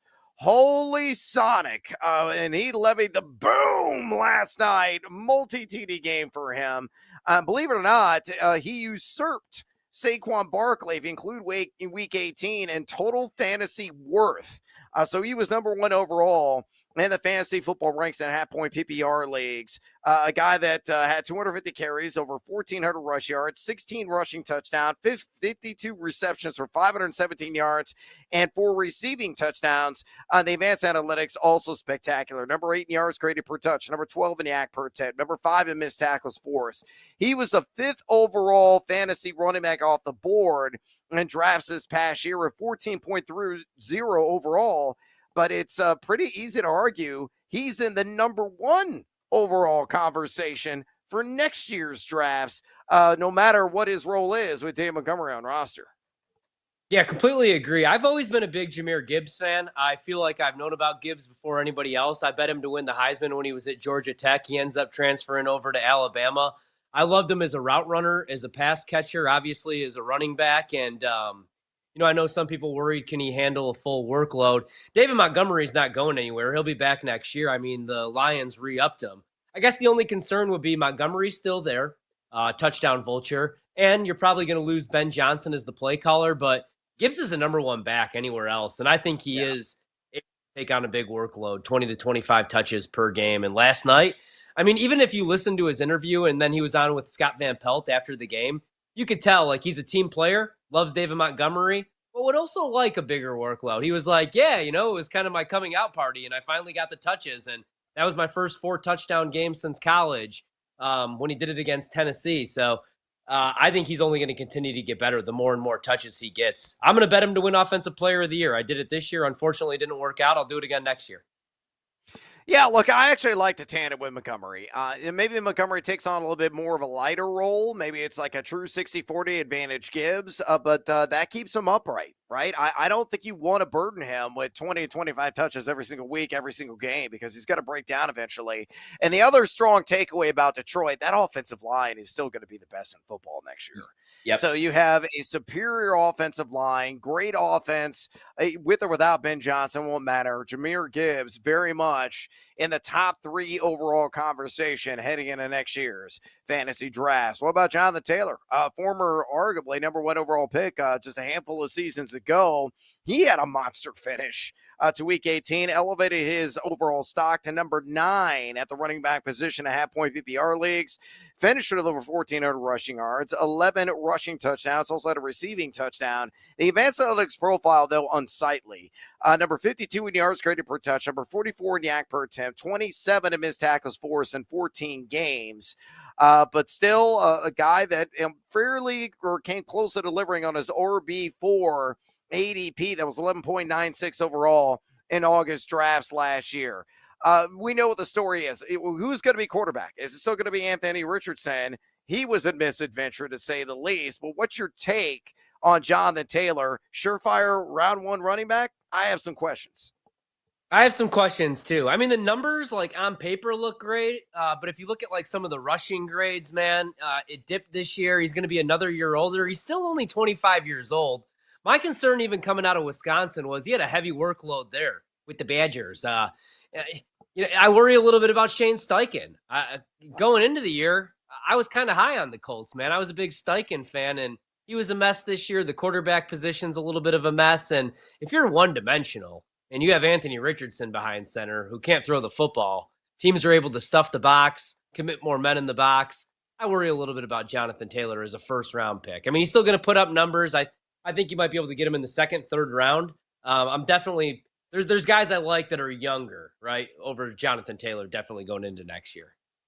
Yeah, I worry about the breakdown. I worry about the touchdown vultures from Anthony Richardson and really just the health of that offense. If Richardson is the guy under center, remember, he finished dead last in adjusted completion percentage. So he's still growing as a passer and may never really reach his full potential. So, yeah, he would probably be a must avoid for me if he's still going in the latter half of round one in fantasy drafts here on Jonathan Taylor. Let's go to my cousin, Mike Evans, who's $3 million richer after how he finished the game yesterday. Another 1,000-yard season, 110 targets, 74 receptions, 1,004 yards, 11 touchdowns is what he had. 7.4 targets per game, number 38 in ADOT, number 24 in total air yards, number 11 in yards per route run, number 50 in total route wins, all decent production across the board. Wide receiver 9 is worst in half-point PPR leagues. He's going to be 32 next year. He was wide receiver 16 at 31.12 in ADP and drafts last August. Evans, what do you think? More of a surefire wide receiver 2, or is this upcoming year is when the downward slide begins, given the advanced age? Yeah, that's what scares you a little bit is the age, right? He'll be 32 years old, but you didn't see any drop-off, any dip-off in his play. So I still think wide receiver number 2, I think probably right where he finished. I mean, right where he was drafted last year. I don't see any regression from Evans, man. The only reason, like this year, there were some injuries, right? And that'd be the only worry, though. You know, I mean, when the decline comes, it comes fast with these wide receivers. That's what you worry with a guy like Devontae Adams, Mike Evans. But I'm still taking them, man. They're still reliable and consistent. Yeah, look, his ADP may dip and maybe around 40 to 45 in that range, and I'd still invest in him all diggity day long, especially with the renaissance of one Baker Mayfield, right? Baker Mayfield was dealing, and he ain't going anywhere from Tampa, so that's always a good sign, that continuity there. Let's go to London Calling, and Drake London. He had a killer week 18, elevated his overall worth to wide receiver 5 on the season, a half-point PPR leagues, finished with 157 targets, 100 receptions, 1,271 yards, 9 touchdowns, averaged over 8 targets per game, was number 8 in total air yards, number 4 in total red zone targets, number 30 in total yak, number 9 in total route wins. Definitely profited. He went wide receiver 12 at 24.70 overall, but most importantly, he did it with Michael Penix on Sunday. Yeah. Kirk Cousins, bye-bye. The Penix era is here, and I think that's only going to continue to build. I always love the skill set of Drake London. In Missouri's collegiate days at USC, it has transitioned seamlessly to the pro level. I wouldn't be remotely surprised if he's WR1 overall by the end of next year. Same. I mean, like the knock at USC, if there was one, was he can't create a whole lot of separation. He's not a burner, but he just wins, man. And he's so big. He's just a huge red zone threat. I love him. I've actually in my sleeper league, because it's a dynasty league, I had 3 offers in the last 48 hours for Drake London for next season because of Michael Penix. He's got a hose on him, man. Yeah, I really like Drake London. Wide receiver number 1. I'm not moving him. And I think he only continues to get better now with a real quarterback in Michael Penix, who is an obvious upgrade over what we saw from Cousins this season. All right, lastly, quickly, let's go to Brock Bowers. You never are supposed to draft a rookie tight end, but he finished number 1 overall at the position. 153 targets, absurd. 112 receptions, that was a record. 1,194 yards and 5 touchdowns. 9 targets per game, number 2 in total air yards among tight ends. Number 1 in total route runs per game. Number 1 in total yak. Only 14 in red zone targets, 10 in average separation. Tight end 11 at 122.60. Massive profit. Where is he going drafts next year? You think he's got early round 2 guy? Early round 2, I think, for Brock Bowers. If you're playing with a bunch of lunatics, maybe even before that, man. I mean, I said like his career. I thought like his player comp would be Dallas Clark. He might go down as one of the best tight ends of all time. So yeah, definitely, man. He was one of the bright spots at that position this season. Yeah, it could be like a modern day Tony Gonzalez, a guy that a lot of people spent high draft capital for back in the day. All right, we got to take a little siesta here on BetMGM tonight. From the pros to the college gridiron, we're going to do another edition of Confidence to Cash, getting Horvat's thoughts on the college football semifinals. The numbers narrow is going to come out to play. We may throw a couple of props out there as well. Stick around. This is BetMGM tonight. Don't go anywhere. We hit the college gridiron next on BetMGM tonight. Presented by BetMGM, the sportsbook born in Vegas.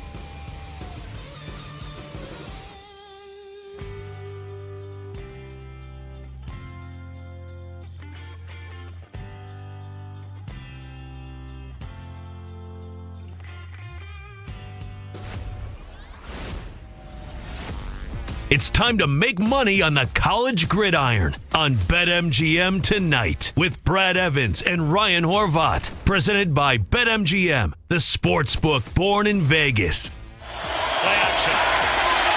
Aller floats one in the back right corner of the end zone. Tyler Warren. Touchdown.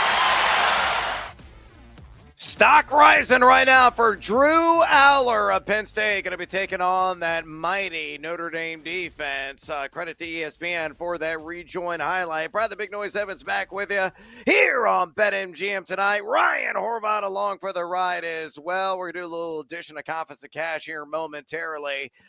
Friendly reminder, you got any fantasy football hot takes you want to share? Maybe you wrapped up your season, and maybe you're already looking ahead. Some keeper questions. You got any sports betting questions at all as well? All you got to do is pick up the phone and dial us fools at 833-732-3875.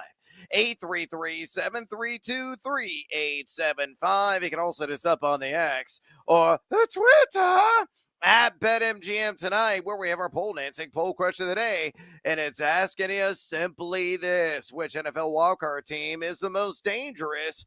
Is it the Denver Broncos, the Minnesota Vikings, the Green Bay Packers, or the LA Chargers? Over 570 votes cast. Make your voice be heard. Exercise your democratic right. Disagree with the teams listed. Fire off your comments and write-ins. We're going to read those a little bit later on. And keep the votes coming as well on X at BetMGM tonight. Update in Piscataway, New Jersey. I'm getting sweaty. We got 3:28 to go. And Rutgers making this quite interesting.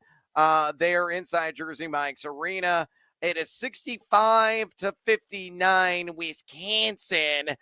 Believe it or not, Wisconsin, there's only 3:28 remaining in the game. They haven't shot a single free throw. That is mind-blowing to me.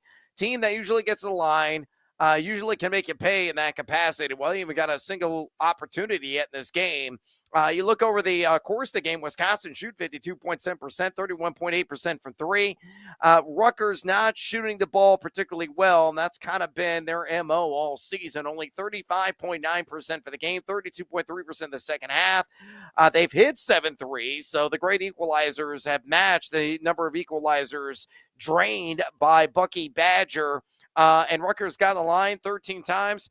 They've only hit 6 free throws. That's 46.2%. Still, I don't feel great. I feel uneasy about this. It is timeout on the floor. Wisconsin, 65-59, 3:28 to go inside the rack. Finish them, Badgers. Finish them. All right, we'll keep you up to date on everything in college basketball. But right now, we got to talk some college football. It's time for another edition of Confidence to Cash. And maybe Brandon's working the board. It probably froze, and he's like freaking out right now. So we'll just go ahead and dive into it. We'll do the college football semifinal matchups. Let's go ahead and start with the team that you know and love. Oh, wait a minute. I just got alerted. We can do it again. So, hey, guys, it's really time for another edition of Confidence to Cash. Do you believe in the underdog? 5 seconds left in the game. Do you believe in miracles? Yes! Unbelievable. Do you believe in the favorite to cover? We're gonna win.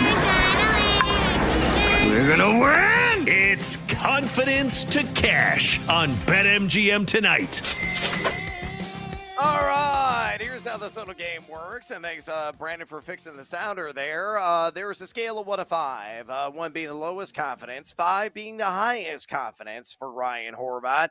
He is going to get a matchup. He is going to get the favorite in that matchup. And then on that 1 to 5 scale, again, 1 the lowest, 5 being the highest, he's going to give us his Confidence to Cash. The numbers nerd then comes out after he explains his handicap, gives you all the EPA data, and the projection from College Football Insider. So Horvat, only a couple of games, working some props in this segment, and we may get futuristic if we have some time as well. Horvat, you ready? Oh, I'm ready to roll. All right, let's rock. Notre Dame, your Fighting Irish, laying 1.5 against Penn State. That 1 to 5 scale, 1 being the lowest, 5 being the highest. What is your confidence to cash? Well, this entire run, I've been picking Notre Dame, and I want them to win the national championship since I haven't seen one since I was a baby. I've never been able to actually enjoy one, so I'm going to continue to pick Notre Dame, but this one scares me. I'm like a 1 out of 5 on the confidence level. I do think that Notre Dame's defense, if it's not the best defense in the country, it's definitely top 3. And I think they're going to have the advantage over Penn State's wide receivers because they have one of the better secondaries in the country. And that's really my issue with Penn State. They don't really have a wide receiver that could create separation. So they rely on Tyler Warren, who is the John Mackey Award winner, leads all Power 4 tight ends in like every category. But Notre Dame has probably the best pair of safeties, including Xavier Watts. What scares me is he got dinged in that last game, went into the tent, was dealing with the shoulder injury. If Notre Dame could run the ball 4, 5, 6 yards per carry, they're going to win this game. Penn State, though, was really good against Boise State. They pretty much shut down Ashton Genty. He only had 4, I believe, only a couple missed tackles in that game, and he had 151 on the season. But that was the issue with Penn State's defense. They really struggled to wrap up and tackle. They missed a tackle, in fact, on 17% of their plays this season, which was the 4th worst rate in all of college football in the Power 4. But, we'll see. How healthy is Love in this game? Is it going to be just a big workload for Jadarian Price? Riley Leonard, he's going to have to use his legs, obviously, in this game as well.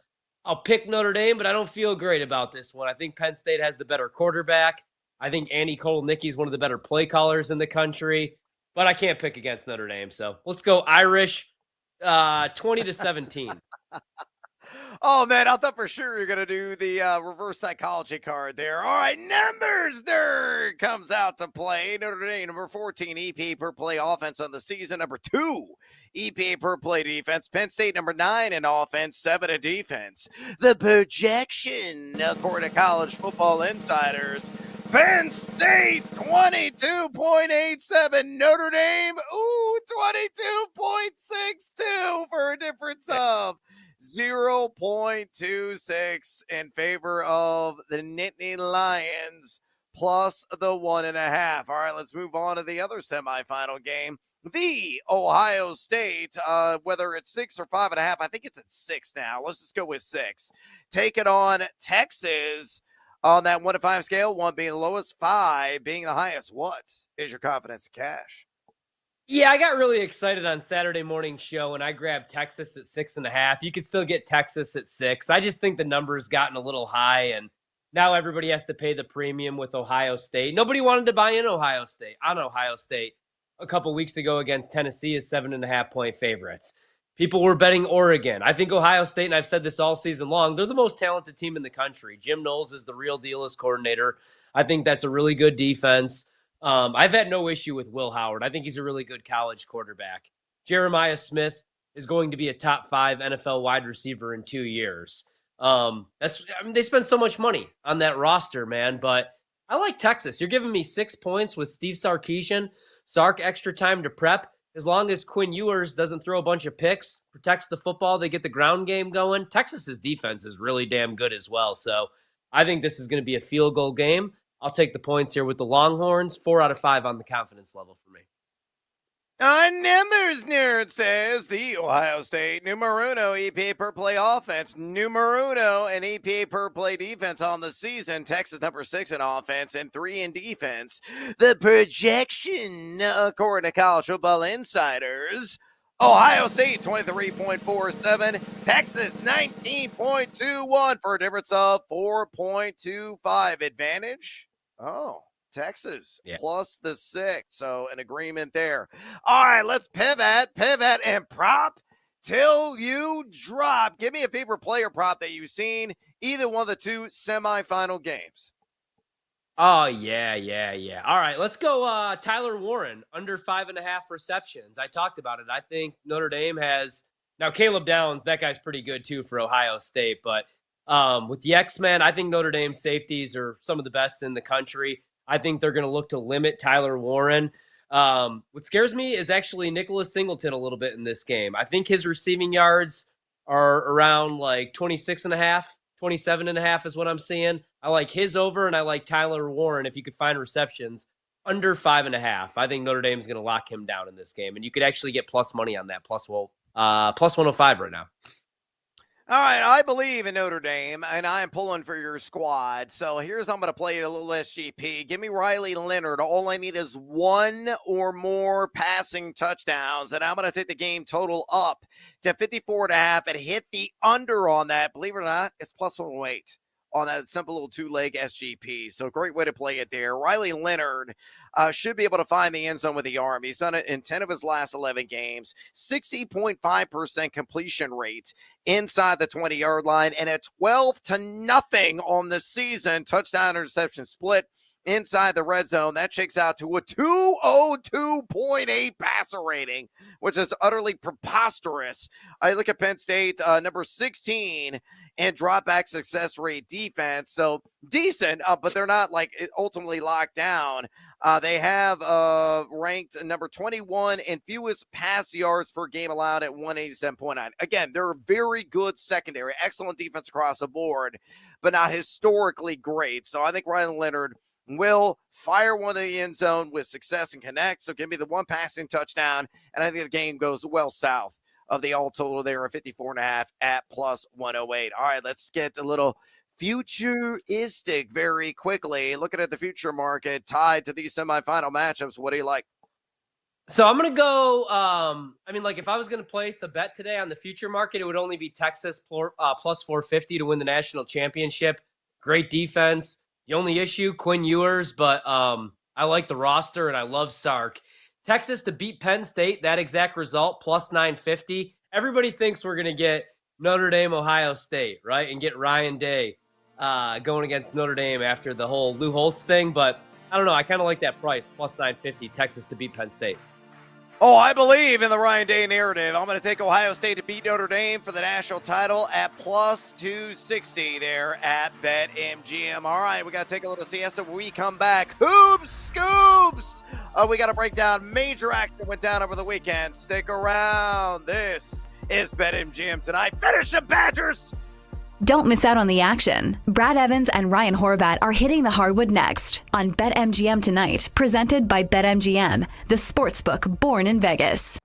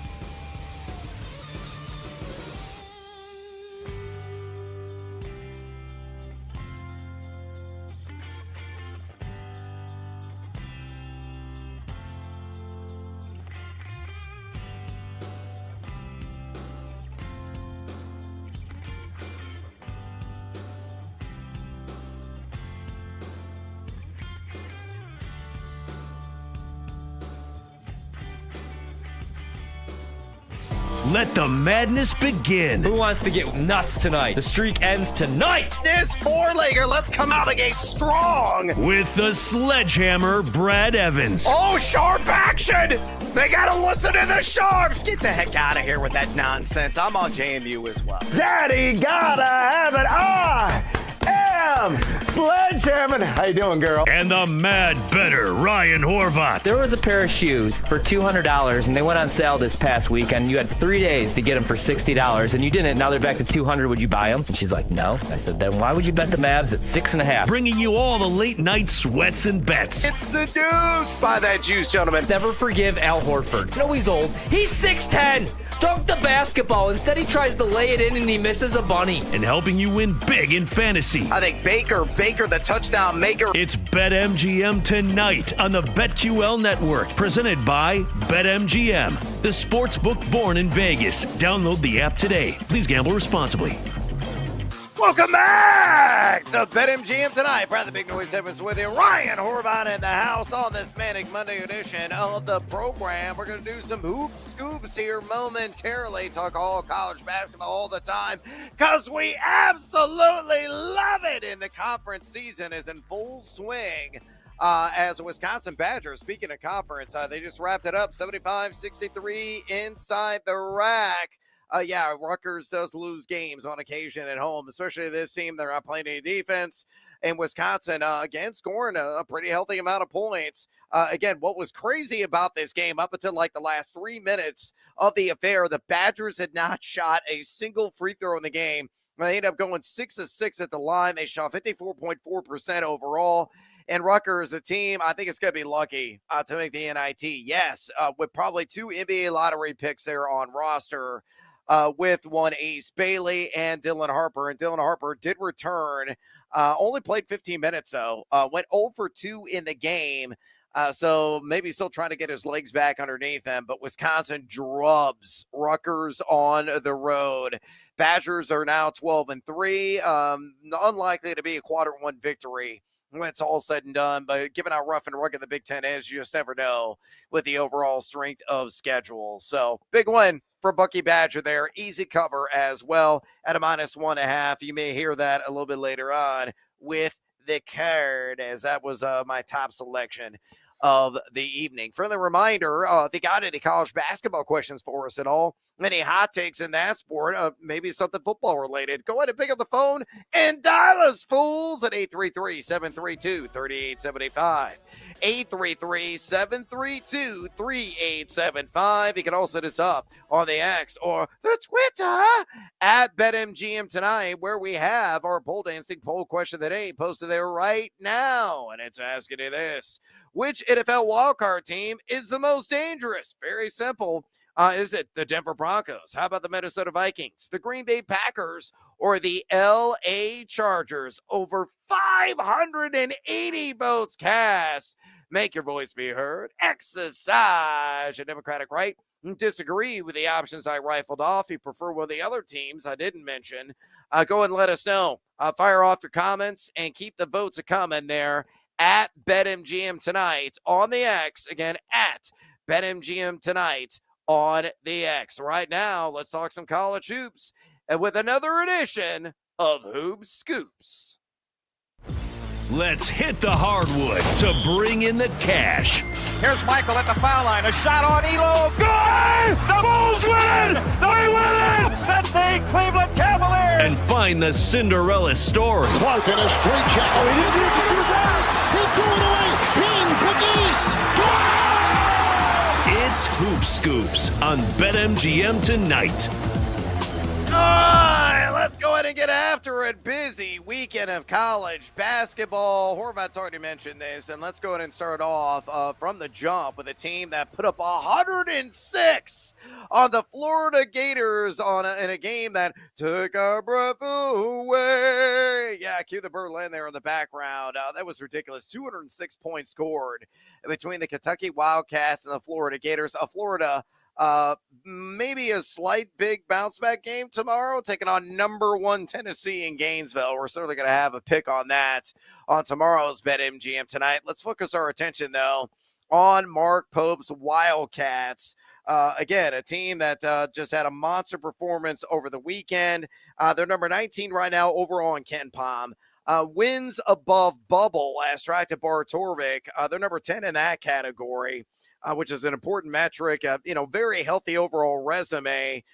Team that is number 41 in tempo, number 27 in EFG offense, 70 in EFG defense, kind of lackluster in that category, but they are number 12 in the net. They have a 3-2 record against quadrant ones this season, number 27 in terms of strength of schedule. Bar Torvik has a projection of 3.3 for their seed number, and knowing all that data on the back end, Horvath, they are plus 450 to make the Final Four, 22-1 at BetMGM right now to win the national title. And also, if you look at their odds to take the SEC, 10-1 behind Auburn, Tennessee, and Alabama. So looking at the futures market, whether it's them winning the SEC, Final Four, or the national title, what is your favorite and best bet on the Kentucky Wildcats? Yeah, so a couple months ago, I played Kentucky to make the Final Four, and I still like the bet, but I don't think it's realistic, to be honest, even after that 106-100 win against Florida. Now, offensively, I think they got 6 or 7 guys right now that are averaging double figures. I love Mark Pope. I love their offensive sets. There's only one team, I believe, in the country, and it's Alabama, that's averaging more points per game than Kentucky. They're averaging 90 a game. I think Bama's at like 91.1, so they're right there. But my problem is their defense, man. Ken Palm has them 91st right now in defensive efficiency. And since Ken Palm ratings began back 96, 97, 27 teams have won NCAA titles. And I mean, like, out of those 27 teams, the lowest defensive efficiency ranking, I think, was Baylor in 2020-21, and they were 22nd. So I just don't think this team's good enough defensively to win, even to make a Final Four run. But that would still be my best bet with Kentucky. But I just worry that they don't have enough defensively. But, man, they're fun to watch. Oh, yeah, very fun to watch. A veteran-laden team, and I think that's going to speak volumes for them in the college basketball tournament, the NCAA tournament. Lamont Butler obviously has got all the experience from his San Diego State days on that Final Four team from a couple of years ago. And they got other guys that, can operate inside and outside. The biggest issue for them, it's not their perimeter defense. They're only giving up 28% as a team. It's interior. A number 51 or number 51% is what they is what I meant to say is what they're giving up inside the arc. So that front court depth, it's lacking. Not a whole lot of muscle. Amari Williams has had his moments, but I think that's their primary of need. And I just don't think they're going to have enough, despite their offensive chops, to go beyond, say, the Elite Eight. But it's all about draw, as you know, in the NCAA tournament. So we'll have to see what their path is. But right now, I wouldn't touch a damn prop on them whatsoever. To win the SEC ain't going to happen. To make the Final Four, I don't believe is going to happen. And certainly not to win a national title. So hard pass for me on Kentucky, but it's going to be a really good season. And it'd been far worse if Coach Cal was still there, because Arkansas fans are already disgruntled with him and the Coach Cal all about me mentality, a team that got boat raced by Tennessee over the weekend. Let's talk Alabama, a team that just throttled Oklahoma and removed them from the ranks of the unbeaten, 107-79 in convincing fashion. That was the Alabama team we were all expecting Nate Oates to trot out this season. They're number 9 in Ken Palm, wins above bubble at number 4 in the country. They looking at the futures market, plus 300 to make the Final Four, 16-1 to win the national title, 425, plus 425 to win the SEC behind Auburn and Tennessee. It's some of the advanced analytics. They're number 5 in tempo, one of the fastest teams in the country. Number 45 EFG offense, number 40 EFG defense. They love the balance there. They're number 9 in the net, 3-2 against quadrant 1 teams. Number 17 overall, so they played a rough and rugged strength of schedule. Remember, they beat my Fighting Illini, just one of many marquee matchups they had. That was on a neutral floor. They're projected to be a 2 seed right now, according to Bar Torvik. Your general thoughts on Alabama, and do you think they win the SEC? I don't know about the SEC, which is crazy. I would rather almost bet them to make the Final Four, but you're getting a better price on them to win the SEC, 3-1 only to make the Final Four. I mean, you got a free bet, or some money laying around, I don't hate the 16-1 price for them to win it all. It's just like, I like these teams, these Nate Oates teams. What scares me is when they're cold, man. But I was really impressed with what I saw against Oklahoma. Unfortunately, that was another loss for me. I actually took the points with Oklahoma. I did too. And going into that game, I thought they had one of the top perimeter defenses in the country, and Bama was awesome, man. Grant Nelson had a double-double in that game. They ran the offense through Mark Sears. They won the rebounding battle. If they play like that, that's a dangerous team when they're knocking down shots. So I like their ceiling, but all it takes is one crappy shooting performance, and they're going to get knocked out of the tournament. Well, if they play like that, they'll run the whole shebang, period, end of story. Yeah. But, I mean, if you look at their offensive numbers, they've been so incredibly inconsistent. So they really got to string together a bunch of white-hot performances offensively for me to buy in, though. I think they certainly have Final Four appeal. They're a 3-1. Again, it all comes down to draw and path to make the mecca there of college basketball. Let's go to Iowa State. Another impressive win over the weekend, 74-55 at home against the nationally ranked Baylor Bears, no longer nationally ranked. Iowa State, number 5 in KenPom, number 6 in wins above bubble. They are plus 150 to win the Big 12, plus 240 to make the Final Four, plus 1,400 to win the national title. They're number 99 at tempo, 24 in EFG offense, 69 EFG defense, a little bit worrisome there. Number 5 in the net, 3-1 against quadrant ones, number 45 overall strength of schedule, projected to be a 2 seed. I love Otzelberger coach teams. Generally speaking, they're stout defensively. This team is lacking that, which is a curiosity, considering how many veterans they have back and the cohesiveness they had. That's an area they've got to show some improvement for me to really buy in. But I bought into them winning the Big 12 before the season. That's where I would still stack my greenbacks at plus 150. And then I'll have to wait and see if the defensive improvements are made. If they are, certainly Final Four and national title caliber.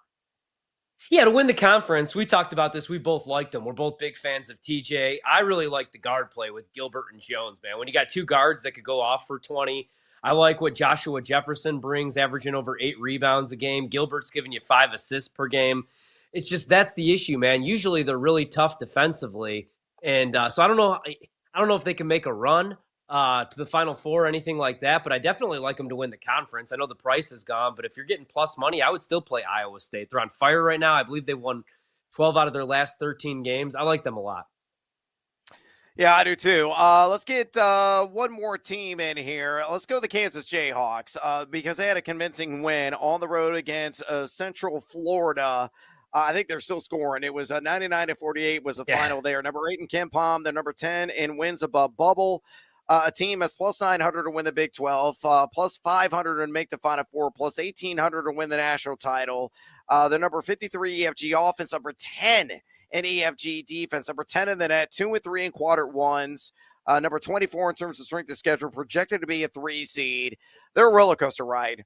They're kings of inconsistency right now. I don't know really what to make of this Kansas team.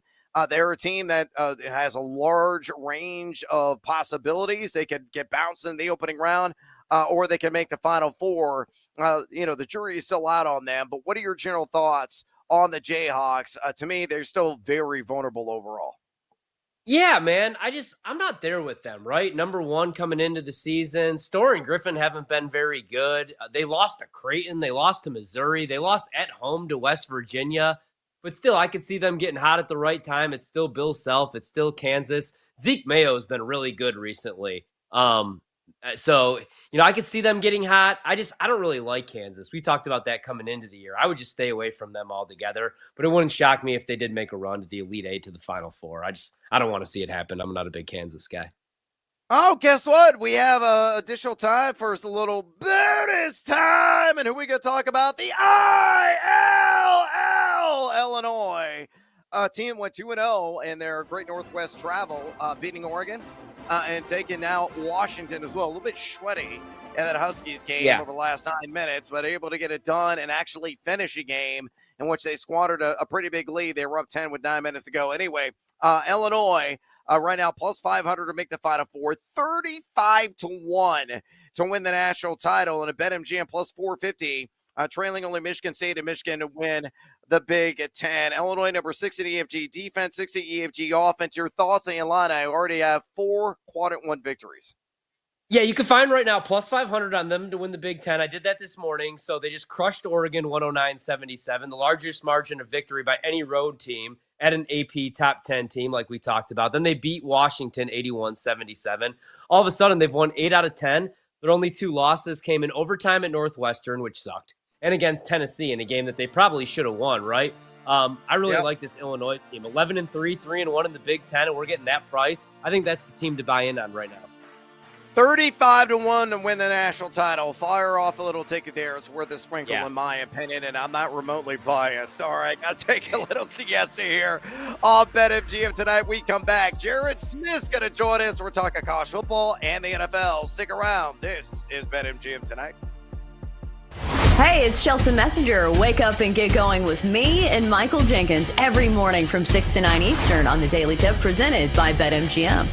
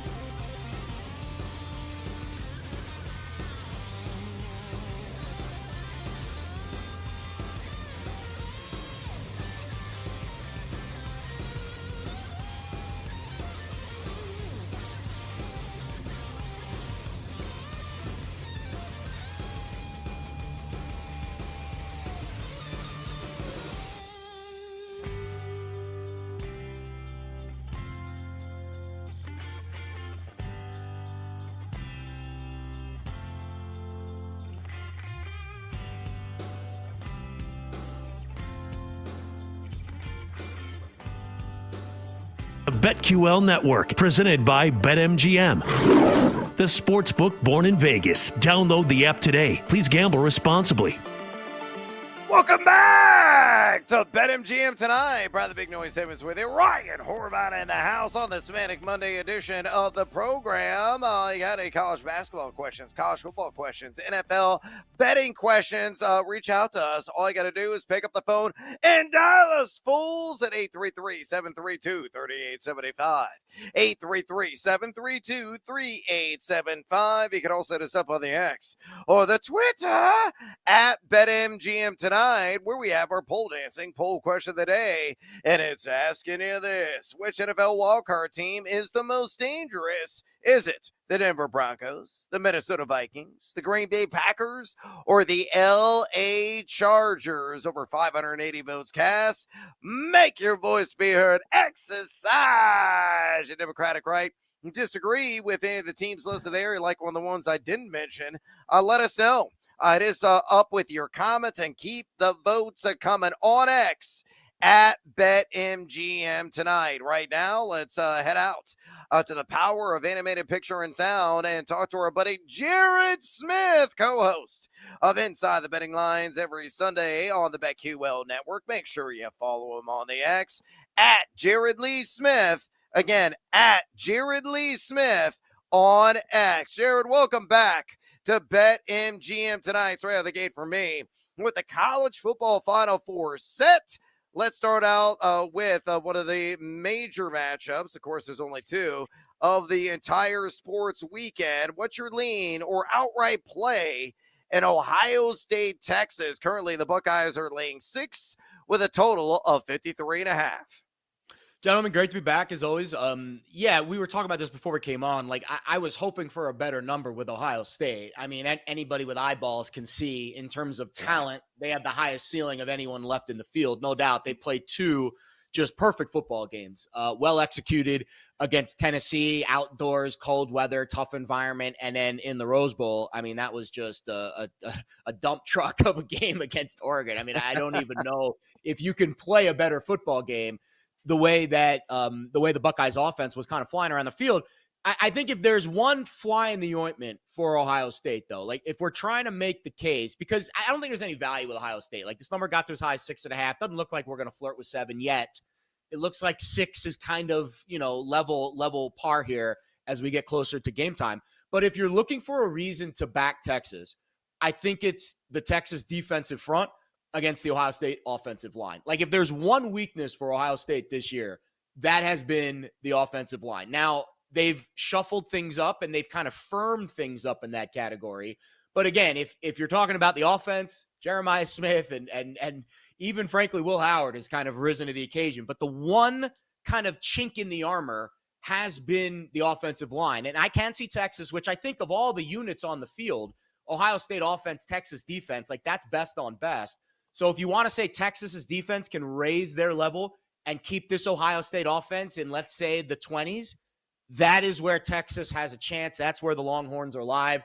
I don't love Quinn Ewers. I don't love Sark. I think they've kind of played with their food offensively. But if you're looking to make the case on Texas, which I think value-wise, that's the only way to bet it at this stage, it's that Texas defense against the Ohio State offensive line. I think the Longhorns might have a slight edge there if they can get after the passer and put some pressure on Will Howard.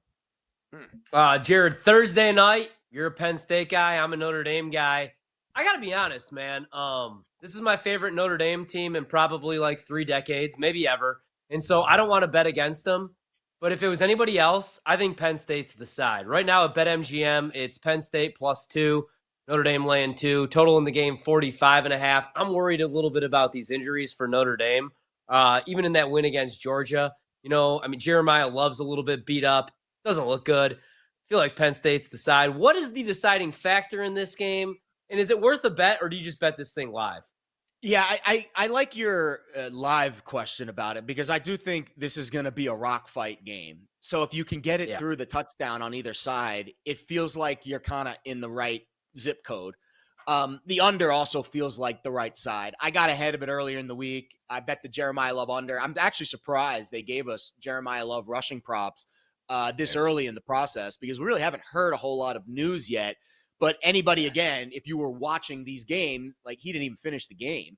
And this is, I believe, the same knee that he was kind of working through a little bit of a knock before the Indiana game. Now, he looked great in the Indiana game, obviously, but you injure that knee twice in a 2-3 week stretch, and you're facing now, you played 2 physical football games, maybe Indiana not so much, but that Georgia game was a very physical football game. They have 2 less days to prepare.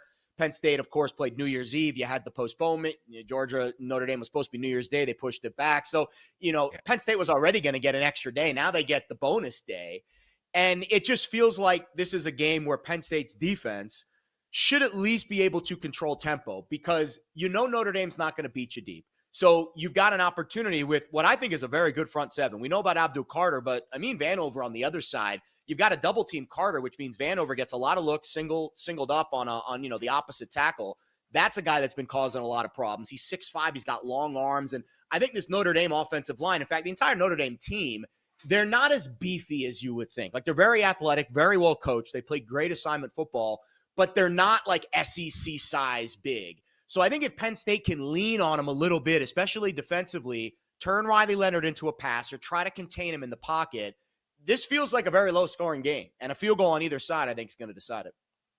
And that's what scares me, man. I know he gets happy feet at times, but I'm a big Drew Aller fan. I think you could fix some of his mechanics. I wouldn't be shocked if he was QB1, QB2 next season. And imagine if he had, like let's say he's throwing the ball to Jeremiah Smith, man. Like, Penn State just doesn't really have receivers that could create separation. Tyler Warren's a beast, though. Let's get to Wildcard weekend really quick. How much do you take away from last night's Sunday Night Football game, right? Because the Lions look great again on the defensive side of the ball, even with all those injuries. That pass rush was elite last night, and Sam Darnold really struggled under pressure, 3 of 13 passing.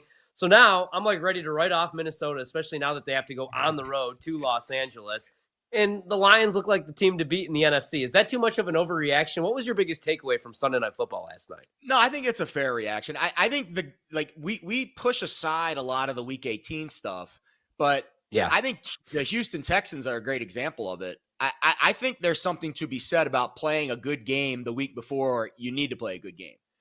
And I know these trends don't always, aren't always apples to apples. Sometimes they're kind of some outlier stuff. But I looked it up this morning on BetLab. Since 2003, if you're losing a game or 2 games or 3 games, or if the Steelers 4 games in a row heading into the playoffs, any loss heading into the playoffs, you're about a 40% ATS team in your first playoff game. And maybe that means you win and don't cover. But I do think there is something to be said about momentum in the NFL. And I would downgrade the Vikings based off of last night. I honestly would. I wouldn't necessarily upgrade Detroit, because I think they're kind of in that stratosphere already where we expect them to be in the NFC Championship game competing for the Super Bowl.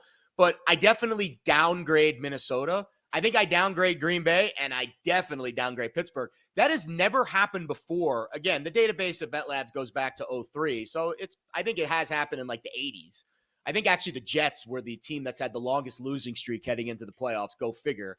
But in that BetLabs era, in this little last 2-decade stretch, we have not seen a team lose 4 straight games and then go to the playoffs. It's never happened before. It's a very rare thing. So I think momentum matters. I would probably fade Minnesota this week, although the number's not really giving you much meat on the bone there.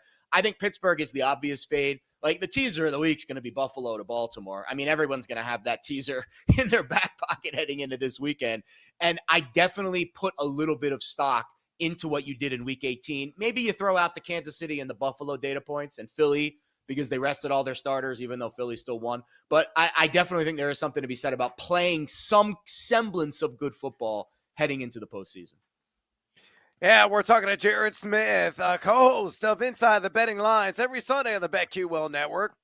Make sure you follow him on the X at Jared Lee Smith. Again, on X at Jared Lee Smith. Jared, this is more or less our poll question of the night tonight, so I'm going to present it to you. Let's do a little dealer's choice among the wild card teams, whether in the AFC or the NFC. What is one wild card squad you see making a deep run this NFL postseason? It's really tough. I mean, I think the obvious choice is Packers. That's like the low-hanging fruit. I don't know if that is going to be a thing, though. I don't like the Love injury. I think that kind of reared its ugly head. So I'll go with Washington. I think if you're going to pick one of these teams, you got to pick it in the NFC. you got to pick it in the NFC. Yeah. You can't pick an AFC wildcard team. It's going to be Baltimore, Buffalo, or Kansas City. Those are the only 3 teams that have a chance to go to the Super Bowl on the AFC side. If you want to upset the apple cart, and I do think Philly and Detroit are poised, but if you want to upset the apple cart and you want to try to find that dark horse, I would stick to the NFC side. I really like what Washington did last week. They were down in the game. They went to their backups. They still won it. They showed some spunk. I like the Atlanta data point. I thought they really showed some fight in that game too. I don't love Jaden Daniels making his first career playoff start. That's an obvious reason to fade Washington. I know quarterbacks have not done well in that regard, but this is a quarterback that has a lot of experience, and maybe he shows you something in this first game. He gets Tampa Bay, which is, not the most difficult of opponents. And if you get that first win under your belt, well, then you can you get that momentum train rolling. You can start to string some dubs together. So I don't think there's a really positive answer here where I'm really confident that a wild card team is going to make a run. But if I am going to pick one, Brad, it's going to be in the NFC, and it's going to be probably Washington, because I do like kind of the way they've come together as a team this year. Yeah, definitely makes all the sense in the world. Jared will get you out of here on this. Super Bowl MVP odds are live right now on BetMGM with Patrick Mahomes plus 400, Josh Allen plus 650, Jared Goff plus 650, and Lamar Jackson plus 1,800 as the front runners. Would you invest in one of those guys ahead of the playoffs, or you're going to go off the board with somebody else? Yeah, it's a good question. I think this is now we can start to talk about this because we make this case all the time. Like if Mahomes is a bigger price than the Chiefs to win, like when you close your eyes and picture Goodell handing out the Lombardi Trophy, and you see Mahomes grabbing it, like can you picture anyone else winning the MVP if it's not Mahomes? The Chiefs win. So even if it's like a penny. Like, I think it's plus 350 for the Chiefs, plus 400 for Mahomes. Like, if that's the case, you think the Chiefs are the right side, you just bet Mahomes to win Super Bowl MVP because, again, that number should be pretty much the same as the Chiefs to win it all. I wouldn't bet that now, obviously. I think you can wait a round or two and still get a decent price. If you want to go down on the board, there's 2 guys, actually there's 3 guys, 2 of them are on the same team, that I think do have a little interest to me. Stafford is the obvious choice. I mean, if the Rams can make a run, and again, in the NFC, I'm willing to go a little bit lower down the board with teams. Stafford, I think, like if the Rams figure out a way to get into that Super Bowl, Stafford's 66-1 right now. Wow. I think that is a price. Because again, the Rams, if I look at the Super Bowl odds right now, the Rams are 35-1. So Stafford at 66-1, like that just makes a ton of sense. The other 2 are the Eagles receivers. A.J. Brown and Devontae Smith, both at 100-1. I think I would take a stab at one of those guys. I think Phil, like if I had to pick right now, I think Philly's the Super Bowl team in the NFC. So I'm looking to target guys on the Eagles. So I think Devontae Smith and A.J. Brown, Saquon's a little bit lower on the list. I think 100-1 on either of those 2 receivers. I could see one of those guys going absolutely bananas in the big game.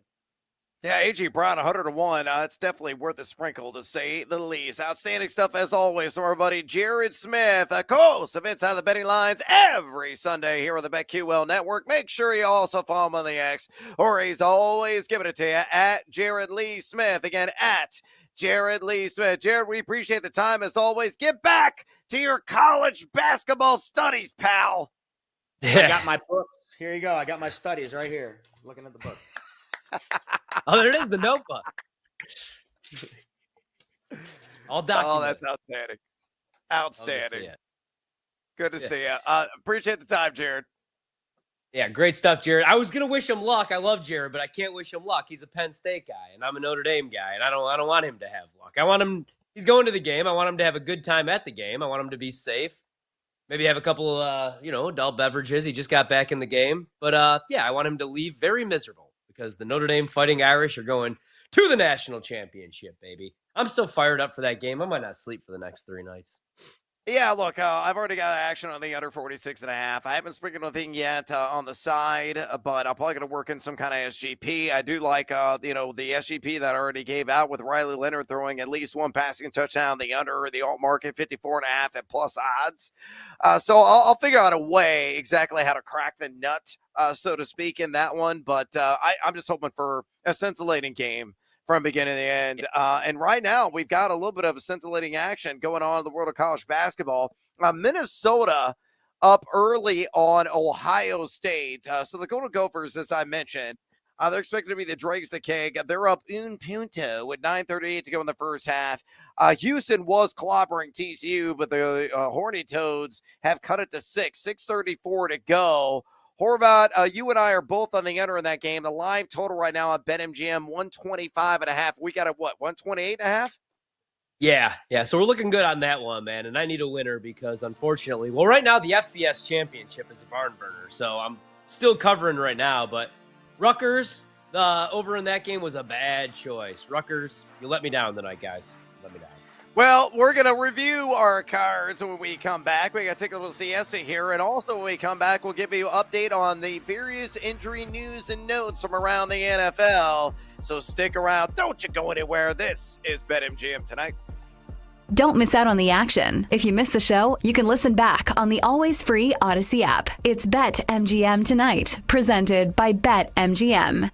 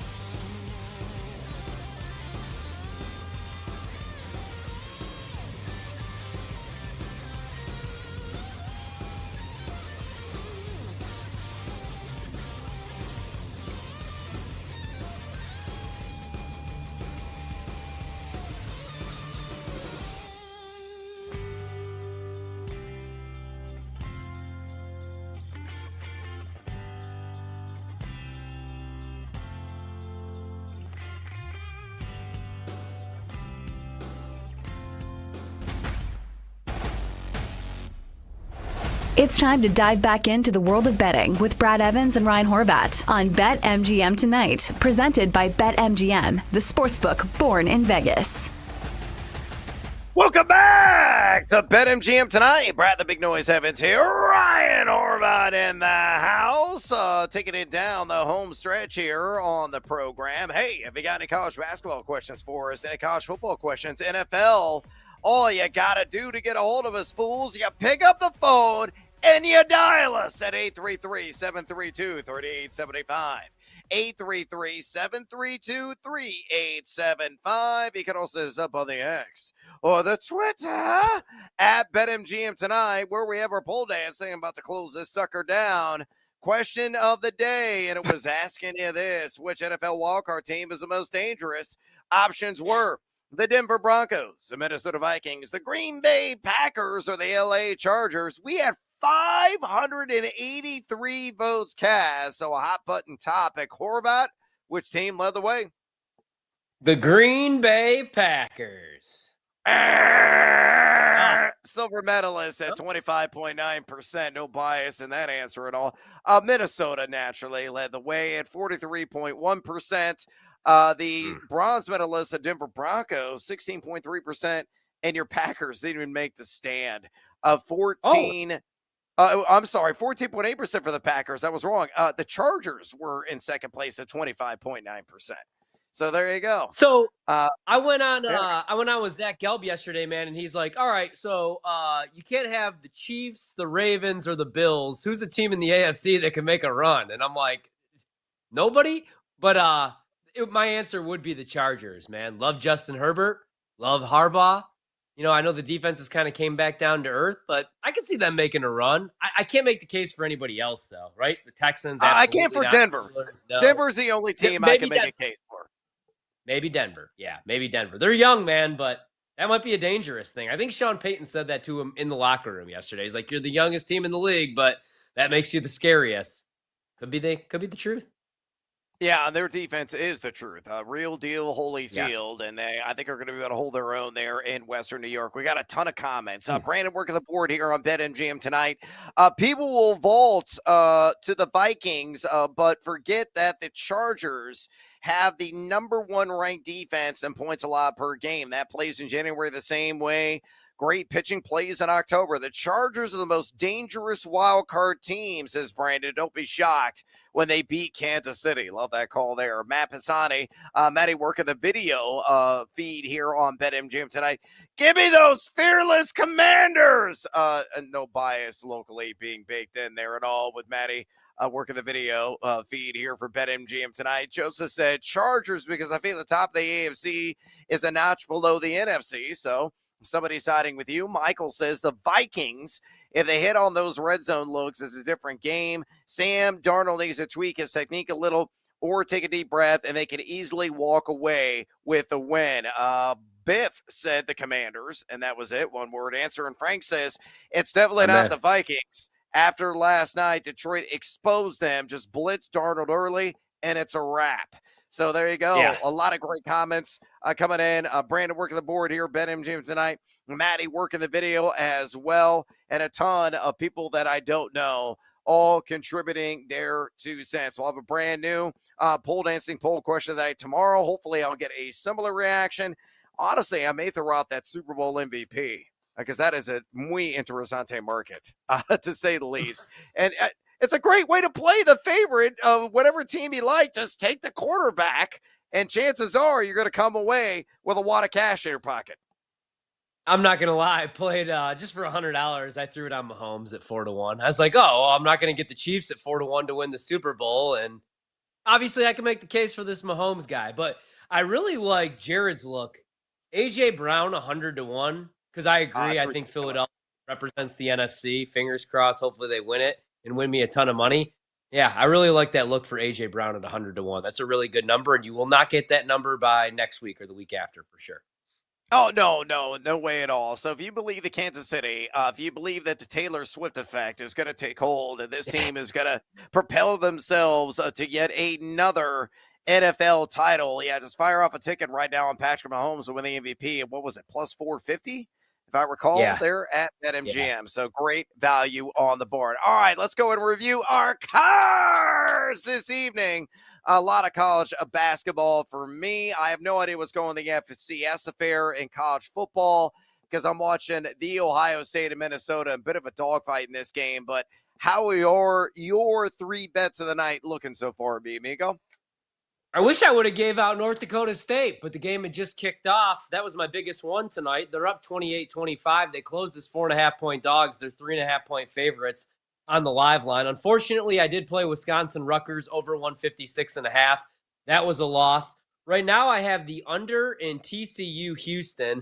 I bet that at 128.5. Right now on the live line, it's 122.5. So feeling pretty good about that. And then I have the under in Ohio State, Minnesota. I bet under 138. Live total right now, 134. So hopefully we get a 2-1, 3-1 night, and we accept the loss because Rutgers couldn't shoot the basketball and still didn't defend tonight and still somehow didn't go over.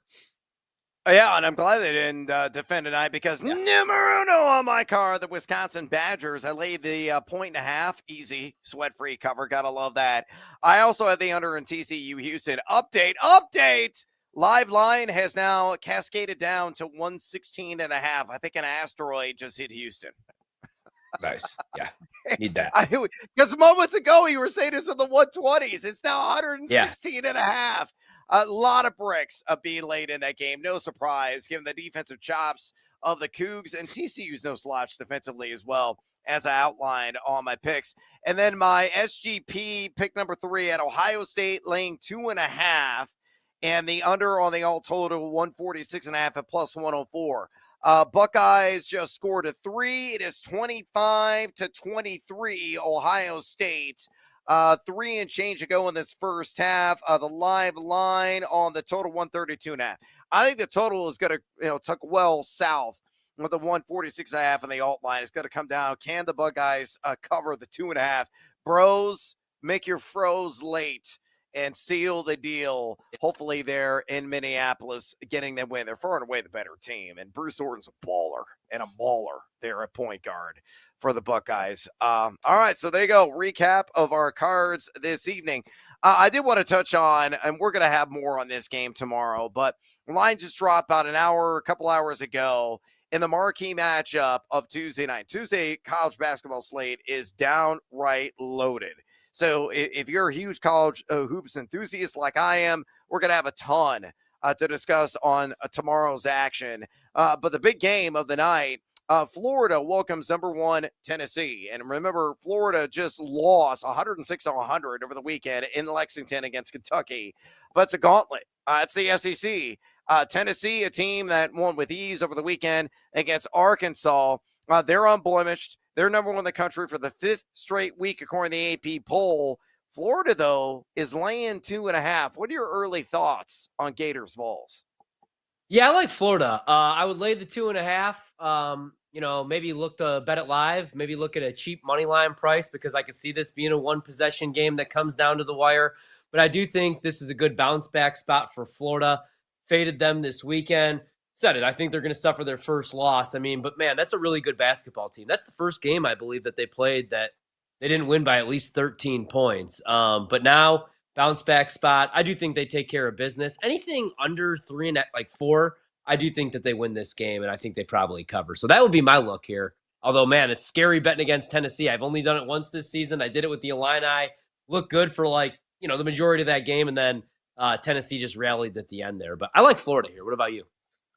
Yeah, Illinois squandered that game. They should have won. They blew it. They had a lead with 90 seconds to go, and they absolutely choked. So that was, the growing pains of a young team. Now they're starting to finish games a little bit better and emerging victorious. See the Washington game yesterday in which they gave away a 10-point lead with 9 minutes to go. I've already laid it with Florida in the 2.5, quite frankly, and I've got some data to back it up.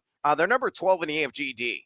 As much as we talk about Tennessee and their elite defense, they're number 2 in the EFGD. Florida, they're no pushovers in their own right, and they're as good offensively. Tennessee, number 35 in the country, EFG offense. Florida at number 44. I love the backcourt of Elijah Martin and Walter Clayton. Walter Clayton dropped 33 in that game in Lexington against Kentucky. He was getting buckets all over the damn place. Not only that, too, but when you look at Florida, they got size in the post. there with Condon and Chinule or Chinulu, I should say, there as well. So they got that, size that can mitigate some of the action on the interior of the bigs and Okpara and Milicic of Tennessee. So you put all together, whoever wins the battle on the glass, because both these teams excellent getting second chances, will have an edge. And it's all about contrast and styles. I think Florida purposely is really going to try to speed up Tennessee and try to get out in front of them before the defense sets. That's the advantage they may have, because that backcourt is so dynamic with Morton and Clayton, and those guys can absolutely fly. So I think Florida wins by 7 to 9 points in the bitter end, and that's why I laid the chalk there, the 2.5. Monster game in Gainesville, and one that may be one of the determining factors who takes the SEC regular season title this year. Yeah, man. I mean, that conference is so loaded, right? You're getting some good prices on some of these teams, but yeah, this could be the deciding factor. And I'm with you. I like Florida, which is funny because coming into the year, I didn't really know what to do with Florida. But every time I watch them, I'm more and more impressed, and I'm more angry that I didn't buy in coming into the year. I was more worried about like the off-the-court distractions, but there haven't been any. And that's a fun team to watch. It's going to be a great game tomorrow night. Yeah, it will be. And again, that's just one of a number of scintillating matchups.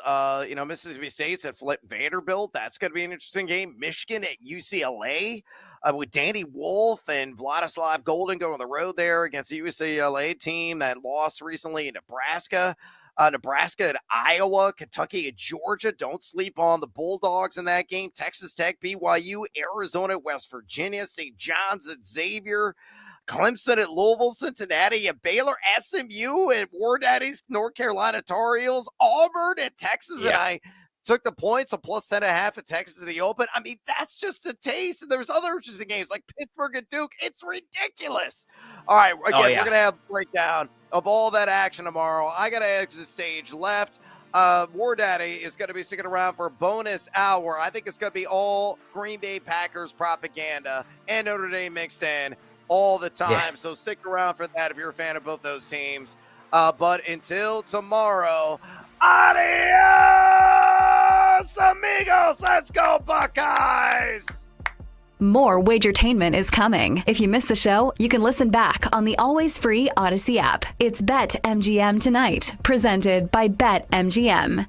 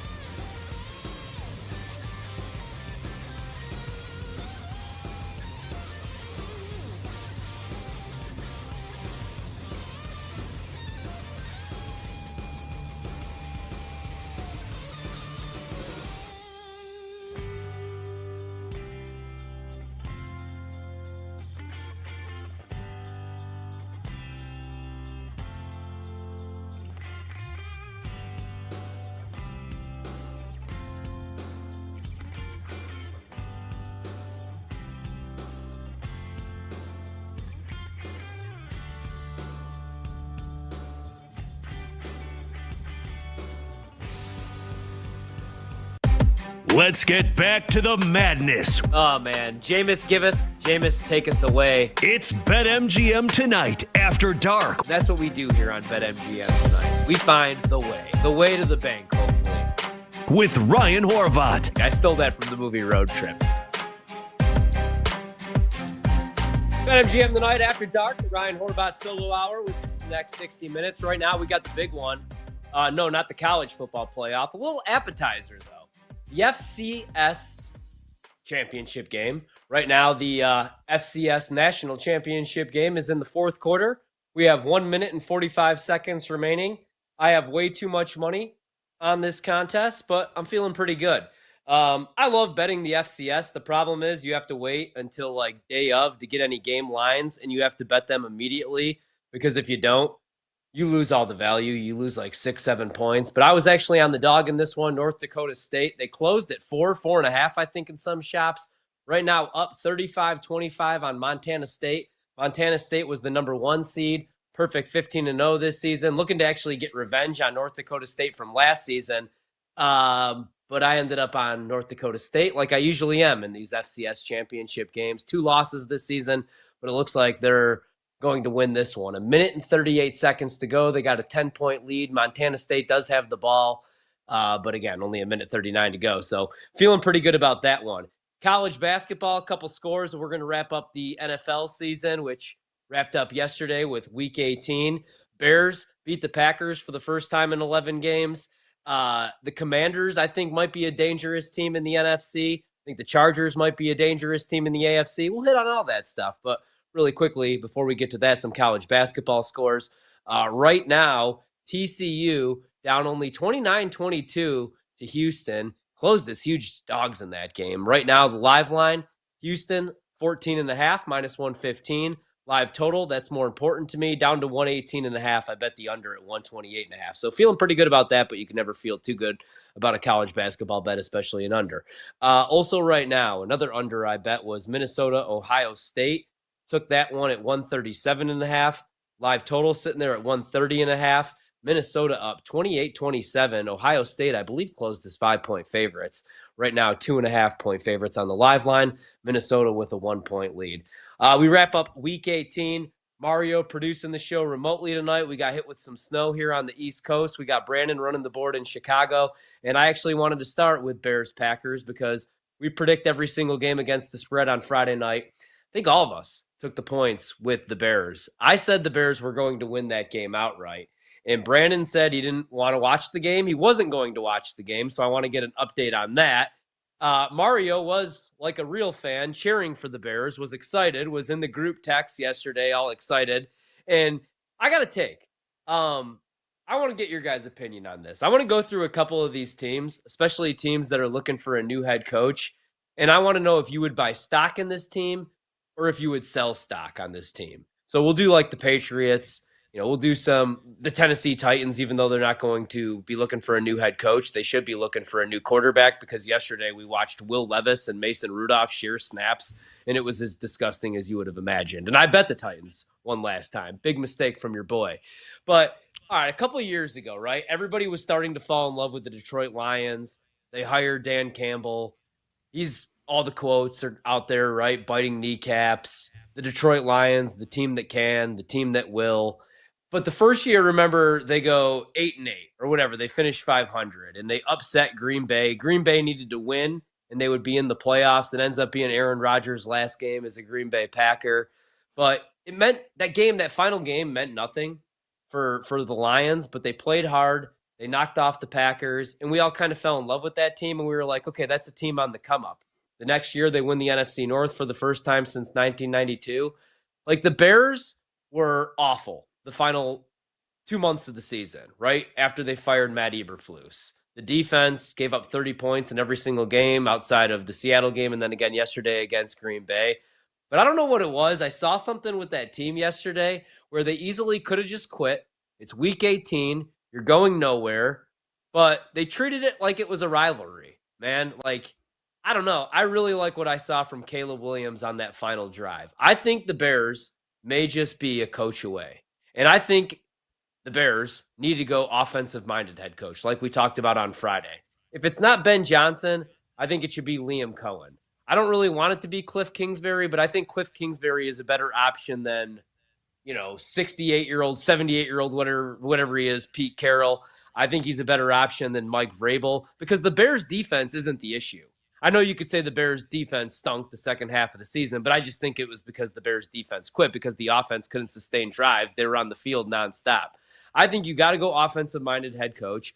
I think I'm still in on Caleb, man. I think he's picked up a few bad habits. I think actually those bad habits have really been there since the USC days. But I think they're a coach away, and I like what I saw yesterday. I might be looking at some Bears futures next season in the NFC North if they get the coaching hire right. Your guys' thoughts, because I know you were both pretty down on the team heading into Week 18. I'll start with you, Mario, because you were more positive. Yeah, I sent a text to every Packer fan I know after Sunday going, this was my Super Bowl, so I have to talk crap right now. Like, I have to. This is everything I could ever want. It's been so long since they even beaten the Packers. It was just good to get the W. It was in Lambeau. The Packers were kind of playing for something. This season's been terrible. We're on a guy that's been elevated from a positions coach all the way to the head coach in 1 year. I loved it. I loved every part of it. I rewatched some of the game just to smile again. It was my favorite thing ever. I do agree. I think this was a good way to end the season. It's comparable to the Lions. I kind of see that. Yeah, I think the only difference is the coaching is Thomas Brown's not the guy for the future. He's not going to be around with them. And, call me nuts, call me crazy. I really, really want Mike Vrabel. I want him so bad. I look at what the Broncos did, and I look at what the Broncos did and look at the Chargers did. They just got the established guy. I know Sean Payne's offensive genius, so that helps, but they just got the guy, and they got it right. And I am tired of trying to find the next genius, the next McVay, the next, O'Connell. Can we just get the guy that we know is going to be great? Ben Johnson's probably going to be great. But we don't really know that for sure. We know exactly what you're going to get with Vrabel. Vrabel's going to make that team a competitive team. He's going to make it a really, really good team. Why not just take him? I think the Pats firing Mayo doesn't help because all signs point towards he's probably going to go to New England. But I will die on this hill. Give me the guy. Give me Vrabes.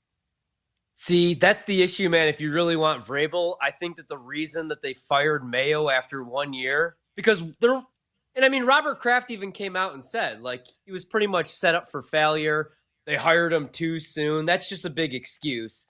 Vrabel's there. And I said coming into the year, the reason that you wouldn't hire Vrabel last year, if you hire Mike Vrabel, the Patriots knew that this was going to be a painful rebuild. That offensive line belongs in the USFL, right? Even the defense was no longer a strength. And Drake May is a rookie. You didn't know what you were going to get from Drake May. And then they had to play him because, remember, they didn't want to play Drake May. At least early on this season, they didn't want to. We thought it was going to be Jacoby Brissett playing the bridge quarterback role. But then they threw Drake May in there under fire, and he balled out, just like he did at North Carolina with a crappy offensive line. And so now they're like, hey, we may have something. And we have Drake May on a rookie contract. So now they're like, okay, let's walk that back and let's hire Mike Vrabel. But you couldn't do that last year because the roster was so bad, and you had to commit to the rebuild, not only with the dudes in the locker room, but also the fan base. And let's be honest, Patriots fans aren't used to rebuilding, right? They're used to competing for Super Bowls every single year. Now I think it's a done deal that Vrabel's going there. That's really interesting. And I agree that you want the established guy. And I agree, we've seen this, man, this new wave of coaches has been a little bit different though, because McVay got hired really young and people questioned it, but he took the Rams to the playoffs year one and made Goff look good year one, right? And then they end up going to a Super Bowl, going to another one and actually winning the Super Bowl. He worked out. LaFleur worked out. All these young, good-looking stud head coaches. But back in the day, these flashy offensive coordinators, some of them like Mangini and stuff, some of these guys would get jobs and not work out, right? Some of these cute hires, Mark Trestman, coming over from the CFL. Oh my Obviously God. didn't work out. So I get what you're saying with the established guy, but the only thing is Harbaugh is the ultimate quarterbacks coach, man. You saw what he did year one with Alex Smith, and then they just moved on, and you saw what he did with Kaepernick. You saw what he did with Andrew Luck.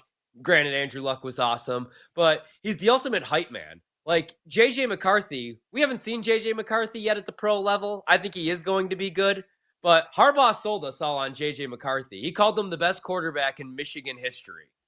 Tom Brady went to Michigan, the GOAT, the greatest of all time.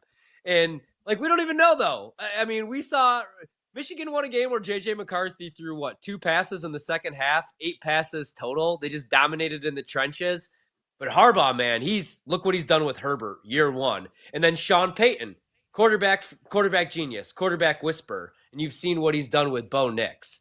That's what I think you need for Caleb. But like, who's that guy if it's not Ben Johnson? And it's not Liam Cohen. And you don't want to go with one of those young guys because you want somebody established. If Vrabel's gone, he's off the market. You wouldn't want Pete Carroll, would you? At 88 years old? No. Brando. No. Mr. Negative, did you end up watching the game yesterday? Be honest with us. I flipped back and forth. I will be honest. I was actually watching. I watched a lot of the Falcons and Panthers. I actually texted you guys about it. Raise your hand if you had the over 76.5 in Falcons and Panthers. So I was flipping back and forth. I did watch some of the game, and then I watched the end of the game to see how the Bears. There was a couple of points where, like, I don't know what it was. I think it's just you could tell I was done with this team because when Keenan Allen threw the interception, I broke out in laughter. Like, my wife was like, "Are you okay?" I was like, "Yeah, this is just this team. This is what they do." And then the same thing where I'm gonna forget his name now. When they fumbled with it late in the fourth quarter, DJ Moore. When he fumbles late in the game, I laughed again. I was just like, I can't with this team. They're gonna lose this game. Look, I was happy that they won the game. I really was. I think that here's the thing. I don't think Green Bay is that good.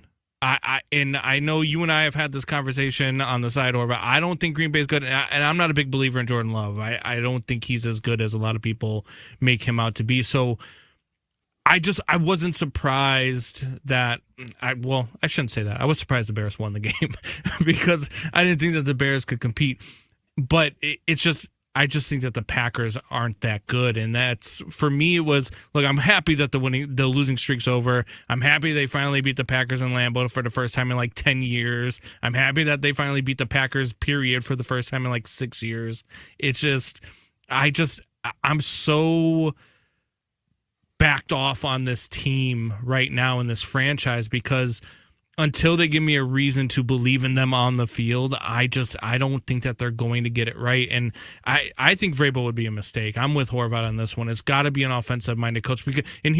I think it's more because not just because of Caleb, but if you're going to develop this offense, I don't want a guy who's going to have a good year for 2 years as an offensive coordinator and then go off to be a head coach and then try to find another good offensive coordinator to continue to develop and to continue to keep.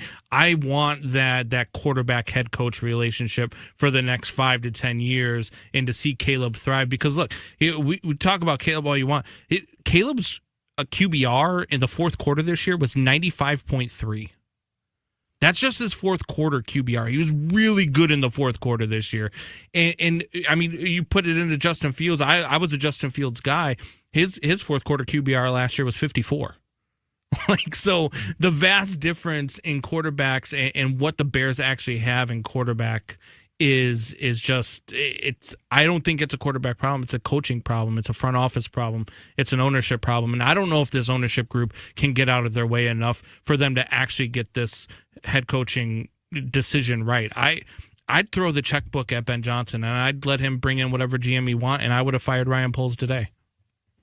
Yeah. And we might have to carry this into the next segment. And of course we'll have, like some bets, and we'll take a look at the futures market and the rest of it's Black Monday. So we got to talk about, these coaches, but there's a reason why I think it's really important that the Bears throw everything at Ben Johnson and go all in on Ben Johnson, because I think that would be the perfect gig for Ben Johnson. And I think he would succeed. But before we get to that really quick here, because we are up against it, you brought up Caleb just in the fourth quarter. Like, if I just told you, like, all right, if Caleb Williams has these numbers, how many games did the Bears win, right?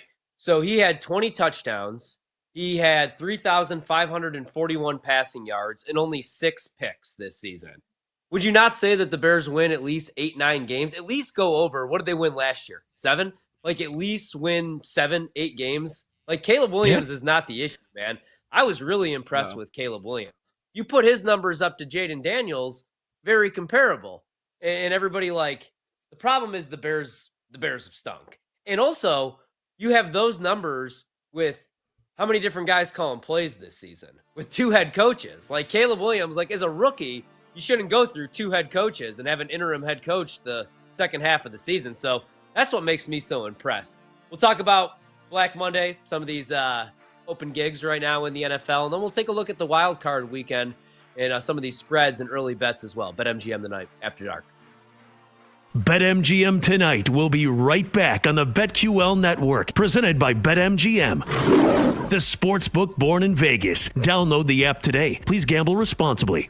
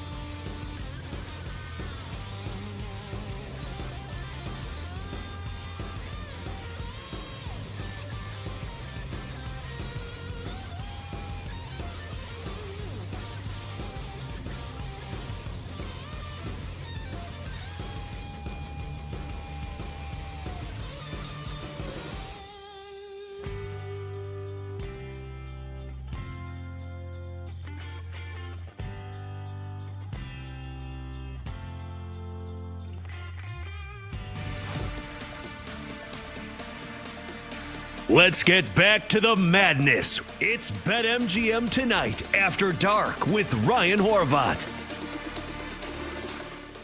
BetMGM Tonight After Dark, Ryan Horvat. We got Mario, we got Brandon. We're all just hanging out, talking a little ball because Week 18 is complete.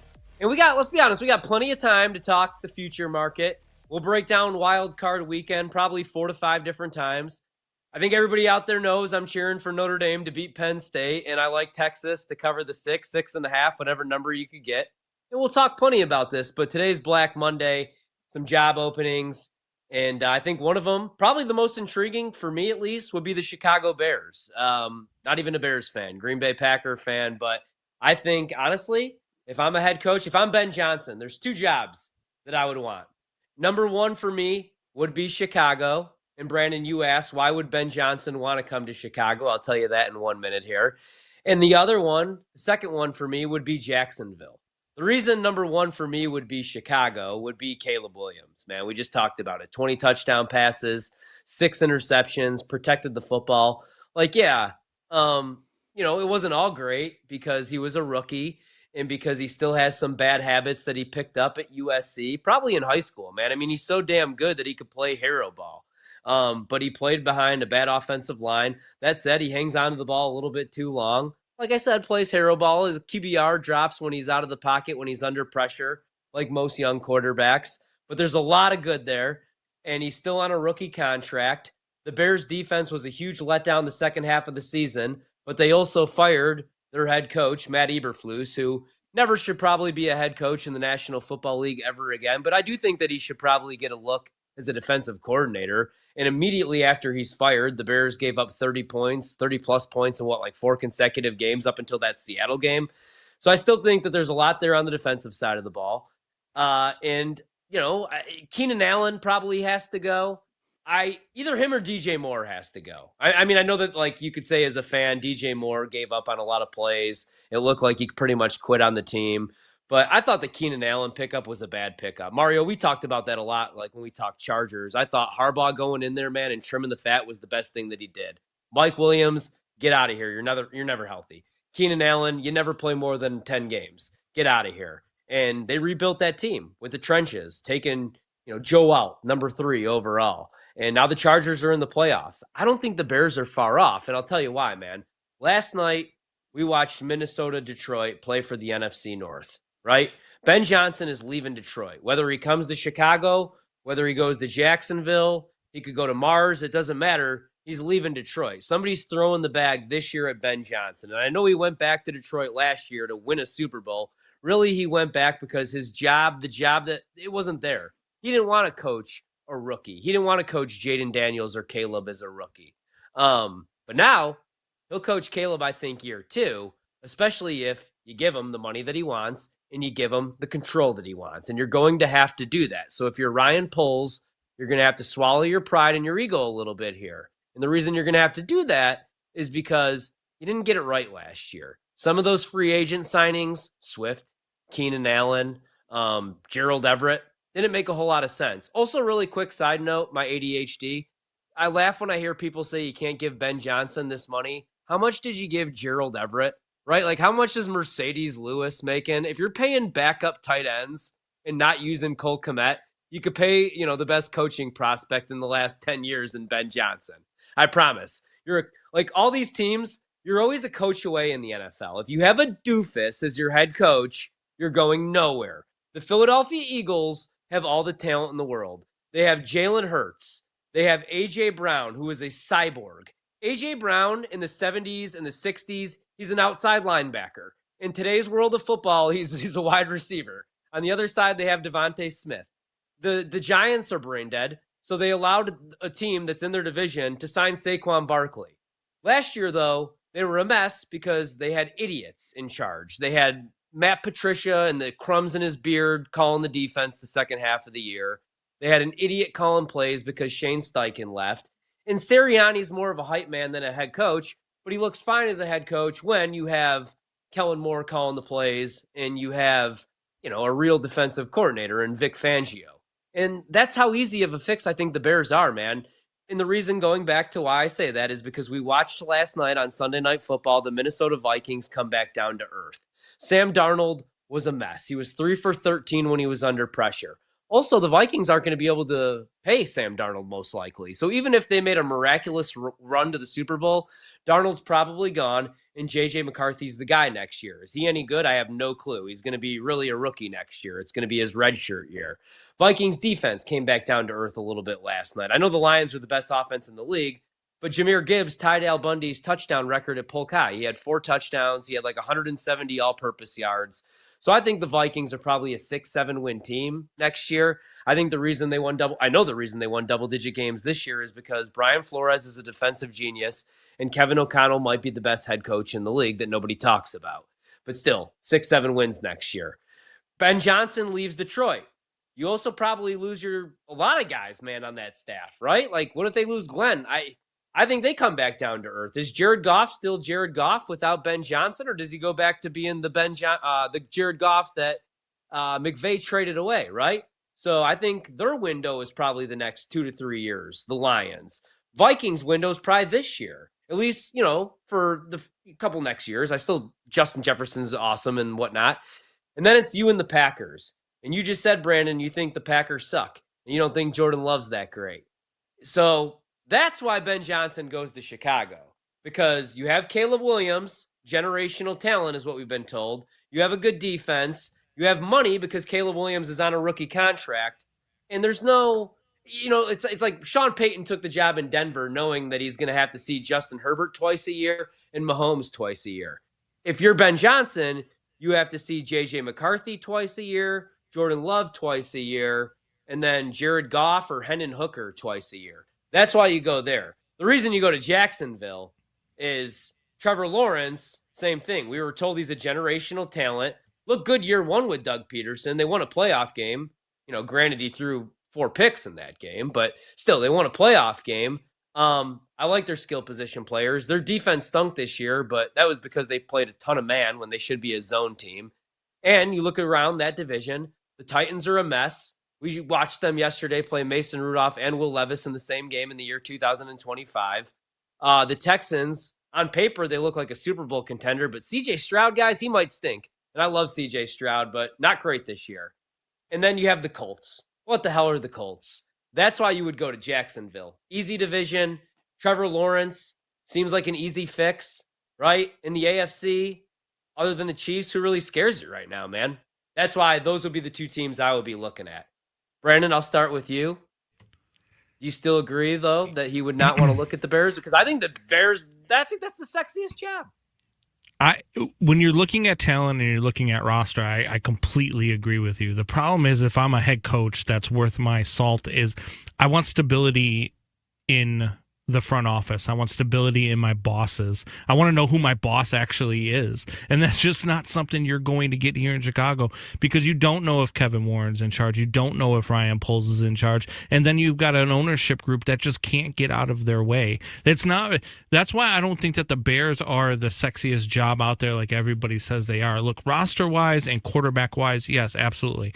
I think they've got a stud at quarterback. I think they've got a guy who, in the next 3 years with a good coaching staff, could be a top 5 quarterback in this league. I don't believe that if I'm a head coach, I would have to see a complete overhaul in the front office for me to want to take it. I don't blame all the rumors that I'm hearing that Ben Johnson wants to bring his own GM if he comes to Chicago. I would want that too, because what have you seen from Ryan Poles over the last 3 years that would suggest that you want him in charge of anything? I mean, you can talk about, or maybe he was given, Matt Eberflus, but at the same time, look at the 2 coaches that they lost last year for off the field reasons. Look at the stuff with Eberflus that has gone on during his watch. Look at the lack of ability to build an offensive line from a guy who was an offensive lineman. Look at all of the things that you've seen, the draft from the 3rd round on. He misses consistently. These are the things that I'm looking at as a head coach where I'm like, I don't know if I want to be a part of this, because I don't know if I'm going to be given the ability to do what I know I can do. And if I go to Jacksonville, or if I go to the Jets, or if I go to, the Saints, or if I go to other places that are going to be open, I'm going to be given that ability. So why would I go to the Bears and not have that ability when I can go anywhere else and have that ability? Well, you're not going to the Jets because they're not even going to interview you because like they're a mess. And the Saints, like, I don't know, Mario, your thoughts? Yeah, look, I know Poles has made like a good amount of mistakes, but like, are we also going to ignore that he made one of the best like trades we've ever seen in NFL history and getting the number 1 pick that led to Caleb Williams and then also getting DJ Moore? That was like he fleeced the Panthers in that. I'm not saying, he should win GM of the year, but I think that should buy him a little bit more time and a little bit more confidence with people around the organization and the fan bases. And when he took over that job, I've said it multiple times, I'll say it again. He was given 3 choices for head coach. And did he choose the right guy? Well, now we can say no, but he was given 3 choices. Now the search goes everywhere. So I like to give Poles a little more love on that. I also think that as much as like Jaguars is kind of a job that looks good, I think Pats might look better for Ben Johnson, no? Like Drake May looked really, really good. And like that is a spot that like I think if you're an offensive genius, like I would be really excited to kind of dive into. The only problem is obviously I think that's Vrabel's job. And it feels like Kraft wants to get just the band back together. Like let's just call the boys and not invite Bill. Yep. And that seems like the plan right now for New England. And I just think it's crazy that with what everyone feels now, like Ben Johnson could literally not go to the 2 spots with 2 young, great QBs where like you'd think it'd be a match made in heaven and like they wouldn't even match on Hinge. Like that's crazy. Yeah. Yeah. No, I mean, and that's what it sounds like is going to happen in New England, though. It's going to be Mike Vrabel, and then there's a good chance it looks like Josh McDaniels is going to be back, and he's going to be calling the plays. So that's exactly what they're going to do. They're going to get the band back together without the crab ass, without Bill, who will be in North Carolina. I would rather have Ben Johnson, but I think that's probably how it goes, man. So, all right, let's look at some of these jobs, and let's say you are Ben Johnson. All right, let's look at what happens today. So the Jets job is open. I laugh when I say that because I bet that team to win the division the last 2 years. Bears job is open. Gerard Mayo gets fired today, so the Pats job is open.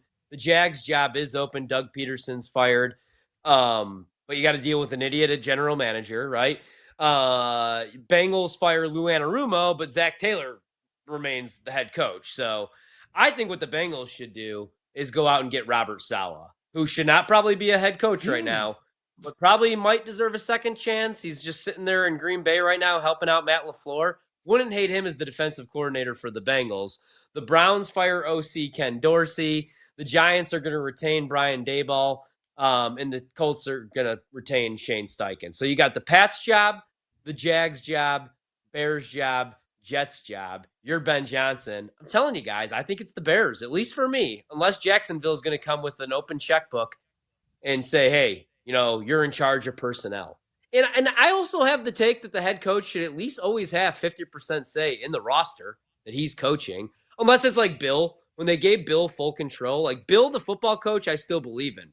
Bill, the GM, drafting like offensive linemen that are projected to go in the 8th round and the 2nd, I don't buy into. But like Ben Johnson probably should have some say, right, in his personnel, I would think. So what job would you take? You're Ben Johnson. Mario, I'll start with you. Pats? I'll probably take. So the order I would go would be Chicago, because I'd be like, if I strike it big in Chicago, I'm a legend for life. Like Mike Ditka's still on a pedestal, and he only won 1. And I don't think he even won a playoff game after that. No. So I think it'd go Bears, and then for me it would go Pats, because now you're the guy after the guy after the guy, so you're good. And then the only thing that stinks about Jags is, this sounds kind of cringy to say, but like I guarantee this in some guys' minds, there's no flash with the Jags. Like you coach the Jags, it's like awesome. No one cares. Like just no one, what I mean? Like no one cares about you. So like that's like the hardest pitch. It's like, represent the Jags. What does it mean to be a Jaguar? Absolutely nothing. And then 50 piles of crap, Jets. Yeah, dude, definitely not the Jets. Like, I think I would rather coach like Mount Carmel High School than the Jets. What about you, Brando? What's your list? I mean, look, for me, obviously it's the Bears, but again, I don't trust the Bears to get it right and to actually hire him. That's the problem. Like, I don't see where you're at. I mean, but when you're talking about like the appeal to the roster, it's obviously the Bears. I think the Jaguars are last on that list because I don't like Trevor Lawrence at all. I like him about as much as I like Jordan Love. So it's probably going to be the Bears, and then the Saints, and then the Jets, and then the Jaguars. Jags last? Wow, no love for Trevor Lawrence. All right, we'll wrap up the show and actually take a look at the games. We'll take a look at the early lines for Wildcard weekend. Also, final ATS standings, the team that made the most money for you and the team that took away all your money. For me, it was the Tennessee Titans. They robbed me blind all year long. At MGM tonight. Don't miss out on the action. If you missed the show, you can listen back on the always free Odyssey app. It's BetMGM Tonight, presented by BetMGM.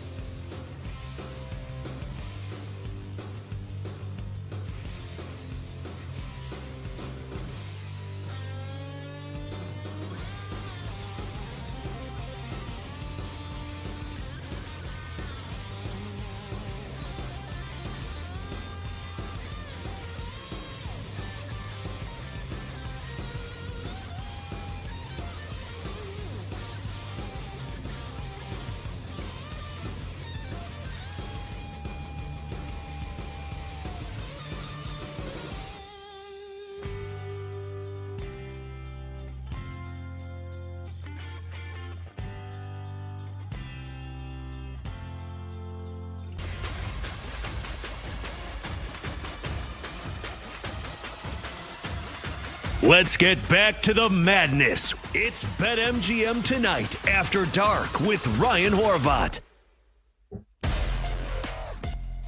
Final segment of the night, BetMGM Tonight. Ryan Horvat wrapping up the show, wrapping up Week 18. What I'm going to do here is we'll take a look at the early lines here for Wildcard Weekend. We got plenty of time to preview and talk about these games.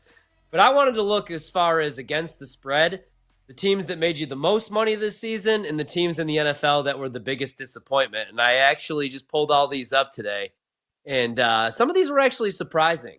So the Lions this year finished 15-2 overall. They win the NFC North. They win the NFC. They're going to have home field advantage. The NFC runs through Detroit. They were also the most profitable team in the league. If you bet the Lions 17 times this season, you went 12-4-1 against the number. At home this season, they were 7-2 against the spread. On the road, 8-0. Pretty ridiculous year for the Lions. 12-4-1 against the spread. The Chargers overall, year one with Jim Harbaugh, Justin Herbert, a lot of non-believers. I was a believer in the Chargers coming into the season. They finished 11-6 overall, but 12-4-1 against the spread this season. So the Chargers, believe it or not, the same record, ATS, as the Detroit Lions this year at 12-4-1. The Broncos this season, 10-7 overall, 12-5 against the spread. The Vikings, their win total was 6.5, which was my favorite bet. I never saw them win in 14 games. They finished 14-3, 11-5-1 against the spread. The Steelers, 10-7 overall, another winning season for Mike Tomlin. He's never had a losing season. They are going to get blown out coming up against the Baltimore Ravens. There's an early line that I love. The Ravens at 10. I think the Ravens might legit win the AFC this year. Said that last year, though, and that was a big mistake. But the Steelers, ATS, 11-6. The Eagles, the other team that I believed in, bought into this season. I still think the Eagles represent the NFC in the Super Bowl. 14-3 overall against the number, 11-6. The Cardinals miss out on the playoffs, even though they finished 8-9 overall, 11-6 against the spread. So the Cardinals made you money this year. The Ravens, their win total was 10.5 coming into the season for the first time ever. I actually leaned under with Baltimore. They lost 3 offensive linemen. They lost a ton on the defensive side of the ball. First 10 weeks of the season, I was right about the defense. They were 30th in EPA against the pass. Lately, they're the number 1 defense, and they do end up finishing 10-6-1 against the number. The Commanders, another surprise team, 12-5 overall, 10-6-1 against the spread. The Bills, 13-4 overall, 10-7 against the spread. Even though the Bengals miss out on the playoffs and Joe Burrow has to sit at home when he would have probably won an MVP if this team won 11, 12 games. 9-8 overall, but 10-7 against the spread. The Jags, the second team I think Ben Johnson should be looking at, right next to the Chicago Bears. Only 4-13 overall, but they were so bad without Trevor Lawrence down the stretch. They ended up being a great bet all season long. 10-7 against the spread. The Tampa Bay Buccaneers, 10-7 overall, 10-7 against the spread. If the Bucs won a game this year, they covered the number. The Bears, here's another reason that Ben Johnson should be looking at the Chicago job. Sure, 5-12, not great. 9-7-1 against the number, though. So the Bears were profitable this year if you bet on them. The Colts, 8-9 overall, but 9-8 against the spread, profitable. Rams finished 10-7. They win the division. I think that they beat the Vikings coming up this week.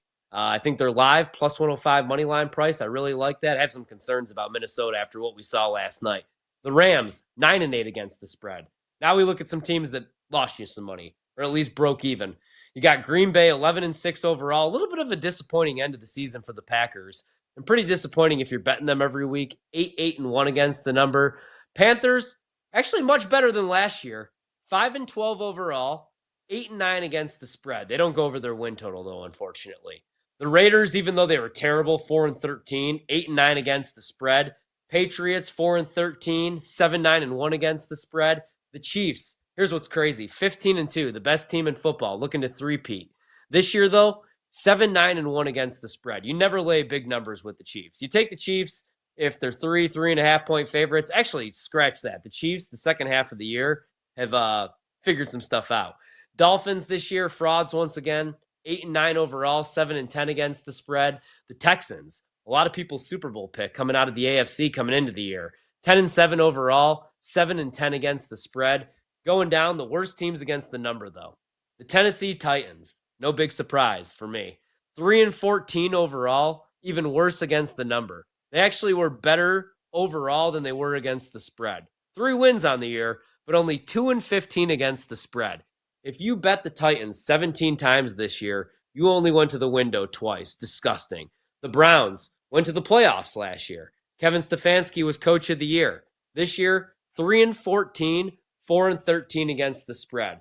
And then the biggest surprise, not the Giants at 3-14 or 5-12 against the number, or Atlanta at 8-9 or 6-11 against the spread, but the 49ers, who last year lose in walk-off fashion in overtime to the Chiefs. This year, they do miss the playoffs. They finished 6-11, 5-12 against the spread. We'll see if they bounce back next year with Kyle Shanahan.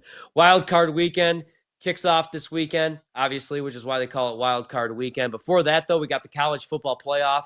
Really excited for Thursday night's game as a Notre Dame fan. Notre Dame took a little bit of money today. 2-point favorites over at BetMGM. Total in that game, 45.5. Penn State on the money line, plus 115. Notre Dame minus 135 on the money line. I don't like what I'm hearing out of Notre Dame's camp as far as Jeremiah Love.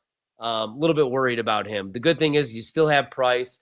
You have pretty solid rushing attack. Ohio State, no 6.5s that I'm seeing right now, unless they're juiced. Ohio State, at BetMGM at least, a 6-point favorite over Texas. I love Texas at 6. Ohio State most likely wins the game, but you're giving Sark extra time to prep in 6 points. I'll take the points here with the Longhorns. Quinn Ewers, don't let me down. Total in that game, 53.5. Wild card weekend, opening spreads, kind of like the Texans, even though they've been a disaster down the stretch, and C.J. Stroud has had a sophomore slump. Catching 3 at home. Chargers win the game, I think. Minus 160 is the money line price for the Chargers. Total in the game, 42.5. Ravens Steelers, I'm going to lay the chalk here with the Ravens. Actually did it during the first segment of the show. I really like what I'm seeing from Baltimore's defense. First 10 weeks of the season, pretty much dead last against the pass. Last 7 weeks of the season, 8 weeks of the season, number 1. That offense, the Derrick Henry pickup was huge. It was the year of the running back. Philadelphia got it right, picking up Saquon Barkley. Green Bay got it right, picking up Josh Jacobs, and probably letting Aaron Jones walk. Minnesota got it right, picking up Aaron Jones after Green Bay let him walk. But Derrick Henry, man, what a freaking year. There's a reason why people were laying minus 250 or whatever it was for him to score a touchdown last week. I like Baltimore as 10-point favorites over the Steelers. Russell Wilson got off to a nice little start when he replaced Justin Fields. Last month and a half of the season, he's been rough. He looks like Russell Wilson that last year in Seattle or the last couple of weeks in Denver. And he really struggles against man defense. Top 10 quarterback against zone, outside the top 15, top 20 against man. Ravens playing a ton of man. They've upped their man coverage the last 5-6 weeks of the season. So I think Baltimore is a terrible mismatch for Pittsburgh. So I laid it with the Ravens.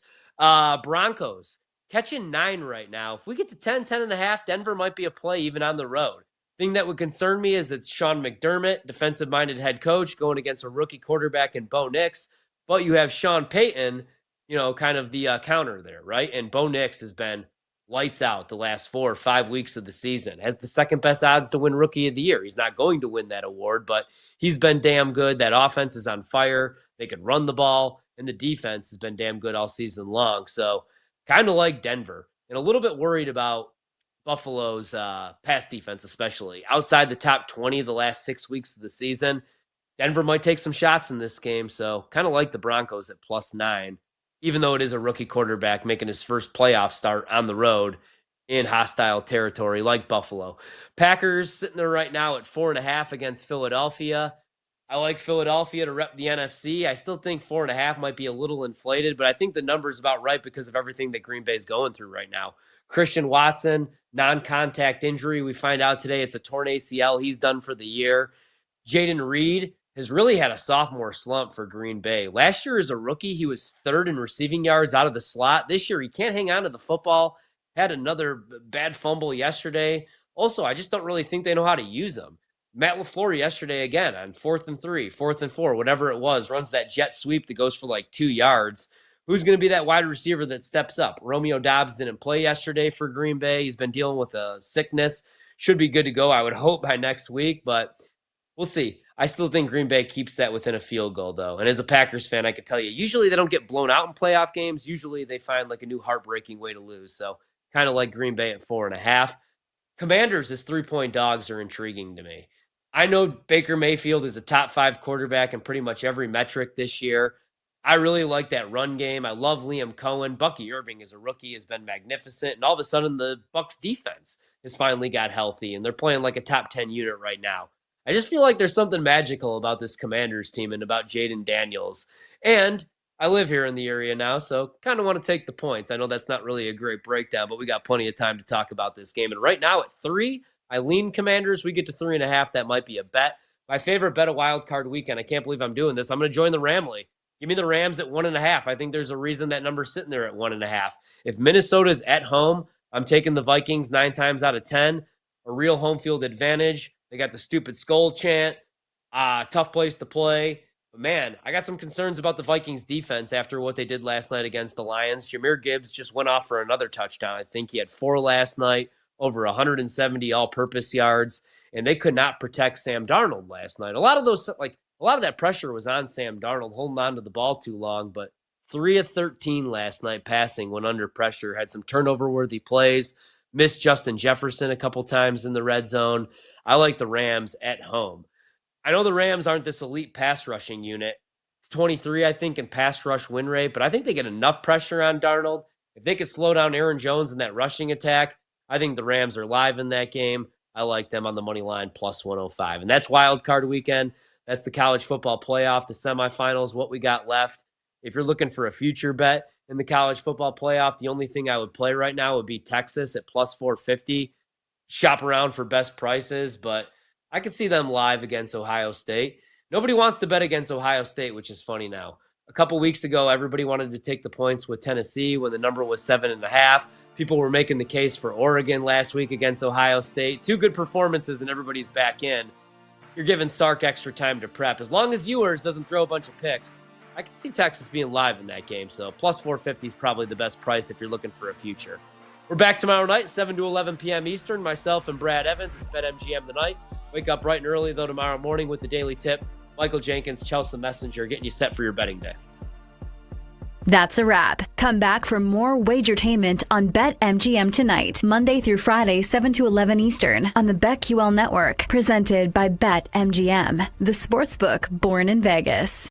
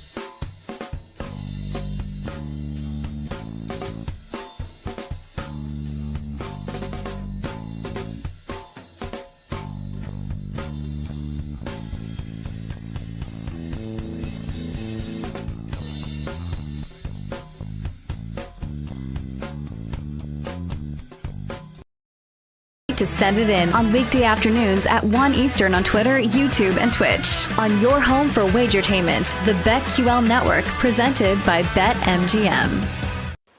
Go for the betting cycle on BetQL with Cody Decker. Cody Decker, former professional baseball player, turned professional smartass on the radio. Sports handicapper Rob Brown. When Penix Jr. plays USC, he's getting 400 yards. Cycling all the top plays. And Cody Decker, I think Florida can cover today. And one outrageous show parlay. 1, 2, 3. Oh! Let the chaos begin. It's Bet for the Cycle on the BetQL Network, presented by BetMGM.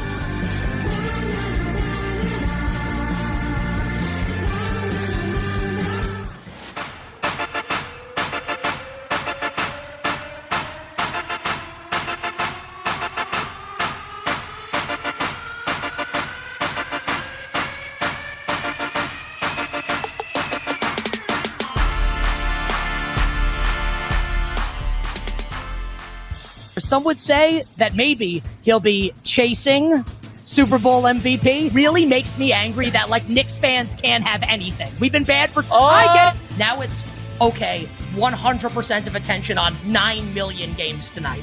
It's a playoff game! We've seen this movie before, and we know how it ends. And it ends with absolute disaster. But I'll tell you, that's fun. But the most fun thing about betting on sports for me is this.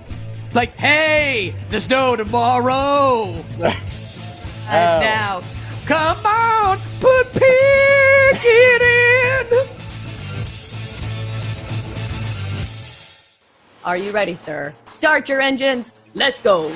Astros money line versus the Marlins. Johnny Cueto, no thank you. Yeah. Oh, my goodness. How does this affect me personally? Which is absolutely bonkers to me. If you do the middle school math, is 117 yards per game that you gotta post each and every weekend. I knew it.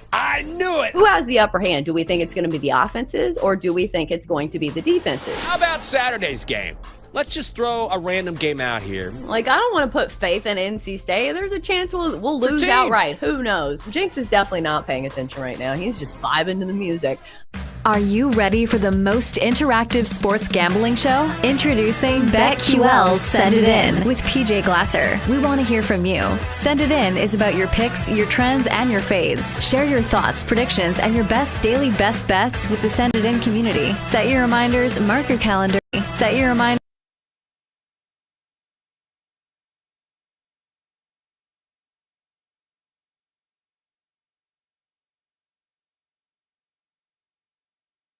And now it's time for Back to the Futures on the BetQL Network with Lucy Burge and Brandon Sprague. Presented by BetMGM.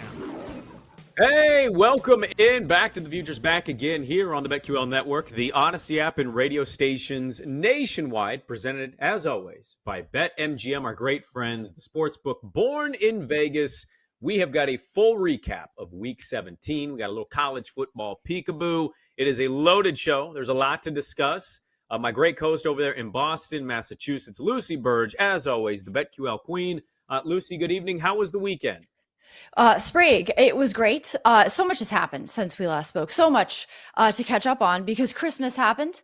Merry Christmas. Was great. Merry Christmas to you, Sprague. It was very, very nice Christmas. My birthday also happened. I am a year older than when you last saw me.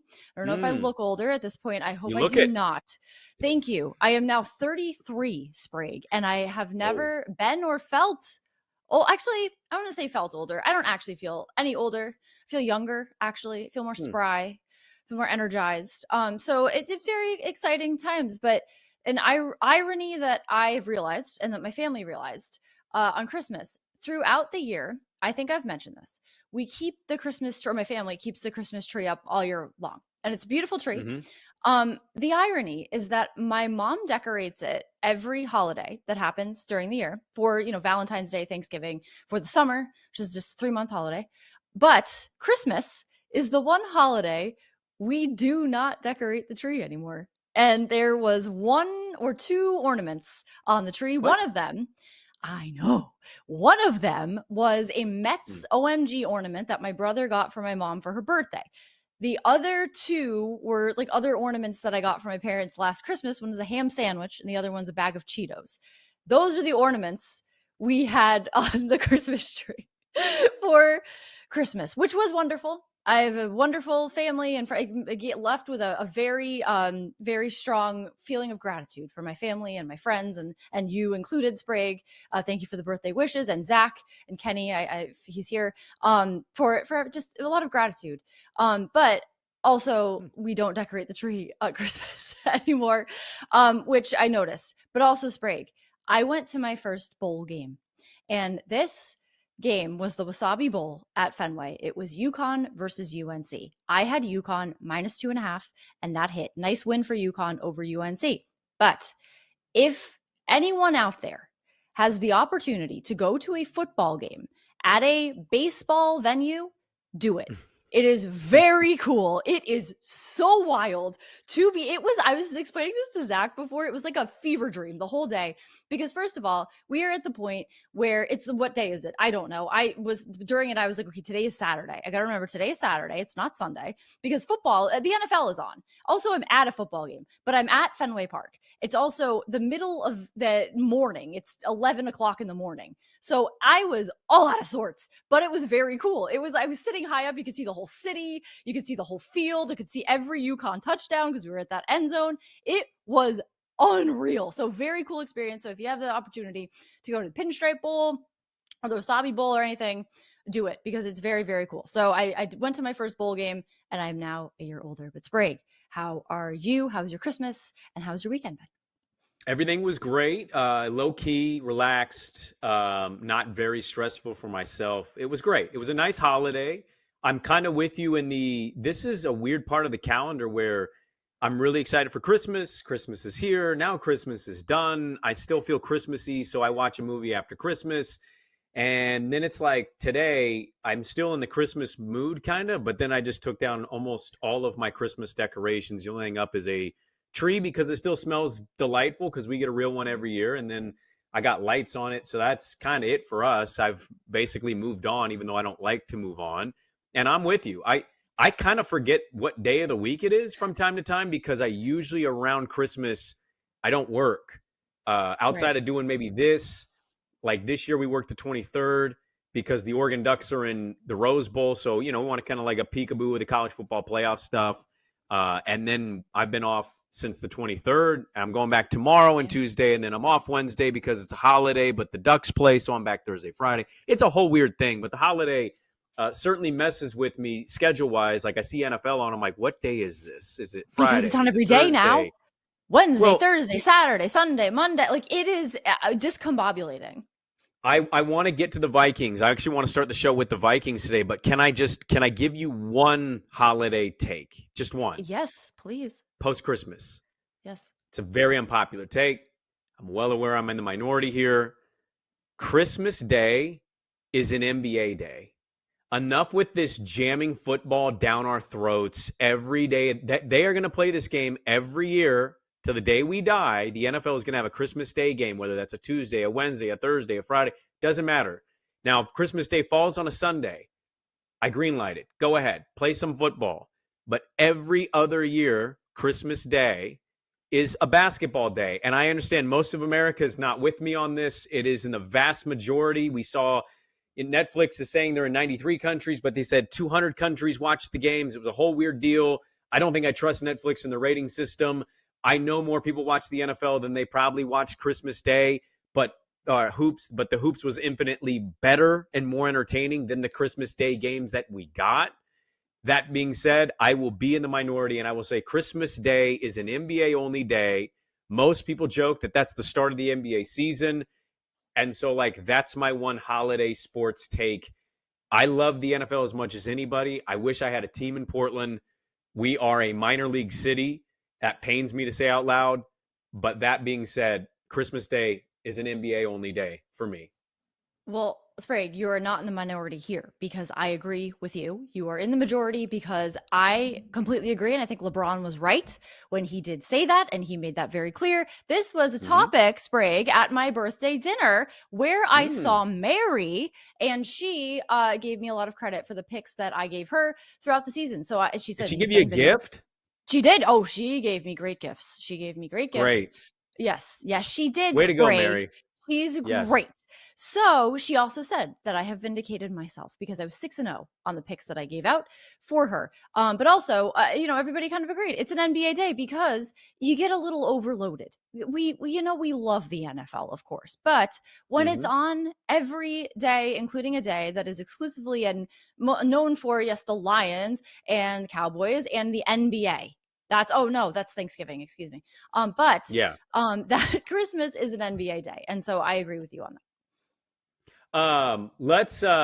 Let's move on from the hot Christmas takes. By the way, looks like a turnover from Washington in the Atlanta-Washington Sunday Night Football game. Atlanta trying to keep track in the wild card / divisional race, and Washington doesn't want to blow their last wild card spot. Yeah, it was a Jaden Daniels interception. So we've got a Penix INT in this game, a Daniels INT in this game, tied at 7 in the first half. I think the Minnesota Vikings, we could talk about a bunch, right? We could go back to Christmas and we could talk about what the Ravens did. We could talk about the Texans and the Steelers feeling very fraudulent when they play good teams. We could talk about the Chiefs somehow looking like they're getting better. They've won all these one-score games. In the last couple of weeks, it feels like they're growing in confidence somehow, and now they're going to get like 3 to 4 weeks off because they don't need to play. They can rest everybody and get like basically another training camp under their belt. But I think I want to start the day in the show with the Minnesota Vikings, who, yes, score-wise, only won by a couple. But if you watched this game, a lot of this was kind of end of game, hurry up, scramble mode, Green Bay Packers, late scores. The one time the Minnesota Vikings punted, the first time they went 3 and out, was at the end, and Green Bay scored a touchdown after that. So it cut the deficit pretty closely, and then they picked up a couple first downs, ran the clock out. Minnesota playing for the 1 seed next week against Detroit in Detroit. Minnesota Vikings, where are you at on them? I faded them today. I took the Green Bay Packers minus the 1. I just thought Green Bay was going to get some payback. I've also been on this show and said I don't know if I can trust Minnesota because of Darnold. And now I'm suddenly second-guessing myself as they may be on the verge, Lucy, of the overall 1 seed. I'll go through the Super Bowl odds in a minute, but your thoughts on Minnesota and what they proved to you today, or where you're at just in general on the Vikings? Yes, well, today they proved me right because I did have Vikings money line today, and I was going to take them to cover the spread, and I'm really glad I didn't do that because depending on where you got that was -1.5, -2, and they won by 2. So it would have been a little more risky to take them to cover. So I'm glad I took them on the money line because I think they are maybe second in the NFC in terms of top 3 contenders. I think it's Lions, Vikings, then Eagles. The Vikings have proven that they are right there with the Lions, who I still think are, as the Chiefs are getting better, the Lions are still, I think, the best team in football, and they are my Super Bowl pick. So they have the best chance, I think, to win the Super Bowl. But I think the Vikings are right there, and I think that they, even though their odds don't say this because they are third when it comes to NFC teams in Super Bowl odds, they are plus 1,000 behind the Eagles at plus 650, Lions plus 400 at BetMGM. I think the Vikings should be getting more credit when it comes to Super Bowl odds. I think they should be more plus 800 even. But if you think the Vikings could win the NFC or the Super Bowl, plus 1,000 has some value, but I think they are right there, a little edge to the Vikings when it comes to that, even over the Eagles. But I think it goes Lions, Vikings, then Eagles in the NFC. So are you sticking, when you say the Lions to you, and I know you picked them to preseason, I picked the Bills, but I'd sit here today and say I don't think I'm going to pick against Kansas City, and I want my pick to be right, but I want to win money. Are you doing that out of I just want the take to be right, or you legitimately believe the Lions can beat the Kansas City Chiefs? Because what I've seen and what I feel like I've seen the last 2 weeks, look, Pittsburgh, that's a separate conversation. Mike Tomlin calls his team JV, not varsity. I largely agree with the assessment. But what Kansas City did and how they look, right? Their defense has largely carried them for most of the year. Now that offense is humming a little bit. They scored 29 on what I think is a pretty good defense. It's a banged up unit a little bit, but largely a pretty good defense in Pittsburgh. I just feel like Kansas City is hitting a stride now and a level where, I'm texting my radio co-host or I'm texting my dad and I'm like, cool. The Chiefs are just going to get better in weeks 15 and 16 and 17. That's just great for the rest of the NFL to see. So are you really believing that you think the Lions are the best team, or is this about, I got to stick with the pick? I'm going to go down with the ship with the pick. There is maybe 20% of that. There is maybe a bit that is, yes, I have to stick with my pick. If I abandon it now, Sprague, imagine if I abandon my Lions pick, which I have been so all in on all season, all past 3 seasons, and suddenly I say, oh, actually, I think it will be the Chiefs, and then the Lions end up winning the Super Bowl. That would be devastating to finally have been right about it, and I have abandoned it, which I think would be traitorous, and I think that would, light treason, that would be. So I'm going to stick with my Lions pick, but we were even saying this, we were texting about this on Christmas, they're going to three-peat. Like, it's just, that it's going to happen because I don't want to think that's going to happen. I don't think the Chiefs, I think if any year is possible for another team to defeat the Chiefs, I think this is it. And I think the Bills have that opportunity this season. So I am not on board with the Chiefs making it to the Super Bowl this season. I think, yes, there has been an aspect of them improving. When the Bills beat them, you think, oh, the Bills will make it to the Super Bowl instead. And I still think that. I think it will be a Bills-Lions Super Bowl because I think the Lions will win the Super Bowl, and I don't want to think the Chiefs will make the Super Bowl and three-peat. But I still will say the Lions are the best team in the NFL. They're going to certainly have their opportunity on Monday night. We've got a couple minutes just left in this segment. We got a lot more to get into. I kind of want to stick with some of this because Minnesota's win today. Look, Sam Darnold's been a great story. I have said it before. Like, there's something about it that I just can't buy. I was wowed today. It's not that they just won. It was like how dominant they were most of the way. It was just how confident he is. That system works so well. Oh, Justin Jefferson catches everything. Yes. I don't know. There's something about today, and it wasn't just that I lost the bet. It was just the way that they beat Green Bay. And I think I gotta just say they're for real. Yeah. If you tell me Minnesota goes to the Super Bowl, I'm buying it. I think Kevin O'Connell is amazing. I think what their defense and Flores has been doing has been awesome. And yeah, if you get pressure on Darnold, they got pressure on him once. He threw a pick. His offensive line was awesome, though. Yeah. And Aaron Jones left this game. There's a little banged up injury, but they seem to be just okay. They had 2 other guys fill in, including Cam Akers, who caught that last first down catch. Obviously, a lot of attention drawn to Jefferson early and no catches for most of the first half, and I think some of the third quarter. Addison's come on the last couple of weeks. We know they got elite tight end play. Naylor is a third receiver for them. Minnesota did a lot, and I hate saying this so late in the season because many have watched Minnesota as a idiot. Yeah, I understand that. But there is a little bit of this prove it stuff. And today, boy, did they prove me wrong. I tip my cap. They've been phenomenal. I think they got a real chance next week to beat Detroit. Detroit is banged up right now. They're missing some guys. I think that's going to be a great football game. Lucy, we have a lot to get into. I want to start on the other side with that Minnesota at Detroit game. So we'll come back. We have the lines for next week. So that's the first game we're going to start with. I'll give you an update on Sunday Night Football. A lot more to react and talk about. Back to the Futures, back with more on the BetQL Network.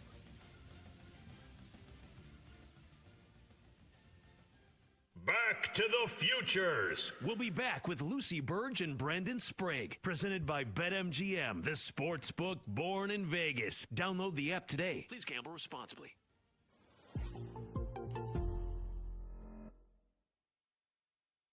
Are you ready, sir? Start your engines. Let's go. Astros money line versus the Marlins. Johnny Cueto, no thank you. Yeah. Oh, my goodness. How does this affect me personally? Which is absolutely bonkers to me. If you do the middle school math, is 117 yards per game that you gotta post each and every weekend. I knew it. I knew it. Who has the upper hand? Do we think it's going to be the offenses or do we think it's going to be the defenses? How about Saturday's game? Let's just throw a random game out here. Like, I don't want to put faith in NC State. There's a chance we'll lose outright. Who knows? Jinx is definitely not paying attention right now. He's just vibing to the music. Are you ready for the most interactive sports gambling show? Introducing BetQL's Send It In with PJ Glasser. We want to hear from you. Send It In is about your picks, your trends, and your fades. Share your thoughts, predictions, and your best daily best bets with the Send It In community. Set your reminders, mark your calendars, and get ready to send it in on weekday afternoons at 1 Eastern on Twitter, YouTube, and Twitch. On your home for wagertainment, the BetQL Network, presented by BetMGM. Go for the betting cycle on BetQL with Cody Decker. Cody Decker, former professional baseball player, turned professional smartass on the radio. Sports handicapper Rob Brown. When Penix Jr. plays USC, he's getting 400 yards. Cycling all the top plays. And Cody Decker, I think Florida can cover today. And one outrageous show parlay. 1, 2, 3. Oh! Let the chaos begin. It's Bet for the Cycle on the BetQL Network, presented by BetMGM.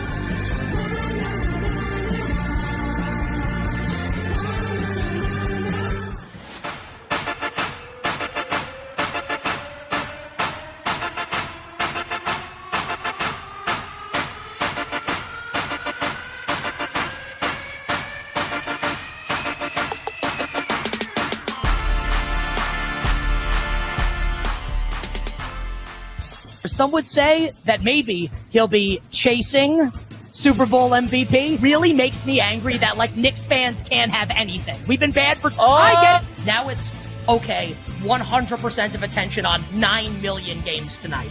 It's a playoff game!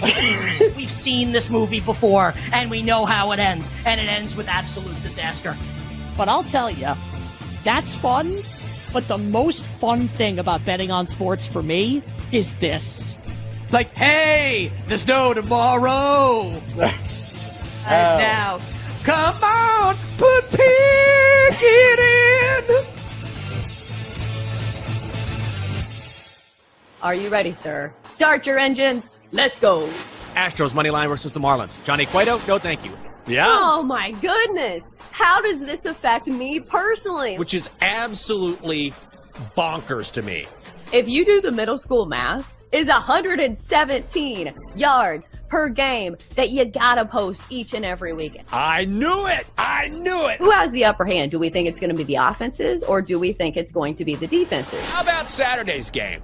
Let's just throw a random game out here. Like, I don't want to put faith in NC State. There's a chance we'll lose outright. Who knows? Jinx is definitely not paying attention right now. He's just vibing to the music. Are you ready for the most interactive sports gambling show? Introducing BetQL's Send It In with PJ Glasser. We want to hear from you. Send It In is about your picks, your trends, and your fades. Share your thoughts, predictions, and your best daily best bets with the Send It In community. Set your reminders, mark your calendars, and get ready to send it in on weekday afternoons at 1 Eastern on Twitter, YouTube, and Twitch. On your home for wagertainment, the BetQL Network, presented by BetMGM. Some would say that maybe he'll be chasing Super Bowl MVP. Really makes me angry that, like, Knicks fans can't have anything. We've been bad for... I get it. Now it's, okay, 100% of attention on 9 million games tonight. It's a playoff game! We've seen this movie before, and we know how it ends. And it ends with absolute disaster. But I'll tell you, that's fun. But the most fun thing about betting on sports for me is this. Like, hey, there's no tomorrow. And now, come on, pick it in.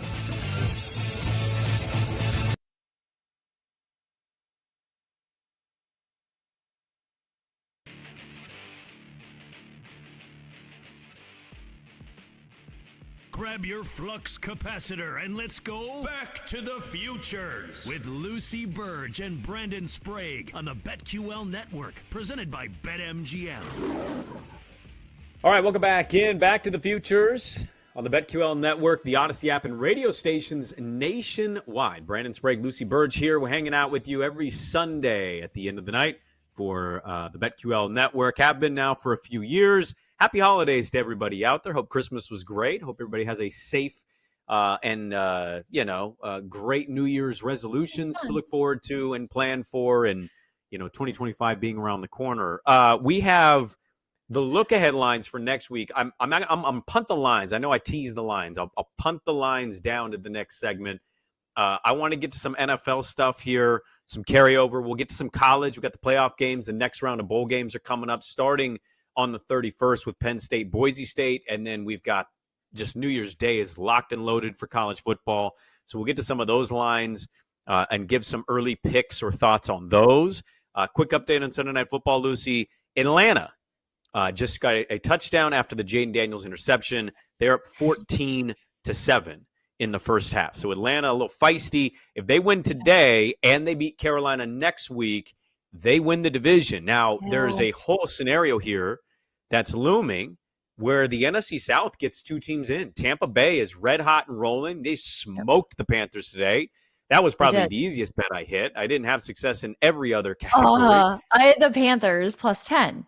Which was a mistake. Oh, you got it at 10? So I made that bet, I think, on Tuesday, and it was 7.5. So it didn't matter. I had an early look-ahead line there, and I liked that hook. But I 48-14, I did not see coming. That was a great day for Tampa. So we could still get two NFC South teams in here, and it's early, but the Commanders could end up missing out on the playoff scenarios.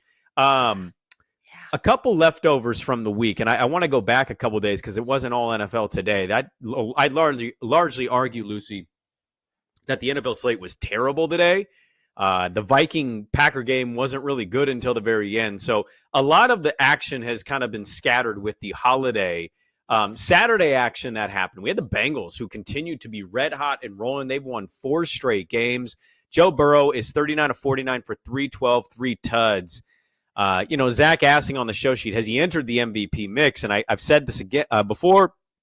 I'll say it again. He's always been on it for me. The problem is their win-loss record and the fact that, I think the Broncos are actually going to be given a free gift of the playoffs by Kansas City, because if I'm Kansas City, I'd rather get Burrow out of the playoff picture than even risk having him in it. And I would rather have a rookie quarterback and a Denver team that has largely been carried by their defense. I'd rather have them come in and, probably lose to Buffalo in the first round. So I think Kansas City is going to lay down and let Denver in to eliminate Cincinnati. But Cincinnati did beat Denver. Joe Burrow was awesome, and he continues to be awesome. But I don't think he's in the MVP mix, realistically. Yes, this is what you did say this, is that if it wasn't about team record, he would be the MVP. And I believe that. I mean, he has been phenomenal. But I don't think that they are going to end up making the playoffs. I think that will be the Chiefs game that will be the hindrance to them because they sit their starters, and the Broncos will end up winning, I think. So that you look at it on paper and you're like, oh, this won't be such a problem for them to make the playoffs. And then you really think about it and you're like, yeah, I don't think they're going to make the playoffs, unfortunately, because I think Joe Burrow deserves to make the playoffs. He deserves to be, is he the Shohei Ohtani of the NFL? Shohei Ohtani on the Angels of the NFL, because he deserves to be on a team that is going to make the playoffs, that could win the Super Bowl, though he was a few years ago, this very team. But he deserves to be on it again because he is an MVP caliber player. So it is a shame that the Bengals probably will not make the playoffs and he will not have a chance to contend in the playoffs this season. Yeah, it is a shame. I mean, if you gave me a pick, it's just a sports fan. It's nothing against Bo Nix in Denver. I'd just much rather see Joe Burrow in it. Even though I know that defense sucks and it probably won't win them a playoff game, I'd just rather watch Joe Burrow do what he did. Even if he loses, I'd just rather watch him go to Buffalo. And like every Buffalo Bill fan, if Denver goes to Buffalo, nothing's a given, I guess, in the NFL playoffs. But I think if Denver goes into Buffalo, Buffalo fans going to be drinking a little heavier. They're going to be slamming a little more tables pregame. Joe Burrow goes to Buffalo, and yeah, they're going to drink because it's cold. But they're going to be like, we've seen Joe Burrow come in here and beat us before. He's not going to be fazed by that environment. The Bengals need the Steelers. The Colts lost today against the Giants, which was just the most, despite what happened to the Jets, the Colts loss was the most embarrassing. I could not Who'd you have in believe- that one, Sprague? The Bengals need the Steelers, the Colts to lose. The Colts lost now is in effect. I bet the Colts. The Dolphins won at the Browns. They have to lose at the Jets, and they need the Chiefs to beat the Broncos. So again, entering Sunday, it's plus 880 for them to make the playoffs. I don't think that's realistic. The Chargers clinched a playoff berth with their win of just an absolute dismantling of Gerard Mayo's New England Patriots. The fans that stuck around for this one in the second half basically chanted "Fire Mayo." They should have, if they were really smart and thinking about it, they should have been chanting "Hold the Mayo." You know what I mean? Nobody wants Mayo. Pretty good, so it's like "Hold the Mayo" is basically saying "Don't give me the Mayo." Right. So I was bummed by that. What they should have? I want to get to the NFL draft order, but what did you make of New England and the Chargers just doing that and clinching a playoff berth?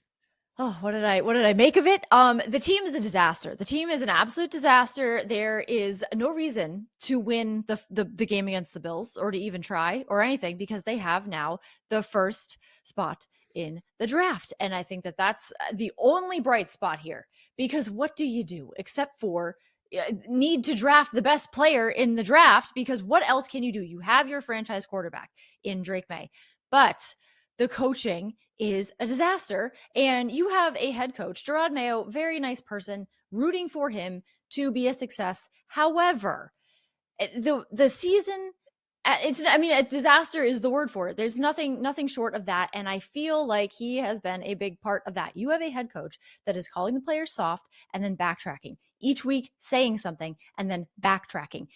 There were quotes that have been coming out from the players that reading them are so nice that I can't help but think that there has been some, and this is just as I was reading it, the feeling as I was reading these things is I don't know anything, I haven't heard anything, some mandate that's to the players from the team saying like, please praise him as much as possible because this is so embarrassing. Don't say anything ambiguous that could potentially be seen as you going against the head coach. Be as positive about him as possible because you have like Devon Godchow saying like, oh, it's not just the coach. Like he puts us in a great spot every week. It's, it's on us too. And but you have a coach who is calling you soft and then backtracking on that. And then you don't know if he's going to go out there and say something to the media about you each week and then backtrack it. You don't know. He is in over his head.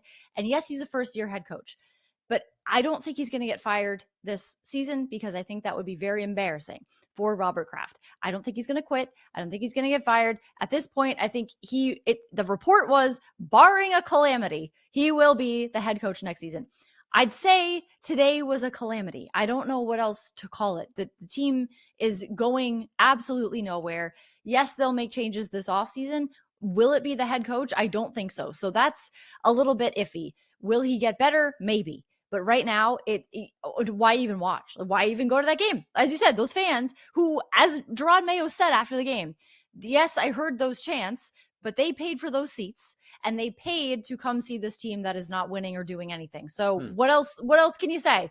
I mean, that he is not doing the job that he was put in place to do. So should he be fired if he's any other coach or not any other coach, but if he was like a third-year coach, yeah, probably he would be fired. But because it's his first year, I think he will get another chance. But I've made Good of it. Season's over. Like it's over. Good coaches can have bad years, and I certainly understand that. Like Kevin O'Connell has had some down year. He's had a down year, right? Their defense wasn't very good last year and the quarterback stuff. But I think what you look for is something to latch on to. And if I was to like sum up New England's season, Drake May, that's it. But that's not a coaching thing. That's just like, hey, he's got some nice tools and he seems like he has an ability here. He's not an offensive guy. I didn't think their defense was particularly good this year. Like that was the one thing at least Belichick had going was like, hey, how'd the Patriots? Well, they lost 15-9 today. And he'd be like, oh, okay. Well, that's typical Bill Belichick post Tom Brady. They had at least 4 wins last year.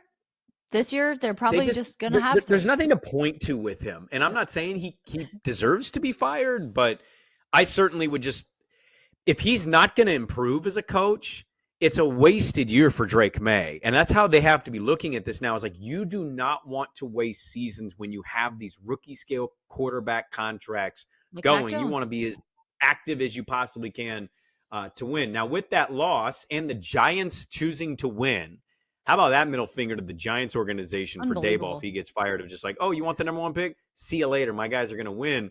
The Giants winning today has changed the draft order. Here's the draft order. New England's on the clock at 1. Titans losing to Jacksonville 2. Browns at 3. Giants fall to 4. Jags at 5. Panthers 6. Jets 7. Raiders 8. And the Bears at 9 with the Saints at 10. What is going to happen here? New England trading out? No, I think that they are going to do something with this pick, and they are going to improve the team. If they trade out, that would be calamity. I think the fans would be. What if they get a great deal? What if they get like a trade out for the first pick? So let's say they go. Let's take the Giants. Shedeur Sanders was wearing Giants cleats, basically telling the world, "I'm going to be a Giant." And then he looked like crap, and the Giants won today. So now they're not on the clock at 1. And so I don't know if that's going to happen. But Cam Ward's going to be in the draft, right? Like, what if the Giants say, "Hey, swap us 1 through 4." And we'll give you another first and 2 future seconds or whatever it is. Like, I think there's got to be a position here where they're not taking a quarterback. So Correct. Are they swapping with a team that's going to drop them not very far, so where they could draft a weapon, an offensive line? I don't really know. I'd have to really evaluate them, but I don't know what they need the most. But a trade out shouldn't be off the table. Probably not off the table. However, let's say they stay at 1 and they draft Heisman Trophy winner Travis Hunter, and you add him to a team that has a talented quarterback in Drake May, and then you got something. You start putting something together. What position is he playing? That's a good question. He's not doing both sides in the NFL. That ain't happening. So they would figure that out. But here's the thing: like, let's say they needed a quarterback. Cam Ward, I have been very high on. I thought he was my Heisman pick. He cannot even play a full Pop-Tarts Bowl. That is the bowl of the season, and you just make the selfish decision to leave the game, and your team loses by 1 point. So let's say they needed a quarterback. I would be out on Cam Ward. That's a terrible decision. Because he didn't finish the Pop-Tarts Bowl? How selfish is that? Bad look, very bad look by him. So I would hold that, Zach. Zach, I want you to hold this. When Cam Ward is like setting rookie records next year, I want you to hold this. Like, remember when Lucy said she was out because he didn't play the third, fourth quarter of a Pop-Tart Bowl? The Pop-Tarts Bowls break. It is an honor to share the field. It is an honor with those Pop-Tarts mascots, and including a dead one. And you don't play the entire game. I think that is very selfish, very rude, might I say, a little tacky to leave the game like that. Just to be like, okay, I did what I had to do. I broke my records. I'm good. No, it's a team sport, sir. And that is the kind of player I would want on my team, is a team that plays the entire Pop-Tarts Bowl, not just half of it. So I would look to, a Shedeur Sanders rather than Cam Ward. The Patriots don't need a quarterback, so that's beside the point. However, if you're a team who is eyeing Cam Ward, keep that in mind. Just left the game. Pop-Tarts Bowl. That's what they're going to put on the scouting report. I can't wait to Mel Kiper be like, and he left the Pop-Tarts Bowl, so a lot of people have him falling maybe outside of the top 10. The one that's interesting is the Titans need a quarterback, right? The Browns, they're restructuring the Deshaun contract. They need a quarterback. The Giants need a quarterback. The Jags don't. The Panthers are interesting, but I don't think they're going to take a quarterback. No, they actually at this point should not. There was the time when you'd think maybe they should, but now it feels like they're moving in the right direction, surprisingly. He had 2 great throws today. We have to make him the franchise guy. He's 5'7". The Jets are going to need a quarterback, clearly, because their enigma just isn't the answer. The Raiders will need a quarterback. The Bears will not, and then the Saints will. So there's quite a bit of teams. And we saw it last year when you're desperate, you need a quarterback. Like, we see the teams that they just get desperate. I don't know if you're going to get quite the haul that we've seen in years past. I think teams are going to get smarter about this stuff. 3 first-round picks to move up doesn't tend to pay off very often. But it's going to be fascinating. You really want them to take Hunter number 1, huh? That's the player. There's some interesting wide receivers in this draft. Maybe offensive line. There's a kid at Texas that seems pretty good. I don't know. I'm very interested to see what New England's going to do and how all of the draft order is going to get shaken up because of how desperate these quarterback team needs are. Exactly. And that's so because they don't need a quarterback. I think Travis Hunter, after, any quarterback, even without that, best player in the draft. So I think the Patriots should draft him, and then they can put something together. Let's look at some lines coming up in the college football playoff and next week in the National Football League. Give an update on Sunday Night Football as well. Back to the Futures wraps it up next on the BetQL Network, the Odyssey app, and radio stations nationwide.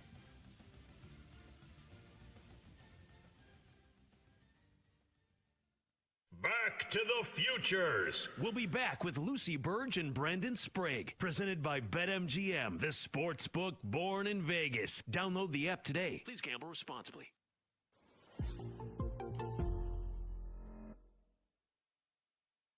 Are you ready, sir? Start your engines. Let's go. Astros money line versus the Marlins. Johnny Cueto, no thank you. Yeah. Oh, my goodness. How does this affect me personally? Which is absolutely bonkers to me. If you do the middle school math, is 117 yards per game that you gotta post each and every weekend. I knew it. Who has the upper hand? Do we think it's going to be the offenses, or do we think it's going to be the defenses? How about Saturday's game? Let's just throw a random game out here. Like, I don't want to put faith in NC State. There's a chance we'll lose outright. Who knows? Jinx is definitely not paying attention right now. He's just vibing to the music. Are you ready for the most interactive sports gambling show? Introducing BetQL's Send It In with PJ Glasser. We want to hear from you. Send It In is about your picks, your trends, and your fades. Share your thoughts, predictions, and your best daily best bets with the Send It In community. Set your reminders, mark your calendars, and get ready to send it in on weekday afternoons at 1 Eastern on Twitter, YouTube, and Twitch. On your home for wagertainment, the BetQL Network, presented by BetMGM. Go for the betting cycle on BetQL with Cody Decker. Cody Decker, former professional baseball player, turned professional smartass on the radio. Sports handicapper Rob Brown. When Penix Jr. plays USC, he's getting 400 yards. Cycling all the top plays. And Cody Decker, I think Florida can cover today. And one outrageous show parlay. 1, 2, 3. Let the chaos begin. It's Bet for the Cycle on the BetQL Network, presented by BetMGM.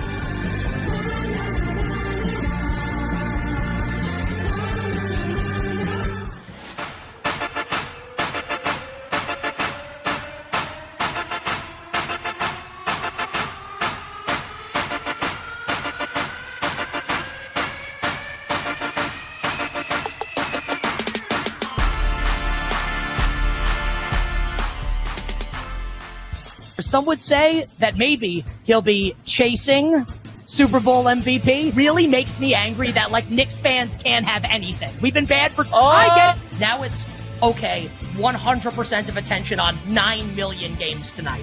It's a playoff game! We've seen this movie before, and we know how it ends. And it ends with absolute disaster. But I'll tell you, that's fun. But the most fun thing about betting on sports for me is this. Hey, there's no tomorrow. And now, come on, pick it in. Are you ready, sir? Start your engines. Let's go. Astros money line versus the Marlins. Johnny Cueto, no thank you. Yeah. Oh, my goodness. How does this affect me personally? Which is absolutely bonkers to me. If you do the middle school math, is 117 yards per game that you gotta post each and every weekend. I knew it. Who has the upper hand? Do we think it's going to be the offenses, or do we think it's going to be the defenses? How about Saturday's game? Let's just throw a random game out here. I don't want to put faith in NC State. There's a chance we'll lose outright. Who knows? Jinx is definitely not paying attention right now. He's just vibing to the music. Are you ready for the most interactive sports gambling show? Introducing BetQL's Send It In with PJ Glasser. We want to hear from you. Send It In is about your picks, your trends, and your fades. Share your thoughts, predictions, and your best daily best bets with the Send It In community. Set your reminders, mark your calendars, and get ready to send it in on weekday afternoons at 1 Eastern on Twitter, YouTube, and Twitch. On your home for wagertainment, the BetQL Network, presented by BetMGM. Some would say that maybe he'll be chasing Super Bowl MVP. Really makes me angry that, like, Knicks fans can't have anything. We've been bad for... I get it. Now it's, okay, 100% of attention on 9 million games tonight. It's a playoff game! We've seen this movie before, and we know how it ends. And it ends with absolute disaster. But I'll tell you, that's fun. But the most fun thing about betting on sports for me is this. Like, hey, there's no tomorrow. And now, come on, put it in.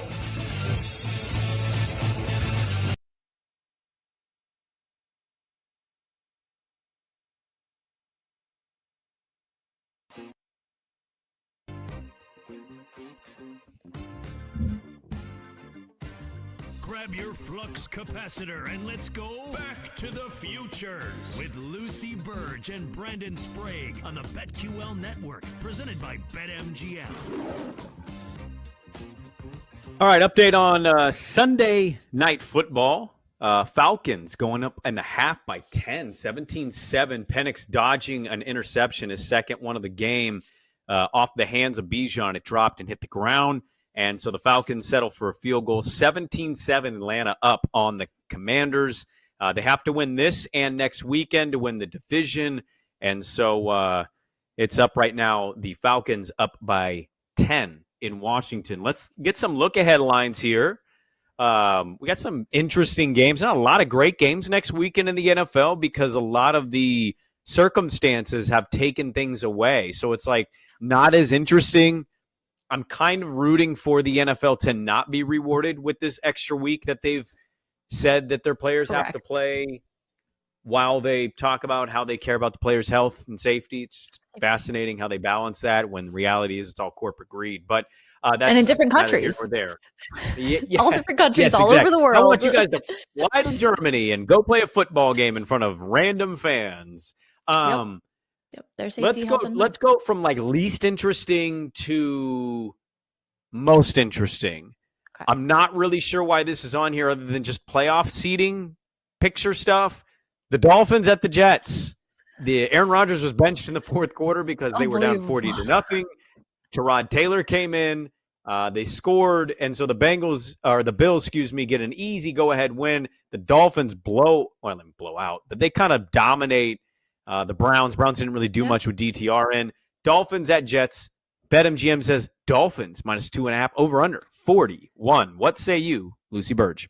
Yes. So I am taking the Dolphins -2.5. I cannot bring myself to take the Jets here in any capacity, kind of no matter what, no matter whom is playing. The Enigma special we got today where he was benched. I don't know where Zach's team goes from here or who will be the coach or the quarterback or what the team will be next season, the name or what the franchise just shuts down or what. But I am taking the Dolphins -2.5 in this game. Totally love the logic. Not touching this game. Have no interest in this game. I'm so excited. I know the stipulations are the Bengals need the Jets to win. Yes. I don't trust the Jets. I also don't know what's happening in Miami. Tua didn't play today in Cleveland. And so I'm not going to trust anything involved that game. I'm staying away from the Dolphins at the Jets. The next one. Now, this could change, but actually, I'm going to pivot because I think this game is less interesting than the one I was just going to give you. Chiefs at Broncos. We've talked about this before. Bengals really need the Chiefs to win. Chiefs can lose this game and basically do what they can to allow Joe Burrow to miss the playoffs.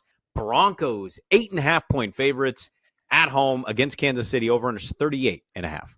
Yes. So I am taking, I might stay away from this game, honestly, just because it's really not that interesting if all of the Chiefs are sitting.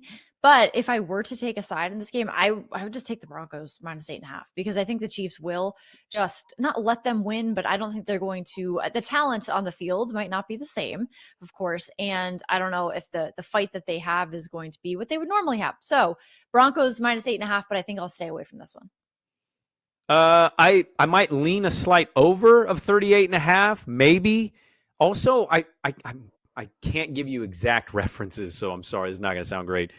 I feel like there's moments like this game in the past where we're like, oh, that team's going to lay over and the other team's going to blow them out. And then it's like, hey, backup quarterback for the team we thought was going to lay down, having a random good day. And so, like, does Carson Wentz come into this game and throw like 2 touchdowns and they randomly get all this good production? I don't know. I tend to stay away from the line, and I'll lean more the over of 30. Yeah, Colts at Jags. That's a great example, Zach. Yeah. Colts at Jags a few years ago when the Colts were winning, you're in, and then like Jacksonville. You just never know with some of these things. So I'm going to stay away from the line, but I'll lean the slight over. Let's go to Seahawks at Rams. Right now, this game is for the division. Yes. I believe, Zach, you can double check and fact check me on that one, but I believe the Rams needed like 3 things to happen, 3 teams to win. I know they got Buffalo with a win. Minnesota won. I believe they needed the Niners tomorrow or the Commanders to win the game. And if either one of those 2 teams wins, the Rams win the division. And so that game kind of becomes pointless because Seattle's not going to make the wild card and they'd be eliminated. Seahawks at Rams -2.5, over under 41.5. Yes, no matter the scenario, it can never hurt to win a game. So the Rams -2.5, I'm taking here against Seahawks, so I think they will cover. Wow, even if Stafford doesn't play, there's a real chance he doesn't play if they clinch the division. Yes, I will still. So this might be. I think next week I'm going to really pick my spots because you never know with the players sitting, and I'm going to wait. I'm going to wait a bit to see what the team will actually be made up of each game before I actually place my bets and make my picks. But as of right now, I would take the Rams -2.5. You're betting on Jimmy G. Look at you. I love Jimmy G. Oh, Sprague, you should have seen me. Circa 2017, I was obsessed with the guy. So, yes, I am. I am betting on Jimmy G. When he was here, I was all about it. Were you dressed like Jersey Shore and just screaming Jimmy G the entire time? Yes. That is a show I enjoy. So I embodied the spirit of that. And what's her name? The woman, the lovely woman he was seen out with. Mia. Oh, the porn star. Yes. What was her name? Shoot. I don't. I hate saying this because everybody goes, you don't know. Wouldn't know. I knew the name in the moment. I don't remember her name. Kiara Mia was her name. That's it. Just popped into my head. What do you know? Kiara Mia. Was so jealous. That very classy woman. No. Yeah, very classy. I hope not too many radio hosts did research on who she was in his love life at that point. That was for weeks and weeks. People talked about her in Boston on the radio. Yes, it was a big topic of conversation. Yes, Kiara Mia. Bengals at Steelers. Bengals are 2.5-point favorites. Over under at BetMGM's 47.5. Steelers Bengals. Where are you at on this one? So I think I will take the Bengals to cover here. Though, will it matter? See, this is why I'm going to wait. I'm going to wait to see how things play out before I actually place any bets. But at this point, I'm going to take the Bengals at this point. Totally get it. Love betting on Burrow. I'm going to wait a couple days because I want to see a weather report that's a little more accurate. If the weather's not just atrocious and snow, I'm going to bet the over on this easy. I mean, you're playing a bad Cincinnati defense. I think that Bengal offense is sensational. And I know the Steeler defense has been really good, but I think that Bengal offense can move it. I'll toy with that number of over 47.5. I kind of lean that direction. Let's get to this one. This is probably going to be Sunday Night Football. I'd imagine this is the biggest game of the weekend. Vikings at Lions. Lions 2.5-point favorites. Over under 51. Those numbers courtesy of BetMGM. This is my conundrum of the week, Sprague, because I think this will be a close game. But do I take the Vikings to cover and I lose that bet and it is losing to my favorite team besides the Patriots, who are so great right now?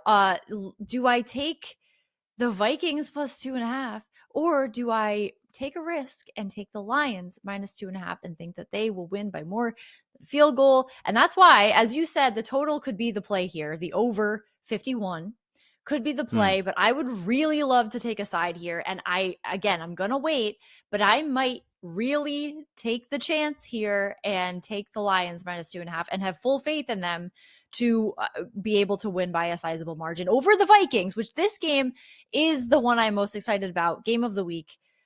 So it could be a close one, but I think I will end up taking the Lions to cover. I'm going to wait for injury reports. I'm leaning Lions, but I'm going to wait for injury reports. I'm definitely leaning the over right now. I'm taking more over-unders than I am, I think, lines at this point, because I want to see what's the practice report, what's the injury report, who's practicing, who's trending, who's not. I think that's just the fair way to do it. You can give the hot take, take this team with that spread. Like, cool.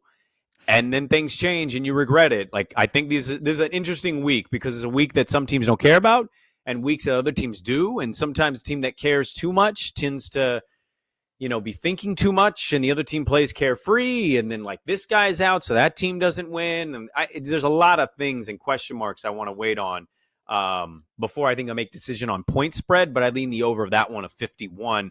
Let's get to some college football. This one on December 31st, Penn State versus Boise State in the Fiesta Bowl. BetMGM says Penn State's 11.5-point favorites. The over-under is 53.5. This line has risen a full point since it opened. Where are you at on this one, Lucy Burge? Yes, there's some big spreads in these games. I just, because this spread is pretty big, am leaning Boise State plus 11.5, but I do like Penn State to win per the bracket that I do have. Penn State to win, Boise State to cover plus 11.5. I am going to be rooting like hell for the Broncos, the future Pac-12 representative. I am unfortunately going to be leaning Penn State here. That line has gone up. I just think the controlled environment is going to help that offense. Over of 53.5 is an interesting number. Is Boise going to be able to move the ball if JT's bottled up? I don't know. I'd probably lean over, but I'll take Penn State. Texas, 12.5-point favorites. Over under 51.5 versus Arizona State in the Peach Bowl. Where are you at on that one? Another big spread. I'm going to take Texas here. I have Texas to win, but I think Arizona State, it's a great story, but I think it ends. And I think Texas will cover this. I think they'll win by 2 touchdowns, perhaps. Texas minus 12.5. Scatterboo! I'm taking Arizona State plus 12.5. Over under 51.5. I love that as well. Ohio State, 2.5-point favorites still over Oregon. Over under 55.5 at the Rose Bowl. What say you, Lucy Burge? The Rose Bowl, I'm taking Oregon plus 2.5 in this one. I think they get I love it. A number 1 seed. Yes, the Ducks being disrespected here. Jersey combo looks pretty sick. I saw it today. I'm going to lean Ohio State. I know I'm going to be a Duck hater to many, but I lean Ohio State in a rematch of that one. And finally, Notre Dame, Georgia, your national championship pick. Notre Dame against Georgia. Georgia 1.5-point favorite. Over under 45.5 in the Sugar Bowl. This is the game, Sprague. This is the game where I said Notre Dame will beat Georgia, and you said, okay, we'll see. We'll come back here once they do it, and I will get all of the flowers. And I think that will happen. Notre Dame plus 1.5 against Georgia.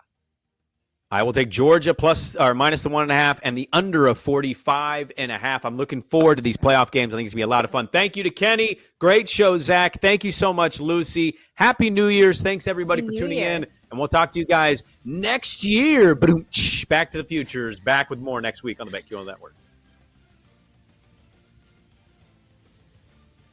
You've been listening to the BetQL Network, presented by BetMGM. If you missed any of the shows, listen back anytime on the new and improved Odyssey app.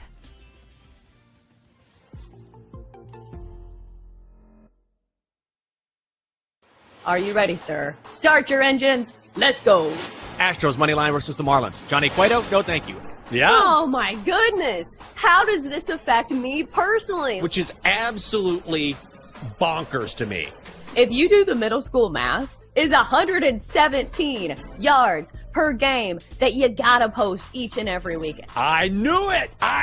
Who has the upper hand? Do we think it's going to be the offenses or do we think it's going to be the defenses? How about Saturday's game? Let's just throw a random game out here. Like, I don't want to put faith in NC State. There's a chance we'll lose outright. Who knows? Jinx is definitely not paying attention right now. He's just vibing to the music. Are you ready for the most interactive sports gambling show? Introducing BetQL Send It In with PJ Glasser. We want to hear from you. Send It In is about your picks, your trends, and your fades. Share your thoughts, predictions, and your best daily best bets with the Send It In community. Set your reminders, mark your calendars, and get ready to send it in on weekday afternoons at 1 Eastern on Twitter, YouTube, and Twitch. On your home for wagertainment, the BetQL Network, presented by BetMGM. Go for the betting cycle on BetQL with Cody Decker. Cody Decker, former professional baseball player, turned professional smartass on the radio. Sports handicapper Rob Brown. When Penix Jr. plays USC, he's getting 400 yards. Cycling all the top plays. And Cody Decker, I think Florida can cover today.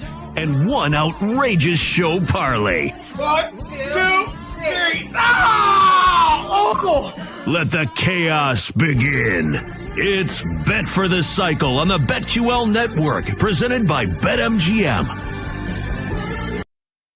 Betting cycle on BetQL with Cody Decker. Cody Decker, former professional baseball player, turned professional smartass on the radio. Sports handicapper Rob Brown. When Penix Jr. plays USC, he's getting 400 yards. Cycling all the top plays. And Cody Decker, I think Florida can cover today. And one outrageous show parlay. 1, 2, 3. Let the chaos begin. It's Bet for the Cycle on the BetQL Network, presented by BetMGM.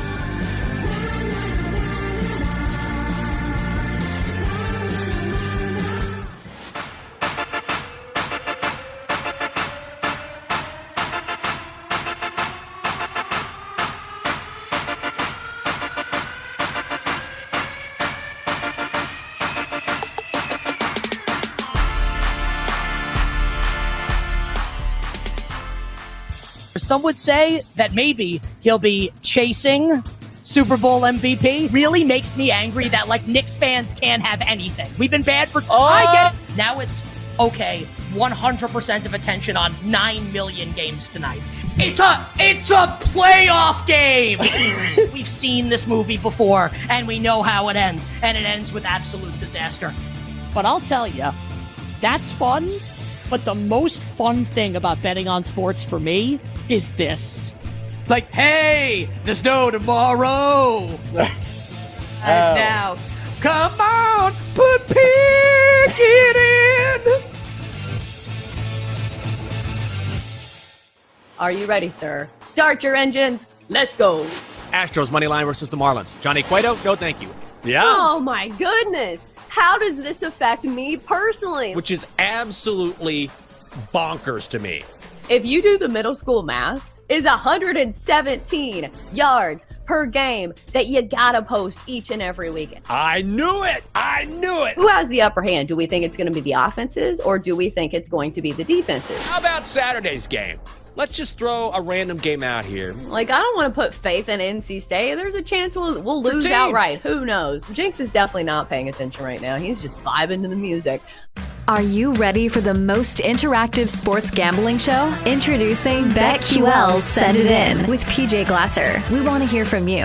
Send It In is about your picks, your trends, and your fades. Share your thoughts, predictions, and your best daily best bets with the Send It In community. Set your reminders, mark your calendars, and get ready to send it in on weekday afternoons at 1 Eastern on Twitter, YouTube, and Twitch. On your home for wagertainment, the BetQL Network, presented by BetMGM.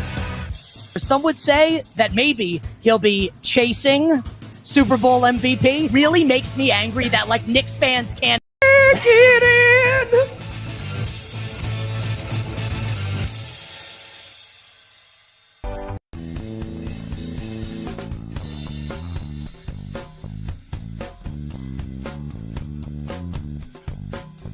Let the madness begin. Who wants to get nuts tonight? The streak ends tonight. This four-legger, let's come out of the gate strong. With the sledgehammer, Brad Evans. Oh, sharp action.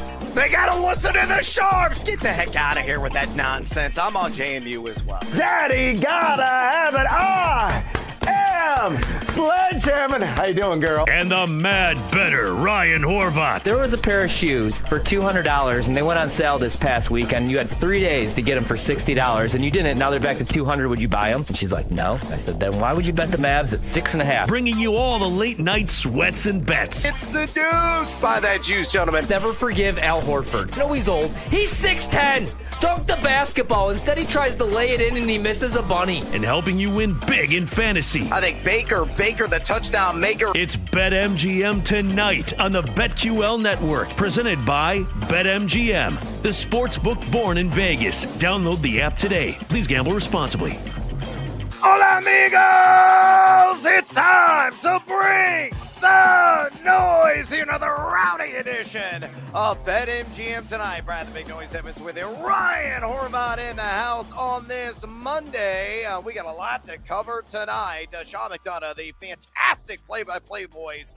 You hear him on ESPN broadcast with the voices of college football. He's going to be joining us here in Seg 3. Jared Smith is going to be dropping in for his usual Monday night appearance here on BetMGM tonight, doing all the ins and the outs of the college football world, get his reactions to what has recently occurred, all the fresh lines that are out there, and to reacting to NFL Week 18, how the playoff field is set. We're going to spin it forward as well on those professional tackle football games. We're going to give you our early leans and picks and confidence to cash in college football in the semifinals, do a fantasy football postmortem now that the season is officially wrapped. I got a handful of players that we're going to, discuss the season that was, all their various impacts and where they could be drafted in the next fantasy draft. So you fans out there in keeper leagues, you definitely want to stick around for that segment. A little hoop scoops with a kiss off the glass. Also going to be on the docket tonight, forwarding a lot of future wagers and whether or not teams that are off to hot starts in their respective leagues, are you buying or are you selling? So a lot to cover this evening. Got to say hello to our little friend. We're also going to, try to pull Parlay Pete away for the bar as well. Working a little seduced by the juice. And if fingers and toes are certainly crossed and it works out, we want to talk to you, the 2.02 average viewers and listeners of this fine broadcast. You got any questions for us? Maybe got a fantasy football keeper question. Maybe you got a hot take in the sports betting markets that you want to share, or just want some inside scoop, if you will, on the world of college basketball or college football. All you got to do to pick up the phone and dial us to get a hold of us at 833-732-3875. 833-732-3875. You can also hit us up on the X or the Twitter at BetMGM tonight, where we have our pole dancing poll question today for you right now. And it's asking you this very simple one: which NFL wildcard team, in your opinion, is the most dangerous? Your comments and results we're going to have a little bit later on the show. Here are your choices: the Denver Broncos, the Minnesota Vikings, the Green Bay Packers, or the LA Chargers. Maybe it's somebody else on that list I did not mention that you feel was going to make all the most noise as a wild card and potentially run deep in this NFL postseason. Fire away again with the poll, comments that you may have at BetMGM tonight, along with your votes. Keep them coming. Over 560 so far. They're on the X again at BetMGM tonight. Right now, let me bring in my colleague Ryan Horvat from snowy Maryland. Multiple inches of the white stuff piling up on the ground. I think that area is going to be crippled for maybe the next 6 months. What do you think? Yeah, it's that time of the year, man. We're not used to it here either. My first year in D.C., I think we were predicted or projected to get like an inch, and I was like, I'll just drive into the studio. I'll take the drive. And everybody's like, I don't know if you should do that. And I explained I'm from the Midwest. We drive in 12 to 14 inches of snow sometimes. And I realized really quickly, though, it's a whole new world out here, man. They don't people don't know how to drive. People don't know how to take care of the road. So, yeah, it's been. I like it though. I like working from home. I got the big one on right now, the FCS National Championship. I do have a bet. I did take the points with North Dakota State once it got to 4 against Montana State, who's a perfect 15-0 this season. But yeah, man, it's been kind of nice. My son had the day off. He's already got tomorrow off. I know you said your kids, you guys just go to school. You kind of no big just deal. get through it in the Midwest. Here, everything shuts down. But,